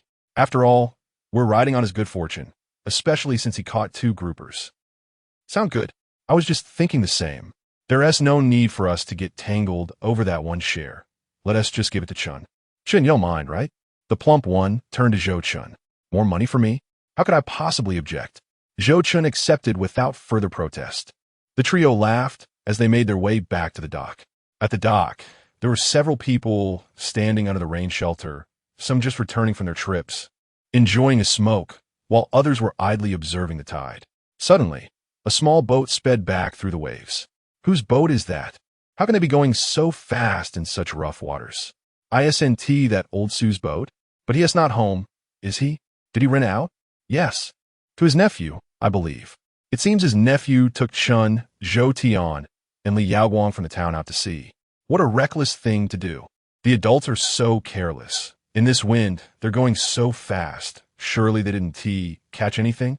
A group of older men chatted while smoking. "It's good they're back. We can stop worrying." As they neared the dock, Shouho slowed the boat down. The 3 secured it and jumped off, greeting acquaintances under the shelter before hurrying towards Edu's purchasing point. Upon seeing the 3 rushing toward the purchasing point, the chatting dock-goers were taken aback. Did they catch something big? Why else would they be so excited? Some immediately glanced towards the boat. No fish visible? Perhaps they're in the live well? Let's go take a look. 2 men jumped onto the boat, attempting to lift the live well cover. Just then, Zhou Chen and his friends emerged, excitement radiating from them. Seeing someone rummaging through their boat, Zhou Chen felt a surge of anger. "Hey, who are you? Are you trying to steal something? Hey, get down. Who gave you permission to go through our stuff?" Shouho darted over. Before the men could even lift the live well cover, they were met with Shouho's shout, which made them a bit annoyed. "We were just looking. Why so hostile?" "Well, can I come check your bed at midnight?" Zhou Chen wasn't about to let them off easily. White pomfret is quite valuable. They wouldn't even notice if one went missing. One of the intruders, whom Zhou Chen recognized as Zhang Mingfei, son of Li Zhuhua, was a few years older and had a small boat of his own for trapping fish. "What are you up to? Caught something big? So arrogant. Let me see what is going on." Zhang Mingfei pointed at Zhou Chen and asked, "What is your problem? Want to fight?" Zhou Chen rolled up his sleeves, his temper flaring. He couldn't tolerate this provocation. "If you want to fight, come on. I'll take you down." The plump one and Shouho were equally unafraid, dropping their bamboo baskets and getting ready to throw down. "Afei no. Let us just forget it." One of Zhang Mingfei's friends pulled him back. "I want to stoop to your level. Let us go." Zhang Mingfei beckoned his friend to jump off the boat onto the dock. A few young men, unsure of what they had caught, treated it like a treasure, which was quite amusing. Just then, Edu rushed over, panting and holding a fish basket. "Where's the pomfret? How many did you catch?" "I didn't hear clearly." Zhang Mingfei scoffed. "Edu, why are you so excited? Hey, did you 3 even catch 10 pounds? Zhou Chen and his companions remained silent. This was pure jealousy. When they revealed their catch, it would surely astonish him and provoke envy. Adu ignored him and inquired again. Chun, how much did we catch? Earlier, he was preoccupied with gutting fish when he noticed the trio hurriedly carrying his fish basket, calling for him to come and collect the haul. The basket was nearly emptied, compelling him to follow. He simply could not believe that Zhou Chen and the others were merely teasing him. Chapter 58. Is today the day of great fortune? Why all this chatter? Let us lift the fish already. With such an abundant catch, Zhou Chen and Adu felt emboldened in their conversation. As he spoke, many onlookers gathered around the dock, drawn by the commotion. Adu accompanied the lean monkey and the hefty man onto the boat. Zhou Chen opened the live well, and upon peering inside, Adu exclaimed excitedly, "Goodness, is that a dragon fish? Of course, after all these years of fishing, it must be a dragon fish. Plus, there's a blue-spotted grouper in there, and the rest are white pomfret." Zhou Chen proudly patted Adu's back. What? A dragonfish? And white pomfret? Incredible. The news of their luck astounded the onlookers. How did they manage to catch a dragonfish? And so many pomfret. I wish I had gone out to sea too. The lean monkey couldn't help but boast. The dragonfish was caught by Chun using his hand net. Using a hand net? The crowd was bewildered. Indeed, we followed a whale while it was feeding. The waves were already rough today. The whale's tail nearly capsized our boat. You can't imagine how terrifying it was. I was so scared my legs felt weak. The lean monkey animatedly recounted the perilous experience of their fishing adventure, captivating the audience, who gasped in astonishment and awe. The youth displayed remarkable courage, daring to follow a whale instead of fleeing. This fortune was rightly theirs. Just then, several buyers arrived, hearing the commotion. Hey, we got a deal. Don't compete with me for business. We had an agreement before they set sail, and I even wish them good fortune. Adu dispersed a few cigarettes to block the buyers. The buyers, smiling, accepted the cigarettes and said, "We mean no harm. We merely came to observe." Of course, no problem. Adu grinned broadly, returning to the boat to assist Zhou Chen and the others in lifting the large dragon fish into a bamboo basket, which struggled to contain its size. Honestly, it's not that big. I've seen dragon fish weighing 200 pounds. Zhang Mingfei, who had been feeling envious, felt a little better seeing the fish was less than 100 pounds. However, someone remarked, just because you've seen it doesn't mean you own it. You always boast about what you've seen or heard, but where's your own catch? This individual was always the party pooper. When others celebrated their successes, he would come in with snide remarks, attempting to elevate himself by undermining others. Zhang Mingfei wanted to retort, but the person turned away, ignoring him. Baskets of fish were continuously unloaded to the sounds of admiration and astonishment. People eagerly helped carry the haul to Adu's buying station, lingering to examine the dragon fish and the blue-spotted grouper, each curious about its weight. Step aside. You're blocking the view. I need to see the scale. Adu and his companions worked together to weigh the dragon fish first, the crowd keenly observing. 77 pounds. Just shy of 100. Adu exclaimed, excitement evident in his voice. 77 pounds. I thought it would weigh only 70 or 80. Zhou Chen beamed, while the lean monkey and the hefty man shared their joy, playfully nudging each other in celebration. Others leaned in, asking not bad. What is the price per pound? If it had surpassed 100 pounds, I'd buy it $2.80 per pound, but since it's under, it's $2.50. You can ask the others here. I'm honest. Adu appeared quite composed. With a fair price in mind, he knew he wouldn't risk upsetting Zhou Chen, who had been supplying him with large quantities lately. He recognized the young man's good fortune after his change in character. The other buyers nodded in agreement, acknowledging the price. All right, I won't haggle. Zhou Chen decided after a moment of contemplation. The blue-spotted grouper weighed 13 pounds, and Adu offered the highest price of $6 per pound. The white pomfret, over 6 ounces, was 40 cents per pound, totaling 91 pounds. Below 6 ounces, it was 20 cents, bringing the total to 109 pounds. The rest of the fish and shrimp were to be taken home by the fishermen. Right, no need to price those, Zhou Chen agreed. Adu was fair today, mindful of the many witnesses. He needed to maintain a good reputation to attract more sellers. Exchanging glances with the lean monkey and the hefty man, who eagerly nodded, Zhou Chen concurred, all right, let us settle on that price. Here, smoke up. Adu cheerfully offered cigarettes once the price was agreed upon. Zhou Chen took one, and the hefty man quickly wiped his hands dry, taking a cigarette from Adu while grabbing one from Zhou Chen, saying, "I know you're trying to quit, so I'll take it for you. Go ahead and smoke." Zhou Chen dismissed, noting he was in a preparatory phase for starting a family and decided against smoking for now. "Oh, what does it matter? With this much money, I'll tuck away a couple of bucks. She won't mind if I keep a few dollars for myself. $2 for cigarettes will last me quite a while." He took a deep puff, waving away the smoke, and coughed lightly, unconcerned. Adu, seated nearby, calculated the earnings and soon stood up, presenting the receipt. "I don't have this much cash on hand. Once I sell the goods, you can come back with this receipt. The total comes to $414.7, but I'll round it to $415. Great. We plan to head back out to sea, and carrying cash is cumbersome. A receipt works perfectly." Zhou Chen glanced at the receipt before pocketing it. "Wow, $415. That is a lot of money. My wife will be overjoyed."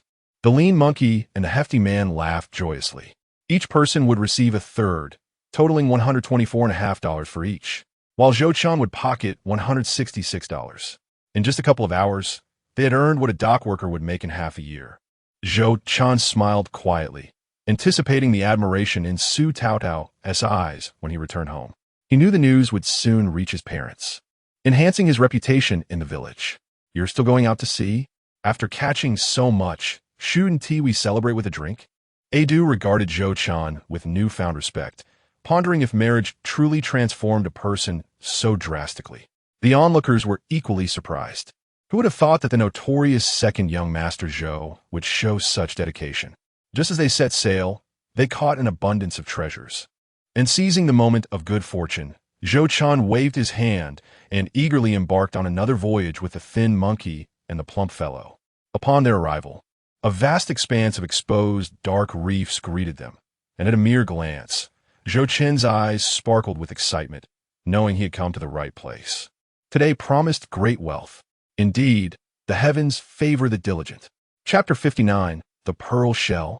In the vicinity, the rocky outcrops were teeming with oysters, while further afield, mussels flourished alongside bullseyes and soldiers' hats. In the crevices, a large cluster of Buddha's hands nestled, with damp green seaweed hanging in clusters. A veritable cornucopia of marine bounty. Could there be abalone? Although uncertain, it was possible that the large soldiers' hats were masquerading as abalone. They bore a resemblance. But from a distance, clarity was elusive. They needed someone to climb over and inspect. If it truly was abalone, it could fetch a handsome price. It seemed few ventured here to forage, hence the abundance of treasures. After all, most fishermen were preoccupied with dragging nets and setting traps. Who had the leisure to sail out specifically for foraging? The yield from foraging paled in comparison to netting fish. Given the choice, most would prefer to spend extra time fishing. "Look at all these oysters," the plump fellow exclaimed excitedly upon seeing the plethora of oysters. "Don't stop me. I must gather as many as I can to take home. I kept that local dragon last time, and the effects were indeed remarkable." Men often grew zealous at the sight of oysters and chives, for any food associated with enhancing vitality incited their fervor. "You certainly need to eat more," the thin monkey teased. "But if you gather them, you better not eat them all. Just give them to me. You have no wife to share them with.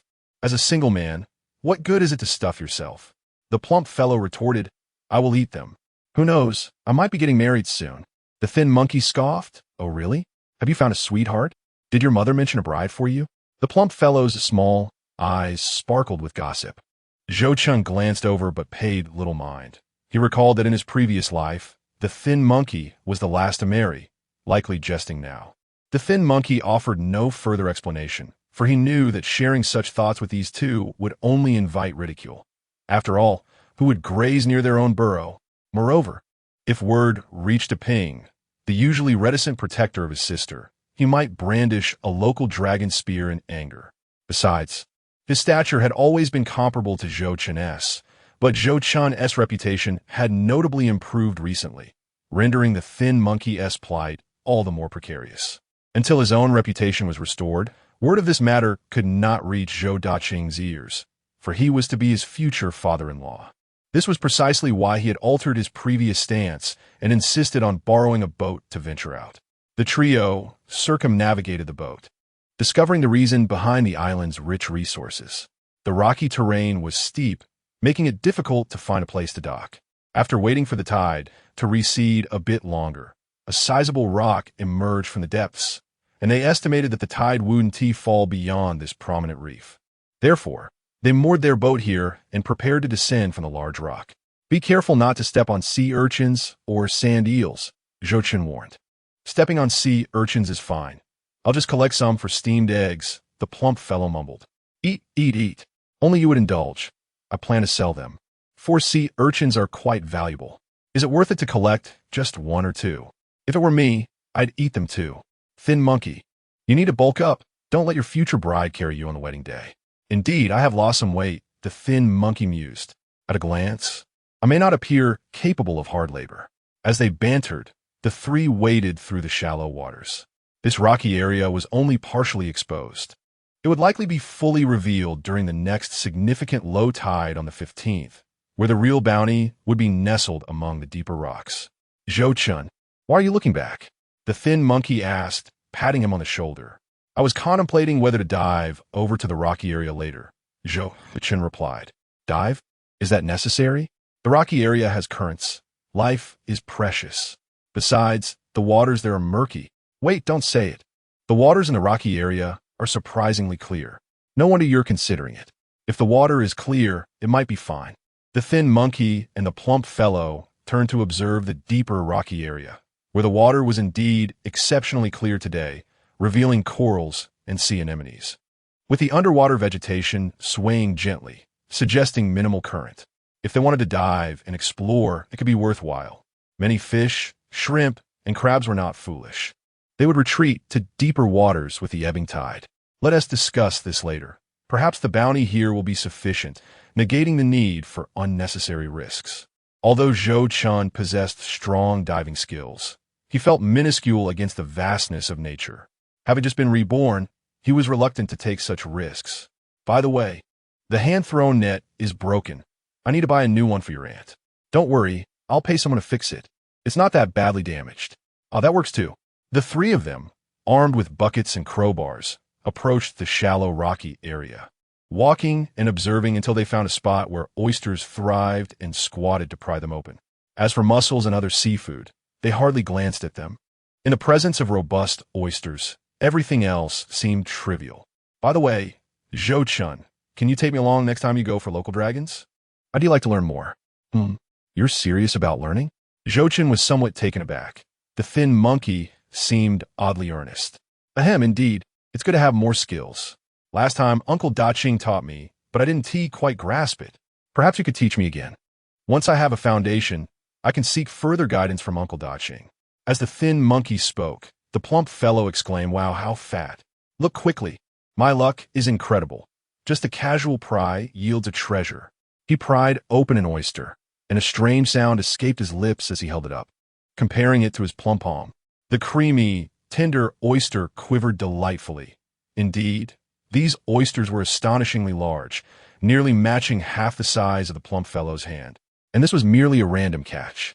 The thicker the oyster shell, the fatter the oyster inside. These oysters were covered in barnacles, indicating they had been growing there for quite some time. Their size was astounding. Slurp. The plump fellow inhaled it in one go, wiped his mouth, and gave a thumbs up, mumbling through his stuffed cheeks, delicious, absolutely divine, fresh and tender. After devouring the oyster, the plump fellow clapped his hands, suddenly noticing a purple and white shell beneath him. He picked it up, casually pried it open, and stuffed the meat into his mouth. However, upon biting down, he let out a yelp. Ouch! What is this? Frowning, he spat out a white pearl, marked with a tooth imprint. What is this? Is this your tooth? The thin monkey indeed. At that time, their town had already established a jewelry store. The reason for this prosperity was their coastal location, which facilitated maritime trade. Numerous entrepreneurs from various regions, including those from Taiwan and Hong Kong, were drawn to the town, resulting in its remarkable development. To what extent had it developed? Many people were familiar with the town itself, yet unaware of the county it belonged to. In an era when even junior high school education was a rarity, numerous children of affluent business owners were studying abroad, illustrating just how exaggerated the situation had become. The portly man, with a sorrowful expression, gazed at the pearl he had bitten into, lamenting that had he not bitten it, he might have returned home to present it to his wife as a piece of jewelry. Turning it into pearl powder was not an option. Speaking of which, when children here were frightened, they would buy pearl powder to calm their nerves. He wondered aloud if there were still pearl oysters around. Don't worry, pearl oysters are rare. But there are plenty of oysters here.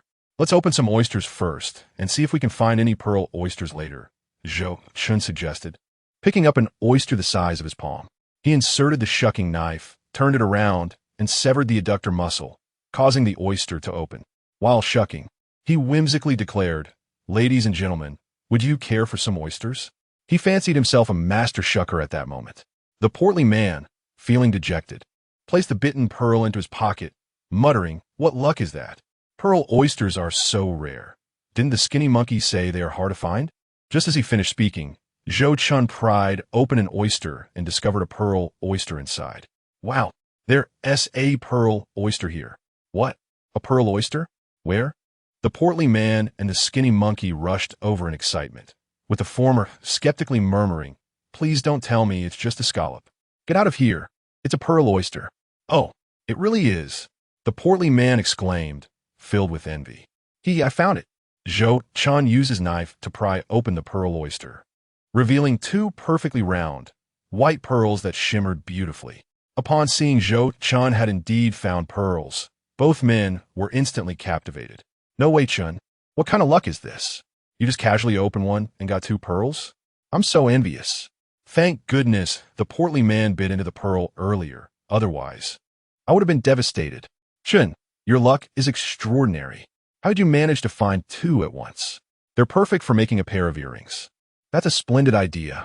I'll have someone craft them into earrings, and when it's time for the banquet, I can present them as a wedding gift. Surely, it will be impressive." Zhou Chen's eyes sparkled with enthusiasm. "What are you talking about? Aren't you going to give them to your sister-in-law to wear?" The portly man scoffed. True enough." Zhou Chen grinned, feeling elated. He proudly showed the pearls to his companions, who marveled at their rarity for a considerable time, even going so far as to sniff them, nearly tempted to taste them. "Get out of here. That's disgusting. Those are for my wife." Zhou Chen carefully placed the pearls away. Fortunately, they hadn't been lazy today by coming out to the sea. Otherwise, they would have missed out on such treasures. The girl would be overjoyed with these pearls. After being spurred on by the excitement, the skinny monkey eagerly declared, "Don't hold me back. I want to find a pearl oyster too. Damn it, I'm going to find one." He promptly began searching for pearl oysters, but unfortunately found none after a long search. The three of them fell silent, engrossed in shucking oysters while intermittently looking for pearl oysters.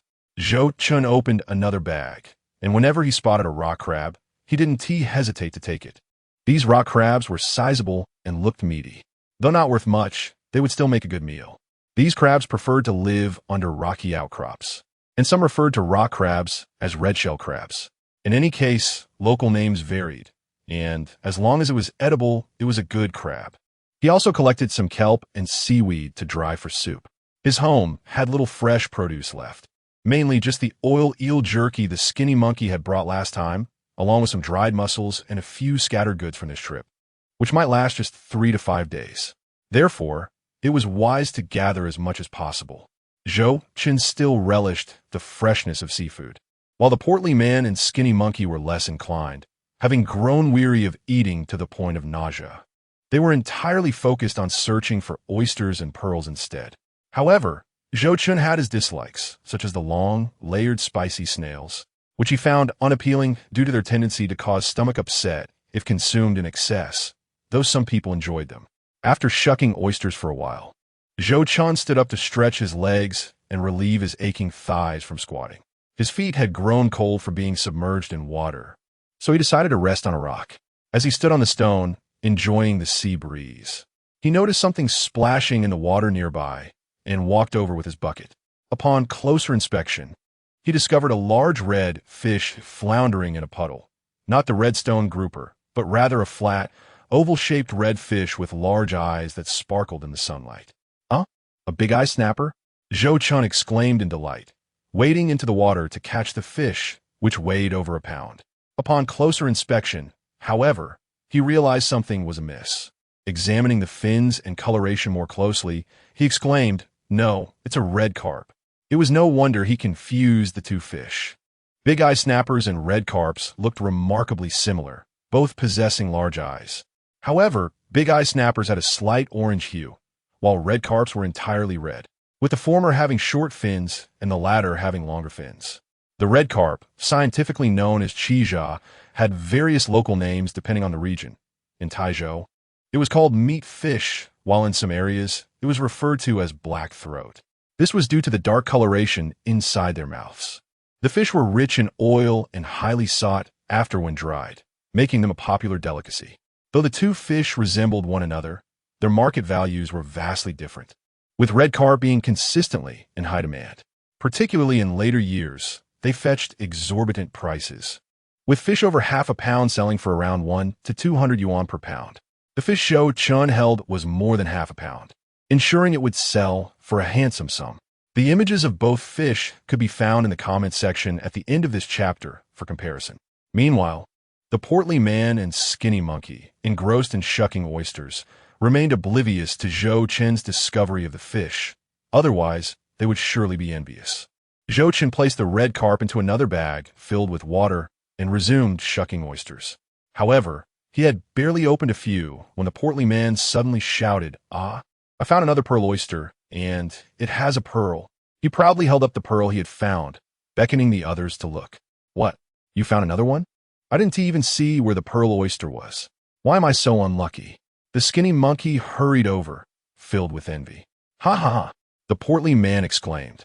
His face flushed with excitement as he held the pearl up to the sunlight, examining it. "Chun, is this one bigger than yours?" "No." Zhou Chen shook his head.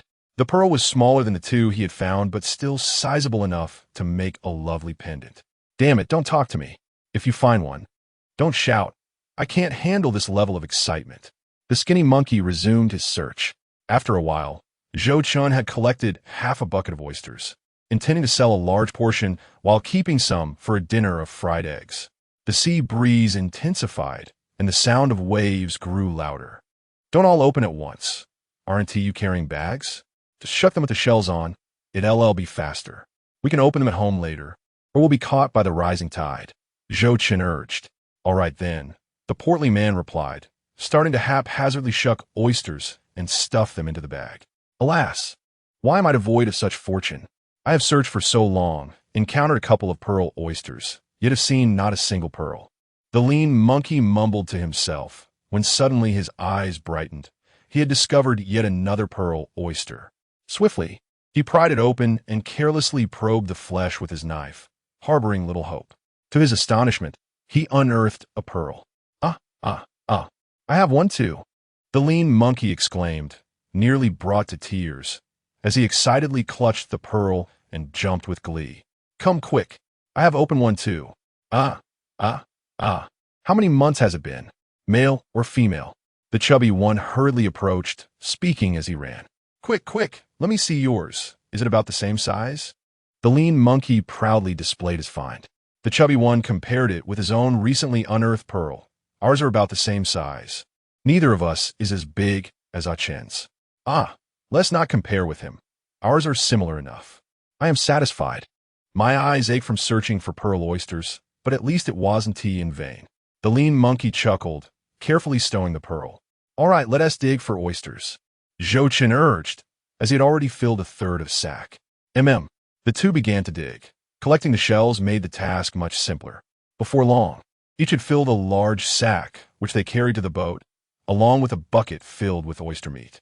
Only then did they notice that Zhou Chen had caught a red carp. "Hey, where did you pick that up? Sneaking off to make a fortune without us? This is my luck. Besides, it's just a red carp. No need to make a fuss. Only you could say such a thing. Ugh. Comparing ourselves to others is infuriating." The chubby one and the lean monkey sat on the boat, showing no intention of getting off. "Aren't you going to dig any more?" Zhou Chen inquired. "We've filled one sack. I don't want to go back." Finding one pearl is enough for me. I'm utterly exhausted today. The chubby one replied, reclining in the boat's cabin. Why not just turn the boat over? Zhou Chen frowned. When you work, finish what you started. No, forget it. I don't want to risk dropping my pearl while bending over to work. The lean monkey treasured his pearl. Do you plan to sell it? The chubby one asked. Sell what? A treasure that money cannot buy. Like Ah Chun, I will use it as a betrothal gift when I marry. Just imagine the prestige it would bring. The lean monkey chuckled. Who knows how long it'll be before you marry? You act as if you have a girl in mind already. As they spoke, the chubby one and Zhou Chen noticed the lean monkey chuckling to himself. They recognized that he must have someone special in mind. No way, lean monkey. Which unfortunate girl has caught your eye? The chubby one sat up immediately. Tell us, and we'll go speak to her. Make sure she keeps her distance. No. What nonsense are you spouting? Just keep an eye on my pearl. The lean monkey quickly stifled his laughter, placing the pearl on the boat, and added, I need to take a leak. Can't you just do it on the boat? Why do you need to go ashore? Zhou Chen asked. You all make it hard for me to go. The lean monkey replied as he left. Once he was gone, Zhou Chen and the chubby one exchanged knowing glances and laughed. This fellow, something's afoot. Who do you think it is? The chubby one asked. I have no idea. Zhou Chen stroked his chin, unable to fathom the situation. His rebirth had indeed led to some changes. The lean monkey had developed feelings for someone earlier than expected, though he couldn't discern if that was a good thing. As long as he didn't end up marrying the woman from his past life, it would be fine. That woman was exceedingly fierce and utterly lazy, relying entirely on the lean monkey for support. After the lean monkey fell on hard times, she immediately sought a divorce. Later, when the lean monkey became wealthy, she shamelessly returned to plead for reconciliation. It certainly wasn't her, as she was in another village. Yet, he remained clueless about who it could be. While they conversed, the lean monkey suddenly shouted from a distance, Oh no, come quickly, there is so much good stuff. Huh, what did you find? Zhou Chen called out. Don't ask, just hurry and bring the oysters. The tide will come in soon, and it'll be too late. Bring the fire tongs now. The lean monkey shouted before heading off to relieve himself. Let us go. Zhou Chen and the chubby one dumped the oysters onto the deck, eagerly following the lean monkey. Upon arriving, the lean monkey beckoned them over. Look here. What do you see? The two approached, discovering that the lean monkey was pointing at a vast expanse of seagrass in a deep water area, perfectly visible from the rocky outcrop. The seagrass thrived near the coral, lush and purple-gray, distinct from the colorful waters around it. It appeared as if someone had deliberately cultivated this patch of seagrass, making it particularly conspicuous. Fortunately, the weather was clear, and the water was crystal clear. Otherwise, visibility would have been poor, and they wouldn't have seen what lay beneath. What's there to see? Just this patch of seagrass? The chubby one looked around curiously. No, look at those fish. The lean monkey exclaimed, pointing. Zhou Chen focused and saw several yellow fish swimming among the seagrass, repeatedly grabbing a dark object and tossing it aside. What type of fish is this? And why is it carrying sea urchins? Is it trying to eat them? Wait, it doesn't eat them, and is now grabbing a sea snail instead. Are you just bringing us to watch crazy fish? The chubby one was puzzled, but his attention quickly shifted to the abundance of black sea urchins nearby. Excited, he declared, So many sea urchins. No wonder you asked us to bring fire tongs. The water is too deep for us to reach them, but we can easily collect plenty in the shallows. Thanks to those fish, they brought the sea urchins closer to shore. As he spoke, he began to collect the sea urchins with his fire tongs. The water was just deep enough to reach his thighs, although there were more sea urchins further out. He dared not venture into the depths. I brought you here for this reason. I was about to relieve myself when I noticed those fish bringing us sea urchins. What a stroke of luck. Hey, you didn't TP here, did you? No, I went to the side. Anyway, what is wrong with peeing here? A boy's urine is said to dispel fire. You could drink some. Get lost, you old man. How can you still call yourself a boy? The chubby one retorted. Hurry up and collect them. The tide will come in soon. It's a pity we can't gather more. If only we had discovered this sooner. The two continued collecting sea urchins, but Zhou Chen remained still, preparing to speak when suddenly he exclaimed, Wait, that's a bottom farmer. Zhou Chen recognized the fish. Bottom farmer? The chubby one looked baffled. You must know the red snapper, right? Zhou Chen stated. No, we don't.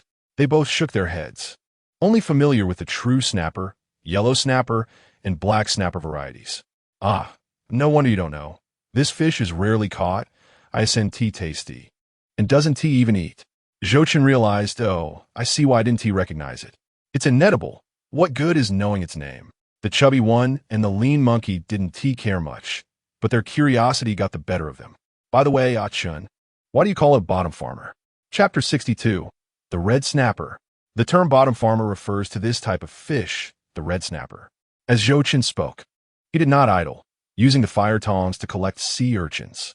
While he pondered, the lean monkey and the chubby one managed to gather 3 or 4 each.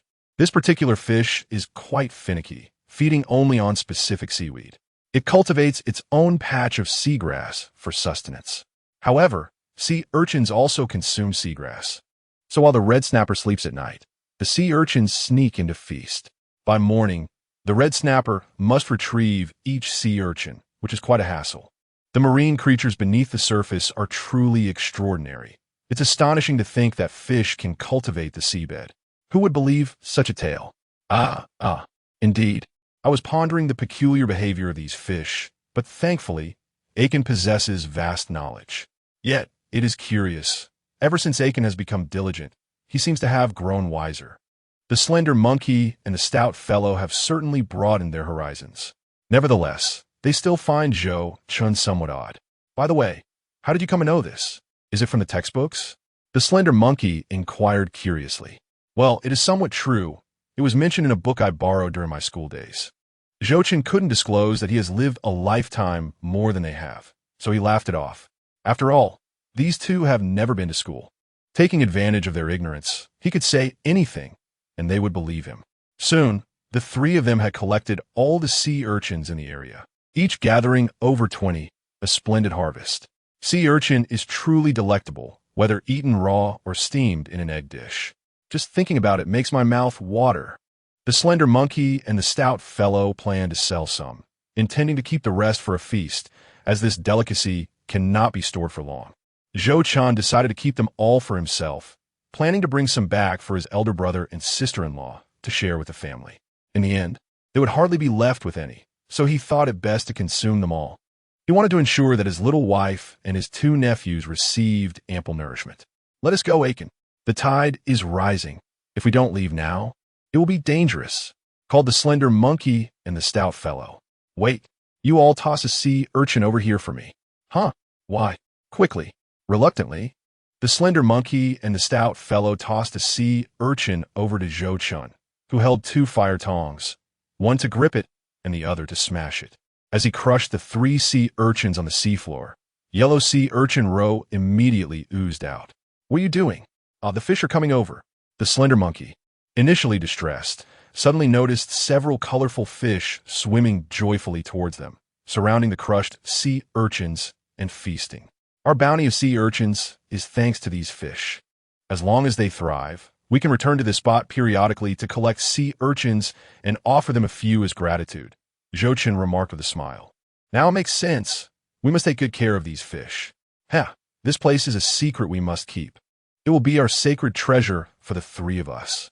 The slender monkey chuckled, smashing a couple of sea snails and tossing them in, eagerly watching the fish devour the remnants. Since these vile sea snails consumed the fish's underwater plants, he felt justified in claiming some sea urchins for himself. Suddenly, they were astonished to discover a plethora of pearl oysters. Quick, gather them. We shall divide them later, Zhou Chen urged, and the 3 of them hastily collected, each securing 5 or 6 pearl oysters. They soon returned to their boat. Alas, after we leave, those fish won't be caught by someone else, will they? The stout fellow worried. Not at all. This area is filled with hidden reefs. Only small boats like ours dare approach. No large vessel would risk it. Those netting boats wouldn't come here either. They only catch rocks. Who else would come here to feast after us? Zhou Chen confidently replied, wringing out his wet clothes. True enough. That makes sense. The 2 nodded, relieved. They feared losing such a fruitful spot where they could gather sea urchins at will. The trio soon arrived at the dock, selling most of their freshly harvested oysters to Adu while keeping the remainder for themselves. After tallying the accounts, Adu eyed the large sacks of oysters with suspicion. These oysters are enormous. Aren't you selling them?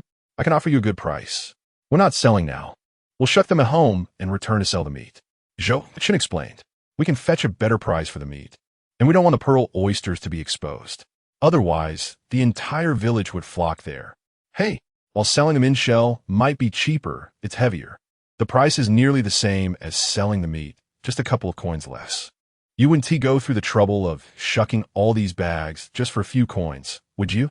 Adu was taken aback. Every coin counts. Wow, when did you three become so diligent? Chen aside, I've seen how you two have been behaving these days.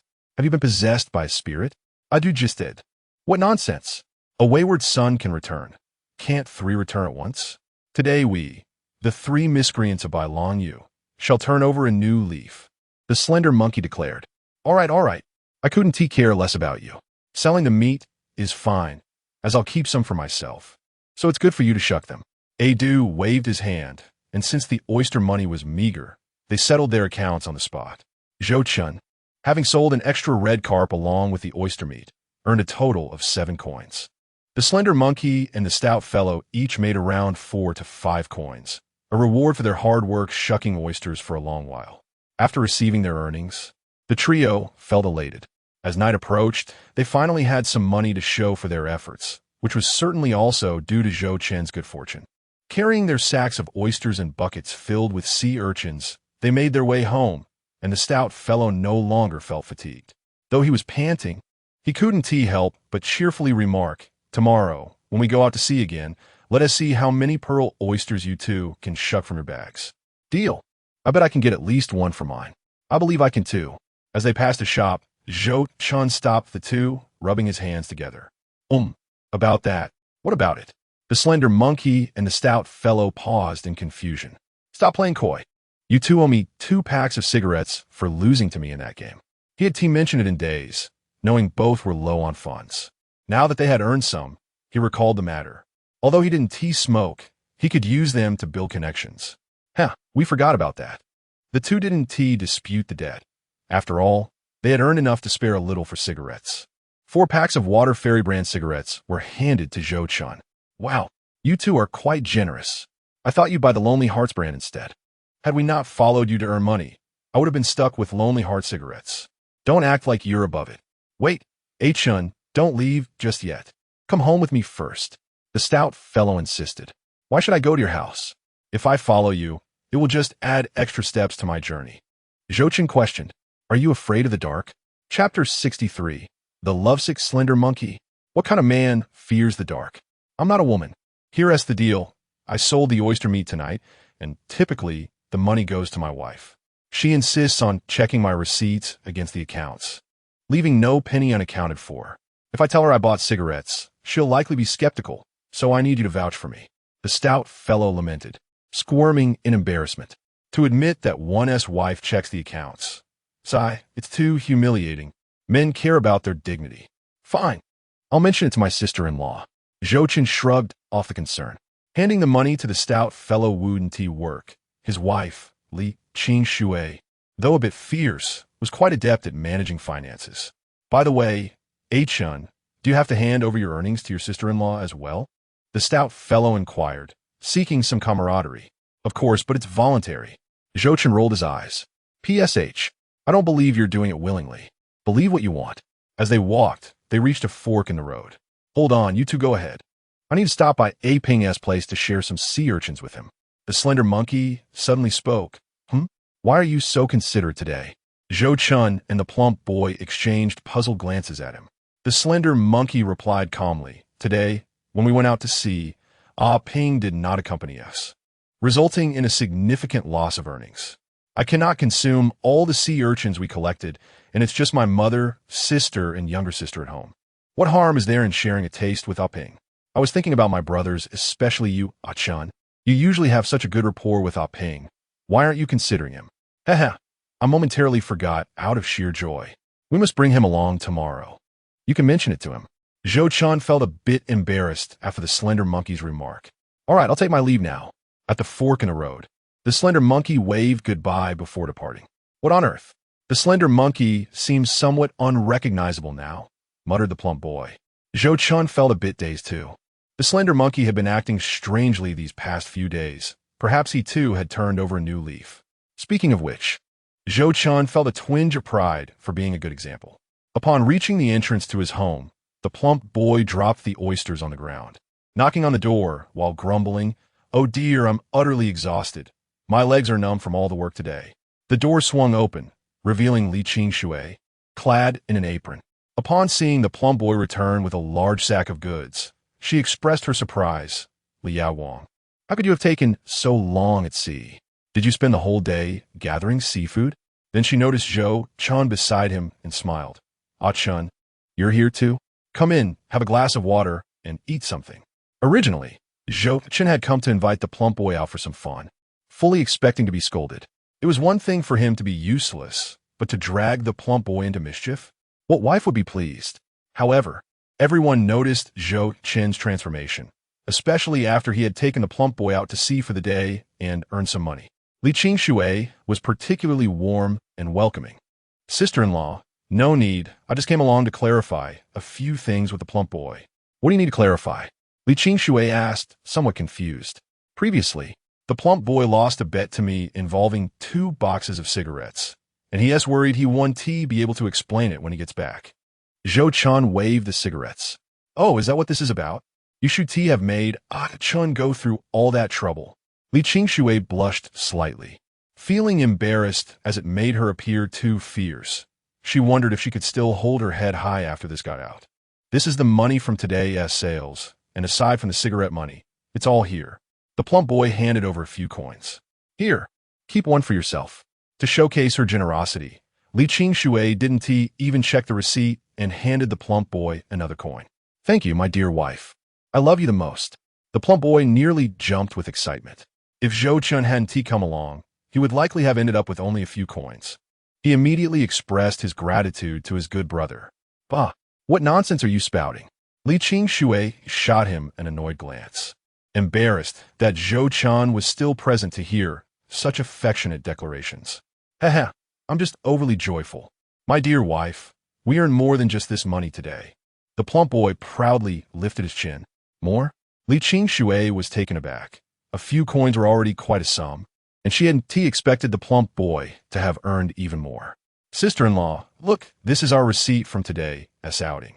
In a few days, after Du sells the goods, we'll receive our payment." The plump boy earned quite a bit today, should be over 120. Zhou Chen handed her the receipt. The plump boy puffed out his chest with pride, eagerly awaiting his wife's praise. "What? He earned over 120 all by himself? Isn't that a bit excessive? Did you all help him?" Li Qingshui stared at the receipt in shock, her words stumbling out. The plump boy, who had anticipated compliments, felt a twinge of disappointment and muttered, "What? Don't you believe me? Well, I even took an extra 10%. We distribute according to labor. It's not excessive at all. Besides, the plump boy has been diligent and helpful." Zhou Chen made sure to sing the plump boy's praises in front of Li Qingshui. "Oh my, how could I not feel bashful? Finally, Li Yaowang has done something worthwhile. After all these years of marriage, it's the first time he has brought home this much money. I truly don't know what to say. Ah Chen, you've really helped him improve. I'm so grateful." "Oh, wait a moment." Li Qingshui hurried back inside and returned with a bag of bayberries. "These bayberries were just sent from my family. Take some home. You can eat them or make bayberry wine. They're fresh."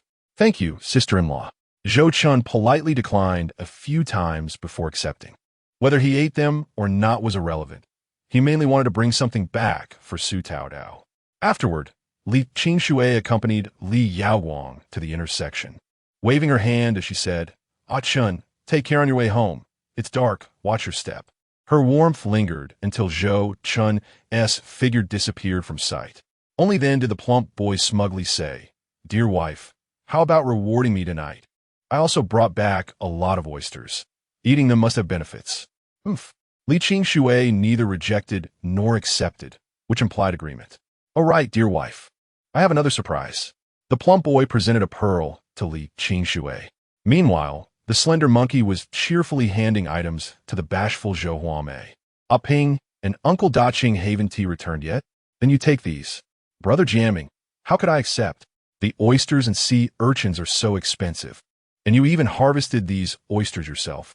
Zhou Huamei felt somewhat awkward. Oh, don't mention it. Ping is my good brother. Recently, Uncle Daching taught us how to catch mudfish, and when there is something good, of course I must think of you. Besides, what if something is expensive? It's meant for sharing. Just take it. I still have more. All right then, thank you so much, Brother Jamming. Here are some eggs. Take a few. The hens aren't laying many. Otherwise, you could wait a moment. My father and brother will be back soon, and could bring back some mudfish for you to stew. No need, no need. By the way, when steaming sea urchins, you need to crack an egg inside. Do you know how? If not, I can teach you. The slender monkey was exceedingly delighted. This was the first time Zhou Huamei called him Brother Jamming instead of Slender Monkey. He found the title endearing and warm. I know how to do that. Then it's settled. Watching Zhou Huamei's flushed face under the light, the slender monkey scratched his head, grinning foolishly. He had initially considered gifting her a pearl, but thought it inappropriate to present something so precious at that moment.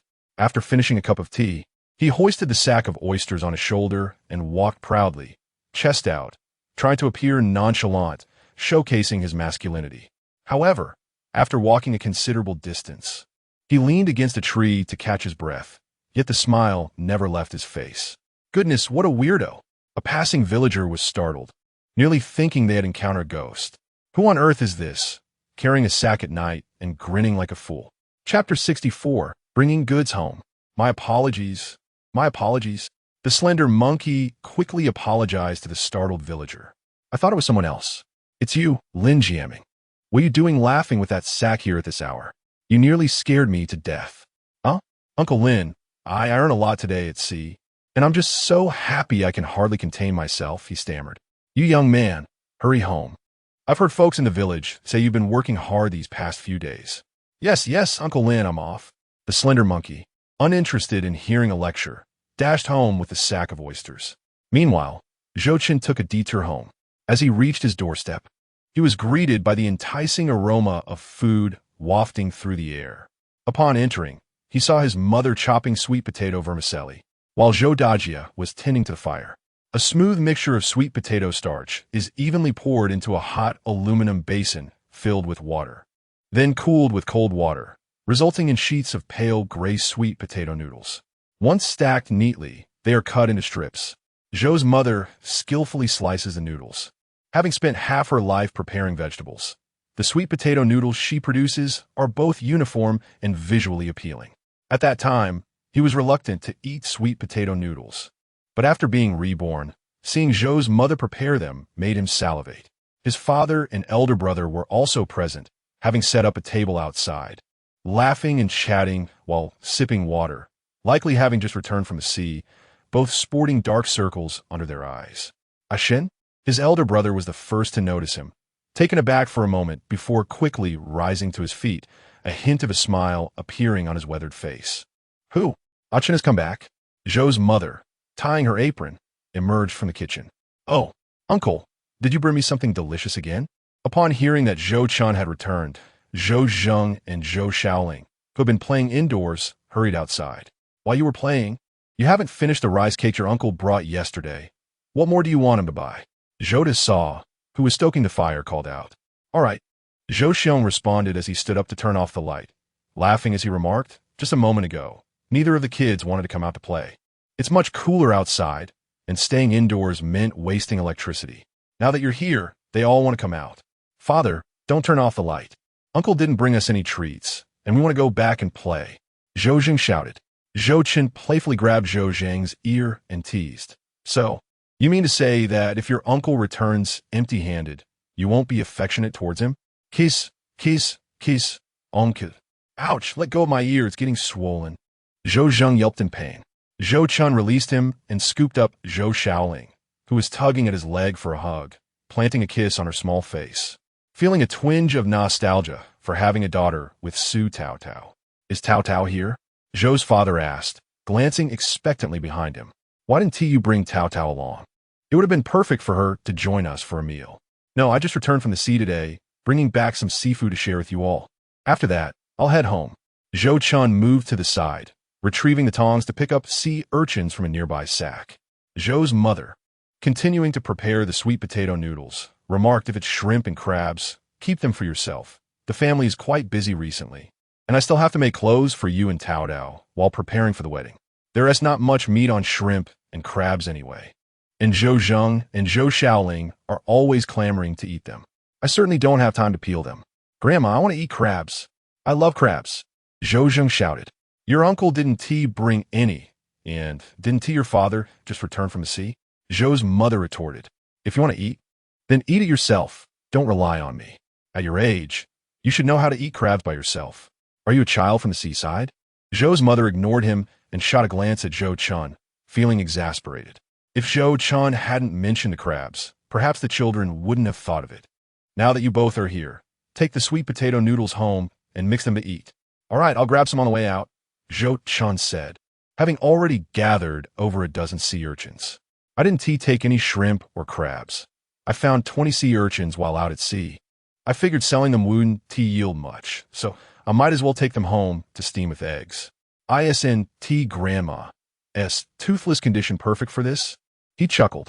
His grandmother stayed in the backyard, and since his father and brother returned late from the sea, dinner was sometimes not served on time. However, no one dared let the elderly lady go hungry. They would usually prepare her meal in advance, so she could eat and then retire to rest. "Yay, Uncle, you're the best. I want to eat sea urchin steamed eggs. I want to eat too." The two children perked up at the mention of sea urchins. Sea urchins? How could 20 sea urchins not be worth anything? They must be worth several coins at least. You're willing to eat them? Not to mention, they must be paired with eggs to taste good. "Our chickens have been laying fewer eggs these past few days." Zhou's mother was the first to object. Eating sea urchins is one thing, but adding eggs is a bit extravagant. Only Zhou Chen would think to say such a thing. "Exactly, Ah Chen. Just take them and sell them tomorrow. We don't need to eat them." Zhou Xiong frowned as well. Typically, they would sell any good catch as soon as possible rather than think of eating it like Zhou Chen. "Don't." Zhou Zheng looked longingly at Zhou Chen. Realizing his words wouldn't hold much weight, and fearing he might receive a scolding, he sought help from his uncle. "I earned quite a bit today. The three of us brought back a large catch, and each of us made a good sum." Zhou Chen found their astonishment amusing, but felt helpless. People in this era were impoverished, and they wouldn't dare waste oil in their cooking, so expecting them to indulge in extravagant feasts was unrealistic. He decided to present the receipt to them for clarity. "You went out to sea? Where did you get the boat?" "I rented my aunt's boat for 2 days. Today was our first outing, and we caught a big haul." Zhou Chen handed over the receipt. Both men were taken aback upon seeing the amount. "Is it really that much? Each of us got over 160, right? 160 is quite a lot. Did you borrow a big boat? Is it as large as ours?" It was no wonder they asked. They typically fished with larger boats, and even on a good day, they wouldn't catch this much. It was a small boat, but not one that you row. It had a diesel engine and a live well. "We were lucky enough to encounter a whale while I was hunting, and we netted some white pomfret and a dragon fish, which is why we made so much money." Zhou Chen patiently explained again. "You were the one following the whale to fish. We heard people discussing it when we came back tonight. We were busy unloading and didn't pay attention. It turns out it was you." Zhou Xiong exclaimed, astonished, as if he were meeting his brother for the first time. Zhou's father remained silent, gazing at him, lost in thought. "What? You were the one fishing alongside the whale? I heard about this too. I wondered which reckless young lad it was. Turns out it was you." Zhou's mother rushed out from the kitchen, frowning. "Are you trying to get yourself killed? I endured 10 months of hardship carrying you. How dare you follow a whale? Do you want to die?" While scolding, she slapped his back with a flurry of blows. Everyone was astonished by Zhou Chen's fortune, but only his mother was primarily concerned for his safety. "I didn't get too close. We waited until the whale moved on before we went after it. I was very careful," Zhou Chen replied humbly, as he feared his mother might fetch a whip to discipline him. "All right, I know working hard is commendable, but renting a fishing boat isn't a sustainable plan.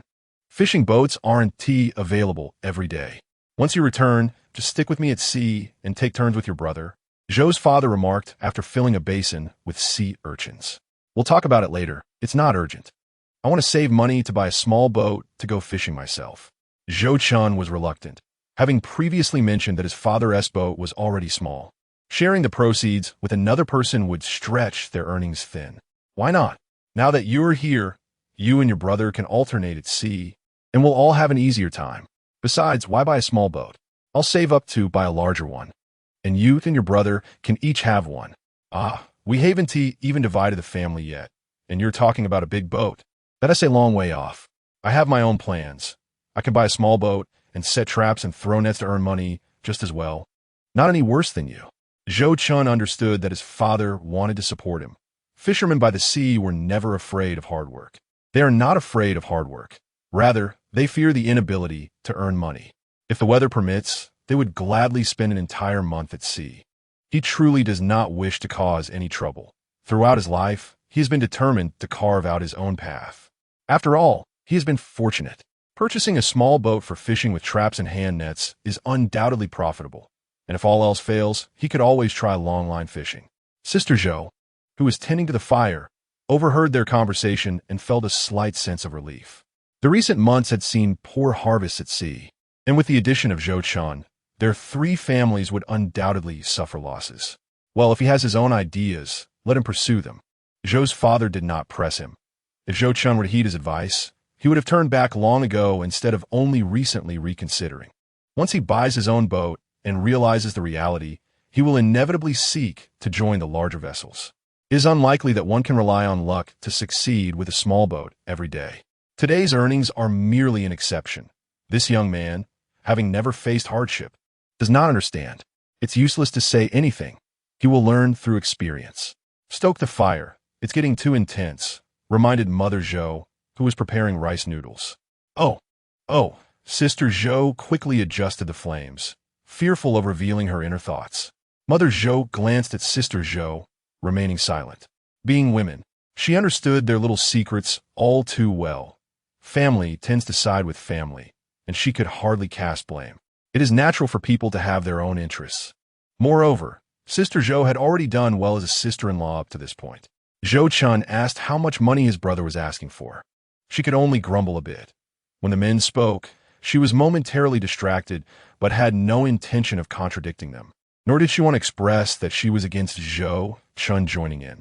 Having left the sea urchins behind, Zhou Chen carried a bag of rice noodles that Mother Zhou had given him, saying, "I'm off now, Mother." "Oh, Chen." Suddenly, a voice called out, and an elderly lady hurried over, clutching several cucumbers. "Mother, take it slowly." Zhou Tian quickly rose to assist her. "Step aside. My grandson has returned." "And you didn't even tell me?" The old lady shook off his hand, beaming as she approached Zhou Chen. "Amma, I thought you were resting." Zhou Chen smiled as he walked over. "I was just about to sleep, but when I heard your voice, I remembered I hadn't seen you since your last visit. I picked some cucumbers for you to keep." Indeed, he had come again tonight. "Oh dear, you've lost weight and gotten darker. Have you been working too hard?" "No, I've only been working for 2 days. How could I have lost weight or darkened?" Zhou Chen felt a bit shy. Among his family, it was his amma who favored him the most. When he was younger, his brother would give red envelopes to amma, and she would immediately pass some to him, instructing him not to tell anyone. The old lady truly doted on him, and thinking of this made his heart swell with mixed emotions. In his previous life, after the sudden passing of his parents, amma soon fell into a state of melancholy. This time, he was fortunate enough to have the chance to change all of that. "Mother, he has been eating quite well these past 2 days. How could he have lost weight? Look, he brought sea urchins for you. He said you should eat them because your teeth aren't good. So he specifically mentioned pairing them with eggs to nourish you." Mother Zhou murmured, "Ah, sea urchins?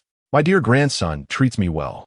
Your father and your elder brother only know to bring back some worthless fish and shrimp for me to eat. You are truly filial."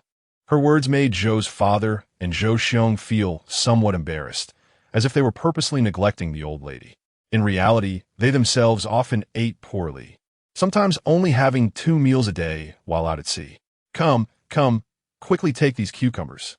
Despite being over 70, the old lady still had a sturdy physique, and she began filling Zhou Chen's bag with the cucumbers she held. "Atai, I want to eat cucumbers too. Earlier, you told us the cucumbers weren't ripe." Zhou Chen called out. "Weren't the first ones ripe for you too?" There are only these 3 left. They just ripened these past few days. What? Do you both want to eat them all? The old lady exclaimed. She had been eagerly waiting for her homegrown cucumbers to ripen, thinking only of when they would be ready to delight her beloved grandson. "Ma, I really want to eat cucumbers." Zhou Chen clung to the old lady's leg, acting cute. All right, there's still many more that aren't ripe yet. I'll save them for you." The old lady had no choice. Yeah, ma, you mustn't lie."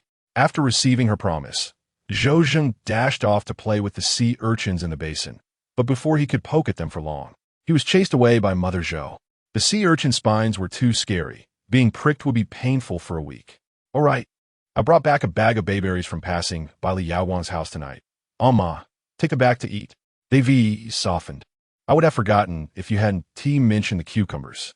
Zhou Chen poured out half a bag of bayberries on the table. Zhou Zheng grabbed a few and ran off, while Zhou Shaoling couldn't reach the table. So Zhou Chen handed her one, which she hastily bit into, juice splattering across her face. She wiped her hands and, looking at them, broke into giggles, not knowing what she was laughing about.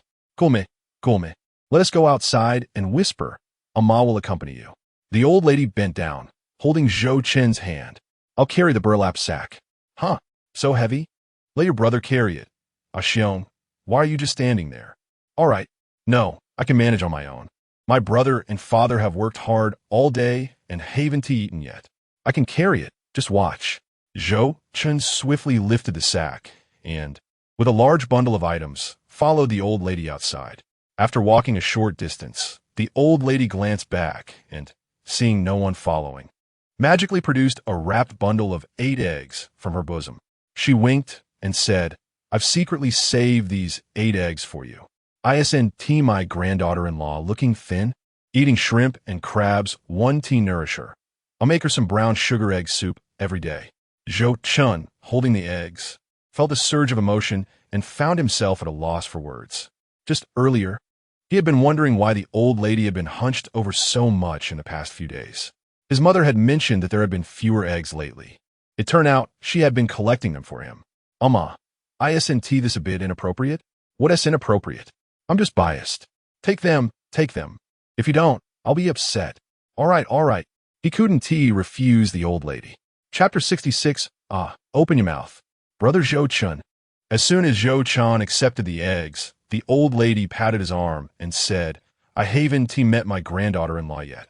Don't stay over there too long. Come back soon. If it weren't for my legs being inconvenient, I would have gone to see my granddaughter-in-law long ago. I was thinking of embroidering a pair of shoes for her, but my eyesight has gotten worse. Now, when I look at the moon, I see double." She tightly held Zhou Chen's hand, gazing up at the night sky, the moonlight illuminating her silver hair and filling the creases of her wrinkled face. Zhou Chen, with perfect vision, looked up at the moon and promptly said, "Then I'll take you to the county to buy a pair of reading glasses sometime." "Reading glasses? What is that?" the old lady inquired, puzzled.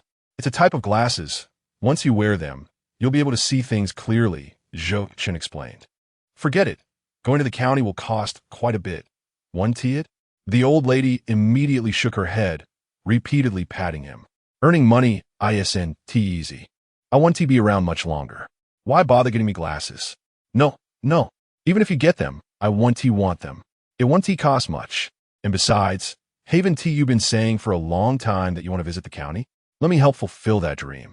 Also, I made a few $100 these past few days." Zhou Chen exaggerated, as is customary for younger generations to amplify their capabilities in front of their elders to reassure them.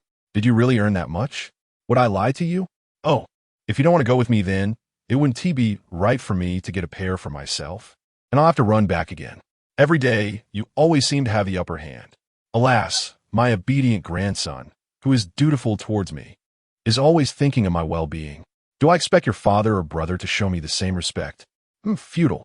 Certainly, once we divide the estate, you shall come and reside with me, taking care of the children. Very well, I shall have your father build you an additional room, and when I pass on, that room will rightfully belong to you," the old lady contemplated. "Now, off you go. It's not yet dinner time. I wouldn't want my granddaughter-in-law to go hungry. Do not be too lazy upon your return. Show me your efforts, and hasten to give me a great-grandchild." Oh dear. I hope that I can see you have children before I close my eyes for the last time. Previously, the old lady had been fretting over whether she would witness his marriage. In this lifetime, she longed to see him wed, and now she was beginning to worry if she would live long enough to witness the birth of his child. Of course you will. I shall have a whole brood surrounding you. Zhou Chen teased the old lady, bringing her joy. Oh, enough of that. I pity my granddaughter-in-law. So watch where you're going. All right, you head back first. I'll wait until I see you safely inside before I leave. Zhou Chen continued to watch the old lady return home before turning towards his own abode. Upon his arrival, Su Taodao was preparing to light a fire for dinner. The wooden house by the sea had no electricity, which made things rather inconvenient. Lighting candles scarcely illuminated the space. Su Taodao was crouched before the stove, kindling the flames, her face glowing red in the darkness as she blew gently into the fire. Brother Zhou Chen, the little girl could always hear his footsteps before he even arrived, welcoming him home as if he were a distinguished guest, brimming with excitement. You must be starving. There's no need to cook. I have some canned mussels and dried scallops to use as toppings. I also have fresh oysters. We can mix those with sweet potato flour for dinner, and I'll steam some sea urchin egg for you afterward. Zhou Chen first tossed the oysters into the seawater beneath the wooden house, securing them to a nearby post before carrying his bundles inside. Sweet potato flour? Oysters? Sea urchins? Yes, the sweet potato flour was given by my mother. I dug up the oysters and sea urchins on the isolated island today. I sold a great portion, but kept some for our dinner to nourish you. Look, I still have a whole bag of oysters left unsold. Why didn't you sell them? We can't possibly eat all that. And you've carried them back at such a cost to yourself. The little girl felt a twinge of concern for Zhou Chen. Oh, we'll discuss that later.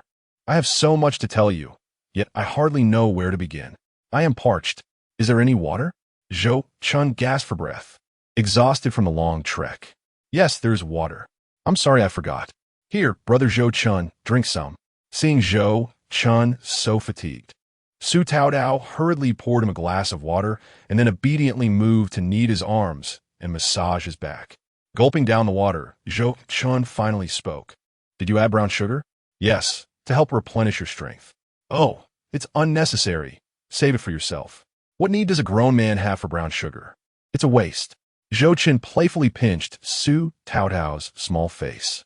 After a brief rest, Zhou Chen took the remaining oysters and sea urchins to the riverbank to clean them. Wearing gloves, he trimmed the sea urchin spines while recounting the day's events to the young girl. Whales hunting. Su Taodao gasped in shock, fearing for Zhou Chen's safety. She had heard tales of whales being formidable enough to swallow ships whole. As he returned with the bucket, the little girl kept repeating, Brother Zhou Chen, please do not go there tomorrow. It's too frightening. Money isn't worth it if you're in danger.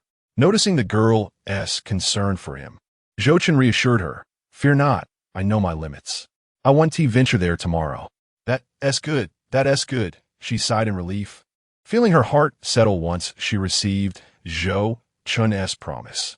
Though he had earned over 160 today, she was happier for his safety than any amount of money. To her, that money was earned at too great a risk. In the future, she would prefer to forego such earnings as long as she had her brother Zhou Chen. The two of them prepared dinner, and the addition of oysters to the sweet potato flour made for a delicious meal. The dried scallops and canned mussels had a delightful chew, and the previously cooked and dried shellfish added a satisfying crunch. Zhou Chen had not enjoyed sweet potato flour in quite some time, devouring 2 hefty bowls before patting his belly in contentment. Brother Zhou Chen, I'm also steaming 4 sea urchin egg dishes. Don't overeat. I got so carried away with my meal that I almost forgot. No worries. You go ahead and eat. I'll have mine later. Zhou Chen scratched his head in embarrassment, primarily due to his hunger after such a long day, having completely forgotten about the steaming sea urchins. After finishing his meal, Zhou Chen stretched, suddenly feeling a wave of drowsiness wash over him. However, he dared not sleep. A full stomach would surely lead to indigestion. He stood and donned a headlamp, carrying the bag of oysters upstairs. He opened the bag, pouring half of the oysters onto the walkway, intending to shuck them as a post-dinner indulgence. Just as he picked up an oyster, he remembered he had yet to tell the young girl about the pearls. She would surely be delighted to hear the news. He turned to speak, but found Su Taodao on her tiptoes. holding a spoonful of golden sea urchin egg towards his mouth, her face alight with joy. Ah, brother Zhou Chen, open wide and taste this. Chapter 67. There will come a day. Zhou Chen took a bite, adding a dash of fish sauce, savoring the sweet and slightly salty flavor that melded the sea urchin's unique fragrance with the richness of the egg. The taste was exquisite, but he was already too full to continue. Delicious, but you should eat, Tao Tao. I cannot manage another bite. I'll have mine later.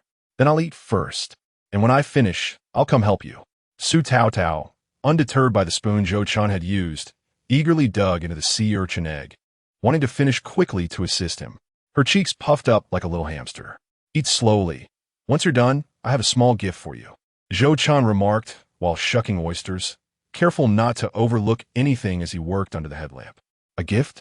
What kind of gift? Just wait and see. After devouring 2 sea urchin eggs, Su Tao Tao rushed over, her excitement palpable as she asked, "What is the gift?" "Look what I have." Zhou Chen produced 2 pearls from his pocket and handed them to Su Tao Tao. As she gazed at the pearls resting in her palm, her eyes widened in astonishment, sparkling like stars. Pearls? Wow, they're so beautiful. Any girl would naturally be enchanted by jewelry. She held them under Zhou Chen's headlamp, admiring how they glimmered softly, reflecting hues of pink and cream. Seeing Su Tao Tao's delight lifted Zhou Chen's spirits immensely. "Did you buy these, brother Zhou Chen? They must have cost a fortune." "They are not purchased. I found them today while shucking pearl oysters." "Are there pearls in the sea?"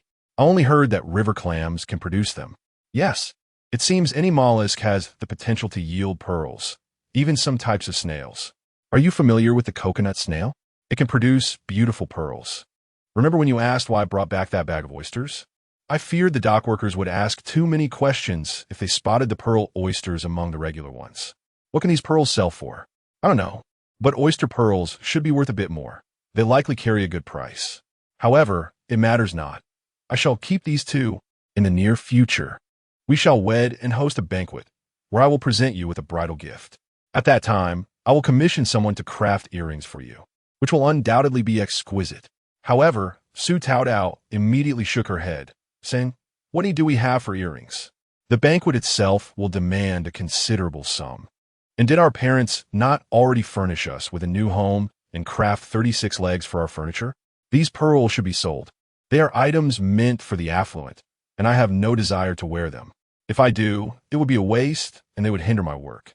Sighing, he replied, "In time, we too shall have wealth. You will become a lady of means. What is there that you cannot wear? Life is steadily improving. Do not speak such thoughts."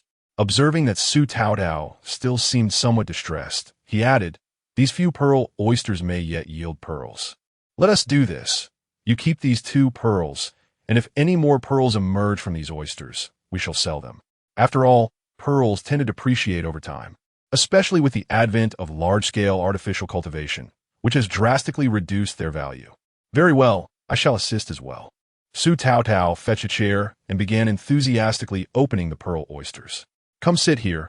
The headlamp does not illuminate you well. Can you see? I will fetch the flashlight," she said.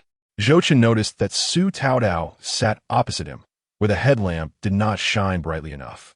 "It's fine, brother Zhou. I can see well enough. One headlamp is sufficient. Turning on another flashlight would be a waste of batteries."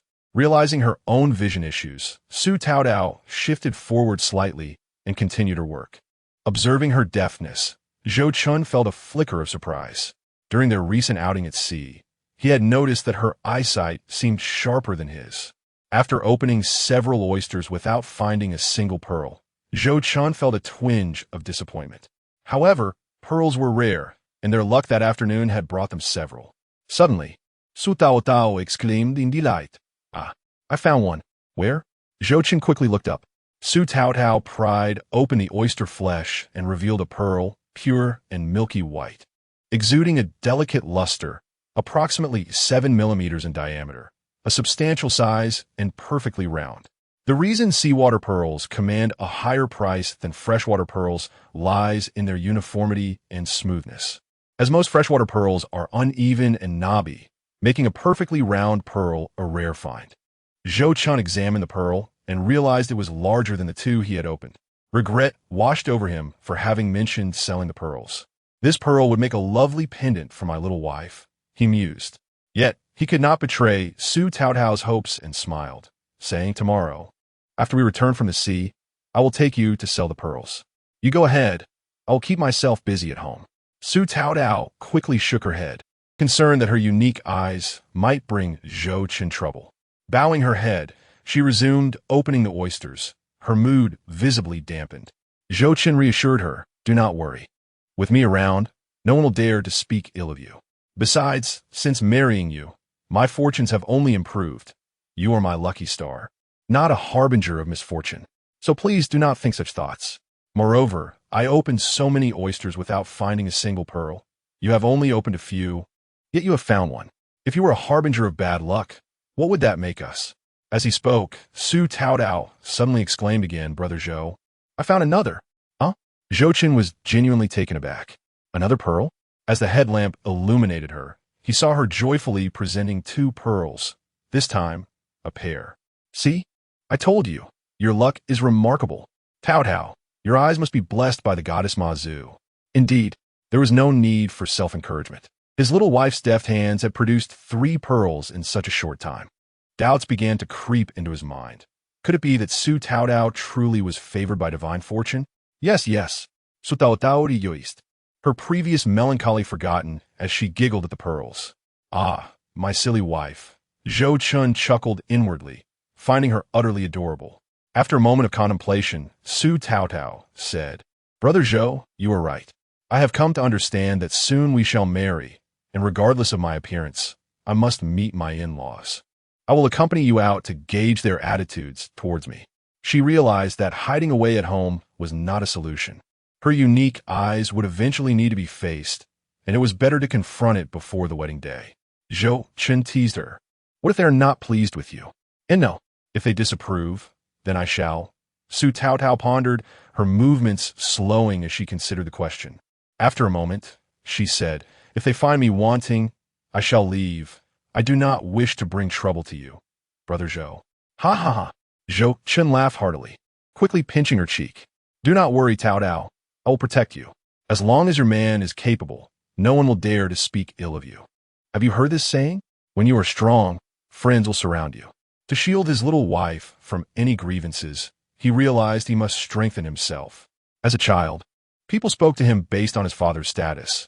As he grew, they would judge him by his own identity and family. One day, that will be our reality. Zhou Chen vowed to himself. Chapter 68. Discussing the purchase of a boat. Next, Zhou Chen and Su Taotao opened the remaining pearl oysters. Sadly, they uncovered no pearls.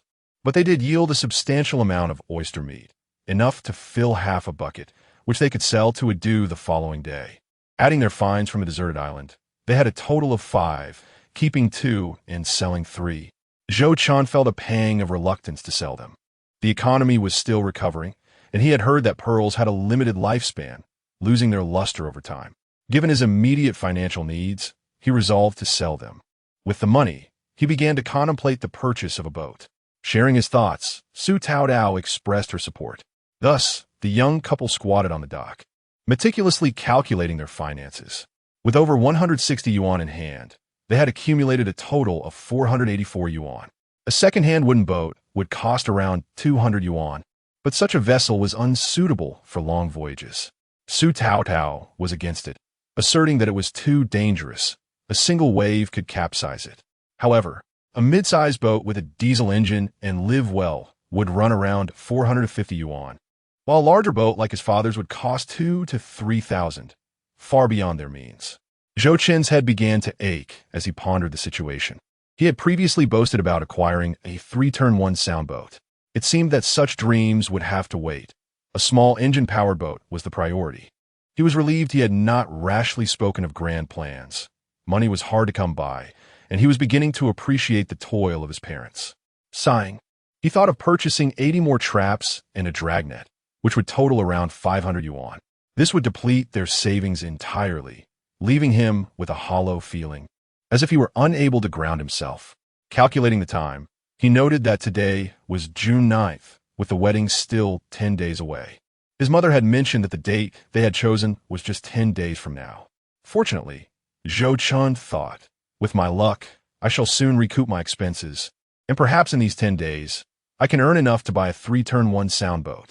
Ah, I had originally intended to purchase you a 3-turn-1 soundboat. After finalizing the plan, Zhou Chen felt a tinge of guilt. Undoubtedly, the primary motivation behind his purchase of a boat was to demonstrate to the villagers that he had made significant progress during this time. He could now afford a boat, which might elevate their perceptions of him and prevent them from gossiping. What need is there for a trinket? Brother Zhou Chen, your kindness is enough for me. A pair of pearl earrings suffices. I could never have imagined I would wear such luxurious adornments in my lifetime. Surely, this pair could be exchanged for a bicycle? It should be feasible, Zhou Chen mused, estimating that the largest pearl, measuring 7 millimeters, must hold considerable value. However, he was uncertain about its exact worth and decided to inquire tomorrow. Ideally, it would fetch a decent price. Otherwise, should he exhaust his funds, he would feel quite insecure. In the event of an emergency requiring immediate cash, that would be rather awkward. Well then, since we've agreed, I shall ask my friend about the boat when we set sail tomorrow, and I will take you to sell the pearls afterward. Together, we shall go to see the boat. All right. The two nestled in bed, Zhou Chen embracing Su Taotao, inhaling her delightful fragrance while dreaming of the future.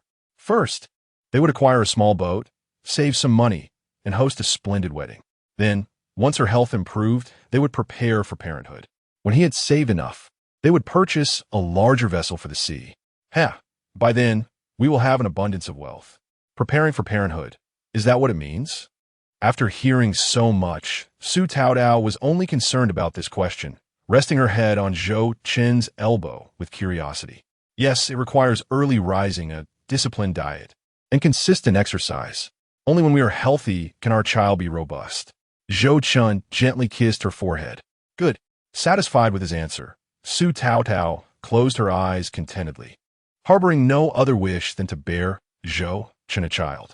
The following day, after breakfast, Zhou Chen mentioned he would not be home for lunch and set off with oysters to find a dude to sell. They had agreed the previous day to resolve their meal situation on the deserted island. Returning home would be too costly and wasteful of diesel.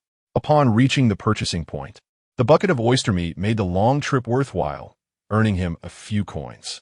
Just as he finished settling his accounts, Shouho and Pongzi entered, both animatedly chatting and exchanging knowing glances, evidently having enjoyed a fruitful night. Chen, you're faster than us. We were just discussing whether we might encounter you.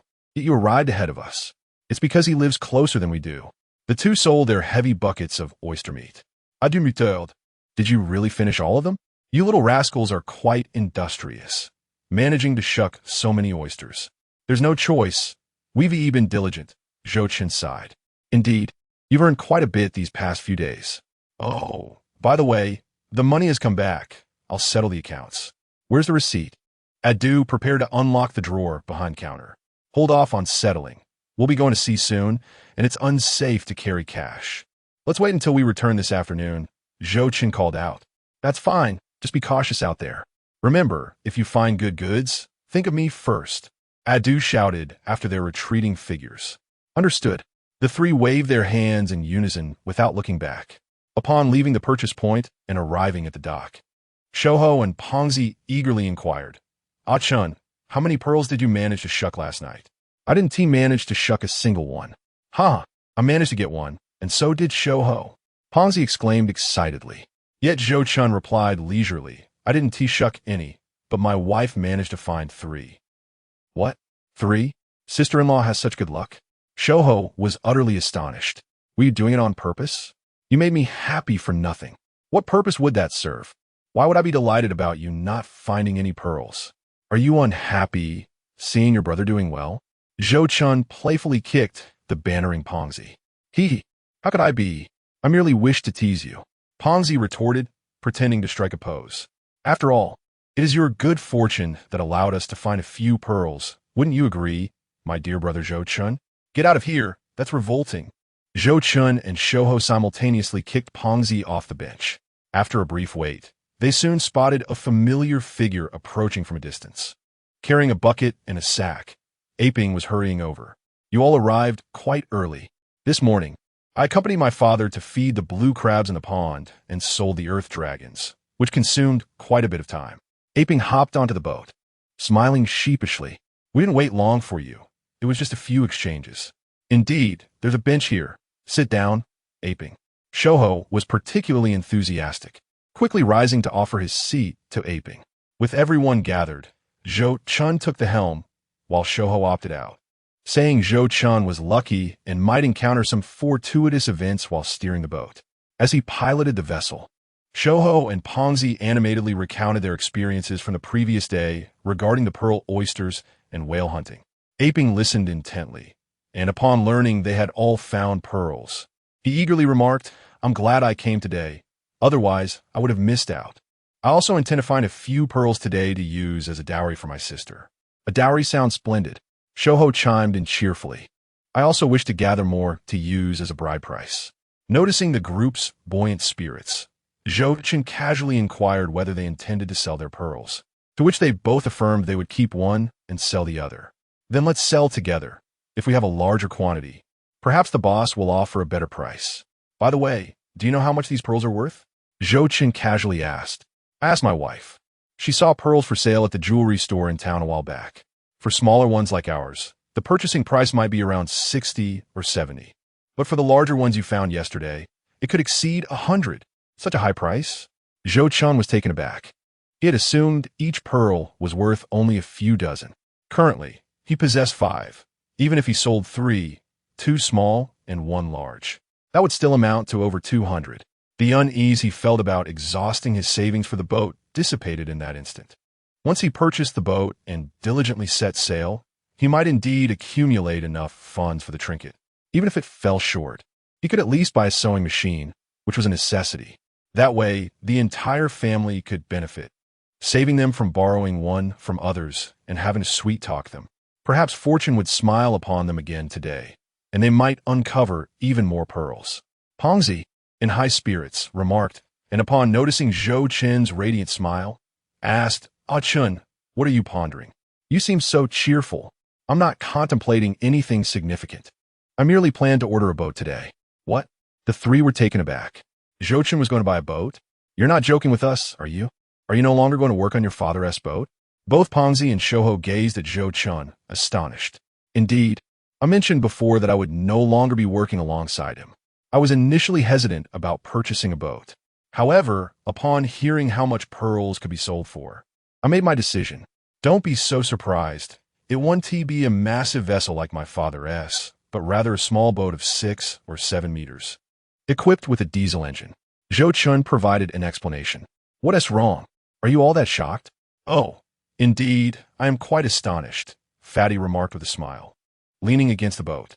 "Just think, the 3 of us were lounging peacefully, and suddenly you got married, transformed your character, and now you can even afford a boat.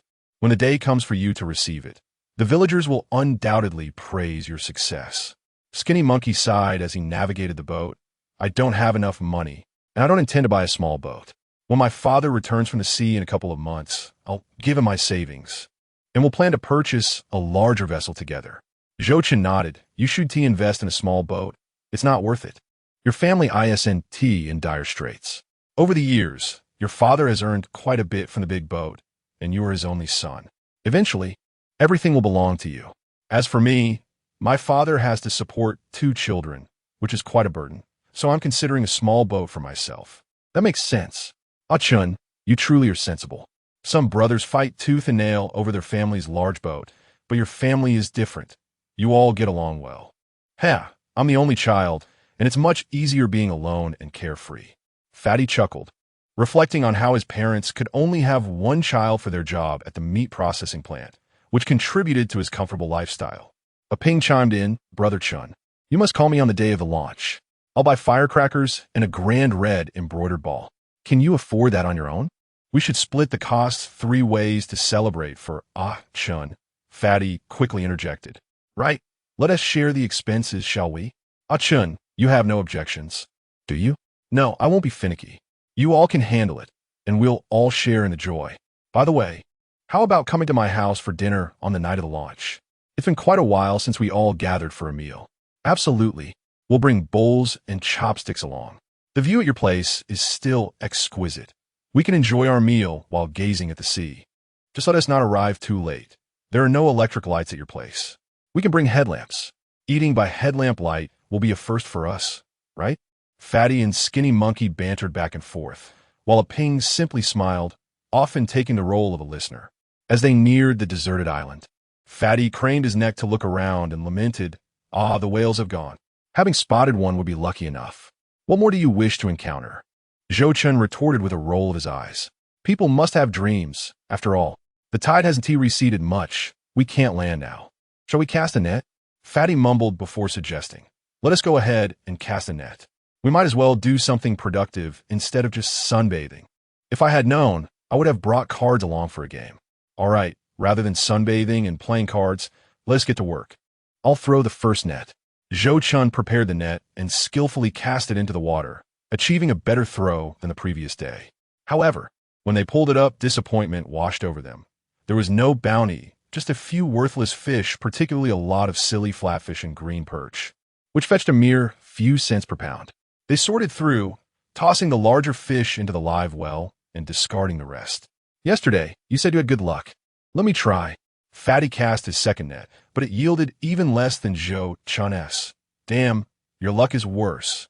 Zhou Chen thought he had reached the peak of fortune, realizing that catching so many silly flatfish was already the blessing of the sea goddess. He felt considerably better. Next, Skinny Monkey and a Ping also threw their nets, but again, they caught next to nothing, leaving everyone feeling a bit despondent, especially since they had just tasted success the day before. Unable to contain himself, Skinny Monkey suggested, "What if we try dragging a net? Hand-casting nets only catch small fish and rely on schools gathering together. A drag net will yield more." "Did you mention to your uncle about using his drag net when you rented the boat?" Zhou Chen inquired. "I did. I intended to use it yesterday. But since the fish were gathering, hand-casting was more suitable, so I didn't mention it. Let us take advantage of the tide and drag a net nearby." Skinny Monkey urged. "All right, let's drag a net then." Zhou Chen consented. They inspected the net, then set the drag net into the water. With Zhou Chen at the helm, the others believed he was fortunate. As they sailed, the weighted net splashed into the sea, quickly sinking below. The dragnet's mesh was designed to capture fish and crabs of varying sizes, tightening to form a large ball as they prepared to haul it back. Zhou Chen navigated the boat in circles nearby, and when he deemed it time to retrieve the net, he began the process. There was a roller on the boat for lifting the net, which would ease their labor, but unfortunately, they had no crane aboard, relying solely on manpower. The group shouted in unison as they strained to pull the net. Suddenly, Zhou Chen felt the engine lurch violently, as if they had snagged something heavy. Boom! The boat lurched backward. "Oh no, I'm going to fall overboard. What is happening?"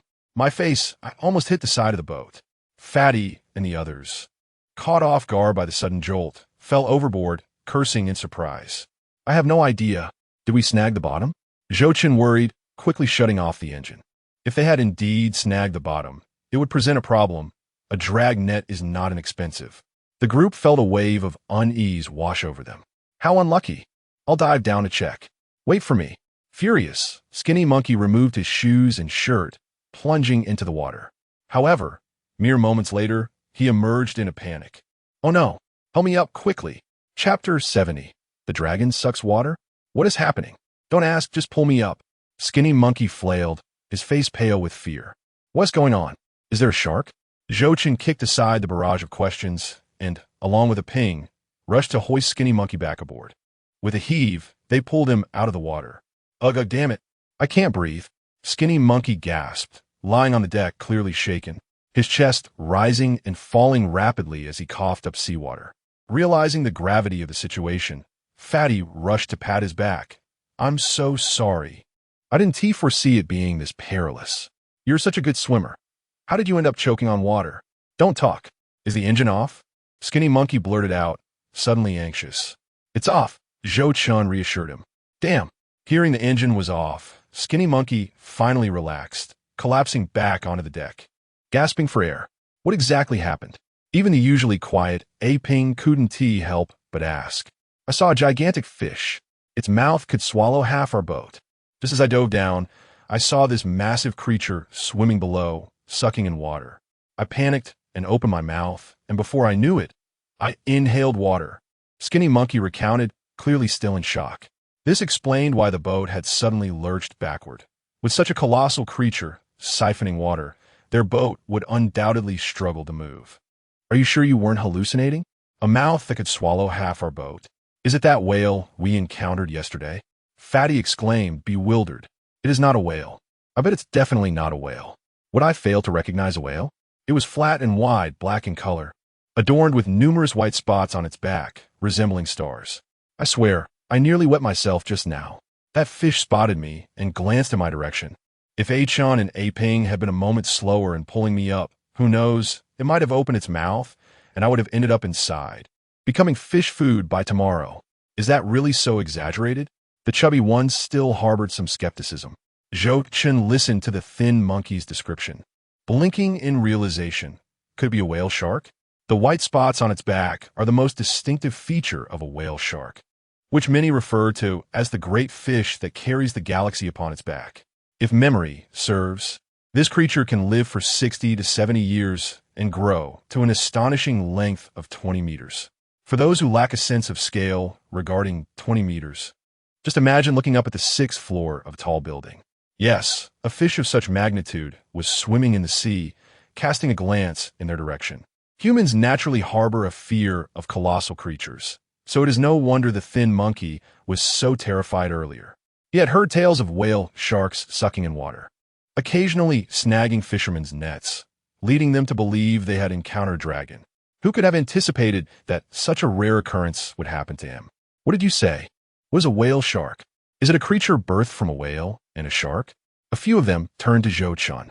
Just as he was about to explain, the boat suddenly creaked ominously, and the net at the stern was yanked sharply, causing the back of the boat to dip slightly and splash water. Damn, it's sucking in water again, probably because it sees the fish we're hauling in. Move towards the bow, distribute the weight. Zhou Chen decisively instructed everyone to shift forward to balance the boat. Heavens, I hope it won't capsize. The thin monkey grimaced, knowing he could compensate for the damaged net, but if the boat sank, it would break his heart. Fortunately, the worst did not materialize. The whale shark merely tugged at the net before the boat regained its balance. Suddenly, they heard a commotion beneath the water. With a surge of courage, they leaned over the side to peer below the surface, and a shocking sight unfolded before them. Beneath the azure water, white spots began to glow, becoming increasingly vivid in the sunlight, followed by the immense, broad black back of the creature surfacing from the depths. They clung tightly to the boat's railing, hearts racing, too astonished to speak. As the magnificent black back, adorned with white spots, grew larger and clearer, they beheld a gargantuan fish swimming languidly beneath their boat. Its size twice that of their 6 to 7 meter vessel. With a flick of its tail, it sent up a spray of water, causing the boat to sway violently and creak, while the rolling wheel turned chaotically and the fishing net was yanked down several meters. It was over. The net was surely ruined. The thin monkey gritted his teeth, feeling utterly miserable. A single net cost quite a sum. This cost 1 tea falls solely on you. Let us split it among the 3 of us, the chubby one declared gallantly. No, I'm in 2. Count me in, Aping insisted, shaking his head. Let us not rush. The net hasn't been pulled up yet. After it's finished feeding and leaves, we'll assess the damage. The thin monkey felt touched. His brothers were truly brave-hearted. Seeing that the whale shark appeared to have satisfied its hunger, Zhou Chen boldly approached the bow. As expected, he witnessed the whale shark, content, flicking its tail as it swam away. Perhaps it had indulged in a buffet. After swimming a certain distance, it leapt out of the water, splashing joyfully. The sight of such a colossal creature left the thin monkey and his companions momentarily stunned. Zhou Chen had only ever seen this majestic being in nature documentaries. Witnessing it in reality was a completely different experience. Only by witnessing it firsthand could one truly appreciate the wonders of nature and the awe that such a gigantic creature evokes. Once he confirmed that the whale shark had swum far away, Zhou Chen called out, and the group hurried to retrieve the net. As they anticipated, a large hole had been torn in the net, and As they pulled it up, they saw many fish tumbling out, plopping back into the sea. "Hurry, let us salvage whatever we can," Zhou Chen urged, feeling a pang in his heart. Initially, their catch had been quite promising, but now it had been diminished significantly by the whale shark. As they hoisted the net, they untied the ropes, and with a whoosh, a plethora of fish and crabs cascaded onto the deck. Not too shabby. The thin monkey examined the net with a pained expression, noting that the innermost pouch was mostly torn, likely a $10 a pair job. "Let us sift through these fish and see if there is anything valuable to offset the cost of the net." Zhou Chen crouched down to begin collecting fish. "I'm good." The four of them focused intently on sorting through the catch. Here, they found numerous sand crabs and rock crabs, scientifically known as the fine-pointed round-toed crab. With the growth of the processing industry, many of these crabs were sent to processing plants to make drunken crab claws and spicy crab dishes. The drunken crab claws served in KTVs are made from this very crab. While these crabs aren't particularly valuable, their sheer volume allowed the group to quickly gather 4 buckets, likely netting them $1 or $2. They discovered a red-scaled carp, albeit small, weighing only 6 tails, but still worth $1 or $2. Zhou Chen found 2 red snapper and quickly bled them out. These fish wouldn't survive long out of water and required urgent bleeding to prevent spoilage. Ultimately, they organized their haul: 3 large buckets of crabs, 1 red-scaled carp, 2 red snapper, a basket of less valuable miscellaneous fish, and 2 sunfish, also known as ocean sunfish. They estimated they could sell the lot for $7 or $8, which would barely cover the repair costs for the net. Although they would incur a loss when factoring in the diesel, it was still better than a total loss. The thought of having labored for nothing, with each of them losing $1, left them feeling somewhat dejected. Today had clearly not been auspicious. But such is life by the sea. Not every outing yields fortune. Cheer up. A hole in the net is better than a complete loss requiring a new purchase. The tide has receded, so let us hurry to the deserted island and aim to recoup our losses from this morning. Zhou Chen comforted the group. "Right? It's not time to despair yet. If we could find some pearls, we might make up for it. Indeed, a single pearl could cover the cost of a net. Let's go, go, go." The thought of the pearls on the deserted island rekindled some enthusiasm in the thin monkey and the chubby one. Zhou Chen steered the boat towards the isolated island, and similarly to the previous day, they made their way ashore along the rocky outcrops, adeptly reaching the area abundant with oysters. There were still plenty of oysters left. They had only harvested a small portion the previous day, and with 4 of them today, they were likely to finish off the larger ones entirely. No one spoke. Having lost so much money that morning, the 4 of them diligently pried open the oysters. This time, they decided to take the oysters with their shells, saving time and allowing them to carry more. They would simply look for pearls while prying the oysters. As the sun climbed higher, noon approached, and the sun beat down fiercely, with the UV rays at the seaside being particularly harsh. The only relief came from the cool sea water on their legs, while their backs burned painfully. The 4 of them dashed back to the boat to grab their sun hats and occasionally dunked themselves in the water to alleviate the scorching sun. Gathering shellfish is akin to labor. While inland folks may find it amusing, those by the sea know how arduous it truly is. Any work that earns money seldom comes easy. They continued until the sun reached its zenith, and, as the tide began to rise, they finally made their way back to the beach. Each of them had filled 2 large sacks with oysters, having nearly exhausted the larger specimens. And after such a long haul, their stomachs grumbled in protest. Let us go, it's time to cook." "Hey, fatty, didn't you bring the pot?" "I did, and I even brought seasonings. There are plenty of small fish on the boat, right?" Frying the assorted fish directly in oil, accompanied by a pot of kelp and oyster soup made from the fresh kelp I just gathered, seemed like a splendid idea. The stout man acknowledged with a grunt and descended from the boat, carrying a pot and an array of seasonings. The slender monkey took the basket of assorted fish to gut and clean them, while A Ping, without needing instruction, wandered into the nearby woods to gather firewood. Having prepared for outdoor cooking numerous times, the group shared an unspoken understanding. The stout man busied himself with the cooking, a precursor to his later venture into the restaurant business, as he enjoyed the art of culinary creation. His presence in the kitchen brought reassurance to the others. Meanwhile, Zhou Chen strolled along the beach, only to stumble upon a peculiar red fish, measuring nearly half a meter in length, with an elongated snout that constituted a quarter of its body. Is it a pipefish? He mused, picking it up. In the northern regions, this fish is referred to as a horsewhip due to its resemblance. Alive and vibrant, it was perfect for sashimi, though its exterior was red. The flesh was white and delicately exquisite. He brought the fish back to the group, who expressed their delight at his find. How wonderful! With the fish and crabs frying in the pot, your pipefish will be a splendid addition for sashimi, to be dipped in fish sauce, the stout man remarked, swiftly preparing it into slices. Once the meal was ready, the slender monkey unexpectedly produced a bottle of rice wine and several cups from a barrel. Surprise! I've been holding on to this bottle of rice wine for a while, just waiting to share it with all of you. He chuckled. Oh, how clever of you. Eating fish and crabs without wine lacks flavor. This is perfect. The stout man's eyes lit up. Though Zhou Chen aimed to abstain from smoking, he had no aversion to alcohol. After all, as men, they ought to indulge in some pleasures. Eating shrimp and crabs without drinks felt rather lackluster. It was an occasion to celebrate with friends, and rice wine, with its moderate alcohol content, wouldn't intoxicate them. They engaged in playful banter, with Zhou Chen relishing the moment, feeling the rare ease and joy of their camaraderie. He reflected on how, in the future, after leaving Bailang Island, he would find himself at lavish tables filled with exquisite dishes, yet missing the warmth of such moments.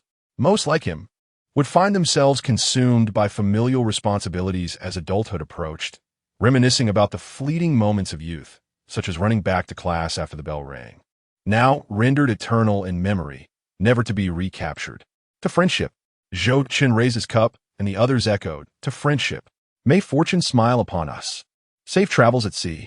Their cups clinked merrily together just as the waves crashed against the rocks, sending sprays of water into the air, each droplet reflecting their joyful faces. With bellies full and spirits high, the four reclined on the beach, exchanging stories while waiting for the tide to recede for a bit of beachcombing. However, as they chatted, the stout man succumbed to the embrace of slumber, and Ping, too, fell silent, soon revealed to be fast asleep, having succumbed to the effects of the rice wine. I can't hold on any longer. I shall join you in sleep, the slender monkey declared, turning over while clutching a fallen coconut as if it were beloved. Zhou Chen yawned, also feeling the weight of drowsiness, and soon drifted off. After an indeterminate time, Zhou Chen felt a peculiar itch on his leg, and awoke to find a sand crab pinching at his leg hair. He kicked it away and noticed the tide had begun to recede, likely around 3 in the afternoon. Just as he prepared to awaken the others for a look at the sea urchins, a sudden commotion erupted from the distant water. It sounded as if thousands of fish were frantically thrashing about, creating a cacophony that accompanied a surge of tidal waves. A shimmering spectacle of silver flashing in the water as it rushed towards the beach. What on earth is happening? Zhou Chen was startled, stepping back instinctively. At that moment, the beach erupted into chaos, with countless seabirds screeching and swooping down, circling overhead. The water surged with a growing intensity, resembling the rumble of distant thunder. The commotion roused the slender monkey and the others from their slumber. What now? Is a whale shark chasing us? The stout man exclaimed, bolting upright in panic. Oh no, don't let it eat me. I'm nothing but bones, not worth the trouble. The slender monkey, clutching his coconut, scrambled to sit up, his face paling with fear, clearly traumatized from their earlier encounter with a whale shark. Zhou Chen, he called out, noticing Ping still asleep. Zhou Chen hurried to shake him awake, his mind racing with the possibility of an earthquake or tsunami. After all, he couldn't recall any tsunami occurring during this time in his past life. Could his reincarnation have triggered a butterfly effect? But that seemed preposterous. Let us move, Ping. Don't just sit there. The slender monkey tugged at the groggy Ping, anxiety palpable in his voice. Why is today so unlucky? The stout man lamented, his legs trembling as he turned to crawl away, struggling to regain his footing. If it's a tsunami, we're done for. Don't speak such ill omens. We have the protection of Ma Zhu. Zhou Chen scolded, dragging the stout man upwards. Just as they retreated to higher ground on the island, Zhou Chen heard a series of rising calls from the water, an intricate symphony of high-frequency sounds. What is that noise? Zhou Chen's eyes widened. Grayish-white dorsal fins broke the surface of the water, accompanied by streams of water spraying from their blowholes. A pod of dolphins leaped gracefully from the waves, their sleek bodies glistening under the sun, only to vanish back into the depths. Dolphins, Zhou Chen shouted. They're hurting fish. Don't be afraid. He hurriedly reassured the trembling stout man, urging him to look back. It was merely a false alarm. Are those dolphins? The others turned to gaze, and as the dolphins emitted sharp calls, more and more began to leap from the sea, splashing back down in a lively display. Through the crystal-clear waters, their agile forms could be seen swimming in organized groups, driving the fish toward the shore. Indeed. Oh, I was truly terrified just now. I almost thought that my several 100 pounds of flesh would be swept away into the depths of the ocean to feed the fish. The corpulent fellow patted his chest, still shaken. Wow, this is the first time I've seen so many dolphins. They are truly beautiful. I just wonder if their meat is delicious, remarked the lean monkey as he climbed onto a log and shaded his eyes, gazing toward the beach. What's the matter? Are you thinking of eating dolphin meat? Would you dare consume such a lovely and intelligent creature? Zhou Chen shot a glance at the lean monkey.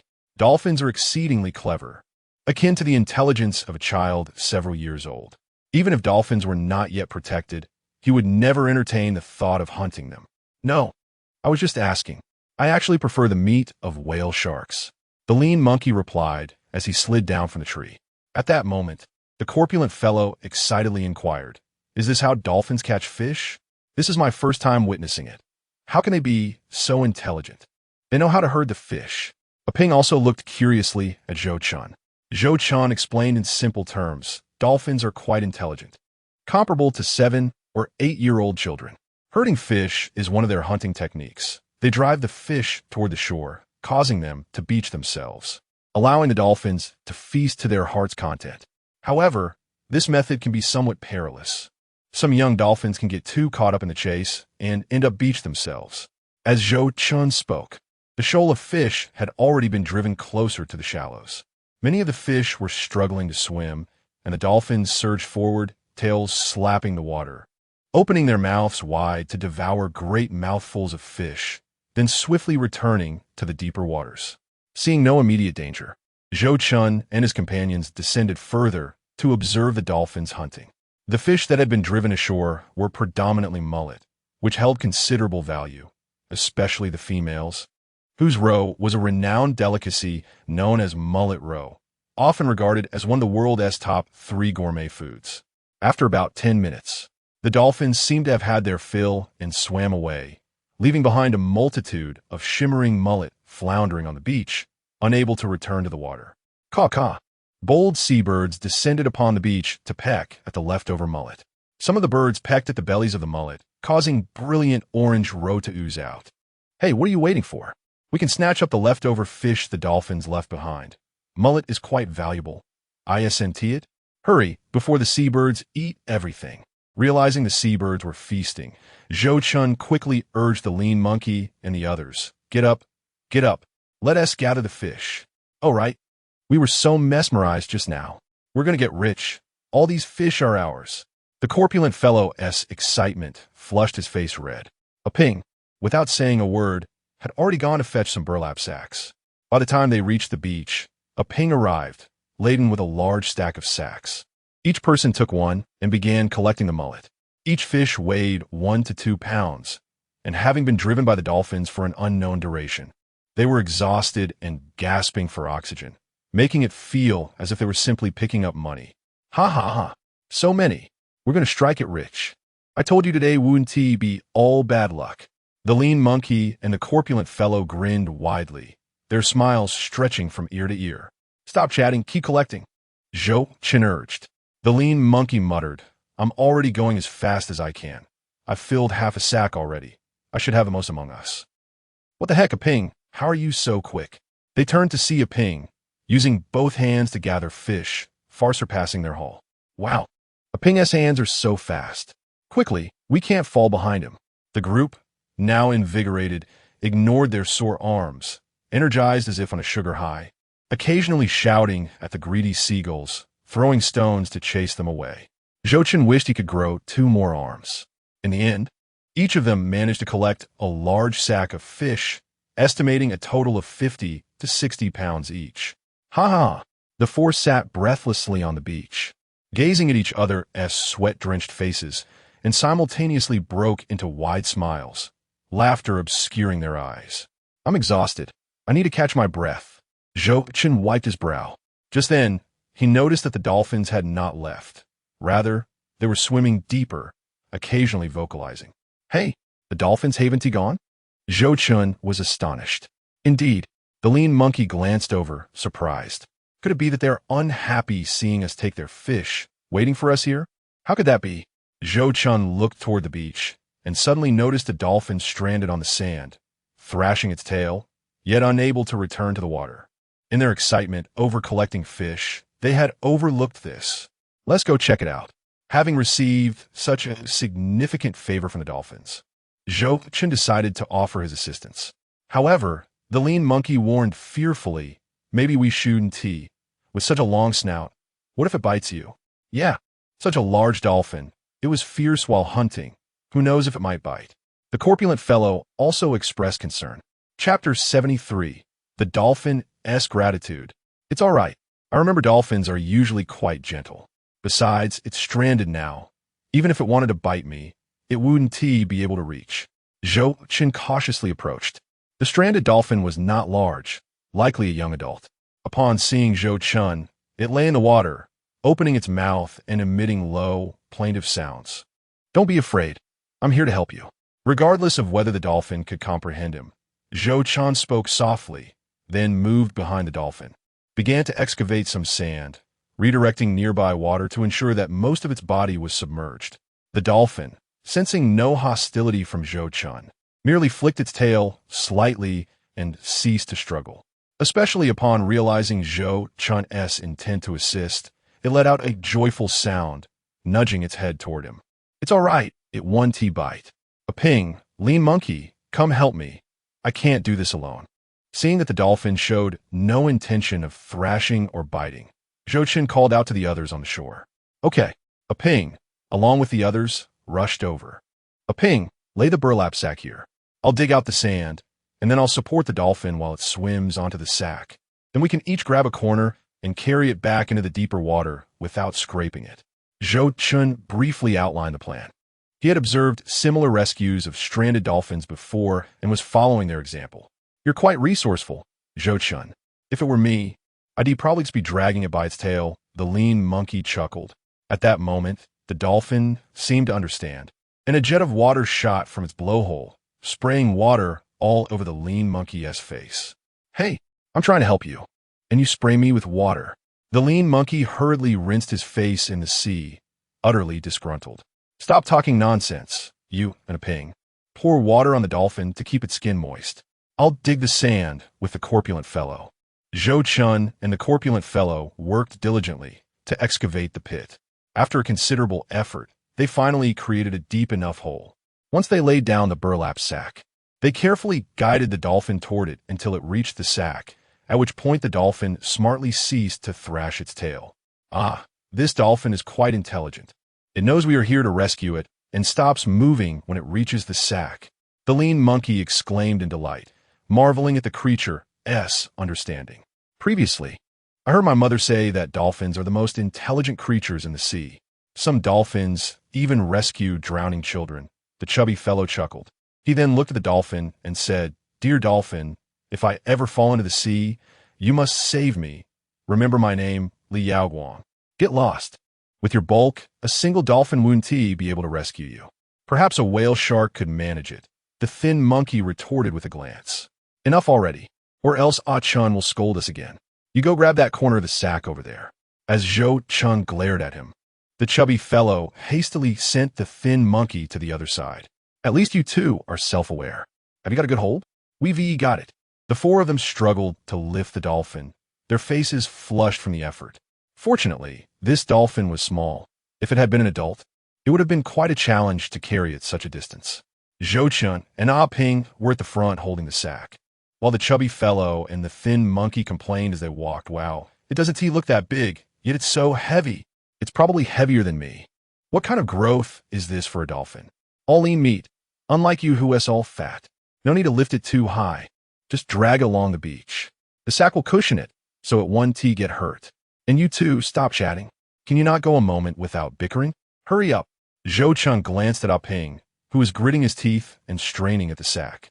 Observing Ah Ping, he noted that when it's time to exert effort, he never wasted a word, unlike these two who were always chattering away. All right. Let us go. The four of them dragged and pulled, covering a good distance of over 10 meters before finally reaching the deeper water. As the water rose around them, the dolphin began to sway its tail, and before they could loosen their grip on the sack, it had already swum away. Oh man, I'm exhausted. After prying open oysters and picking up fish for ages, my arms are worn out. I can barely move them. After lifting that dolphin, I'll probably be shaking when I try to eat with chopsticks later. The chubby fellow exclaimed first. Who isn't? But we did a good deed alongside Ah Chun.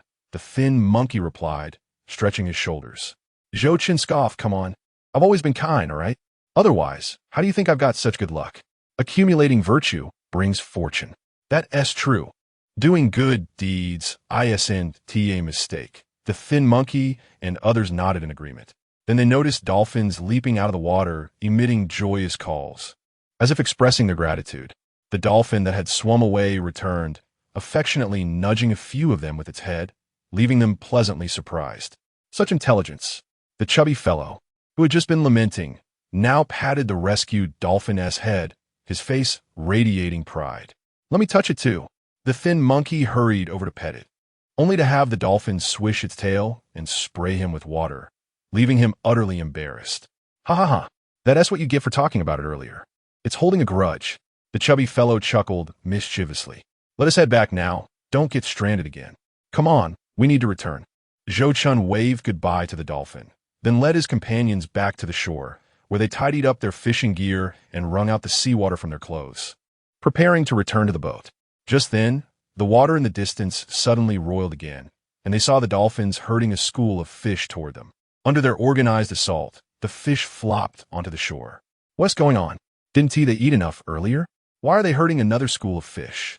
The chubby fellow, still holding his clothes, hadn't quite grasped the situation. However, after driving the fish to the shore, the dolphins swam back, showing no interest in eating.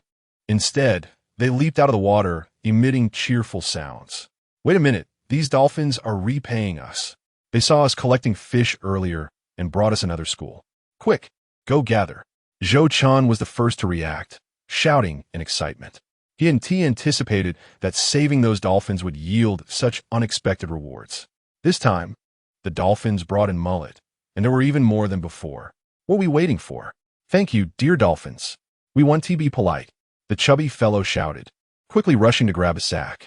Let us go. I knew that effort wasn't in vain. Ah Chun was right. Good deeds do bring good fortune. The group then rushed to the beach and frantically collected fish, and they didn't leave until the tide came in. Ultimately, each of them filled 2 sacks with mullet, each gathering a couple 100 pounds. Chapter 74. The Chubby Fellow's Secret Recipe. By now, it was already past 4 in the afternoon when the 4 of them returned to the boat to inspect their haul. 2 sacks of oysters, 2 sacks of mullet, and plenty of pearl clams, a truly bountiful catch. All 4 wore broad smiles. Their earlier gloom completely vanished. They had initially planned to check if there were sea urchins near the snapper, but after a long day, none of them had the energy for that task. Besides, they had just had sea urchins not long ago, and they weren't inclined to eat them again so soon. They might as well head home. Let us sell these crabs and fish first, and see if we have enough to repair the trawl net. If not, we can each contribute a bit more. Zhou Chen said, while steering the boat. Sounds good. Let us buy some canned goods, rice cakes, and cigarettes to take over. We've all made quite a bit these past 2 days, so it doesn't hurt to spend a little. A couple of bucks each should suffice. The chubby fellow agreed. I still have a mudfish left unsold. I'll take that over as well, Ah Ping added. Then, Ah Ping, you don't need to contribute money. Just bring that mudfish. It's worth a lot. My aunt just had a baby, and she'll surely be delighted to see the mudfish, the thin monkey said cheerfully. Ah, no wonder your uncle hasn't gone to sea lately. When did she get pregnant? The chubby fellows turned to the thin monkey. The first child was a girl, and after 5 years, they were allowed to have a second child. They consulted someone who said the chances of this one being a boy are quite high. That's why my uncle took my aunt to the county hospital for a checkup. Just to be sure, the thin monkey responded. They're quite strict about childbirth now. After a girl, you have to wait 5 years before having another. Families living by the sea prefer boys. They have more strength for work. Here, customs dictate that women cannot board boats, both for practical reasons and because they lack the strength needed for fishing tasks. By the way, Chubby, why hasn't your wife shown any signs of pregnancy yet? We're all waiting to celebrate. Achin doesn't count. He just got married. If your wife gets pregnant soon, you'll be in trouble. You better hurry. The thin monkey pressed. Ah Ping chimed in, yes, when that time comes. I want to sell my big mudfish. I'll prioritize my sister-in-law as recovery. The chubby fellow cleared his throat, feeling somewhat embarrassed as he said, I think it's coming soon. I had mudfish and oysters last time, and I heard a secret recipe. I believe this time it will work. In a couple of days, we'll see if my sister-in-law is expecting. What secret recipe? Even Zhou Chen was curious. Cough. I have heard it said that one must exert oneself at least 9 times in a single night. The more attempts, the greater the probability of success. Just a few nights ago, I endeavored for quite some time. Wow, you are impressive. Several people exclaimed, raising their thumbs in admiration. Zhou Chen was overjoyed. Truth be told, there is some merit to this secret method, even though it may also attract some unworthy individuals. After all, it is said that only the overworked oxen perish, while the fields remain unspoiled. Enough of that. I'm starting to feel embarrassed. Let's just move on, he said. If, in a couple of days, my wife truly is pregnant, I shall treat everyone to a feast to celebrate. That would be splendid. Once a Chin's boat is launched in a few days, we shall have another delightful meal together. Someone chimed in, chuckling with anticipation. After a brief chat, they soon arrived at the dock. The sight of several individuals carrying large sacks and baskets towards a Dazed's direction left the onlookers momentarily bewildered, particularly Zhang Mingfei, who had just finished unloading his catch and was feeling pleased with his decent haul. However, upon witnessing Zhou Chen and his friends return with such a bountiful catch, his earlier cheerfulness evaporated entirely. What on earth are they carrying? Questioned those who had just come from the purchasing point, instinctively blocking the entrance. Step aside, you may inquire, but do not block the way. These sacks weigh over 100 pounds. Zhou Chen and his companions grumbled as they pushed through the crowd. It was utterly exasperating. Could they not see the exhaustion etched on their faces? They had already been working themselves to the bone, and yet were still met with interruptions. Adu, who had been counting his earnings, quickly approached upon seeing Zhou Chen and his friend's fierce demeanor. Chun, what treasures have you managed to procure this time? You can see for yourself. Is there any tea? Yes, help yourself. I need to check on the fish. As Adu's group hastily untied the sacks, they were met with exclamations of surprise. What enormous mullet! Where did you catch these? Did you use your uncle's dragnet? Hee hee. It was the dolphins that helped us catch them. Shouho, taking a sip from the teapot, leaped up onto a chair, excitedly recounting the events of the day. Unbelievable. How is it that you stumble upon all the good fortune? Just yesterday, I heard you were chasing whales, and today you've rescued dolphins. Are dolphins truly as intelligent as people say? I suppose I must show them respect from now on. Indeed, perhaps we too might encounter dolphins seeking to repay a kindness. Zhang Mingfei, who had been following closely, felt a surge of envy upon hearing Shouho's tale, his expression a mixture of disbelief and frustration. Why did these brats have such good luck? He had thought he had made a decent catch himself today, hoping to shine for once. Now, he felt utterly deflated and dared not sell his haul at Adu's place, instead slinking off to sell it to a Kai. Meanwhile, Adu settled the accounts with the group. This mullet is out of season. The females will only have more roe in the autumn. Thus, they won't fetch a high price, 35 cents per pound for females and 20 cents for males. As for the crabs and red carp, we will calculate those separately, correct? Yes, indeed. The crabs, red carp, and various fish totaled $7. Come, assist me in weighing. Let me calculate the price for the mullet, as that's our main profit. Though the earnings would not cover the cost of the dragnet, selling such a quantity was still commendable. After weighing everything, Ping had the most, with 200 pounds. Zhou Chen followed with 180, Shouho with over 170, and the stout fellow with the least at just over 150. Once they sorted everything, it was already 5 in the afternoon. Fortunately, during the summer, it remained light until 7 or 8, and in the end, each person earned around $50. Adding the earlier payments, everyone was close to $200 each. Zhou Chen had the highest earnings, a whopping $214. The moment he held the money, all the fatigue in his body vanished. Shouho, take this money to repair the net and bring back something for your uncle. Exiting the purchasing point, Zhou Chen and his companions each contributed $2 to Shouho. All right, I won to be rude.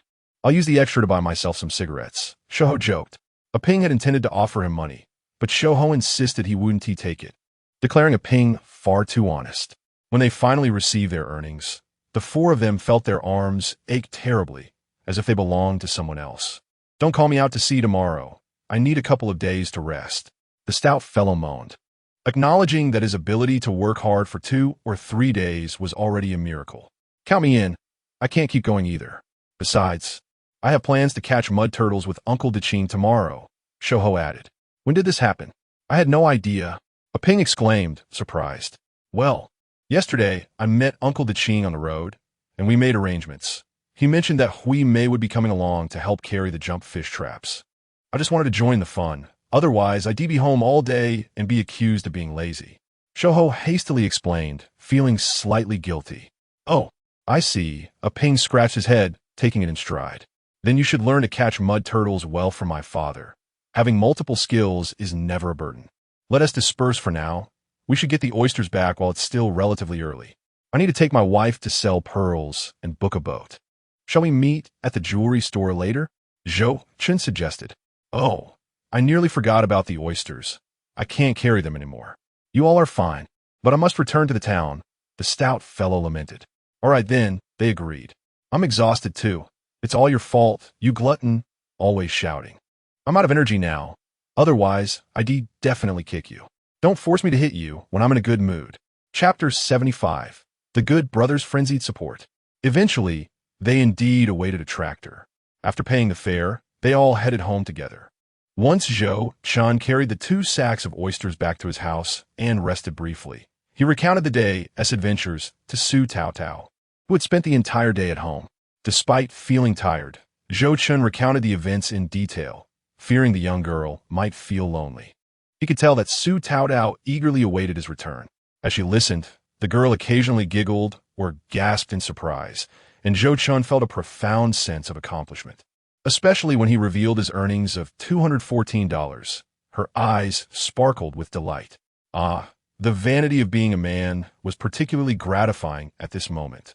After resting enough, Zhou Chen intended to take Su Tao Tao out to sell pearls and book a boat. Regrettably, the fabric for her new dress had not yet been completed. Otherwise, he would have wanted her to wear a new outfit for their outing. I'll go wash my face and tidy my hair, Su Tao Tao said, setting down her bamboo spatula. She washed her face and brushed her hair, the faint scent of soap lingering in her strands from this morning's wash. It was her first outing, and she wanted to look lovely and not disappoint Zhou Chen. As Su Tao Tao gazed into the small broken mirror she had brought, Zhou Chen approached, feeling a pang of sympathy. I'll buy you a proper mirror when we return. I completely forgot to get one for you these past few days. No need. We'll be moving back home in a few days. Didn't my mother buy a 36-legged dressing table? That will suffice, Su Tao Tao replied, blushing slightly as she was held by Zhou Chen. All right then, Zhou Chen conceded, not pressing further. Su Tao Tao pulled out her dress, which she had adorned with bright yellow flowers where the patches had been, making it quite charming. I saved the leftover fabric for making my dress to patch this one. It turned out rather nice. After changing, Su Tao Tao shyly asked Zhou Chen, does it look all right? She appeared exceptionally pure and enchanting in her light yellow dress. Perhaps blushing from the embrace of Zhou Chen moments ago, her cheeks flushed as if adorned with natural blush. Her eyes sparkled, radiating a hint of shyness and sweetness that evoked a deep sense of affection in those who beheld her. What does not bad mean? Truly, she is my wife. Breathtakingly beautiful. Ah, which family has sent this celestial maiden to grace us? Zhou Chen approached Su Taotao with a mischievous grin, his demeanor unrestrained by the modesty typical of their era, effortlessly engaging in playful banter. Su Taotao's earlobes turned crimson from the compliments as she nervously fidgeted with her dress. Stammering, "Is it really that beautiful?"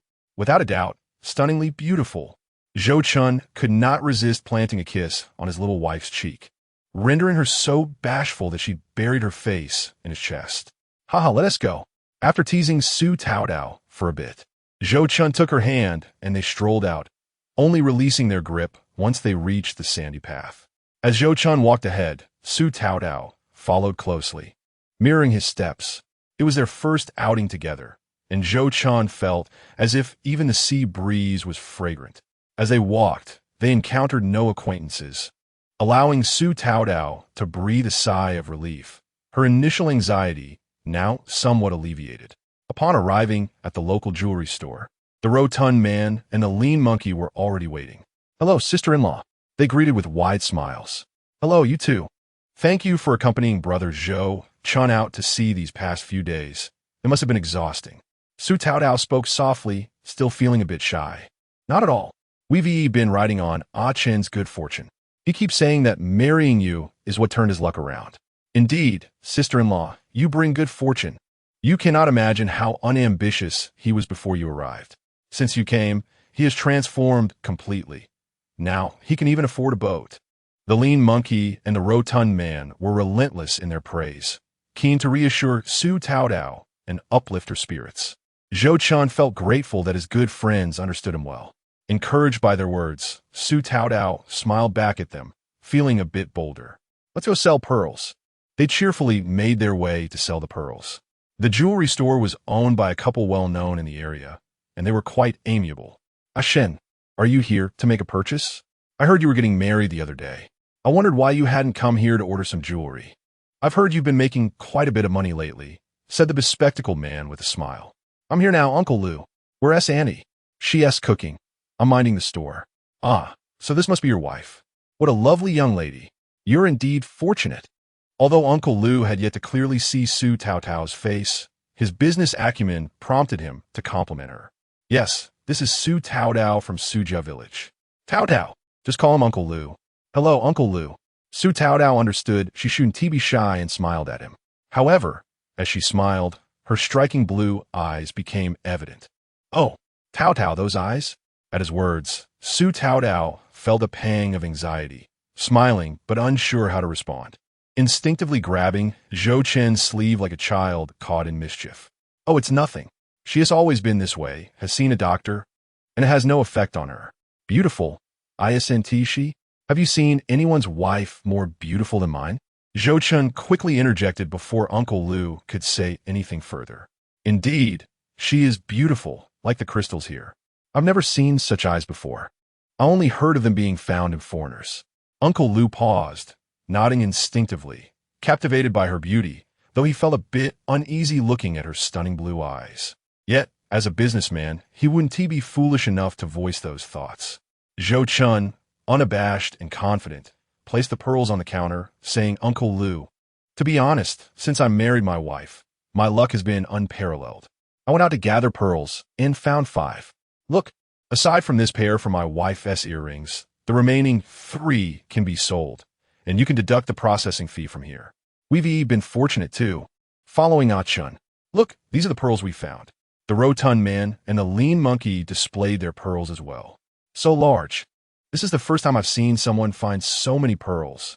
Uncle Lu was immediately drawn to the pearls on the counter. "What do pearls matter?" Zhou Chen coughed lightly. "My luck has been incredible these past few days. Once we sell these pearls, I'll be able to buy a diesel boat." "Are you really making that much? But didn't you just start working hard not long ago?" "Huh? When you first came in, you praised me for working diligently these past few days. Yet now it seems you were merely flattering me? Do you still see me as that good for nothing?" Cough. "I only half believed it when I heard it from others. Now, hearing it from you, I believe it. But seriously, are you really planning to buy a boat? A large boat costs 2,000 to 3,000. I can manage a smaller one for 500 to 600. What can I say? My wife is a treasure." Zhou Chen glanced at the lean monkey and the rotund man, who quickly chimed in with tales of their good fortune and earnings alongside Zhou Chen, leaving Uncle Lu salivating at the stories. Sometimes, people are easily influenced. When guided towards positive thoughts, they tend to overlook the negative. Listening to the enthusiastic descriptions from the lean monkey and the rotund man, Su Taodao felt increasingly self-conscious, as if she were walking on clouds. If not for her grip on Zhou Chen's sleeve, she might have fainted from the overwhelming sensation. Was she truly becoming a goddess? Was this what it meant for wishes to come true? Good deeds rewarded? Even the notion of abundance was surfacing? The rotund man, eager to elevate Su Taotao's image, boldly claimed that after Zhou Chen married her, he prayed to her, and soon his wife would be pregnant, despite having no luck for the past year or two. Zhou Chen felt a wave of dizziness wash over him. Chapter 76. The one who loses his wife, wealth will not enter. Su Taotao glanced at Zhou Chen, feeling dazed. The money is all earned by brother Zhou Chen. It is clearly his brilliance. What ability do I possess? If it were up to me, I probably wouldn't earn 500 or 600 in my lifetime, let alone buy a diesel boat. All of this is due to brother Zhou Chen's efforts. Others may have deemed Zhou Chen irresponsible, but only she knew how wonderful he truly was. Marrying him felt like stepping into a mythical paradise. Slowly, Su Taotao began to understand that Zhou Chen spoke this way to shield her from disdain and gossip. Though she might not fully comprehend, her heart felt sweetened as if filled with honey. At this moment, Uncle Lu had also grasped the general idea. Coastal folk were often inclined to believe in metaphysical matters. Furthermore, Zhou Chen's transformation was evident to all. After years of aimlessness, how was it that he changed so dramatically upon marrying? And now, he was earning so much money. If one were to dismiss the possibility of metaphysical influences, Uncle Lu himself found it hard to believe. Just then, Aunt Lu approached, holding a teapot and cups. Chun, when did you all arrive? Old Lu, why didn't you call me? Letting them stand here without offering tea, doing business like this will lead to ruin. Aunt Lu, let us engage in casual conversation. Just now, Uncle Lu mentioned you were preparing a meal. How could we possibly disturb you? Zhou Chen interjected, attempting to alleviate the awkwardness. What's wrong with cooking? Come, have a sip of water and take a look at the business my old Lu has been managing. You must have been here for quite some time, as I just overheard some chatter. Had I not feared the food burning, I would have come out sooner. Swiftly, she poured tea, serving each person a cup. When she presented the tea to Su Taodao, Aunt Lu noticed the closeness between the two and immediately recognized her as Zhou Chen's newlywed wife, igniting her inquisitive nature. Chun, who is this? This is my wife, Su Taodao. I was just telling Uncle Lu that she is from Sujia village. Such a lovely name, and she is indeed beautiful. Chun, you are quite fortunate. Come, Taodao, have some tea. Aunt Lu handed the cup to Su Taodao, smiling as she added, I frequently visit Sujia village. Not long ago, I acquired some exquisite jewelry there. Thank you, Aunt Lu, Su Taodao replied softly, smiling shyly. At that moment, Aunt Lu noticed something unusual about Su Taodao's eyes. Her eyes widened, and with a tremor in her hand, she exclaimed, Oh dear, Taotao, what is wrong with your eyes? Are you unwell? They look quite peculiar. A sense of unease filled Zhou Chen and the others.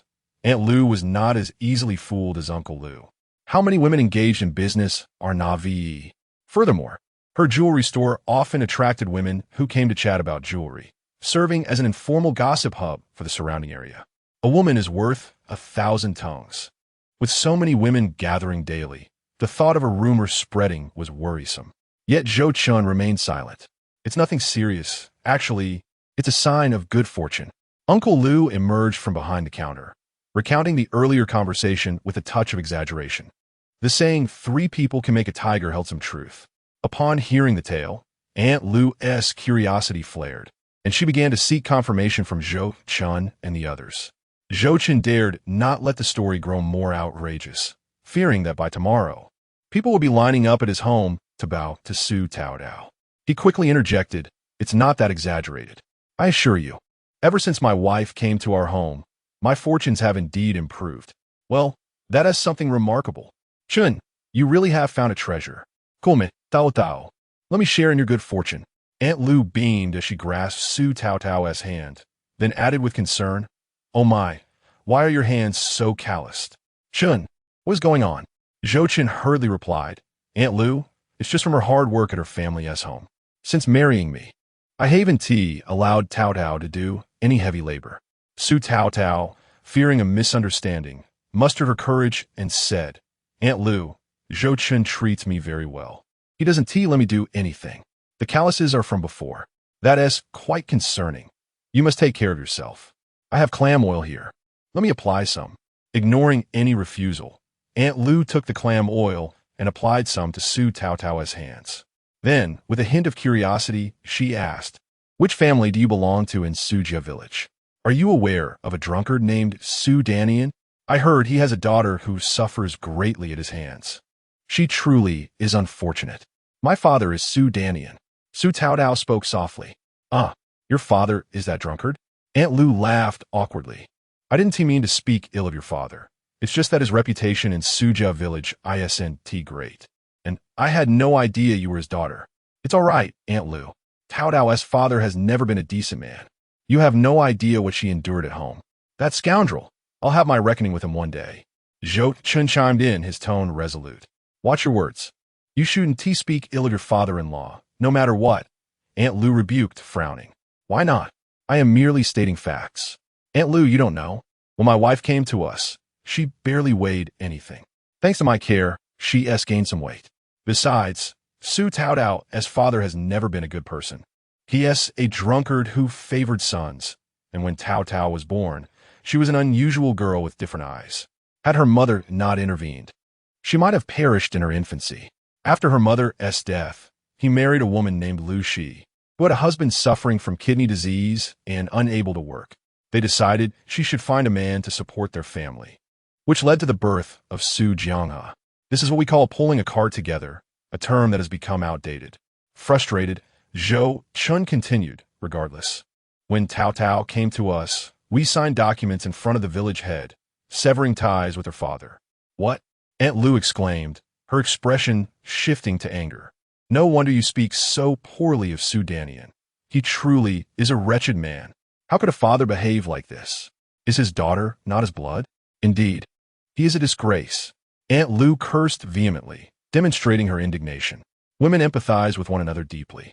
Aunt Lu, let me tell you, if Tao Tao's father had treated her well, he wouldn't have lost his family and business. They are suffering because they failed to cherish this treasure. So what if her eyes are different? What is so unlucky about that? Look at my life since marrying her. I'm thriving. There is a saying, those who mistreat their wives will see wealth flee. Chapter 77. Finally, the purchase of a boat. Indeed, Chun, you may be young, but your reasoning is sound. I see a bright future for Tao Tao. She has a wonderful disposition. I was initially worried about her marrying you, fearing she might be stepping from a wolf's den into a tiger's lair, but your words have reassured me. This sentiment resonated deeply with Aunt Lu. Wait, what do you mean by tiger's lair? Are you truly that bad? Zhou Chen awkwardly rubbed his nose. Thankfully, he had been diligent lately, or he might have found it difficult to defend himself. Dear, have I not treated you well? Uncle Lu protested. Your thoughts are far inferior to Chun's. If it weren't for me overseeing this shop, it would have collapsed long ago. You have the audacity to claim otherwise? You can't even keep the account straight. Without me, this family would have fallen apart. Fine, you've contributed the most. Perhaps I should simply take up a vow of silence and become a monk instead. I will no longer concern myself with this household. You belittle me as if I am nothing. Let me show you that without me, this family won't stand. As the couple prepared for yet another verbal sparring match, Zhou Chen and the others broke into a cold sweat, intervening to calm the situation. They sold the pearls, discussing the prices, assessing their roundness, and Aunt Lu offered a fair price. 65 for the small ones and 120 for the larger ones. After deducting a processing fee of 5, they totaled 245 yuan, with a proper receipt in hand. Aunt Lu also gifted Su Tao Tao a half box of clam oil for her to take home. Su Tao Tao was taken aback by the kindness shown by these people upon learning about her eyes. Rather than being treated poorly, they were exceedingly gracious. For a moment, she was overwhelmed with gratitude. After stepping outside, Zhou Chen gently patted Su Tao Tao's little head and chuckled, Tao Tao, did you see? No one will speak ill of you. Furthermore, even if someone dared to, I would stand by you. His words blossomed like delicate flowers in Su Taotao's heart, prompting her to nod and repeat, "You stand by me." "All right, brother Zhou Chen stand by me." The smile on her face radiated with the brilliance of sunshine. Watching Zhou Chen fervently defend her that evening, she pondered if this was what it meant to be supported. Zhou Chen understood that today's commotion had alleviated much of the girl's inner turmoil. At the very least, she would no longer be so afraid of others. Unfortunately, the little girl had endured too much hardship in her early years, harboring deep-seated insecurities and being overly concerned about the opinions of others. Whenever she encountered something good, she either dismissed it as too expensive or felt unworthy of it. Do not glorify suffering. The thin monkey and the chubby one were equally elated, having sold over 60 yuan worth of goods. Initially, the thin monkey intended to join in purchasing a boat. However, the chubby one tugged him outside, saying, "Ah Chun, we're leaving. You go by your boat." "Hey, why are you pulling me?" "You silly fool. Let them have their couple's world. What are you meddling for?" "Oh, is that so? You should have said so earlier. I didn't understand." "Alas, I'm actually quite envious of you. I have no idea when I'll find a wife." "Didn't you say it would be soon?" "Alas, you wouldn't understand. I feel miserable but can't express it to you. What is there that brothers can't talk about? It's precisely because we're brothers that I can't say it." The thin monkey held back half of his words. If he spoke them, he would no longer be a brother to Ah Ping and would have to call him brother-in-law. Meanwhile, Zhou Chen took Su Taotao to look at the boat. The viewing didn't take long. They chatted briefly and ordered an 8-meter vessel with a drag net and 80 traps for a total of 550 yuan, of which he paid a deposit. The boat was ready and was being painted, with an agreement to return in 2 days to collect it. On the way back, Zhou Chen was exceptionally happy. He finally had his own boat. Coupled with resolving the issue concerning the girl's eyes, a weight lifted from his heart, making each step feel significantly lighter. Su Taotao, too, was in exceptionally good spirits, her smile unwavering.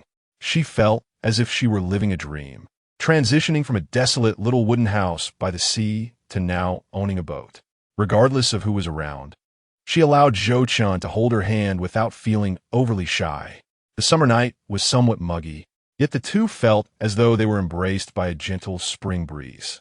The stars twinkled especially brightly in the sky, and the sounds of insects were melodious. On the way back, Zhou Chen could not resist buying a bottle of rice wine to celebrate their dinner together. Upon arriving home, Zhou Chen busied himself with cooking, steaming some oysters and leftover sea urchins, and stir-frying pickled vegetables with dried shellfish to accompany the drinks. "Come on, Taotao, have you ever tried rice wine?" Zhou Chen poured drinks for both of them. "No, just have a little. It's sweet, and as long as you don't drink too much, it's fine." Upon hearing this, Su Taotao took a sip, her captivating eyes widening in surprise. "It's sweet, with a flavor that's hard to describe, but it's quite delicious. Let us toast." Zhou Chen teased Su Taotao, enjoying the sea breeze and engaging in light conversation. Most of the rice wine ended up in Zhou Chen's belly, while Su Taotao only drank 2 cups, her face flushed. "I'll tidy up the table." "Oh, don't rush, dear. There's no need to clean up just yet. Let us talk a little more." This was the first time Zhou Chen called Su Taotao dear, and he held her hand. Su Taotao felt her face heat up, her heart racing. "Brother Zhou Chen, why have you drunk so much? Your ears are all red." "Really? I can't help it. I'm simply too happy. After all this hard work, I finally saved enough to buy a boat, and now no one can look down on us. Once we get a bigger boat, we'll set off firecrackers for 3 miles. Who would dare to call me a loser?" Zhou Chen embraced Su Taotao and showered her forehead with affectionate kisses, admiring her face from every angle, exclaiming, "Dear, you're truly beautiful, and I like you so much." "Oh dear, brother Zhou Chen, please don't say such things." Su Taotao felt somewhat overwhelmed. Her father, when drunk, often called her a calamity, an ill omen. Yet here was Zhou Chen, intoxicated, proclaiming that she was his favorite, and she felt an overwhelming surge of joy. They say that alcohol reveals the truth. She realized how significant she was in Zhou Chen's heart. "I'll go tidy up. Otherwise, the mice will come out tonight." Su Taotao gently pushed Zhou Chen's chest. No, let them come. Let us head inside and sleep. I'm tired. Let us go to bed. Ignoring Su Taodao as protests, Zhou Chen scooped her up and carried her into the house.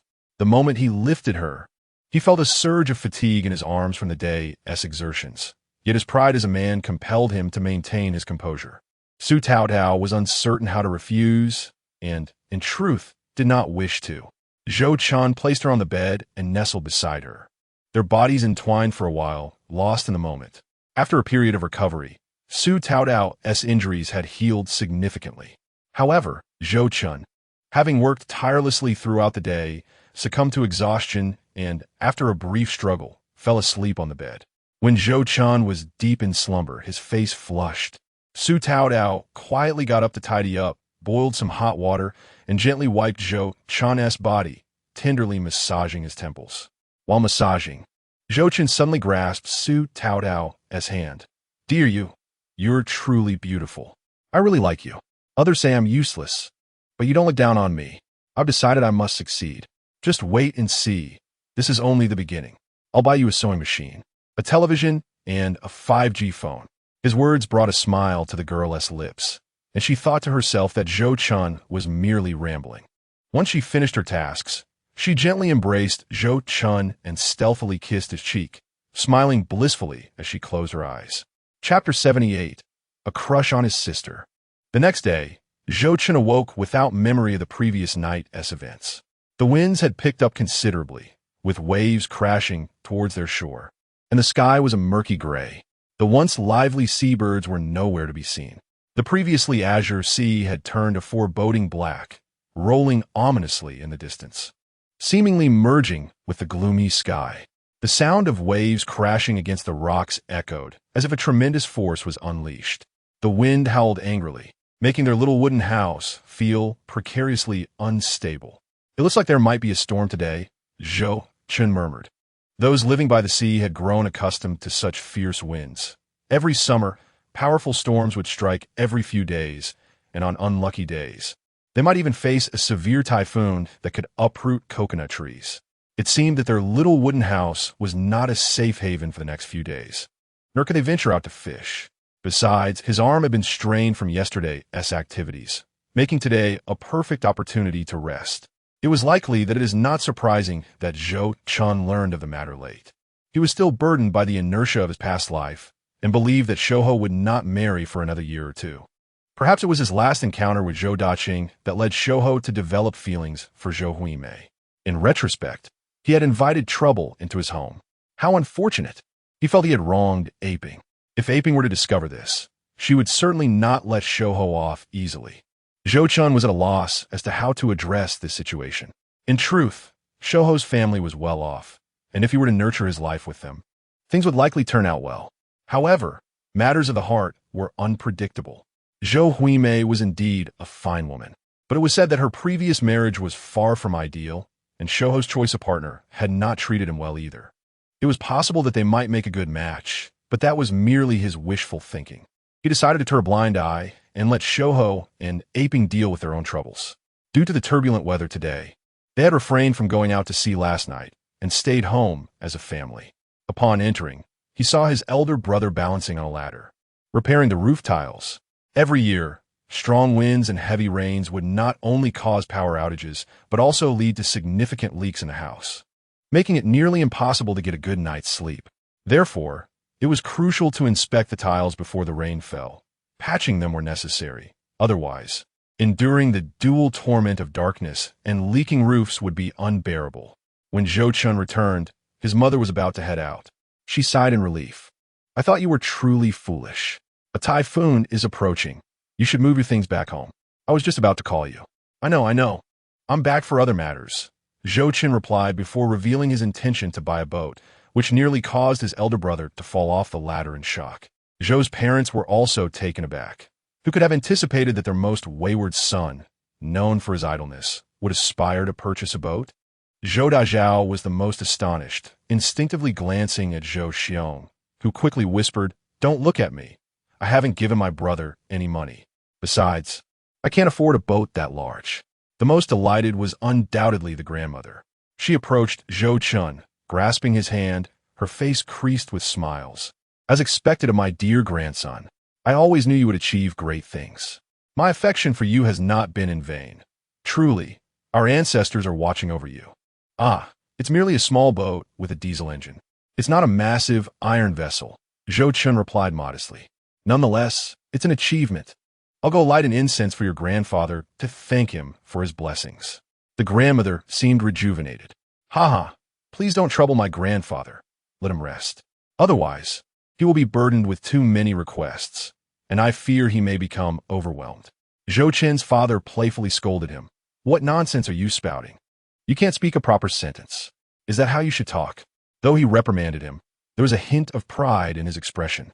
Zhou Chen accepted the playful slap with a smile. He had never made his parents proud in his past life, and his beloved grandmother truly hoped he would excel. However, he had been a ne'er-do-well back then. Now, he had finally earned some dignity for his family. Alas, it was merely a small boat. Yet it brought such joy to the family. What if he were to purchase a larger vessel? Zhou Dazhao too felt relieved, as she had not contributed financially. Zhou Chen's success meant that the entire family would not have to support him. However, Zhou's mother expressed concern. Ah Chun, do you have enough money? A boat over 10 meters long with a diesel engine is not inexpensive. Just the second-hand engine alone can cost 1 or 200. There's a disparity between agricultural and industrial products. Agricultural goods are cheap, while industrial ones are expensive. I have enough. I inquired about the prices beforehand and paid a deposit yesterday. Fortunately, I stumbled upon several oysters with pearls these past few days and borrowed some fun from friends, which sufficed. You needn't worry about it. Zhou Chen refrained from boasting too much, wary of his mother spreading rumors that he was wealthy, as people these days did not know how to be discreet. What pearls? Zhou Dazhao asked curiously, wondering what could be so valuable as to fund the boat purchase.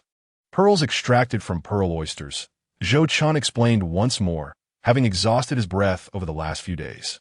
Zhou Dazhao finally understood, looking at Zhou Chen with envy, her eyes seeming to ask why she had not been included. Zhou's mother felt a rush of excitement. Where is the island you found the pearls? Shall we go together next time? Their previous trips to the deserted island had been spontaneous, borrowing Shouho's uncle's boat without knowing they would find pearls. How had they planned for the next time? The boat is not mine. I have no say in that. Your father has a boat too, and it's quite large. Mother, if I were to tell my father not to go out to sea and instead accompany me to the deserted island, do you think he would agree? He would likely scold me with a whip. True. Zhou's mother pursed her lips in silence, realizing that her previous excitement over the potential earnings from the pearls was unfounded. Well, you have a boat now. Shall we go next time? Zhou Dazhao asked hopefully. Indeed. Invite me along. I have little to do at home. Being an adult, it's surprising how little thought you give to family, Zhou's mother remarked. Looking at her youngest son, Zhou Chen hesitated. He truly did not wish to bring women along. Their previous trips to the deserted island had been fraught with danger, and he feared for his sister-in-law and mother-'s safety.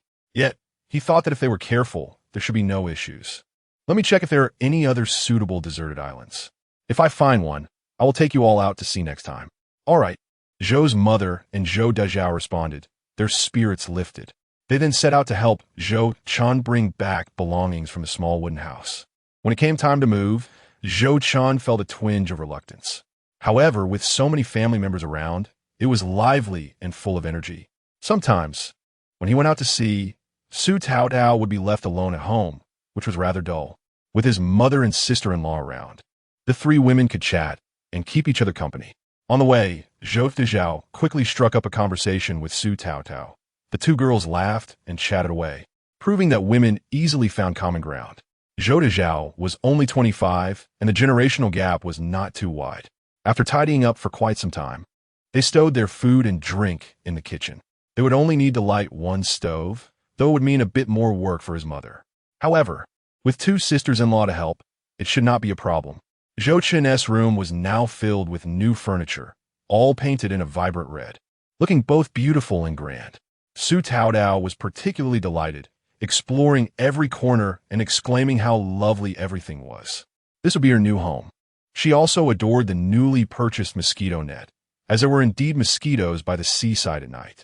A dream that once seemed unreachable had come to fruition. Zhou Chen said nothing as he lay on the bed, testing it with a few gentle shakes, only to hear the bed creak. Sighing, he lifted the bedding to inspect the bed frame, realizing it was still his old bed, merely repainted. His room was adjacent to his parents', which made it awkward to think about starting a family. He longed to separate households quickly and build a larger home, where he could break the bed without concern. Living in the old house was simply inconvenient. He pondered the matter of separation, as the boat had yet to arrive and he had not earned any money. "Auntie Annie, you look beautiful." Two of his nieces rushed in, unafraid, quickly warming up to Su Tao Tao. She was quite fond of the two children, giving each $1. Zhou Tao hurriedly protested, saying she had yet to give Su Tao Tao a greeting gift and could not possibly take money from her first. "Oh, it's all right, sister-in-law. When we get married, my brother will still have to give me something," Zhou Chen teased, playfully rubbing his fingers together as he looked at his elder brother. "Auntie Andy, you smell so nice," Zhou Shaoling exclaimed, planting a kiss on Su Tao Tao's cheek, which made her laugh merrily. Zhou Chen contemplated allowing Su Tao Tao a few more days of recuperation before considering the prospect of having a child. He found himself in a state of considerable discomfort. Ideally, it would be best to conceive after they had separated households, as this would enable a more comfortable confinement period in their new home. Alas, the pursuit of wealth was imperative. Just as he finished tidying up, ominous flashes of pale lightning illuminated the sky, swiftly followed by a series of thunderous roars. Then, a torrential downpour descended, driven by fierce winds that transformed the world into a misty white, drenching the rooftops, walls, and windows in an instant. It was a deluge. Outside, the rain poured heavily, while inside, Zhou Chen's house, recently renovated with new tiles, suffered only minor leaks that could be managed with a basin. However, other areas of the house were not so fortunate. As soon as a leak occurred, the children became lively, clamoring to don rubber boots and splash in the puddles. Zhou Dama, having just given Zhou Zheng a few light taps on the backside to settle him down, was interrupted by a sudden power outage. "Yay, the power is out." "Ah, I'm a ghost is here," Zhou Zheng exclaimed as he leapt from his chair, wrapping a bedsheet over his head to frighten Zhou Shaoling. "Ah, woo-woo. Mom, my brother is scaring me," Zhou Shaoling cried. Initially seeking her mother, she quickly changed course, realizing Zhou Chen's return and opting instead for her uncle, who seemed a better choice. "Zhou Zheng, the floor is soaked with water and mud. What do you think you're running off to with that sheet? Are you planning to sleep tonight?" Zhou Dama scolded, pulling the sheet away, casting an apologetic smile towards Su Tao Tao. The children's antics, though chaotic, brought a semblance of liveliness. Su Tao Tao blinked her eyes, watching Zhou Zheng chase after Zhou Shaoling. It was evident that she, too, yearned for a child. "Please, quiet down," Zhou Mu interjected, lighting a candle, her head throbbing from the noise. Zhou Chen, who had previously felt the house too quiet with fewer family members, now found himself equally bothered by the ruckus. After only 3 minutes of seeing his two nephews, their boisterous behavior had him reconsidering his initial sentiments. Zhou Zheng and Zhou Shaoling busied themselves with the candles, determined to dip their fingers into the hot wax, smearing it onto branches while giggling and exclaiming how hot it was, thoroughly enjoying themselves. "Shall I assist you in opening the oysters?" Zhou Dama asked as she prepared to join Su Tao Tao. "Oh, is that appropriate? You still have work to do?" Su Tao Tao replied, slightly embarrassed. "Oh, it's nothing. Don't be shy. We are all family. Besides, we want TB going out to sea. We just need to mend the nets over the next few days. Opening oysters is much more enjoyable." Thus, Zhou Dama and Su Tao Tao sat together, engaged in hushed conversations, the content of which remained a mystery, causing Su Tao Tao's cheeks to flush as she stole glances. Zhou Chen, feeling somewhat awkward under her gaze, took out a deck of cards, intending to play with his father and elder brother. "Brother, are you up for a game?" he inquired. "Of course. I was just lamenting my boredom," Zhou Xiong replied, sitting up from the bed. "Where's our father?" "No need to shout. I'm right here," Zhou Fu said, moving a table closer so they could play together by candlelight. Initially, the trio contemplated wagering a few coins, but upon noticing Zhou Dama, Zhou Xiong hesitated, awkwardly suggesting, "Let us just play for fun." "That works," Zhou Chen agreed, wishing to maintain a good man-esque image in front of Su Tao Tao. Sufuskovd, aka mipiaka. Once you marry, you'll be under her thumb for life. Look at you two, such foolish bears. As a father, he worried greatly. It was one thing for his second son to be somewhat sly under his wife's influence, but Zhou Xiong was already quite earnest. He found himself most tightly reined in, which irked him slightly. Aren't you the same? Zhou Chen retorted, casting a sidelong glance at his father. Zhou Fu huffed, but ultimately held his tongue, especially with Zhou Mu nearby, meticulously picking through the shellfish. The game commenced, with Zhou Chen and his elder brother teaming up against their father, quickly overwhelming him. Come on, don't you two know how to let your old man win? Su Fu complained. No, you insisted on being the landlord. We cannot show mercy. You brought this upon yourself. They replied in unison. Indeed, brother, I cannot betray him. Then you both can be the landlord. I refuse to play. Despite opting out, Zhou Fu still found himself losing more often than winning, which left him in a foul mood, thankful that no money was at stake, or he might have ended up sleeping on the floor that night. Zhou Chen chuckled heartily. Father, you're hopeless. Zhou Fu retorted, what is wrong with being hopeless? You think you're any better? You still have to listen to me. He adopted a stern expression, attempting to bluff. Just then, Zhou Chen felt a nudge at his back. He turned to find his mother crouched down, selecting vegetables for dinner. Whispering, Ah Chun, I overheard your sister-in-law and Tao Tao discussing children. What's going on? Is Tao Tao expecting? Upon hearing this, Zhou Fu perked up, pretending to focus on the game, though he was eager for more grandchildren, as was Zhou Xiong. Oh, Zhou Chen responded, feeling somewhat embarrassed to realize they had been discussing such matters. Just as he prepared to speak, a loud crash echoed, followed by a cacophony of clattering sounds, startling everyone. Chapter 80. A Storm Brings Trouble.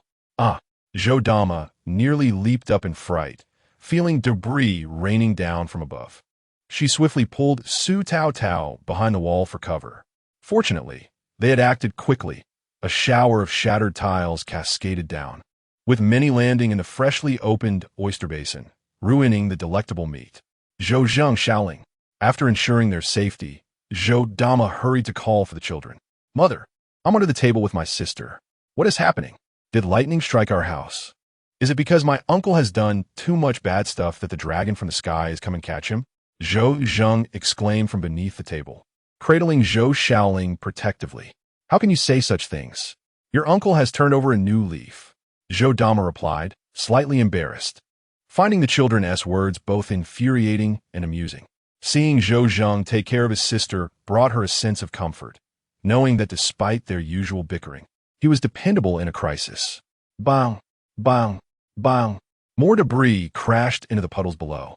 Yiling, Tao Tao, come over here. Don't just stand there. Look at that roof, it's caved in. Hurry, Zhou Mu called, rushing to pull them away from danger. They gathered on the opposite side of the courtyard, gazing at the collapsed structure that housed Zhou Xiong's family. As they looked up, a gaping hole had appeared in the previously dark room, allowing gusts of wind and rain to pour in, drenching the stone floor and splattering the dishes nearby with a clattering sound. Oh no, we haven't moved our belongings out yet. Zhou Dama fretted, wanted to rush back inside. What is more important, the things or our lives? What if the house collapses further? A little water 1T hurt. It 1T reached the beds, and it will drain away soon enough, Zhou Mu insisted, blocking Zhou Dama's path. What's going on? Did the wind blow the roof off? Zhou Fu inquired, setting aside his cards and preparing to grab his rain gear. However, he was surprised to see Zhou Chen already donning it. Stay put. I'll go check. It's too windy. You might catch a chill. Zhou Chen said as he stepped into the downpour. Not only was Zhou Fu astonished, but even Zhou Mu seemed to see her son in a new light. He had never shown concern during previous storms. When the winds howled and the rain leaked through, Zhou Chen had merely joined his father in bed, sleeping soundly, while she made do with 2 chairs for the night. Several individuals exchanged curious glances, each wearing expressions of bewilderment. Only Su Tao Tao promptly called out, Brother Zhou Chen, take care, the wind is quite fierce outside. I understand, Zhou Chen replied, already pushing the door open and stepping out. The moment he did, a howling gale assaulted him, as if it sought to tear the very skin from his face. Countless invisible hands seemed to impede his progress. The tempest roared like a frenzied beast, tugging at the heavens and the earth, enveloping him in a shroud of darkness. He grasped his flashlight and hurried to the back of his brother's house to survey the situation. The lychee tree planted in their yard had suffered greatly. A robust, verdant branch had been snapped off, crashing heavily onto his brother's rooftop. Fortunately, the branch had only broken partially, with a few slender strands still clinging on. However, with the violent winds, the entire tree swayed precariously, causing even the soil beneath it to tremble. A sudden clap of thunder startled Zhou Chen, prompting him to retreat quickly. Shutting the door behind him, water dripped steadily from the straw raincoat he wore as he shivered and shared the details of the situation with the others. "Oh, had I known, I wouldn't have planted that lychee tree so close to the house. And now look at the mess. A perfectly good home has been damaged," Zhou Dama remarked, her voice laced with anxiety. "Let's wait until the rain subsides tomorrow to assess the damage. The lychees are nearly ripe. We can harvest what we can and prune the damaged branches so that we needn't fear the wind knocking the entire tree down," Zhou Chen explained, noting that their ancestral home was situated by the sea. Initially, they believed this would allow for easy access to the coast. But the reality was that they were constantly buffeted by ocean winds, rusting their iron tools in no time. "And now, look, the lychee tree has been uprooted," he lamented. Indeed, the others nodded in agreement, resolving to prune the tree come morning. The elderly matriarch approached to inquire about the situation, and Zhou Chen assured her it was not dire, merely a small break.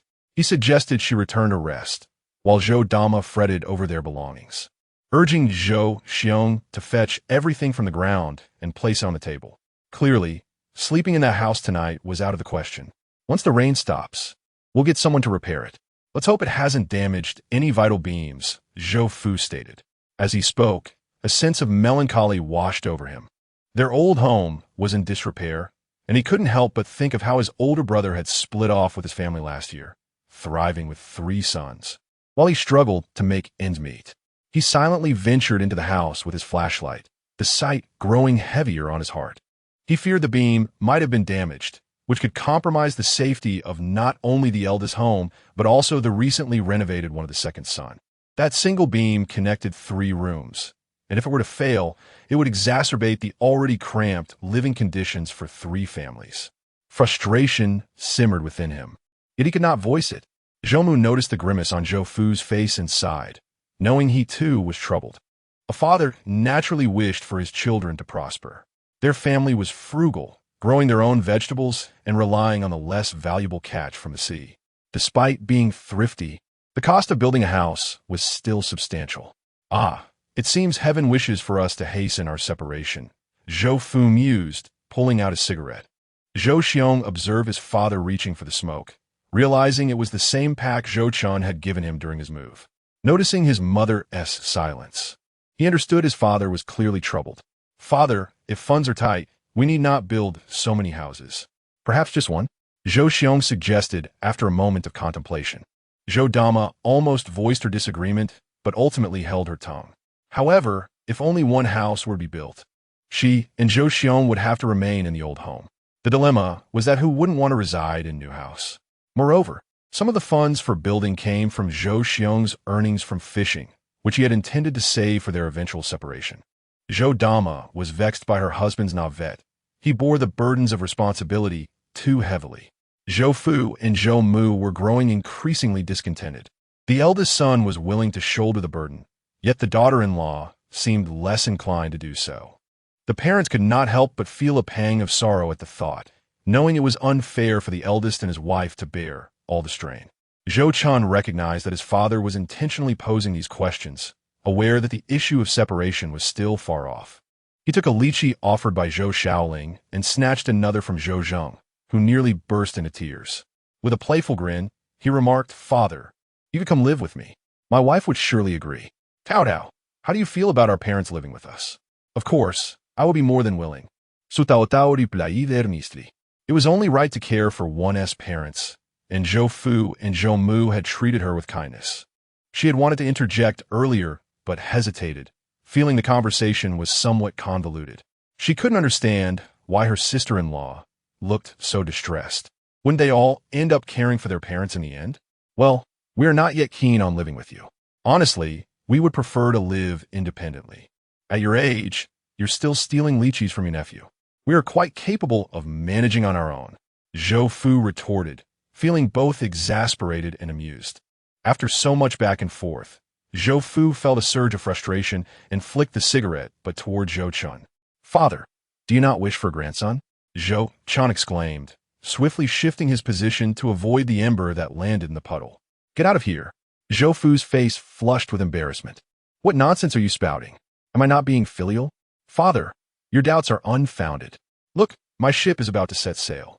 I assure you, I will work diligently to provide for you both. Zhou Chen grinned unabashedly, promising a future filled with prosperity. Go on, go on.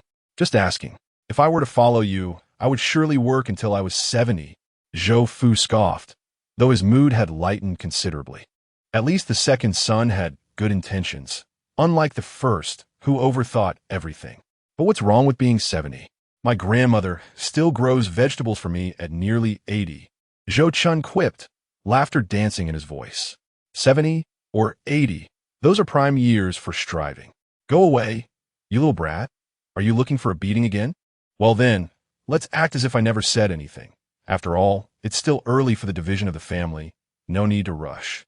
Observing the commotion caused by Zhou Chen remarked, Chew, I have a bag of bayberries. Take some to eat, and remember to share with your sister, or else I shall give you a thrashing. All right, uncle. Zhou Zheng, who had just been playfully hitting Zhou Chen's thigh, now rushed eagerly into the house. Adult conversations were far too tedious, making him almost drowsy. Eating bayberries was far more appealing, and he had no interest in the troubles and worries of adults. Zhou Fu and Zhou Mu exchanged glances, remaining silent. They were certain that two houses would eventually need to be built. They could stay in the old residence, and the two children could support them as they pleased in the future. They had no desire to live with the children, burdening them. Furthermore, based on what was said tonight, if the day came when they could no longer manage, moving in with their eldest son might lead to daily scrutiny. They preferred not to dwell on such thoughts. Tonight's talk of retirement was merely a test. However, some matters should not be probed. It was better to feign ignorance. Thus, they resolved to work hard and save. Perhaps in 1 or 2 years, they would have enough money for an early division. Noticing his father's distress, Zhou Chen said, Father, didn't I mention that I would contribute more to the division? You only need to worry about my elder brother's house. He spoke sincerely. After years of being carefree, it was only right that he exerted effort and contributed financially during the division. There was no need to utter untrustworthy words. Just having bought a boat, didn't he mean he could speak so boldly? His father, however, was incensed. This mischievous child seemed to treat earning money as a trivial game. Just because he had a stroke of luck and bought a boat, he stood there oblivious to the hard work involved in making a living. At that moment, a knock echoed from outside. I'll go answer the door. Zhou Chen opened the door to find a neighbor from next door, dressed quite splendidly. Upon seeing the luminous watch on his wrist, Zhou Chen was momentarily taken aback. Who was this person again? He couldn't recall. Seeing the visitor, Zhou Fu and Zhou Mu quickly approached, smiling. Chen, what are you dawdling for? It's your brother, Pang Guangsong. Oh, Guangsong brother. Zhou Chen finally remembered the man holding an umbrella. He recalled that his family was affluent. During times when many struggled to find enough to eat, his family had already purchased a television and a radio. In the evenings, many would gather at their home to watch television. He remembered that in 1990, everyone loved watching the old version of Investiture of the Gods. Sometimes when the power went out, wails filled the air, and they hastily used a hand-cranked generator, taking turns to watch. His mother sometimes liked to watch, and when Dazed bathed, everyone blushed, pretending to be embarrassed while their eyes widened in fascination. But what was he doing here? Zhou Chen recalled that his family wasn't particularly close to Pang Guangsong's family. I heard a tremendous noise outside. The wind and rain were so fierce that I didn't dare come out. Only when the wind calmed a bit did I venture out to see if the lychee tree had collapsed onto the house. Pang Guangsong smiled, expressing concern. It's nothing serious. We'll just need to hire someone to repair it tomorrow. Come in, It's quite windy outside. Have a glass of water. Zhou Fu and Zhou Mu were careful not to offend Pang Guangsong. In these times, those who lived well garnered respect, especially when they came to check on their family. All right, that would be much appreciated. Where did the tree fall? The unexpected concern left Zhou Fu and Zhou Mu feeling somewhat bewildered. Upon entering the house, Pang Guangsong inspected the interior with his flashlight, exclaiming dramatically, "Oh dear, this beam seems to be cracked. It's not safe to inhabit." Indeed, we are quite worried about it. Zhou Fu and Zhou Mu exchanged glances, feeling somewhat displeased.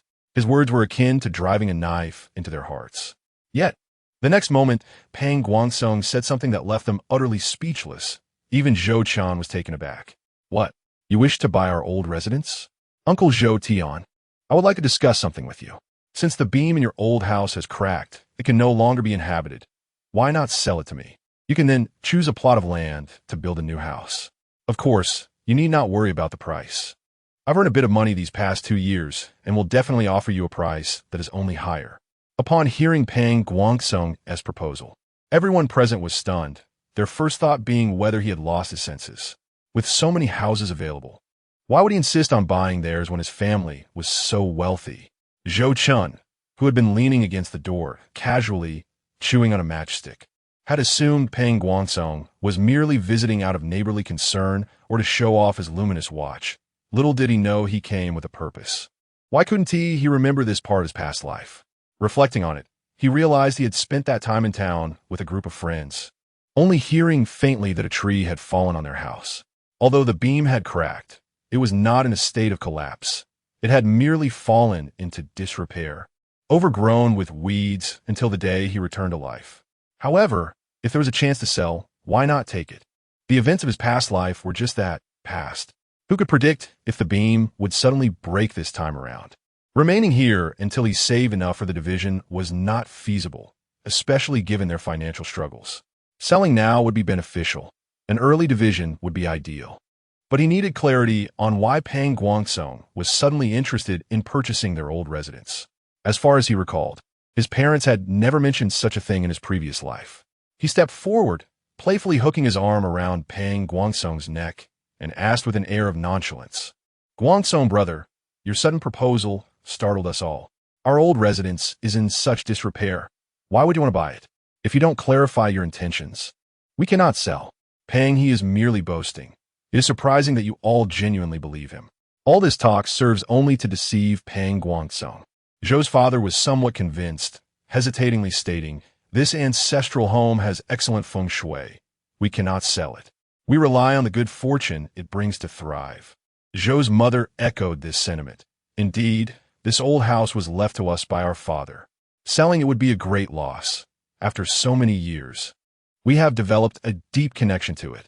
However, Pang Guangsong calmly interjected, "Uncle Zhou, Chen has married his sister-in-law, and now his fortune lies with her. I have heard that she is exceptionally beautiful, a symbol of good fortune. You actually no longer need this old house.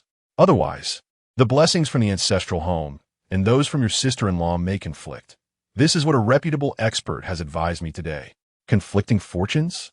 Zhou's father and mother were skeptical. Zhou Chen rolled his eyes, thinking that the so-called expert spoke without reason.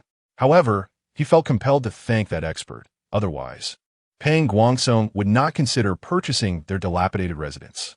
No, he ought to thank Aunt Lu for her big mouth, which had indeed proven effective. In just a day, Su Taodao had become a treasure of fortune. He glanced at his wife, who was now silent, nervously clutching the hem of her skirt and looking at him helplessly. Pang Guangsong stepped forward, offering cigarettes to Zhou's father and each of his brothers, lighting them himself.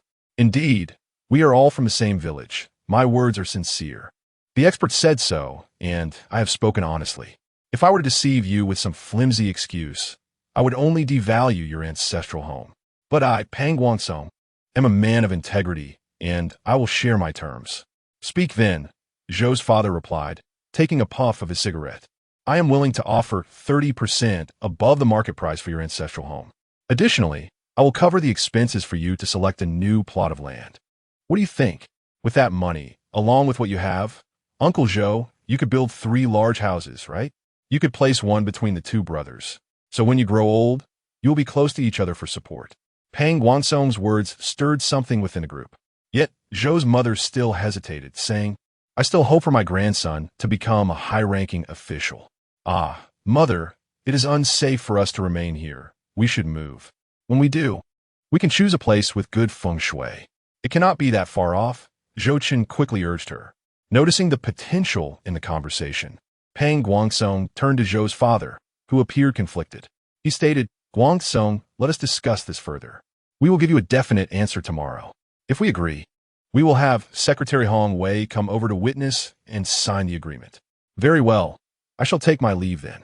I'll see you off, Zhou Chen said, reaching for his raincoat. Oh, no need. It's quite windy and rainy outside. You all should rest early. Take care, Guansong, Zhou Chen muttered, not genuinely intending to escort him. Returning to his father, who was smoking, he awaited his father's decision. To his surprise, his father began, Guansong's cigarettes are quite good. They do not irritate the throat. Father, shall we sell the ancestral home? Zhou's sister-in-law asked first. Truthfully, she felt conflicted. She desired to sell and move to a more spacious house. Yet she was reluctant to part with such good feng shui, hoping her son would achieve great success. Why not sell? Zhou Chen boldly declared, also passing his father the cigarette he had not smoked earlier. But didn't Guansong say our feng shui is good? Zhou's mother was still doubtful. Good? If it were truly good, why haven't I become an official? This house was built by my grandfather. Logically, my father should have become an official, but what happened? He ended up living as a fisherman. I merely played along with his words to fetch a higher price. Guochen sabi sao toto, naturally taking her hand in his. I raised you well, didn't I? Why would you disdain me now? Oh, father, I mean no disrespect. We are grateful for your upbringing, but I believe feng shui is nonsense. My family's recent good fortune is solely due to my wife. Isn't it true that my luck has improved since she came into my life? It seems so. Not only has your fortune improved, but the fishing yield has also been quite good lately. Indeed, it appears to be thanks to Tao Tao's good fortune, Zhou's mother mused. Indeed, it is your son who has made a fresh start that has brought about this good luck, Zhou Chen thought to himself, satisfied that his parents believed this. He continued, so why are we still deliberating? Let us sell outright, and tomorrow we shall invite Uncle Hong Wei to witness the agreement. We can then choose a piece of land to build our home. But I still feel reluctant about parting with such good feng shui. Zhou's mother lamented. Mother, let me be frank. Feng shui is not paramount. It is the people that matter. Besides, I suspect he is buying our ancestral home for his son. Seeing the women still murmuring, he grew somewhat exasperated. Guansong is wealthy. He would not spend money on ephemeral feng shui. If we let this opportunity pass, where else could we find such a good deal? How do you know he is wealthy? Zhou's father urged him to speak softly. Just look at his leather shoes and luminous watch. I heard that his fishing rod is a brand name. Clearly, he is affluent. Again, I stress, feng shui is important. But it is the people that truly matter. As long as I am diligent, everything will be fine. If you truly think the ancestral home is a treasure and refuse to sell, I will find it laughable. That is why I say we should sell quickly. It is a guaranteed profit. After my uncle's family divided their estate, they are still living in the ancestral home. Once we sell, you too can enjoy a new house. How comfortable that would be. After Zhou Chen's impassioned speech, the others finally grasped the situation. How do you know so much? Zhou Xiong looked at Zhou Chen, feeling that his younger brother had truly changed. Do you really think I have been idly passing my time? I am quite well informed. You think you have a right to be proud? Of course. If I hadn't caught wind of this information and you all refused to sell, we would have missed a golden opportunity. You certainly have a point. Zhou's father shot him a glare, but then conceded. All right, it's settled then. Tomorrow we will sell. Now, let's prepare dinner. The family gathered to cook, with Su Tao Tao and Zhou's sister-in-law assisting in the kitchen. After their meal, they began discussing which plot of land to purchase. They settled on a flat area behind the gentle slope, reasoning that it was unsuitable for farming, and that Uncle Hong Wei would likely agree. Zhou Chen had already decided on a piece of land, 1 kilometer away, level and conveniently located between the sea and the old house, making it easy to gather seafood without the wind obstruction present at the ancestral home. Upon hearing Zhou Chen's description of the land's advantages, everyone agreed. surprised that the usually absent-minded second son could offer such sound advice in a crucial moment. Su Taotao watched Zhou Chen speak so confidently, receiving the family's approval, and felt an inexplicable sense of security. Her Zhou Chen truly embodied the spirit of a family leader. After dinner, they joyfully discussed the division of property, their excitement palpable as they burned through a candle without finishing their conversation. The division had been anticipated for many years, and it was finally approaching. Zhou's father, too, was delighted, smoking 3 cigarettes until he began to cough. His mother scolded him. "Are you trying to avoid seeing the day of division? Smoke yourself to death." Yet even in her reprimands, there was a tone of joy. Zhou Zheng and Zhou Shaoling ran about excitedly, and the adults, caught up in their happiness, allowed the children to play. After a while, everyone returned home to rest, with his father and brother sleeping on a long bench outside. Zhou Chen and Su Taotao lay in their room, listening to the sound of rain outside. Embracing Su Taotao, Zhou Chen contemplated their originally planned wedding. Alas, with the old house in such disrepair, their marriage must be postponed. How could they possibly hold a wedding in such a dilapidated place? Postpone it then. I'm fine with that. Su Taotao acquiesced, always willing to follow her brother Zhou Chen's wishes. All right, let us discuss it with our mother tomorrow. Once the house is built, we can celebrate with a banquet, raise the beams, invite people for a feast, and shower them with sweets, bringing joy upon joy. Zhou Chen kits Su Taotao delicat fai. Life was indeed getting better. Their family was thriving more than in their past lives. In the previous life, the day tragedy struck his parents, they had not divided the family. But in this life, it took only a short time to settle everything smoothly. Dividing the family was not as difficult as he had imagined.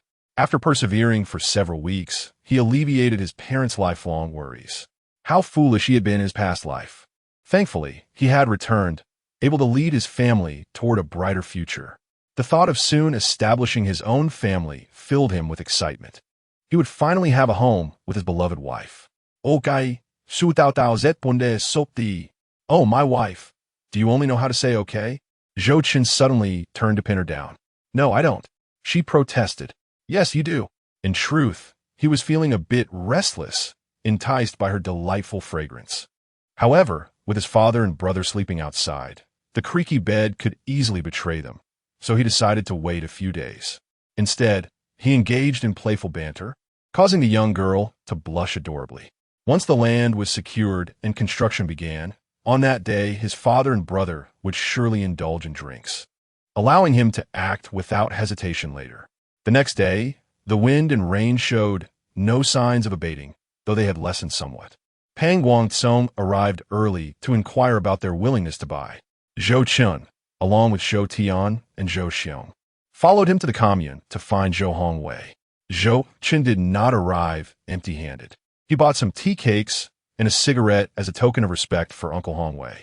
Upon meeting him, Zhou Chen plopped down on his desk, presenting the gifts and discussing their matters. Chapter 84. Off to the sea. The items were not particularly valuable, yet Zhou Hongwei was overjoyed, grinning as he accepted them, playfully pinching Zhou Chen's ear. Look at you, showing some heart.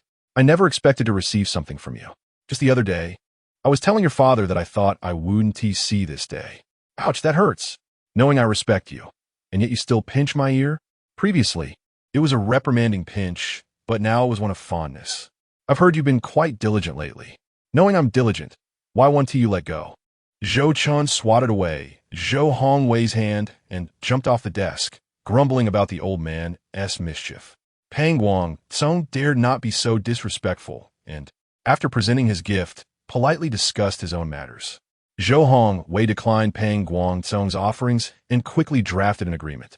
Of the few present, only Zhou Chen and Zhou Hongwei could read, so he read the contents aloud before allowing everyone to sign and stamp. Pang Guangcong promptly settled the payment of 700 yuan, and with the money saved by his father, they had enough to build homes for 3 families. After counting the money, Zhou Tian discussed the land issue with Zhou Hongwei, who approved it and promised to join them for a meal once construction commenced. As they exited, Zhou Chen was the first to leave. He was well aware that Zhou Hongwei would pinch his ear again as they departed, so he skillfully avoided it. Don't slack off. Don't let that young girl suffer with you, Zhou Hongwei called after him. Uncle Hongwei, I've been working hard. Look at my arms. They've just healed. I barely rested the past few days. How can you even say that? After just a few days of work, your arms ache? You must have been slacking. Zhou Chen pouted, choosing not to argue further.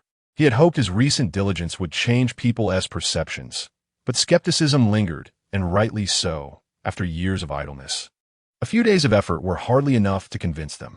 The wind and rain continued, and although they had agreed on the land, the specifics would wait until the storm passed. The winds finally ceased on the 15th. During the downtime, they opened oysters, selling them to a Adu and discovering 2 pearls. Su Tao Tao initially suggested keeping them for her sister-in-law and mother to craft jewelry, but Zhou Chen was indifferent. The 2 women adamantly refused, joking that pearls worth over 60 yuan would sell for 70 or 80. How could they accept such gifts? Ultimately, they sold the pearls for 120 yuan. With the remaining 393 yuan from their boat purchase, they now had a total savings of 513 yuan.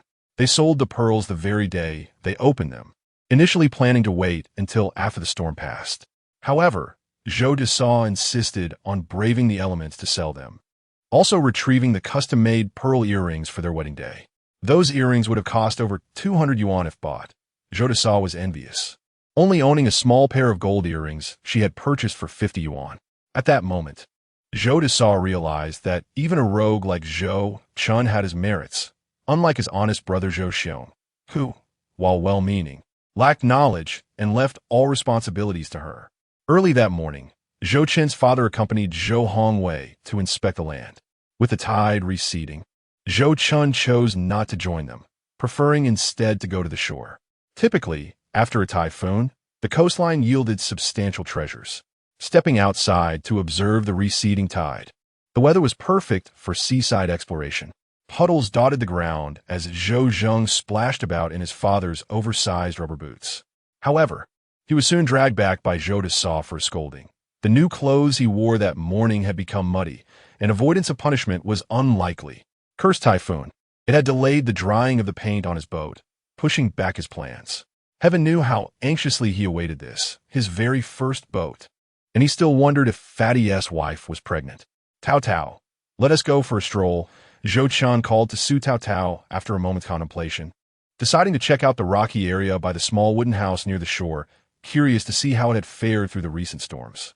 Su Tao Tao was particularly concerned about the little house, as it was their first home. After Zhou Chen's boat arrived, it would not be inconvenient to rest there instead of returning to the village. She hoped the house had remained unharmed. Upon seeing them prepare to leave, the old lady quickly urged, "Ah Chun, take a pot of water with you." "No need, we're not going far. I just had a big bowl of tea." "Well, take it for Tao Tao. She might get thirsty." The old lady handed the water pot to Zhou Chen. "All right then." Unable to refuse, Zhou Chen took the bucket and sack, setting off with Su Tao Tao. Along the way, they encountered people, some with umbrellas, others clad in raincoats. Familiar faces greeted them, casting curious glances at Su Tao Tao. Yet, beyond mere curiosity, there was a sense of envy. Occasionally, a familiar voice would call out, "Ah Chun, you're so lucky. I heard from old Lu at the jewelry store." Zhou Chen responded with a smile, while Su Tao Tao shyly lowered her gaze, feeling bashful under the attention. In the past, villagers had scolded her and whispered behind her back. In Jinsha village, the people exhibited an extraordinary sense of well-being, perceiving her as an omen of good fortune. As they traversed the area, they noted that the village had not suffered significant damage this time. Aside from one unfortunate household, the others had merely lost a few tiles, while some small trees had been uprooted and the lush shrubs lay askew, damp and sprawled across the ground. Upon reaching the quaint wooden cabin, Zhou Chen and Su Tao Tao simultaneously breathed a sigh of relief. Thankfully, everything was intact. Zhou Chen felt a twinge of surprise. The large slope nearby had effectively shielded the area from the brunt of the wind. He fantasized about future renovations, envisioning a time when they could occasionally retreat to this haven during the sweltering summer months to enjoy the cool sea breeze. How delightful it would be for us to stay here now and then. And when you return from the sea, I could prepare meals for you right here, he mused. The young girl, Her cheeks, flushed from the sea breeze, seemed to harbor the brilliance of stars in her bright eyes. As she smiled at the wooden cabin, a strand of her hair danced in the wind, brushing against her delicate lips. A scene so enchanting it was almost intoxicating. As Zhou Chen observed her, an impulse surged within him. Tao, why don't we spend the night here? We could bring over the bedding and let our parents stay in our room, sparing them the discomfort of sleeping on benches. Absolutely. I was just thinking the same thing. Once our new home is built, we could transition there seamlessly.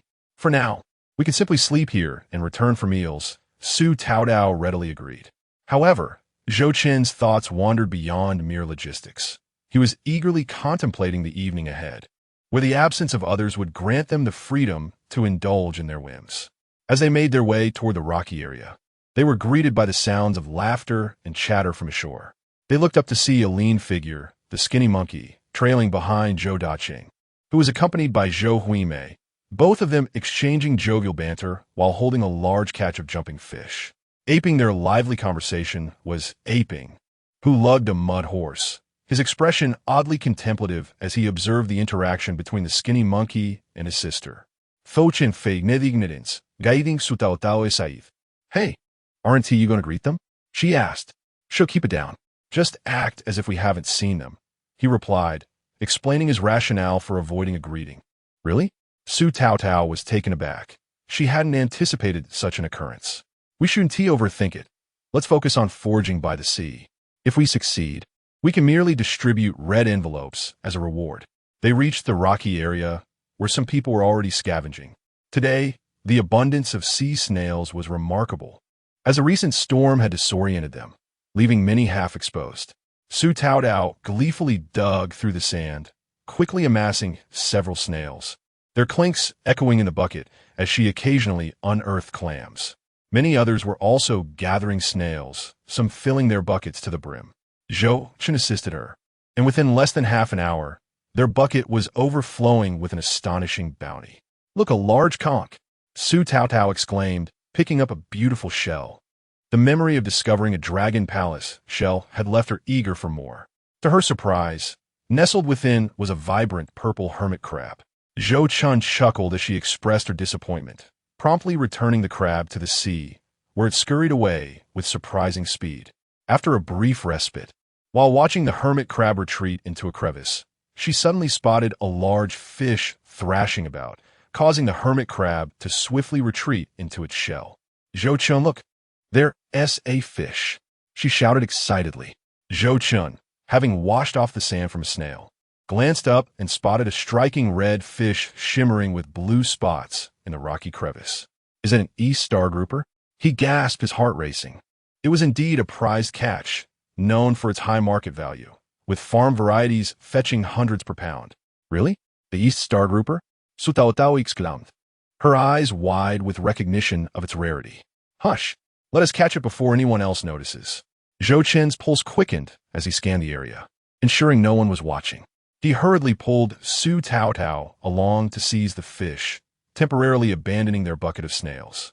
Without a second thought, he plunged into the water, dislodging the hermit crab to make way for the grouper.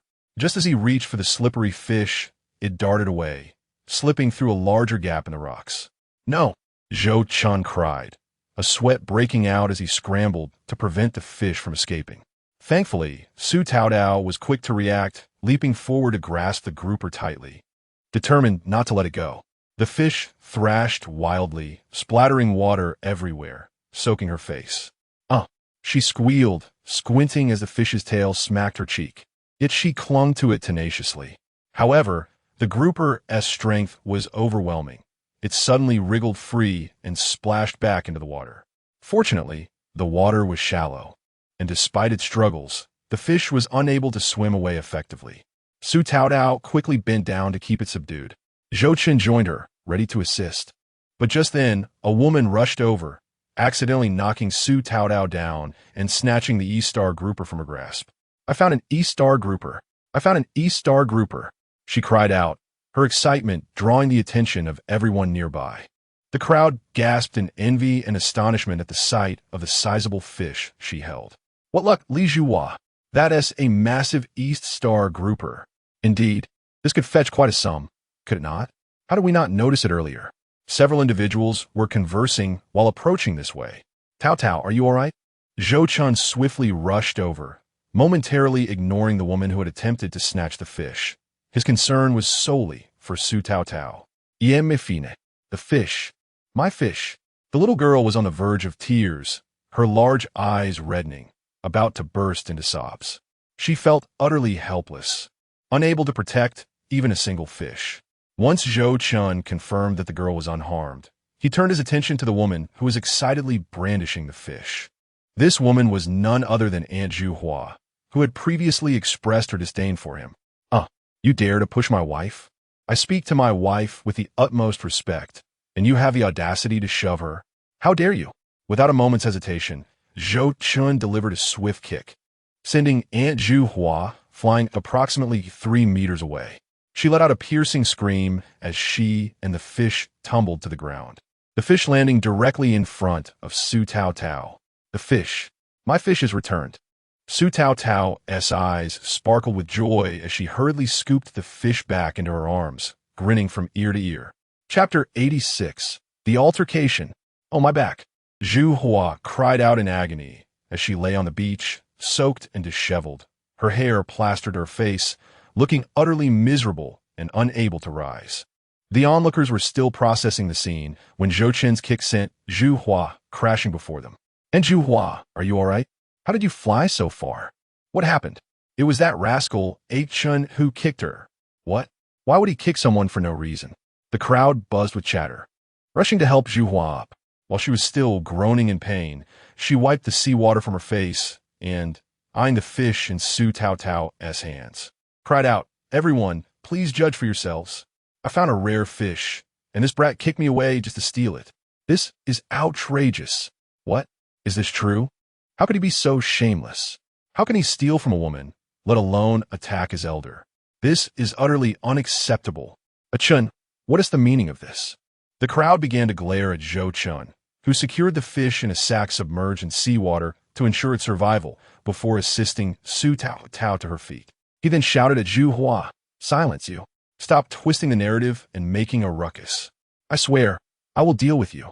We spotted this fish first, and as I drove it out from the crevices of the rocks, my wife merely picked it up when you recklessly collided with her. Zhou Chen gestured for everyone to observe the small girl's knee, which bore the marks from being forcefully thrown onto the sand by Zhu Hua. His heart ached for her. I'm fine, brother Zhou Chen. It doesn't hurt. I'll just rinse it when we get back. Su Tao Tao quickly reassured him, attempting to take a step forward. However, her leg buckled, and the fresh wound began to bleed, causing her delicate brows to furrow in pain. Wait, don't move. Just sit here for a moment.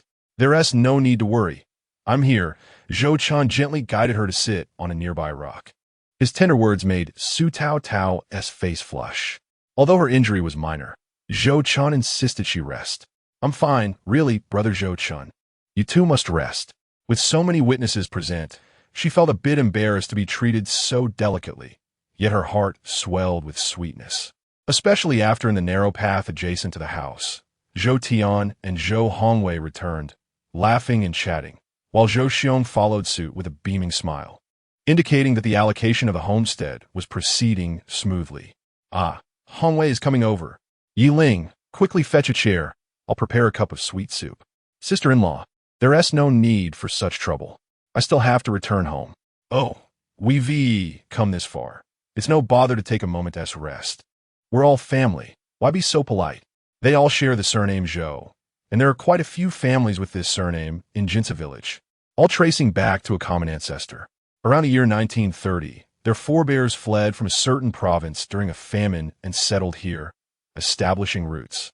Originally, there was a clan genealogy, but it has been lost in the past 2 generations, and none of the branches of the Zhou family have produced any remarkable figures. They often spoke of continuing the genealogy and establishing an ancestral hall, but despite generations of discussion, it remained unfulfilled. They now rely on the hope that future generations will produce someone of distinction to carry on this responsibility. The ancestral graves are still tended by Zhou Chen's father. Otherwise, they would have been obliterated long ago, leaving this generation unable even to trace their roots. Uncle, Zhou Xiaoling was also quite close to Zhou Hongwei and ran over for a hug. There is a story behind their closeness. Zhou Hongwei and Zhou Tian share the same great-grandfather. People often say that after 3 generations, familial bonds weaken. Perhaps siblings may maintain a close relationship, but their children's children, as generations pass, might merely be strangers with a faint blood connection. Yet Zhou Tian and Zhou Hongwei's families maintain a strong bond, likely because their branches are somewhat distinguished. Realistically speaking, one has a large boat, and the other is the village secretary. Had Zhou Tian's family been in disarray, perhaps the two families would not be so close. Moreover, Zhou Xiaoling was saved by Zhou Hongwei during a tumultuous time when his sister-in-law secretly gave birth to her. She and her child were nearly seized, causing his older brother to cry on the roadside, unable to pay the fine, leaving the mother and child in distress. After consuming half a bottle of liquor, Zhou Hongwei barged through the courtyard gate, shouting at the guard from the first floor to the third, demanding his wife assist Yiling down. He, with a slight stagger from the drink, carried Zhou Xiaoling down the steps. Finally, he loaded the mother and child onto a cart and kicked Zhou Xiong, who was crying by the roadside. Useless fool, get the cart moving. Later, Zhou Hongwei managed to negotiate the fine down to 300 to 500, and Zhou Xiong scraped together enough to settle the matter. Thus, from a young age, Zhou Xiaoling developed a close bond with Uncle Zhou Hongwei. He had no granddaughters, only troublesome grandsons, yet he cherished Zhou Xiaoling dearly. But before he could catch his breath, someone rushed over in a panic. Uncle Zhou Tian, it's bad. Your son has hit someone. Ah. The smile vanished from Zhou Tian's face in an instant. Damn it, this rascal has ruined my good mood. I knew he was a useless brat. What happened? Zhou Hongwei, who had been playing with Zhou Xiaoling, immediately stood up. Oh, secretary, you're here too? This morning while fishing, someone discovered a Dongxing grouper. Li Zhuhua ended up in a scuffle with your daughter-in-law over it. We didn't know whose fish it was, and your son kicked Li Zhuhua 3 meters away. It's chaos over there right now. Before the man could finish, Zhou Mu's face flushed with anger.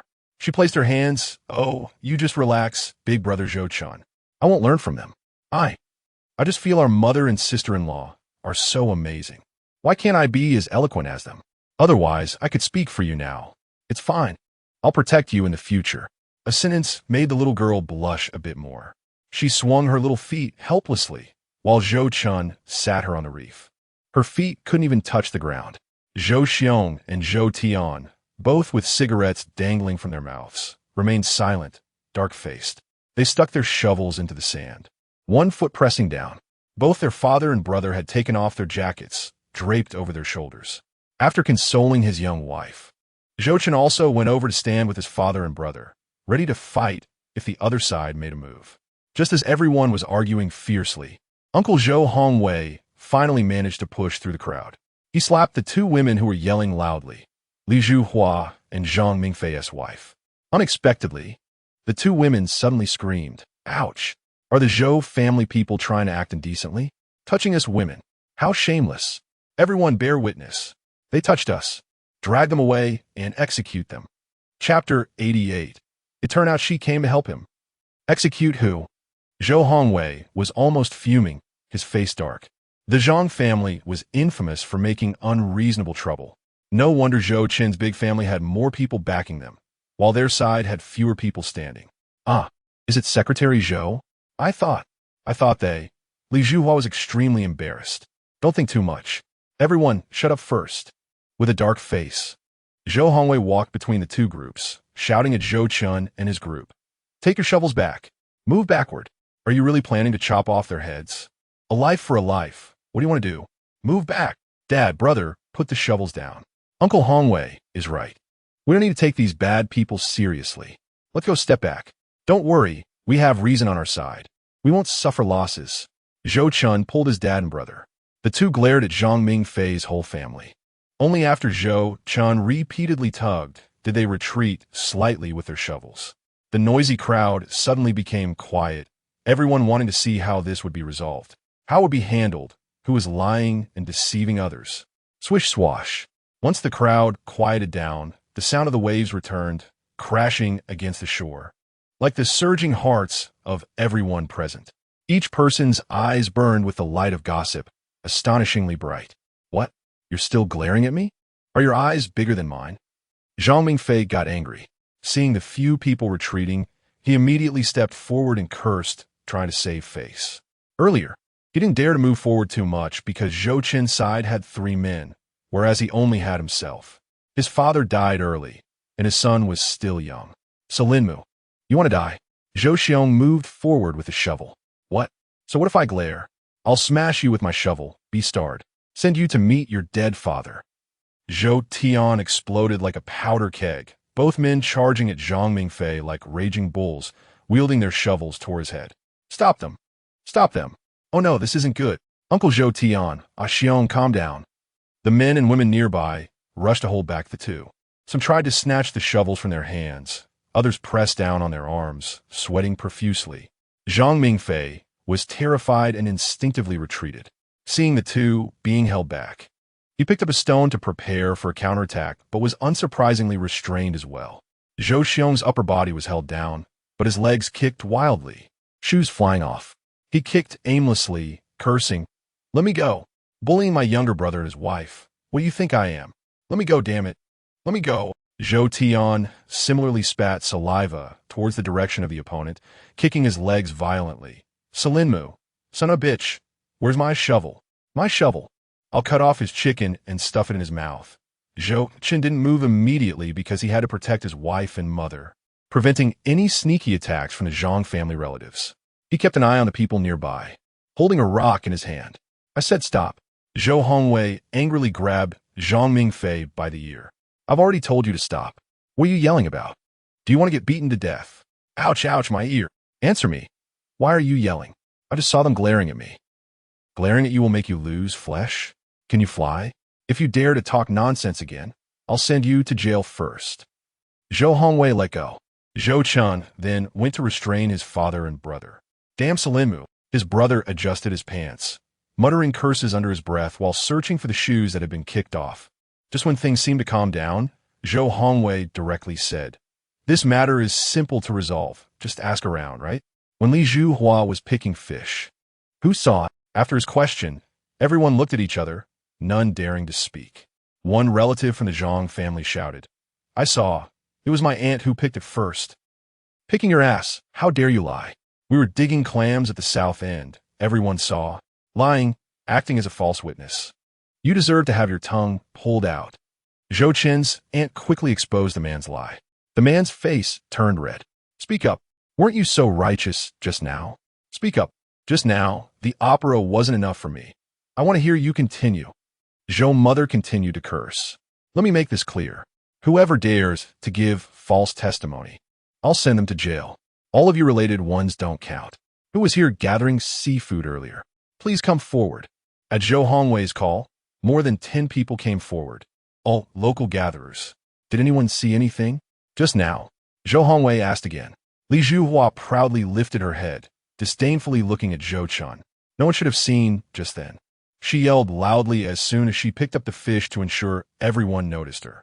At this moment, a soft voice suddenly arose. I saw."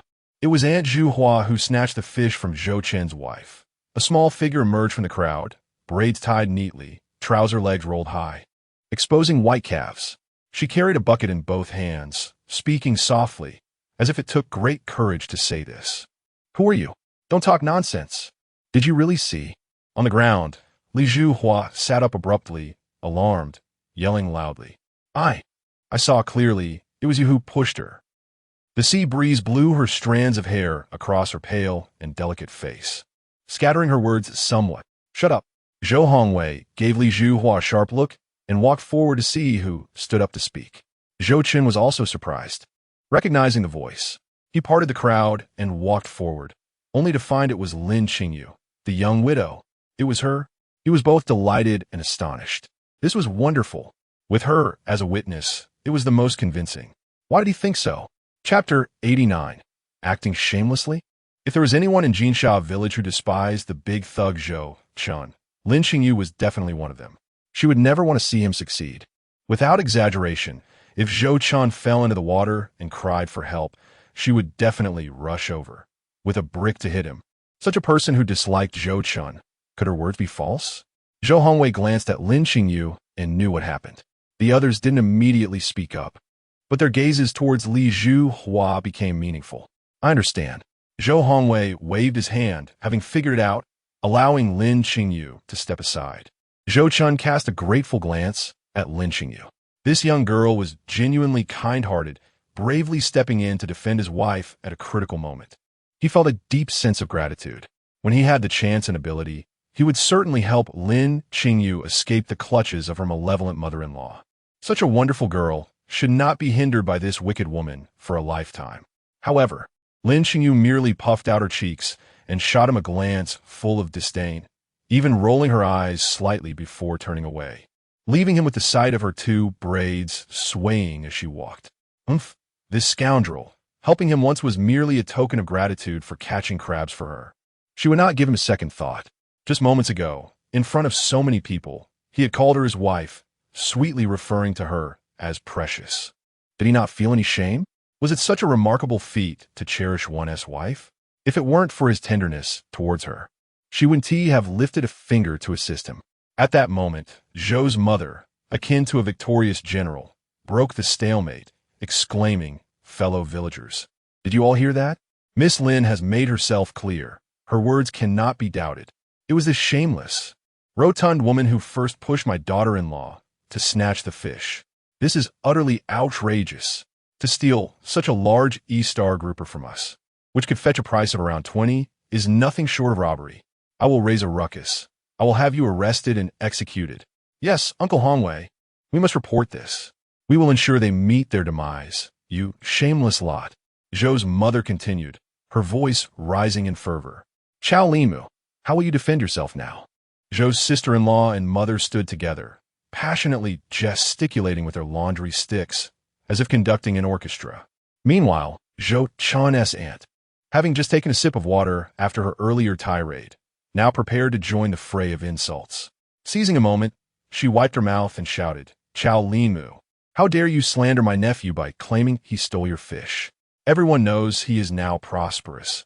He can afford a boat with an engine. Does he need to steal your fish? Do you even know how to write the word shame? You caused my niece-in-law to fall and get hurt. You owe her compensation, including for medical expenses." Li Zhuhua, momentarily overwhelmed by the barrage of accusations, finally found her voice, shouting, "Slander. It's all slander. You're all despicable. I didn't snatch anything. She dropped the fish herself. How is that my fault? Chao Linmu, so you finally admit it? Did everyone hear that? My niece-in-law was holding the fish first. It was her shamelessness that led her to attempt to take it." Li Zhuhua was taken aback, realizing she had let slip a crucial detail, and quickly slapped her own mouth in disbelief. Zhou Chen was utterly speechless. This family was a true circus, lacking any wit, and had inadvertently implicated themselves. It was simply too amusing. Zhang Mingfei, too, was bewildered. He had believed his mother's vehement claims that someone had stolen the fish, only to discover she was the one who had tried to snatch it. His face burned with embarrassment as he felt the multitude of gazes upon him, all eyes fixed as if ants were crawling over his skin, rendering his mind utterly blank. He still had some pride, but he could not engage in the nonsense his mother was spouting. Zhou Hongwei rolled his eyes in exasperation. "Enough. Stop the commotion. Everyone sees what is going on. It's clear that Li Zhuhua was the one who attempted to steal Zhou Chen's wife's fish and even pushed her." "Li Zhuhua, do you still deny it?" Li Zhuhua protested. "Secretary, you're framing me. That vile girl is lying. I didn't steal anything. The fish is mine, and she fell on her own." Zhang Mingfei's wife, resembling a stranded fish, plopped down in the sand, flailing her arms and legs. "Secretary, this is an injustice.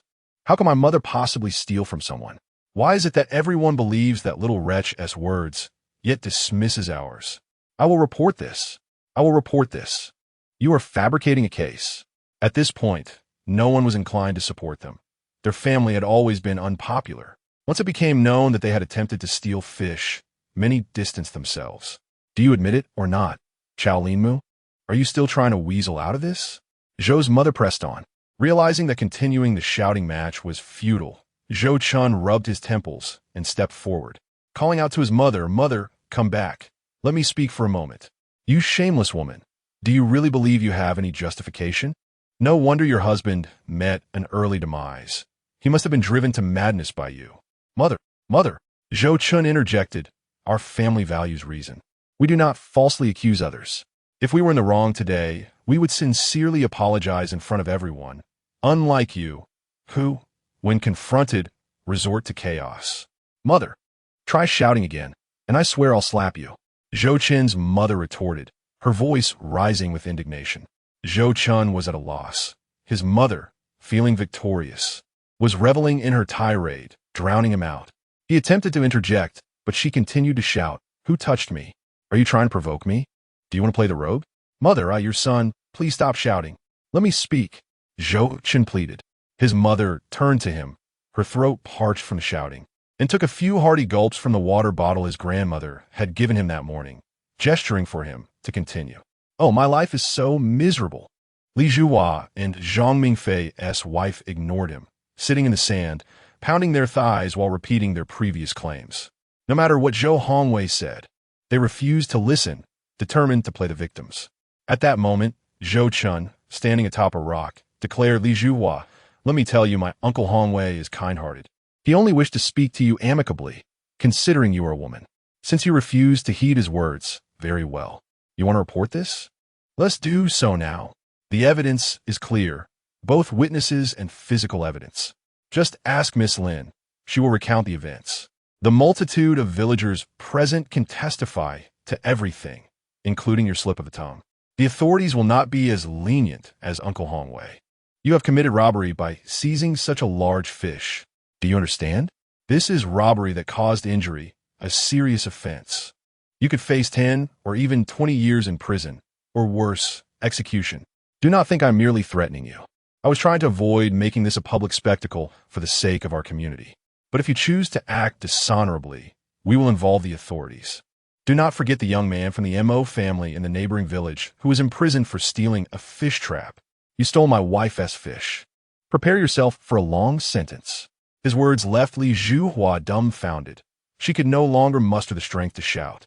Zhang Mingfei's wife was also taken aback, primarily because they were all aware of the incident involving the Mo family. What had initially seemed trivial had escalated to a severe punishment by the authorities, instilling fear in many. Zhou Hongwei glanced at Zhou Chen in surprise. When had this scoundrel become so articulate and reasoned? The other villagers exchanged incredulous glances, whispering amongst themselves, astonished by Zhou Chen's newfound eloquence. Zhou's mother, witnessing her son successfully quell the unruly women, chimed in, Li Zhuhua, don't you love to shout? Let us go to the authorities and see how you fare. When they question you, I want to see if you can still scream. Zhou Hongwei, with a stern expression, remarked, Li Zhuhua, did you hear that? Do you think everyone has a temperament as accommodating as mine? Here I am, attempting to reason with you. Yes, mother. Let's just admit our mistakes. Zhang Mingfei, upon hearing this, felt a bead of sweat form on his forehead. This matter must not escalate to the police. The more it was stirred, the worse it would become. Li Zhuhua had initially intended to shout some more, but seeing her son concede, she chose to sit down in silence, feigning a state of oblivion, leaving the resolution to her son. Zhang Mingfei, witnessing his mother's behavior, felt a surge of frustration. In the end, it was he who bore the shame of having such a mother. Secretary, please, let us not escalate this matter. My mother acknowledges her mistake. Can we simply apologize? After all, the fish is already in Zhou Chen's possession. We didn't steal it. Zhang Mingfei turned his gaze towards Zhou Hongwei. Li Zhuhua, still concerned about her pride, sat on the ground and retorted, I will not apologize. I have done nothing wrong. Before Zhou Hongwei could respond, Zhou Chen strode forward, pointing an accusatory finger at Zhang Mingfei. You scoundrel, you've injured my wife so severely, and you think a mere apology suffices? Fine, father. Fetch me the shovel. I shall break his knee in return. An eye for an eye. Zhou Tian remained still as Zhou Xiong approached with the shovel. Zhou Hongwei quickly pulled Zhou Chen back. Zhou Chen, why are you being so obstinate? Xiong, go back. As the elder brother, how can you set such an example? Whoever bullies my brother and sister-in-law, I shall make them pay. Zhou Chen's voice was filled with anger. I was once weak when my wife gave birth, and you, Uncle Hongwei, said I lacked ambition, but now I will not be so. Zhou Xiong, with red eyes, declared this statement. Blood is thicker than water. Brothers stand together in battle, he asserted, refusing to back down. Zhou Hongwei felt a surge of frustration. How could this child say such things so freely? Uncle Hongwei, I'm not being obstinate. I simply demand justice. Scoundrel, who cares for your apology? Today, I will teach you a lesson. Zhou Chen seized the shovel from his brother's hands. I Haven T agreed to his terms. I will certainly demand compensation. Zhou Hongwei looked at Zhou Chen in disbelief, realizing this mischievous lad's true intentions were merely to secure compensation. As he pondered how much would be appropriate, Zhou Chen spoke first. Fine, we can discuss compensation. Allow me to calculate the sum. Then let us hear it. Zhou Hongwei replied, taking the shovel back from Zhou Chen. My wife was injured and requires medical expenses. This injury is serious. Thus I demand $10. Zhang Mingfei shot him a glare for such a minor scrape. You want that much? Are you treating a broken bone? Scoundrel, do you not know how to speak? If my wife had a broken bone, I would demand every penny. And today I would break you into pieces. I tell you, $10 is a mere pittance. Zhou Chen pointed at Zhang Mingfei. My wife's leg will need at least 10 days of care. She earns $2 daily from fishing. Missing 10 days of work amounts to $20. Therefore, with medical expenses included, the total is $30. Hand over the money. His words left everyone astonished. It was a revelation that compensation could be demanded in such a manner. Zhou Chen's eloquence was unexpectedly impressive. How had they not noticed it before? You think you could demand a month's wages for a dock worker? Zhang Mingfei exclaimed in anger. $50. Itoil from dawn to dusk. And if luck is on my side, I might earn 50 or 60 in a month, while supporting my entire family. This is akin to a personal sacrifice. Zhou Chen crossed his arms defiantly. I want that amount, and I tell you, either you pay, or we will involve the police. The choice is yours. At that moment, the women's director arrived with others, having learned the details of the situation through brief communication with Zhou Hongwei. They approached Li Zhuhua and Zhang Mingfei's wife to assist them in standing. The director's expression was grave as she addressed Li Zhuhua. It was you who instigated this situation. You constantly cause trouble. It's either about land or stolen vegetables. Can you not keep the peace? If this escalates to the police, do you think it will reflect well on us? But I will not pay 30, at most 3 dimes. Li Zhuhua protested, unwilling to part with such an amount. The thought of losing $30 caused her to tremble. It was utterly inconceivable. Director, cease your talk. Let's go to the police. Zhou Chen waved his hand dismissively. No, please, director, it was my mother's fault. I don't know how it escalated. I was merely trying to help. I acknowledge my wrongdoing. Zhang Mingfei, in a state of panic, was drenched in sweat. He did not wish to offend the secretary or the women's director. In the future, he would need their support for any village matters. Not to mention, he aspired to have a second child. Maintaining good relations with these individuals was essential. What if the police sentenced his mother to 10 or 20 years? Mother, do you truly wish to go to prison? He glared at her fiercely. Stop this nonsense. The women's director is here, and you still refuse to relent? Do you truly think your son's reputation can shield you? Li Zhuhua, with her sharp tongue, taunted, just think how comforting it would be for you in prison, surrounded by strapping men, especially since you've been lonely since your husband's passing. Zhou Chen felt compelled to cover his wife's ears. Yet, his mother's words struck a chord, and Li Zhuhua trembled with fury, unable to find a retort. She feared imprisonment, if sentenced to 10 or 20 years. Would she even survive such an ordeal? The women's director quickly established the situation, stating, there is no room for negotiation.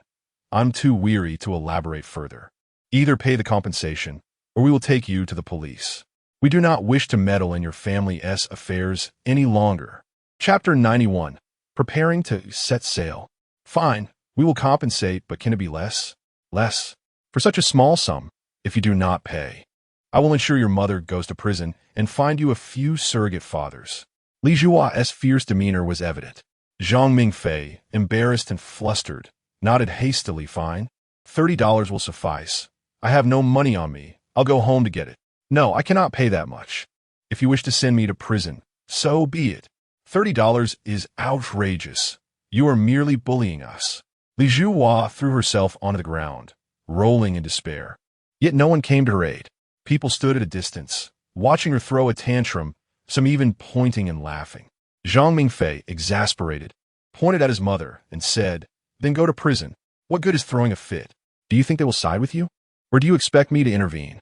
Let us go," he declared, taking his wife by the hand, who kept her head down, too ashamed to meet anyone's gaze, wishing only to leave the scene as quickly as possible.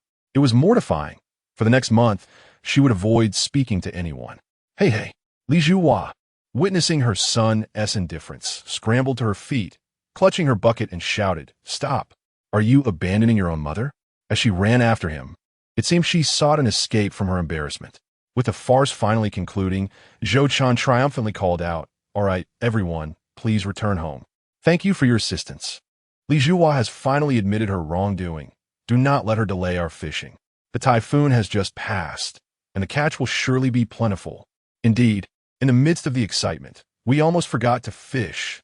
Oh dear, who has been so careless as to steal my car's wheels? Why am I missing so many? Third uncle, that's my bucket. Yours is over there. You've picked up the wrong one. Ah, ha, what a commotion. I told you, with the secretary and the director present, there wouldn't be any mischief."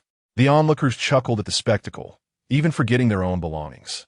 Zhou Fu and Zhou Xiong distributed cigarettes to the men who had come to cheer them on, lamenting, "My unworthy son just loves to cause trouble by smoking." "Oh, we merely exchanged a few words. Why such formality?" One remarked, "Is that a Shui Xian brand? How generous of you." "What? Shui Xian? Old Zhou, you've really made it. Has your wife allowed you to buy such expensive cigarettes? Next, are you going to smoke Zhonghua and drink Mao Dai? Sufu Chakold. Oh, it's all my second son's tribute to me. He brought me 2 boxes. Isn't it only natural for a son to honor his father?" His lips curled into a smile. Ah Chun has truly prospered of late. Not only is he earning money, but he has also bought a boat. When he spoke just now, he was quite eloquent. We were just saying how exceptional Ah Chun has become. The men gathered together for conversation and soon dispersed, some of them quietly digging for shellfish. Zhou Chen, concerned about the East Star clam dying, asked his mother to sell it, while his brother took the carapace away, selling part of it and keeping the rest to make a dish with loofah. Their vegetable garden's loofah vines had grown to the rooftop, producing an abundance that they could hardly consume, with many remaining out of reach, destined to be harvested when they matured for use in cooking. However, that time was drawing near. As the old house had already been agreed upon for sale, his mother lamented the garden, declaring they should consume its bounty first. Su Taodao's wound had ceased bleeding, merely a scrape. Zhou Chen insisted on carrying her home, but she adamantly refused, feeling embarrassed amidst so many people. Once home, Zhou Chen tended to her wound with care, clad only in his shorts, having rinsed his clothes to wash off the seawater and hung them to dry. He had her sit on a chair while he squatted beside her, meticulously extracting sand from her injury with a needle. Just then, Zhou Zheng entered, exclaiming, "Mother, my second uncle is shirtless, holding onto my aunt's leg for some reason. Come quickly." Zhou Desau's face flushed in embarrassment at the child's words, fearing what others might think if they overheard. After tending to Su Taotao's wound, Zhou Chen was about to chastise Zhou Zheng when his mother returned, triumphant like a victorious general, holding a bottle of disinfectant. "Here, 46 yuan. 30 was compensated by Zhang Mingfei, and 16 was from the fish sales. Apply this disinfectant on Tao Tao." Zhou Chen gratefully accepted it, deciding to let Zhou Zheng off the hook this time. His elder brother rolled his eyes at how his wife managed the finances, yet appeared so pleased about it. After applying the purple medicine, Su Taodao joined in preparing dinner, determined not to appear delicate. Following a victorious quarrel, Zhou Mu prepared several dishes: clam and loofah stew, clam and mustard green soup, and even a rare oyster omelet, with taro and peanut soup as the staple. The feast was indeed sumptuous. Zhou Chen served Su Taodao some oyster omelet, fearing she might feel shy about eating it, and also offered some to the elderly lady, anxious she might neglect her own appetite for the children's sake. Zhou Mu was about to admonish Zhou Chen for taking such large portions when she noticed he was serving his wife and the elderly lady, causing her brow to ease. Su Taotao, feeling bashful, divided her portions generously between Zhou Zheng and Zhou Shaoling, the two children sweetly praising their aunt's beauty and kindness, making her blush. She couldn't help but glance at Zhou Chen, secretly yearning for the day they could have children of their own, truly cherishing the presence of little ones. The elderly lady, too, smiled as she shared a large portion with the children. Surprisingly, the taro and peanut soup was consumed the quickest. Soaked peanuts boiled until creamy, mixed with taro puree and sugar, created a milky delight. The children each drank a large bowl and clamored for more, but Zhou Chen, having patted their bellies, sent them off to play. By the way, when will your boat be launched? Your aunt was complaining about not being notified of such a significant event. She had previously asked you to call her when you bought the boat, and now that you've succeeded, she is overjoyed, even scolding Li Zhuhua louder than I do. Zhou Mu inquired after dinner. Zhou Fu and Zhou Xiong also turned their attention to this matter. Everyone was keenly interested, as purchasing a boat was no small feat in those times, and a launch day was equally auspicious. It'll be launched tomorrow morning. We can head out to sea and try dragging a net. I simply forgot to inform my aunt. This boat is small, so the net will have to be the smallest size. It seems we'll only be able to rely on the fish trap until we can buy a larger vessel. Zhou Chen lamented. You've forgotten, and your aunt has been so good to you. Be cautious of Zhang Mingfei's boat. If he feels resentful, he might try to block you at sea, which would be troublesome. Zhou Mu cautioned, to which Zhou Chen replied, I know, I won't venture too far, as the nearby boats are all acquaintances. If I do encounter him, he wouldn't dare to act against me. Besides, he likely lacks the courage. My father routinely blocks him with a large boat. Let's see how he handles that. Why didn't you mention buying the fish trap earlier? Your sister-in-law and I could have easily helped, saving you a good sum. At the very least, you could have paid her separately, keeping the money in our hands. Zhou Mu continued. Zhou Chen sighed, recalling that the reason he hadn't mentioned it was precisely to avoid such a discussion, but his mother had predicted correctly. Fortunately, the payment was already made. Zhou Mu merely murmured a few words of concern, but refrained from further comments, recognizing her son's recent diligence. Father, when will you go out to sea? Zhou Chen asked. Tonight, the waves don't seem too rough, and the outer sea should be manageable. Who knows? We might find something good tonight. Zhou Fu replied cheerfully. He then looked at Zhou Chen and asked, would you like to join your brother and me tonight? It would be beneficial for you to learn how to operate the boat and cast the net. Otherwise, we won't feel at ease with you out there alone. Having not been to sea for quite some time, Zhou Chen realized he had forgotten many things. His father's invitation stirred his interest, and he nodded, sure. However, as soon as he agreed, a pang of regret hit him. He had promised to stay at the small cabin with Su Taotao tonight. He found himself in a dilemma. After all, they were leaving at 3 in the morning, so he could wrap things up before midnight, hoping he wouldn't feel weak and unable to haul the net. Chapter 92. The sky cleared. In the afternoon, there was little to do. His father and brother went to discuss work with the workers. Zhou Mu engaged Su Taotao in conversation, assuring her that she could call on her whenever someone bullied her, offering her support. Su Taotao eagerly nodded, filled with gratitude for the kindness of her parents, and Zhou Chen, who always thought of her. Reflecting on this, Su Taotao couldn't help but glance at Zhou Chen, realizing that following him meant her life was improving day by day. At that moment, a gentle breeze stirred, rustling the green leaves of the lychee tree, causing them to sway gracefully across the threshold, while the wind lifted the hem of her skirt, creating delicate ripples. Ah! Su Taotao exclaimed, pressing down her skirt. Her cheeks flushed as she looked up, intending to share a shy smile with Zhou Chen, only to have the playful wind tousle her hair. The once gray sky had finally cleared. They all looked up as the oppressive grayness faded, yielding to the warm golden sunlight that painted the clouds in soft hues of gold. Rays of sunlight cascaded down like a golden veil, mingling beautifully with the distant blue sea. A few white seagulls soared gracefully across the sky, their wings catching the golden light, which streamed down from the heavens into the courtyard. Just as Su Taotao lifted her head, the sunlight illuminated her distinctive, beautiful eyes, twinkling with a captivating brilliance. Zhou Chen found himself momentarily entranced. How long had it been since he had beheld such picturesque scenery in the bustling metropolis of his later life? Finally the sun shone bright. I must hang out some clothes, or they will surely mildew. Zhou's mother merely glanced at the sky before rising to fetch the laundry. She did not understand the poetic allure of the sea and the spring blossoms. She only knew that good weather meant it was time to dry clothes and fish. Zhou Chen, what are you daydreaming about while idly staring at the sky? Instead of lounging around, why not come over and help me with the fish? We need to prepare the fish jerky quickly, or else it will spoil. Zhou's mother called out as she entered the house. Such is life. Zhou Chen chuckled softly, his thoughts profound yet ineffable. Fish jerky, he recalled, was mentioned when he caught the red fruit carp. As for the origin of the term jerky, there is a tale. During a fierce battle at sea, King Wu had no food or drink and resorted to fishing, gutting the fish and drying them as rations. To his surprise, he found the dried fish quite delectable, and thus the character was formed by adding the fish radical to the character for delicious. They also had eel jerky, dried with bamboo sticks for support.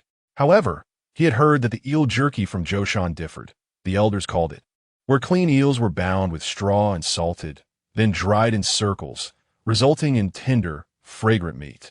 Meanwhile, Su Taotao diligently learned to inspect the fishing nets alongside Zhou's sister-in-law, her attention unwavering.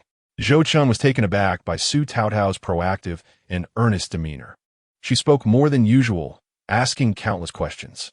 Curiously, he observed her as she shyly smiled and explained, "Brother Zhou Chen, my sister-in-law, said the nets must be checked meticulously to avoid any mistakes. If we fail to do so, not only will we waste effort at sea, but a torn net could lead to trouble." As she spoke, she carefully squatted down to inspect the nets, wary of any hidden flaws. Zhou Chen felt a warm sensation in his heart. No wonder his little wife was so chatty this afternoon. She was truly considering him. "Let me help you with the inspection. You needn't squat down anymore. Your knee is healing, so be cautious to prevent further bleeding." He had no desire to gut the fish, instead choosing to kneel beside Su Taotao to assist with the nets.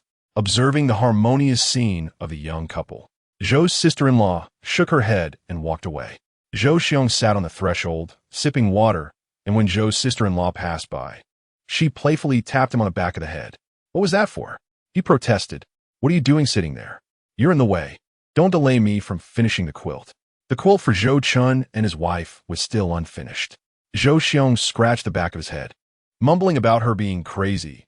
She had never hit him before while he sat there. That evening, during dinner, Zhou Chen announced his intention to take Su Taotao to sleep in the seaside cabin, freeing up their room for his elder brother and sister-in-law. "How can that be?"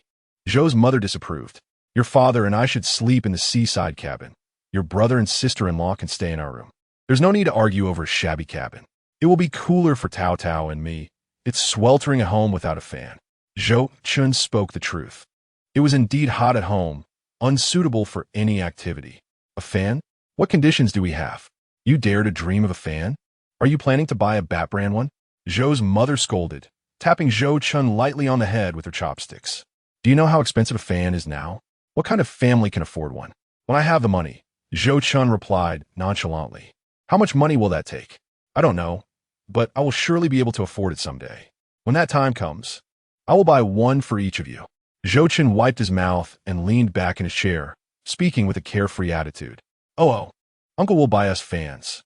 The two children exclaimed excitedly. "I want to blow it. I want to blow it in my face." Zhou Chen was speechless. He recalled when his family had begrudgingly purchased a fan. Zhou Zheng had ended up with a crooked mouth, requiring acupuncture to fix it. "You shouldn't speak such things in front of children. Mind your words," Zhou's mother admonished, slapping the table. Zhou Chen cleared his throat, realizing he had been too free with his language earlier, unlike his mother, who could effortlessly manage her tone. "Mother, if Chen and Taotao want to sleep there, let them. It's too hot at home." Zhou's sister-in-law kicked her mother lightly under the table, aware of the thoughts of the newlywed couple. "Oh, if that's what you want, then go ahead, but remember to take a mosquito net." Zhou's mother suddenly realized. Zhou's father, chewing on clams, mumbled, "Aren't you supposed to accompany us to sea tonight? Can you make it by 3 in the morning? Perhaps your sister-in-law should take the children there to sleep. Your mother and Tao Tao can stay in your room, while you and your elder brother can sleep in our room, and I will rest on a stool for convenience." Just as he finished speaking, Zhou's mother shot him a glare.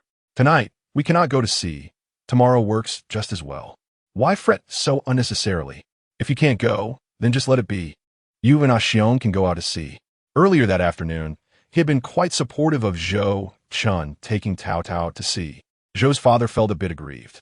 How could a woman's mood change so swiftly? His intention was to suggest Zhou Chen accompany him to sea that night. He had even sacrificed his own comfort to sleep on a stool. What made it seem like he was unwilling? Zhou's mother ignored him, serving him more food. "Just eat your meal. Don't talk. We need to sleep early tonight since we will be going out to sea. Chun, you should also rest early. If you can come, then come. If not, just let it be." Zhou Chen replied with an "oh," sensing his mother's sudden change of heart and feeling somewhat embarrassed to linger. He went out to gather quilts and pillows. As he returned, ready to call Su Tao Tao to join him in the cabin, Zhou Tian suddenly emerged from the inner room, lamenting over a damp book. "Oh no! How could I have forgotten something so significant? Alas, it's completely soaked." Zhou Chen curiously inquired, "Father, what is it?" Chapter 93. Having children with my wife. What else could it be? Our Zhou family genealogy, which has been passed down through generations, is now in tatters. If it weren't for your father, it would have been burned during the Cultural Revolution. His mother interjected, "Stop making sarcastic remarks. Don't you remember? It was just sitting on the table, and now that the roof is leaking, it's ruined. You forgot it yourself. Don't blame me. You can't even remember, yet you expect me to help you?" Zhou Chen retorted, "I was busy catching fish all day. Why didn't you think to help me with that?" All right, enough of that. You women don't understand men's matters. Go find some candles so I can dry this." Zhou's father didn't dare to say more. What was there to lament? It had been years, yet he had never seen his father revive it. Zhou's mother murmured as she went to find some candles. Zhou Chen looked at the tattered genealogy in his father's hands and finally recalled it was a record passed down through generations from their ancestors. Unfortunately, the last 2 generations had been lost, and the family had long ceased to care about it. His father had always taken it seriously, painstakingly documenting every known member of his Zhou family. In his childhood, he had even helped his father write the names in the genealogy, as his brother could not read. He had inscribed the names of his nephews and nieces. Lighting the candles, Zhou's father cautiously opened the genealogy, slowly warming it, and sighed with melancholy. "It's been so many years, and our Zhou family has yet to produce anyone of distinction to continue this genealogy. Our ancestors must be disheartened." Their family held a robust sense of clan culture, continuing the genealogy and building an ancestral hall where dreams cherished by every man in Minnan. To have one's name inscribed as the first in the genealogy would be an unparalleled honor. Establishing an ancestral hall and adopting a hall name would allow descendants to recognize their lineage whenever they mentioned it. However, while this may sound straightforward in practice, it is fraught with complexities. It is not merely a matter of wealth and power. First and foremost, one must earn the respect and loyalty of others. How does one achieve this? In simple terms, one must not only attain personal prosperity, but also possess the ability to uplift an entire clan, ensuring that a significant number of people benefit from your success. Only then will they be inclined to acknowledge your generosity, allowing the family lineage to be continued. Otherwise, if you're the sole bearer of the family tree, even if you establish a new branch, who will heed your call? Yet, should you succeed in initiating the construction of an ancestral hall, it would surely be a matter of immense pride, setting the stage for future generations to flourish. When descendants come to honor their ancestors, the first person they will revere is none other than you. The thought of a thriving family legacy, with hundreds or even thousands gathering to pay tribute and celebrate your achievements, is indeed a delightful and honorable prospect. It is no wonder that Father Zhou is so preoccupied with the continuation of the family tree. Regrettably, this branch of the family has not produced many notable individuals, the only exception being his uncle Hongwei, who serves as the village secretary. Initially, Father Zhou had high hopes for his 2 sons, but upon reflection, it appears those hopes have been dashed. The eldest is too earnest, likely to achieve little in life, while the younger, though clever, has only recently shown signs of responsibility. Yet, the continuation of the family tree remains an impossibility. "Father, it's all right. Just let it dry," Zhou Chen said, leaning over to inspect the family tree. It was damp, but not excessively so. The characters were slightly blurred, yet still legible. "Go on, don't obstruct the light. We wouldn't want it to burn," Zhou Tian retorted, irritated, wishing Zhou Chen would step aside. The mere thought of continuing the family tree vexed him whenever he glanced at his two sons. "Why take your frustration out on me? Get some rest. I'll come find you later, so remember to wait for me," Zhou Chen pouted, casting one last glance at the family tree before departing. The idea of continuing the family lineage stirred something within him, yet he kept it to himself, knowing that voicing it would invite scorn. It felt like an unattainable dream, better to take it one step at a time. Upon returning to the small wooden house, Zhou Chen made his bed and locked the door. The once vibrant banana leaf window had turned yellow with age, and he resolved to have the craftsmen from the new house come to repair it once construction was nearing completion. It was only 8 o'clock, yet Su Taotao urged, "Zhou Chen, come to bed. We need to be up by 2. "All right," Zhou Chen replied, returning to bed and wrapping his arms around Su Taotao. As the young girl nestled against him, he felt his hands begin to wander. "Aren't we going to sleep?" Su Taotao opened her beautiful eyes to gaze at Zhou Chen, her innocent expression causing him to feel a twinge of embarrassment. "We're going to sleep, but not like this." He grew weary of talking and silenced her with a kiss. Su Taotao's eyes widened in surprise. No wonder she sensed something unusual about Zhou Chen earlier. It seemed her brother was finally ready to take their relationship to the next level. As happiness washed over her, she suddenly remembered, "Why didn't T bring the cloth?" "I have it," Zhou Chen mumbled, the sea breeze rustling and the waves crashing outside. At 2 in the morning, Su Taotao gently shook Zhou Chen awake. "Zhou Chen, wake up. It's past 2. You need to prepare to leave." "Huh? It's 2 already?" Zhou Chen rubbed his eyes, pulling back the mosquito net, putting on his shoes and clothes to light the candle. He sat at the table, lost in thought for a moment, then rubbed his face to shake off the sleepiness. Glancing at the red cloth hanging nearby, his muddled mind finally cleared. The events of a few hours prior flooded back to him. Turning, he noticed the young girl lying on the bed, peeking at him with her lovely eyes. "Let me walk you out." "There's no need. You should get some rest." "I'm fine. I'm not a child anymore." "You sleep. There's no need to rise too early tomorrow. We'll be back late. And I'll let my mother know to keep some food warm for you in the morning." Zhou Chen could not bear the thought of Su Taotao accompanying him.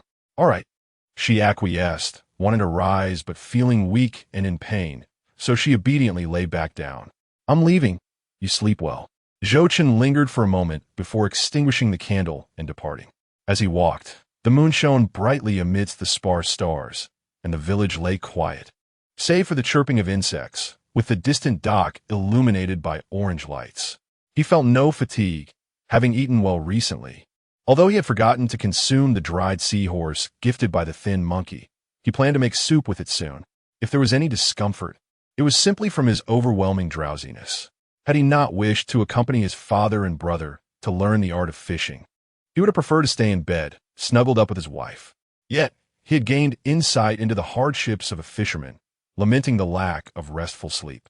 Upon arriving at the old house, he found his father and brother already awake, waiting for him at the door with headlamps and flashlights. "You really came?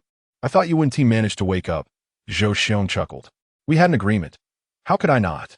Zhou Chen replied, taking the flashlight from his brother. He returned to the old house to change into rubber shoes and wading pants, washing up to fully awaken. Mother, Taotao wants to be back for breakfast tomorrow. Let her sleep in. Just warm up her food for lunch." He knocked on the door. "Yes, I understand. Be careful at sea. I prepared your meals and left 2 eggs for you," came his mother's voice from inside. "Okay." Zhou Chen returned to the doorway, taking a bucket filled with 3 lunch boxes, including 2 duck eggs set aside by his mother.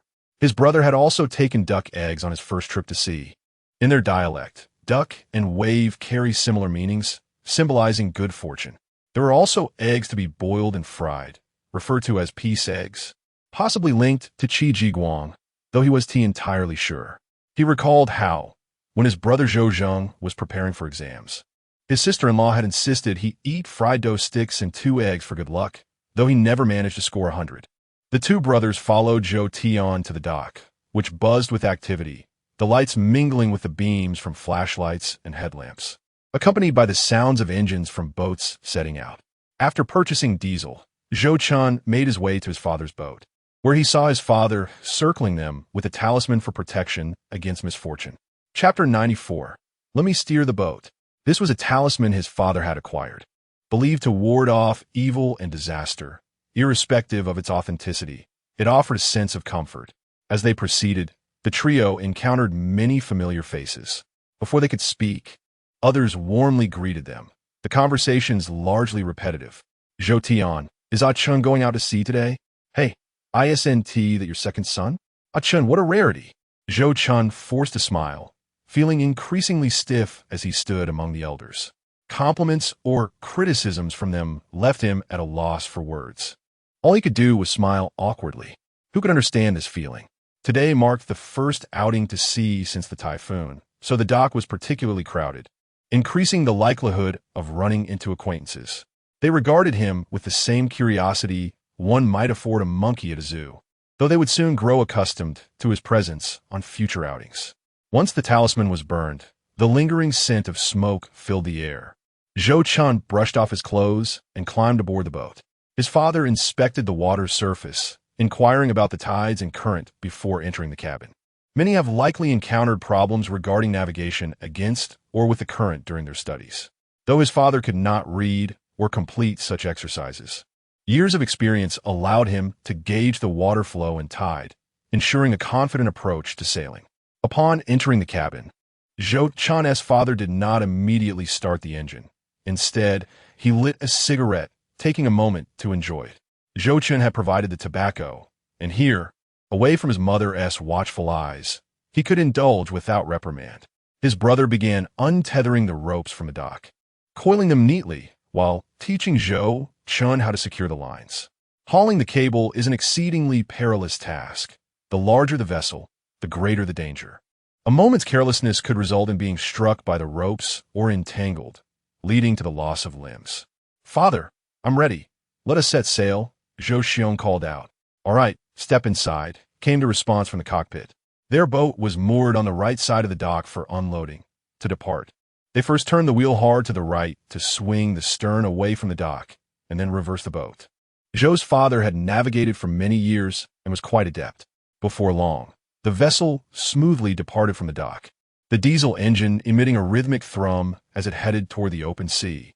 Zhou Chen, observing closely, was learning, despite having gone to sea for many years. He still felt a twinge of unease in trusting the maneuver to his younger brother. At this hour, just past 3 in the morning, the world was enveloped in darkness.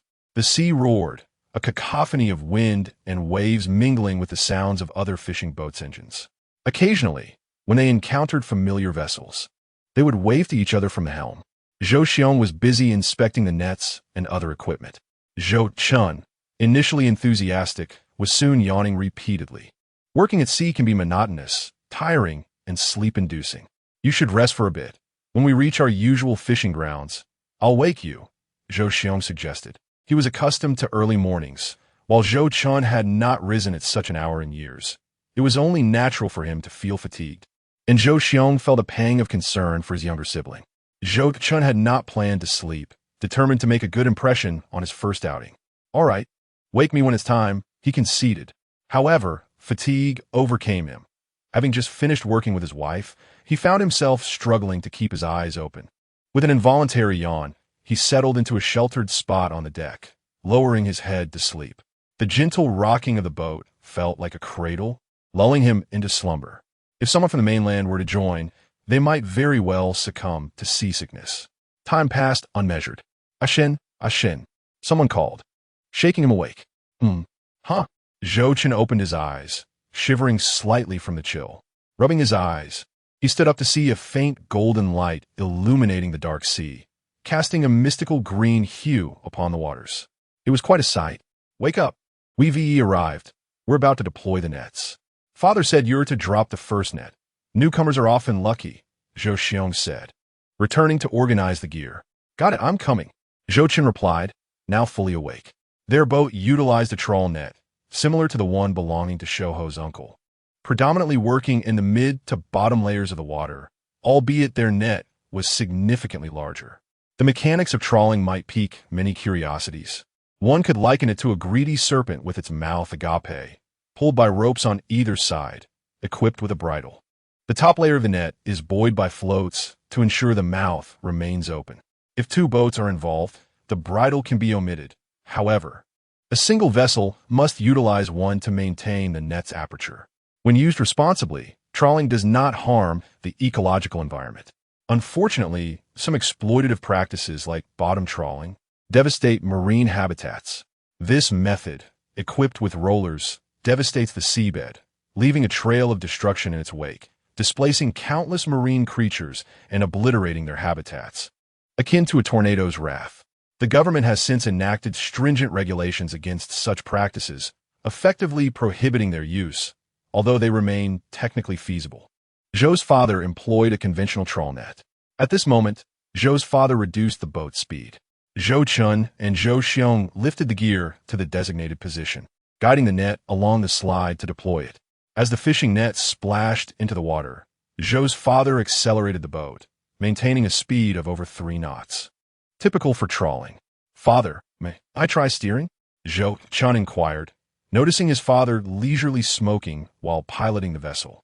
Are you capable? His father questioned skeptically. Of course. Besides, you said I was to drop the first net, didn't you? It's not enough to merely deploy it. The quality of the catch depends on skilled navigation. Zhou Chen asserted, squeezing into the cockpit. Confident in his abilities, Zhou Chen took the helm, steering with surprising ease. Generally, a trawl net is lifted every 2 to 3 hours, and he navigated intuitively. After observing for a moment and offering advice regarding nearby reefs, Zhou's father relaxed, allowing him to steer. Father, brother, you both can sleep. I'll wake you when the time comes, Zhou Chen declared confidently. All right, they replied. The two settled down, ostensibly to rest, yet their unease lingered, particularly Zhou's father, who could hardly sleep soundly with such a valuable vessel entrusted to his son.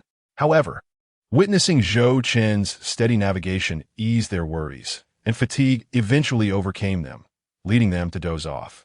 With little in the way of entertainment, they could only wish for a smartphone to scroll through videos or watch dancers. As dawn broke, Zhou Chen estimated it was time to awaken his father and brother. They rubbed their faces and shook off the drowsiness, instinctively preparing to haul in the nets. However, Zhou's father squinted at the surroundings and exclaimed, "You little rascal. How did you end up here? Last time I was out, I just passed through this area. Why are we here? You really do have a knack for running aground." Indeed, they had not caught anything of note in this location previously. Zhou Xiong, rubbing his eyes and recognizing a nearby island, noted the irony. After a brief rest, Zhou Chen had steered them to a barren patch of sea. What? You didn't tell me. Zhou Chen replied, a hint of frustration in his voice. On his first outing, he had unintentionally navigated to a less fruitful area, merely relying on instinct. Forget it. Let your brother take the next turn at the helm. Though scolded, the net still needed to be raised. Zhou Chen watched his father and brother busy themselves, first hauling in the trawl line, then organizing the net panels, and finally pulling the gear along the slide onto the deck. Hey, father, brother, let me help. He chimed in, feeling a twinge of guilt for his earlier hesitation. As the three of them worked together, they suddenly froze, eyes wide in unison, exclaiming, "Wow, this is heavy. There's something big in here." Initially, Zhou's father and brother had been somewhat groggy, but the weight of the net jolted them awake. "I knew my luck would turn," Zhou Chen exclaimed, shaking off his earlier disappointment. "Quiet down and follow my lead. 1, 2, pull. 1, 2, pull." The three shouted in excitement, exerting their strength. As the net emerged from the water, they could see a large fish thrashing within, weighing around 50 to 60 pounds. Their focus instantly shifted to the catch. "What kind of fish is that?" Zhou Chen asked eagerly. His father and brother leaned in for a closer look, both bursting out with exclamations of disbelief. "Wow, it's a big blue shark." Their reactions were a mix of elation and disappointment. "What? A blue shark?" Zhou Chen's spirits sank. Though the blue shark is often hailed as one of the ocean's most beautiful species, like all sharks, it carries little monetary value, with only the fins fetching a decent price.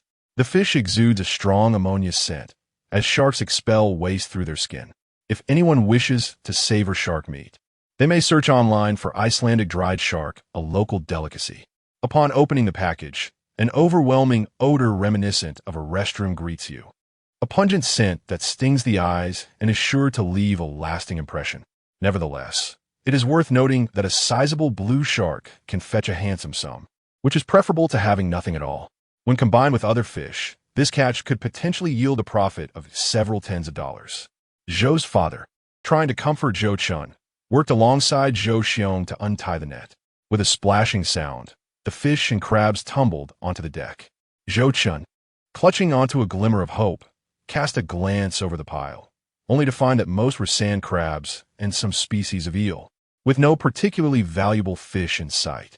I will collect the fish. Ah Xiong, you tend to the net. Let us not waste time. Ah Chen, bring over the fish basket, Zhou's father instructed as he sifted through the fish before him. At that moment, Zhou Chen, who had approached with a basket, suddenly noticed a fish with an unusual tail, an orange hue adorned with white spots, reminiscent of a spotted deer. He quickly set the basket down and pulled the fish from the pile, revealing its peculiar form, a silver body marked with orange stripes, as if it had been prepped for slicing with the aforementioned tail. Overwhelmed with excitement, Zhou Chen exclaimed, "Slicing fish, father! It's a slicing fish!" "What? A slicing fish?" Zhou's father was taken aback and stood up quickly to examine the fish in Zhou Chen's grasp, sharing in his exhilaration. "Indeed, it's the king of fish." "What? The king of fish? Is it truly a slicing fish? I have yet to see one." Zhou Xiong, who had been organizing the nets, rushed over in excitement. In Hong Kong, the slicing fish is commonly referred to as the king of fish, although they prefer to call it by its original name. The fish is typically prepared by steaming, with 3 cuts made along its body to enhance flavor absorption, hence the name. This fish is notoriously hard to come by, earning it the title of king due to its rarity and value. Quick, let us see if there are more. Ah Xiong, hurry and pack some ice for preservation. Zhou's father urged eagerly. "I know," Zhou Chen exclaimed, carefully sifting through the fish and crabs without using his hands, as they could be mixed with sandfish, golden drumfish, or even sea worms, which could result in painful stings. Even his father wore gloves while sorting. After clearing the top layer of fish and crabs, Zhou Chen was astonished to discover a multitude of slicing fish beneath, several dozen, in fact. Incredible. We struck it rich. "Father, look." Zhou Chen's excitement was palpable. He had always considered himself unlucky. "Goddess Mazu is surely watching over me. So many, my goodness. Goddess Matsu, bless me. After all these years at sea, this is the first time I've encountered so many slicing fish. Truly, fortune favors the newcomers. If only you had joined the boat sooner. We might have reaped the reward sooner. Ah Xiong, come, let us gather the fish." Zhou's father, brimming with excitement, continued to chatter away to Zhou Chen, his enthusiasm leading to a stream of words. Zhou Xiong remained silent, grinning from ear to ear as he filled the basket with ice for the slicing fish, fully energized by the moment. Soon, they had sorted 3 large baskets brimming with slicing fish, likely weighing 50 to 60 pounds. A true windfall. Zhou's father, beaming with joy, exclaimed, "You were right, my son. Your luck is indeed remarkable. This single catch is worth more than the efforts of both your brother and me over several days. It's still early. We can haul in 3 more nets, and I'll handle the sorting. You too. Hurry and organize the gear." In high spirits, Zhou's father nodded in agreement with Zhou Chen's words, particularly pleased with his son's performance. Zhou Chen had quickly adapted to the task at hand, demonstrating competence in handling the nets, unlike the challenges his father faced while teaching Zhou Xiong, who had always been clever yet prone to distraction. Witnessing Zhou Chen's progress, especially on his first outing, filled his father's heart with pride. "All right," Zhou Chen replied, exchanging a joyful glance with his brother before they set about organizing the nets. Before long, the gear was neatly arranged, and Zhou Chen prepared to cast the net again. He navigated the boat forward, confident in his instincts. As time passed, the diesel engine's rhythmic sound mingled with the crashing waves, and the sky gradually brightened. The horizon glowed with a fiery hue as the orange sun slowly rose from the sea, casting its radiant light upon the undulating waves, which sparkled with flecks of gold. As Zhou Chen steered the boat, he marveled at the breathtaking sunrise over the ocean, his heart swelling with emotion. Alas, he wished Su Tao Tao were present to share this beautiful sight. Soon enough, the second net was also successfully cast.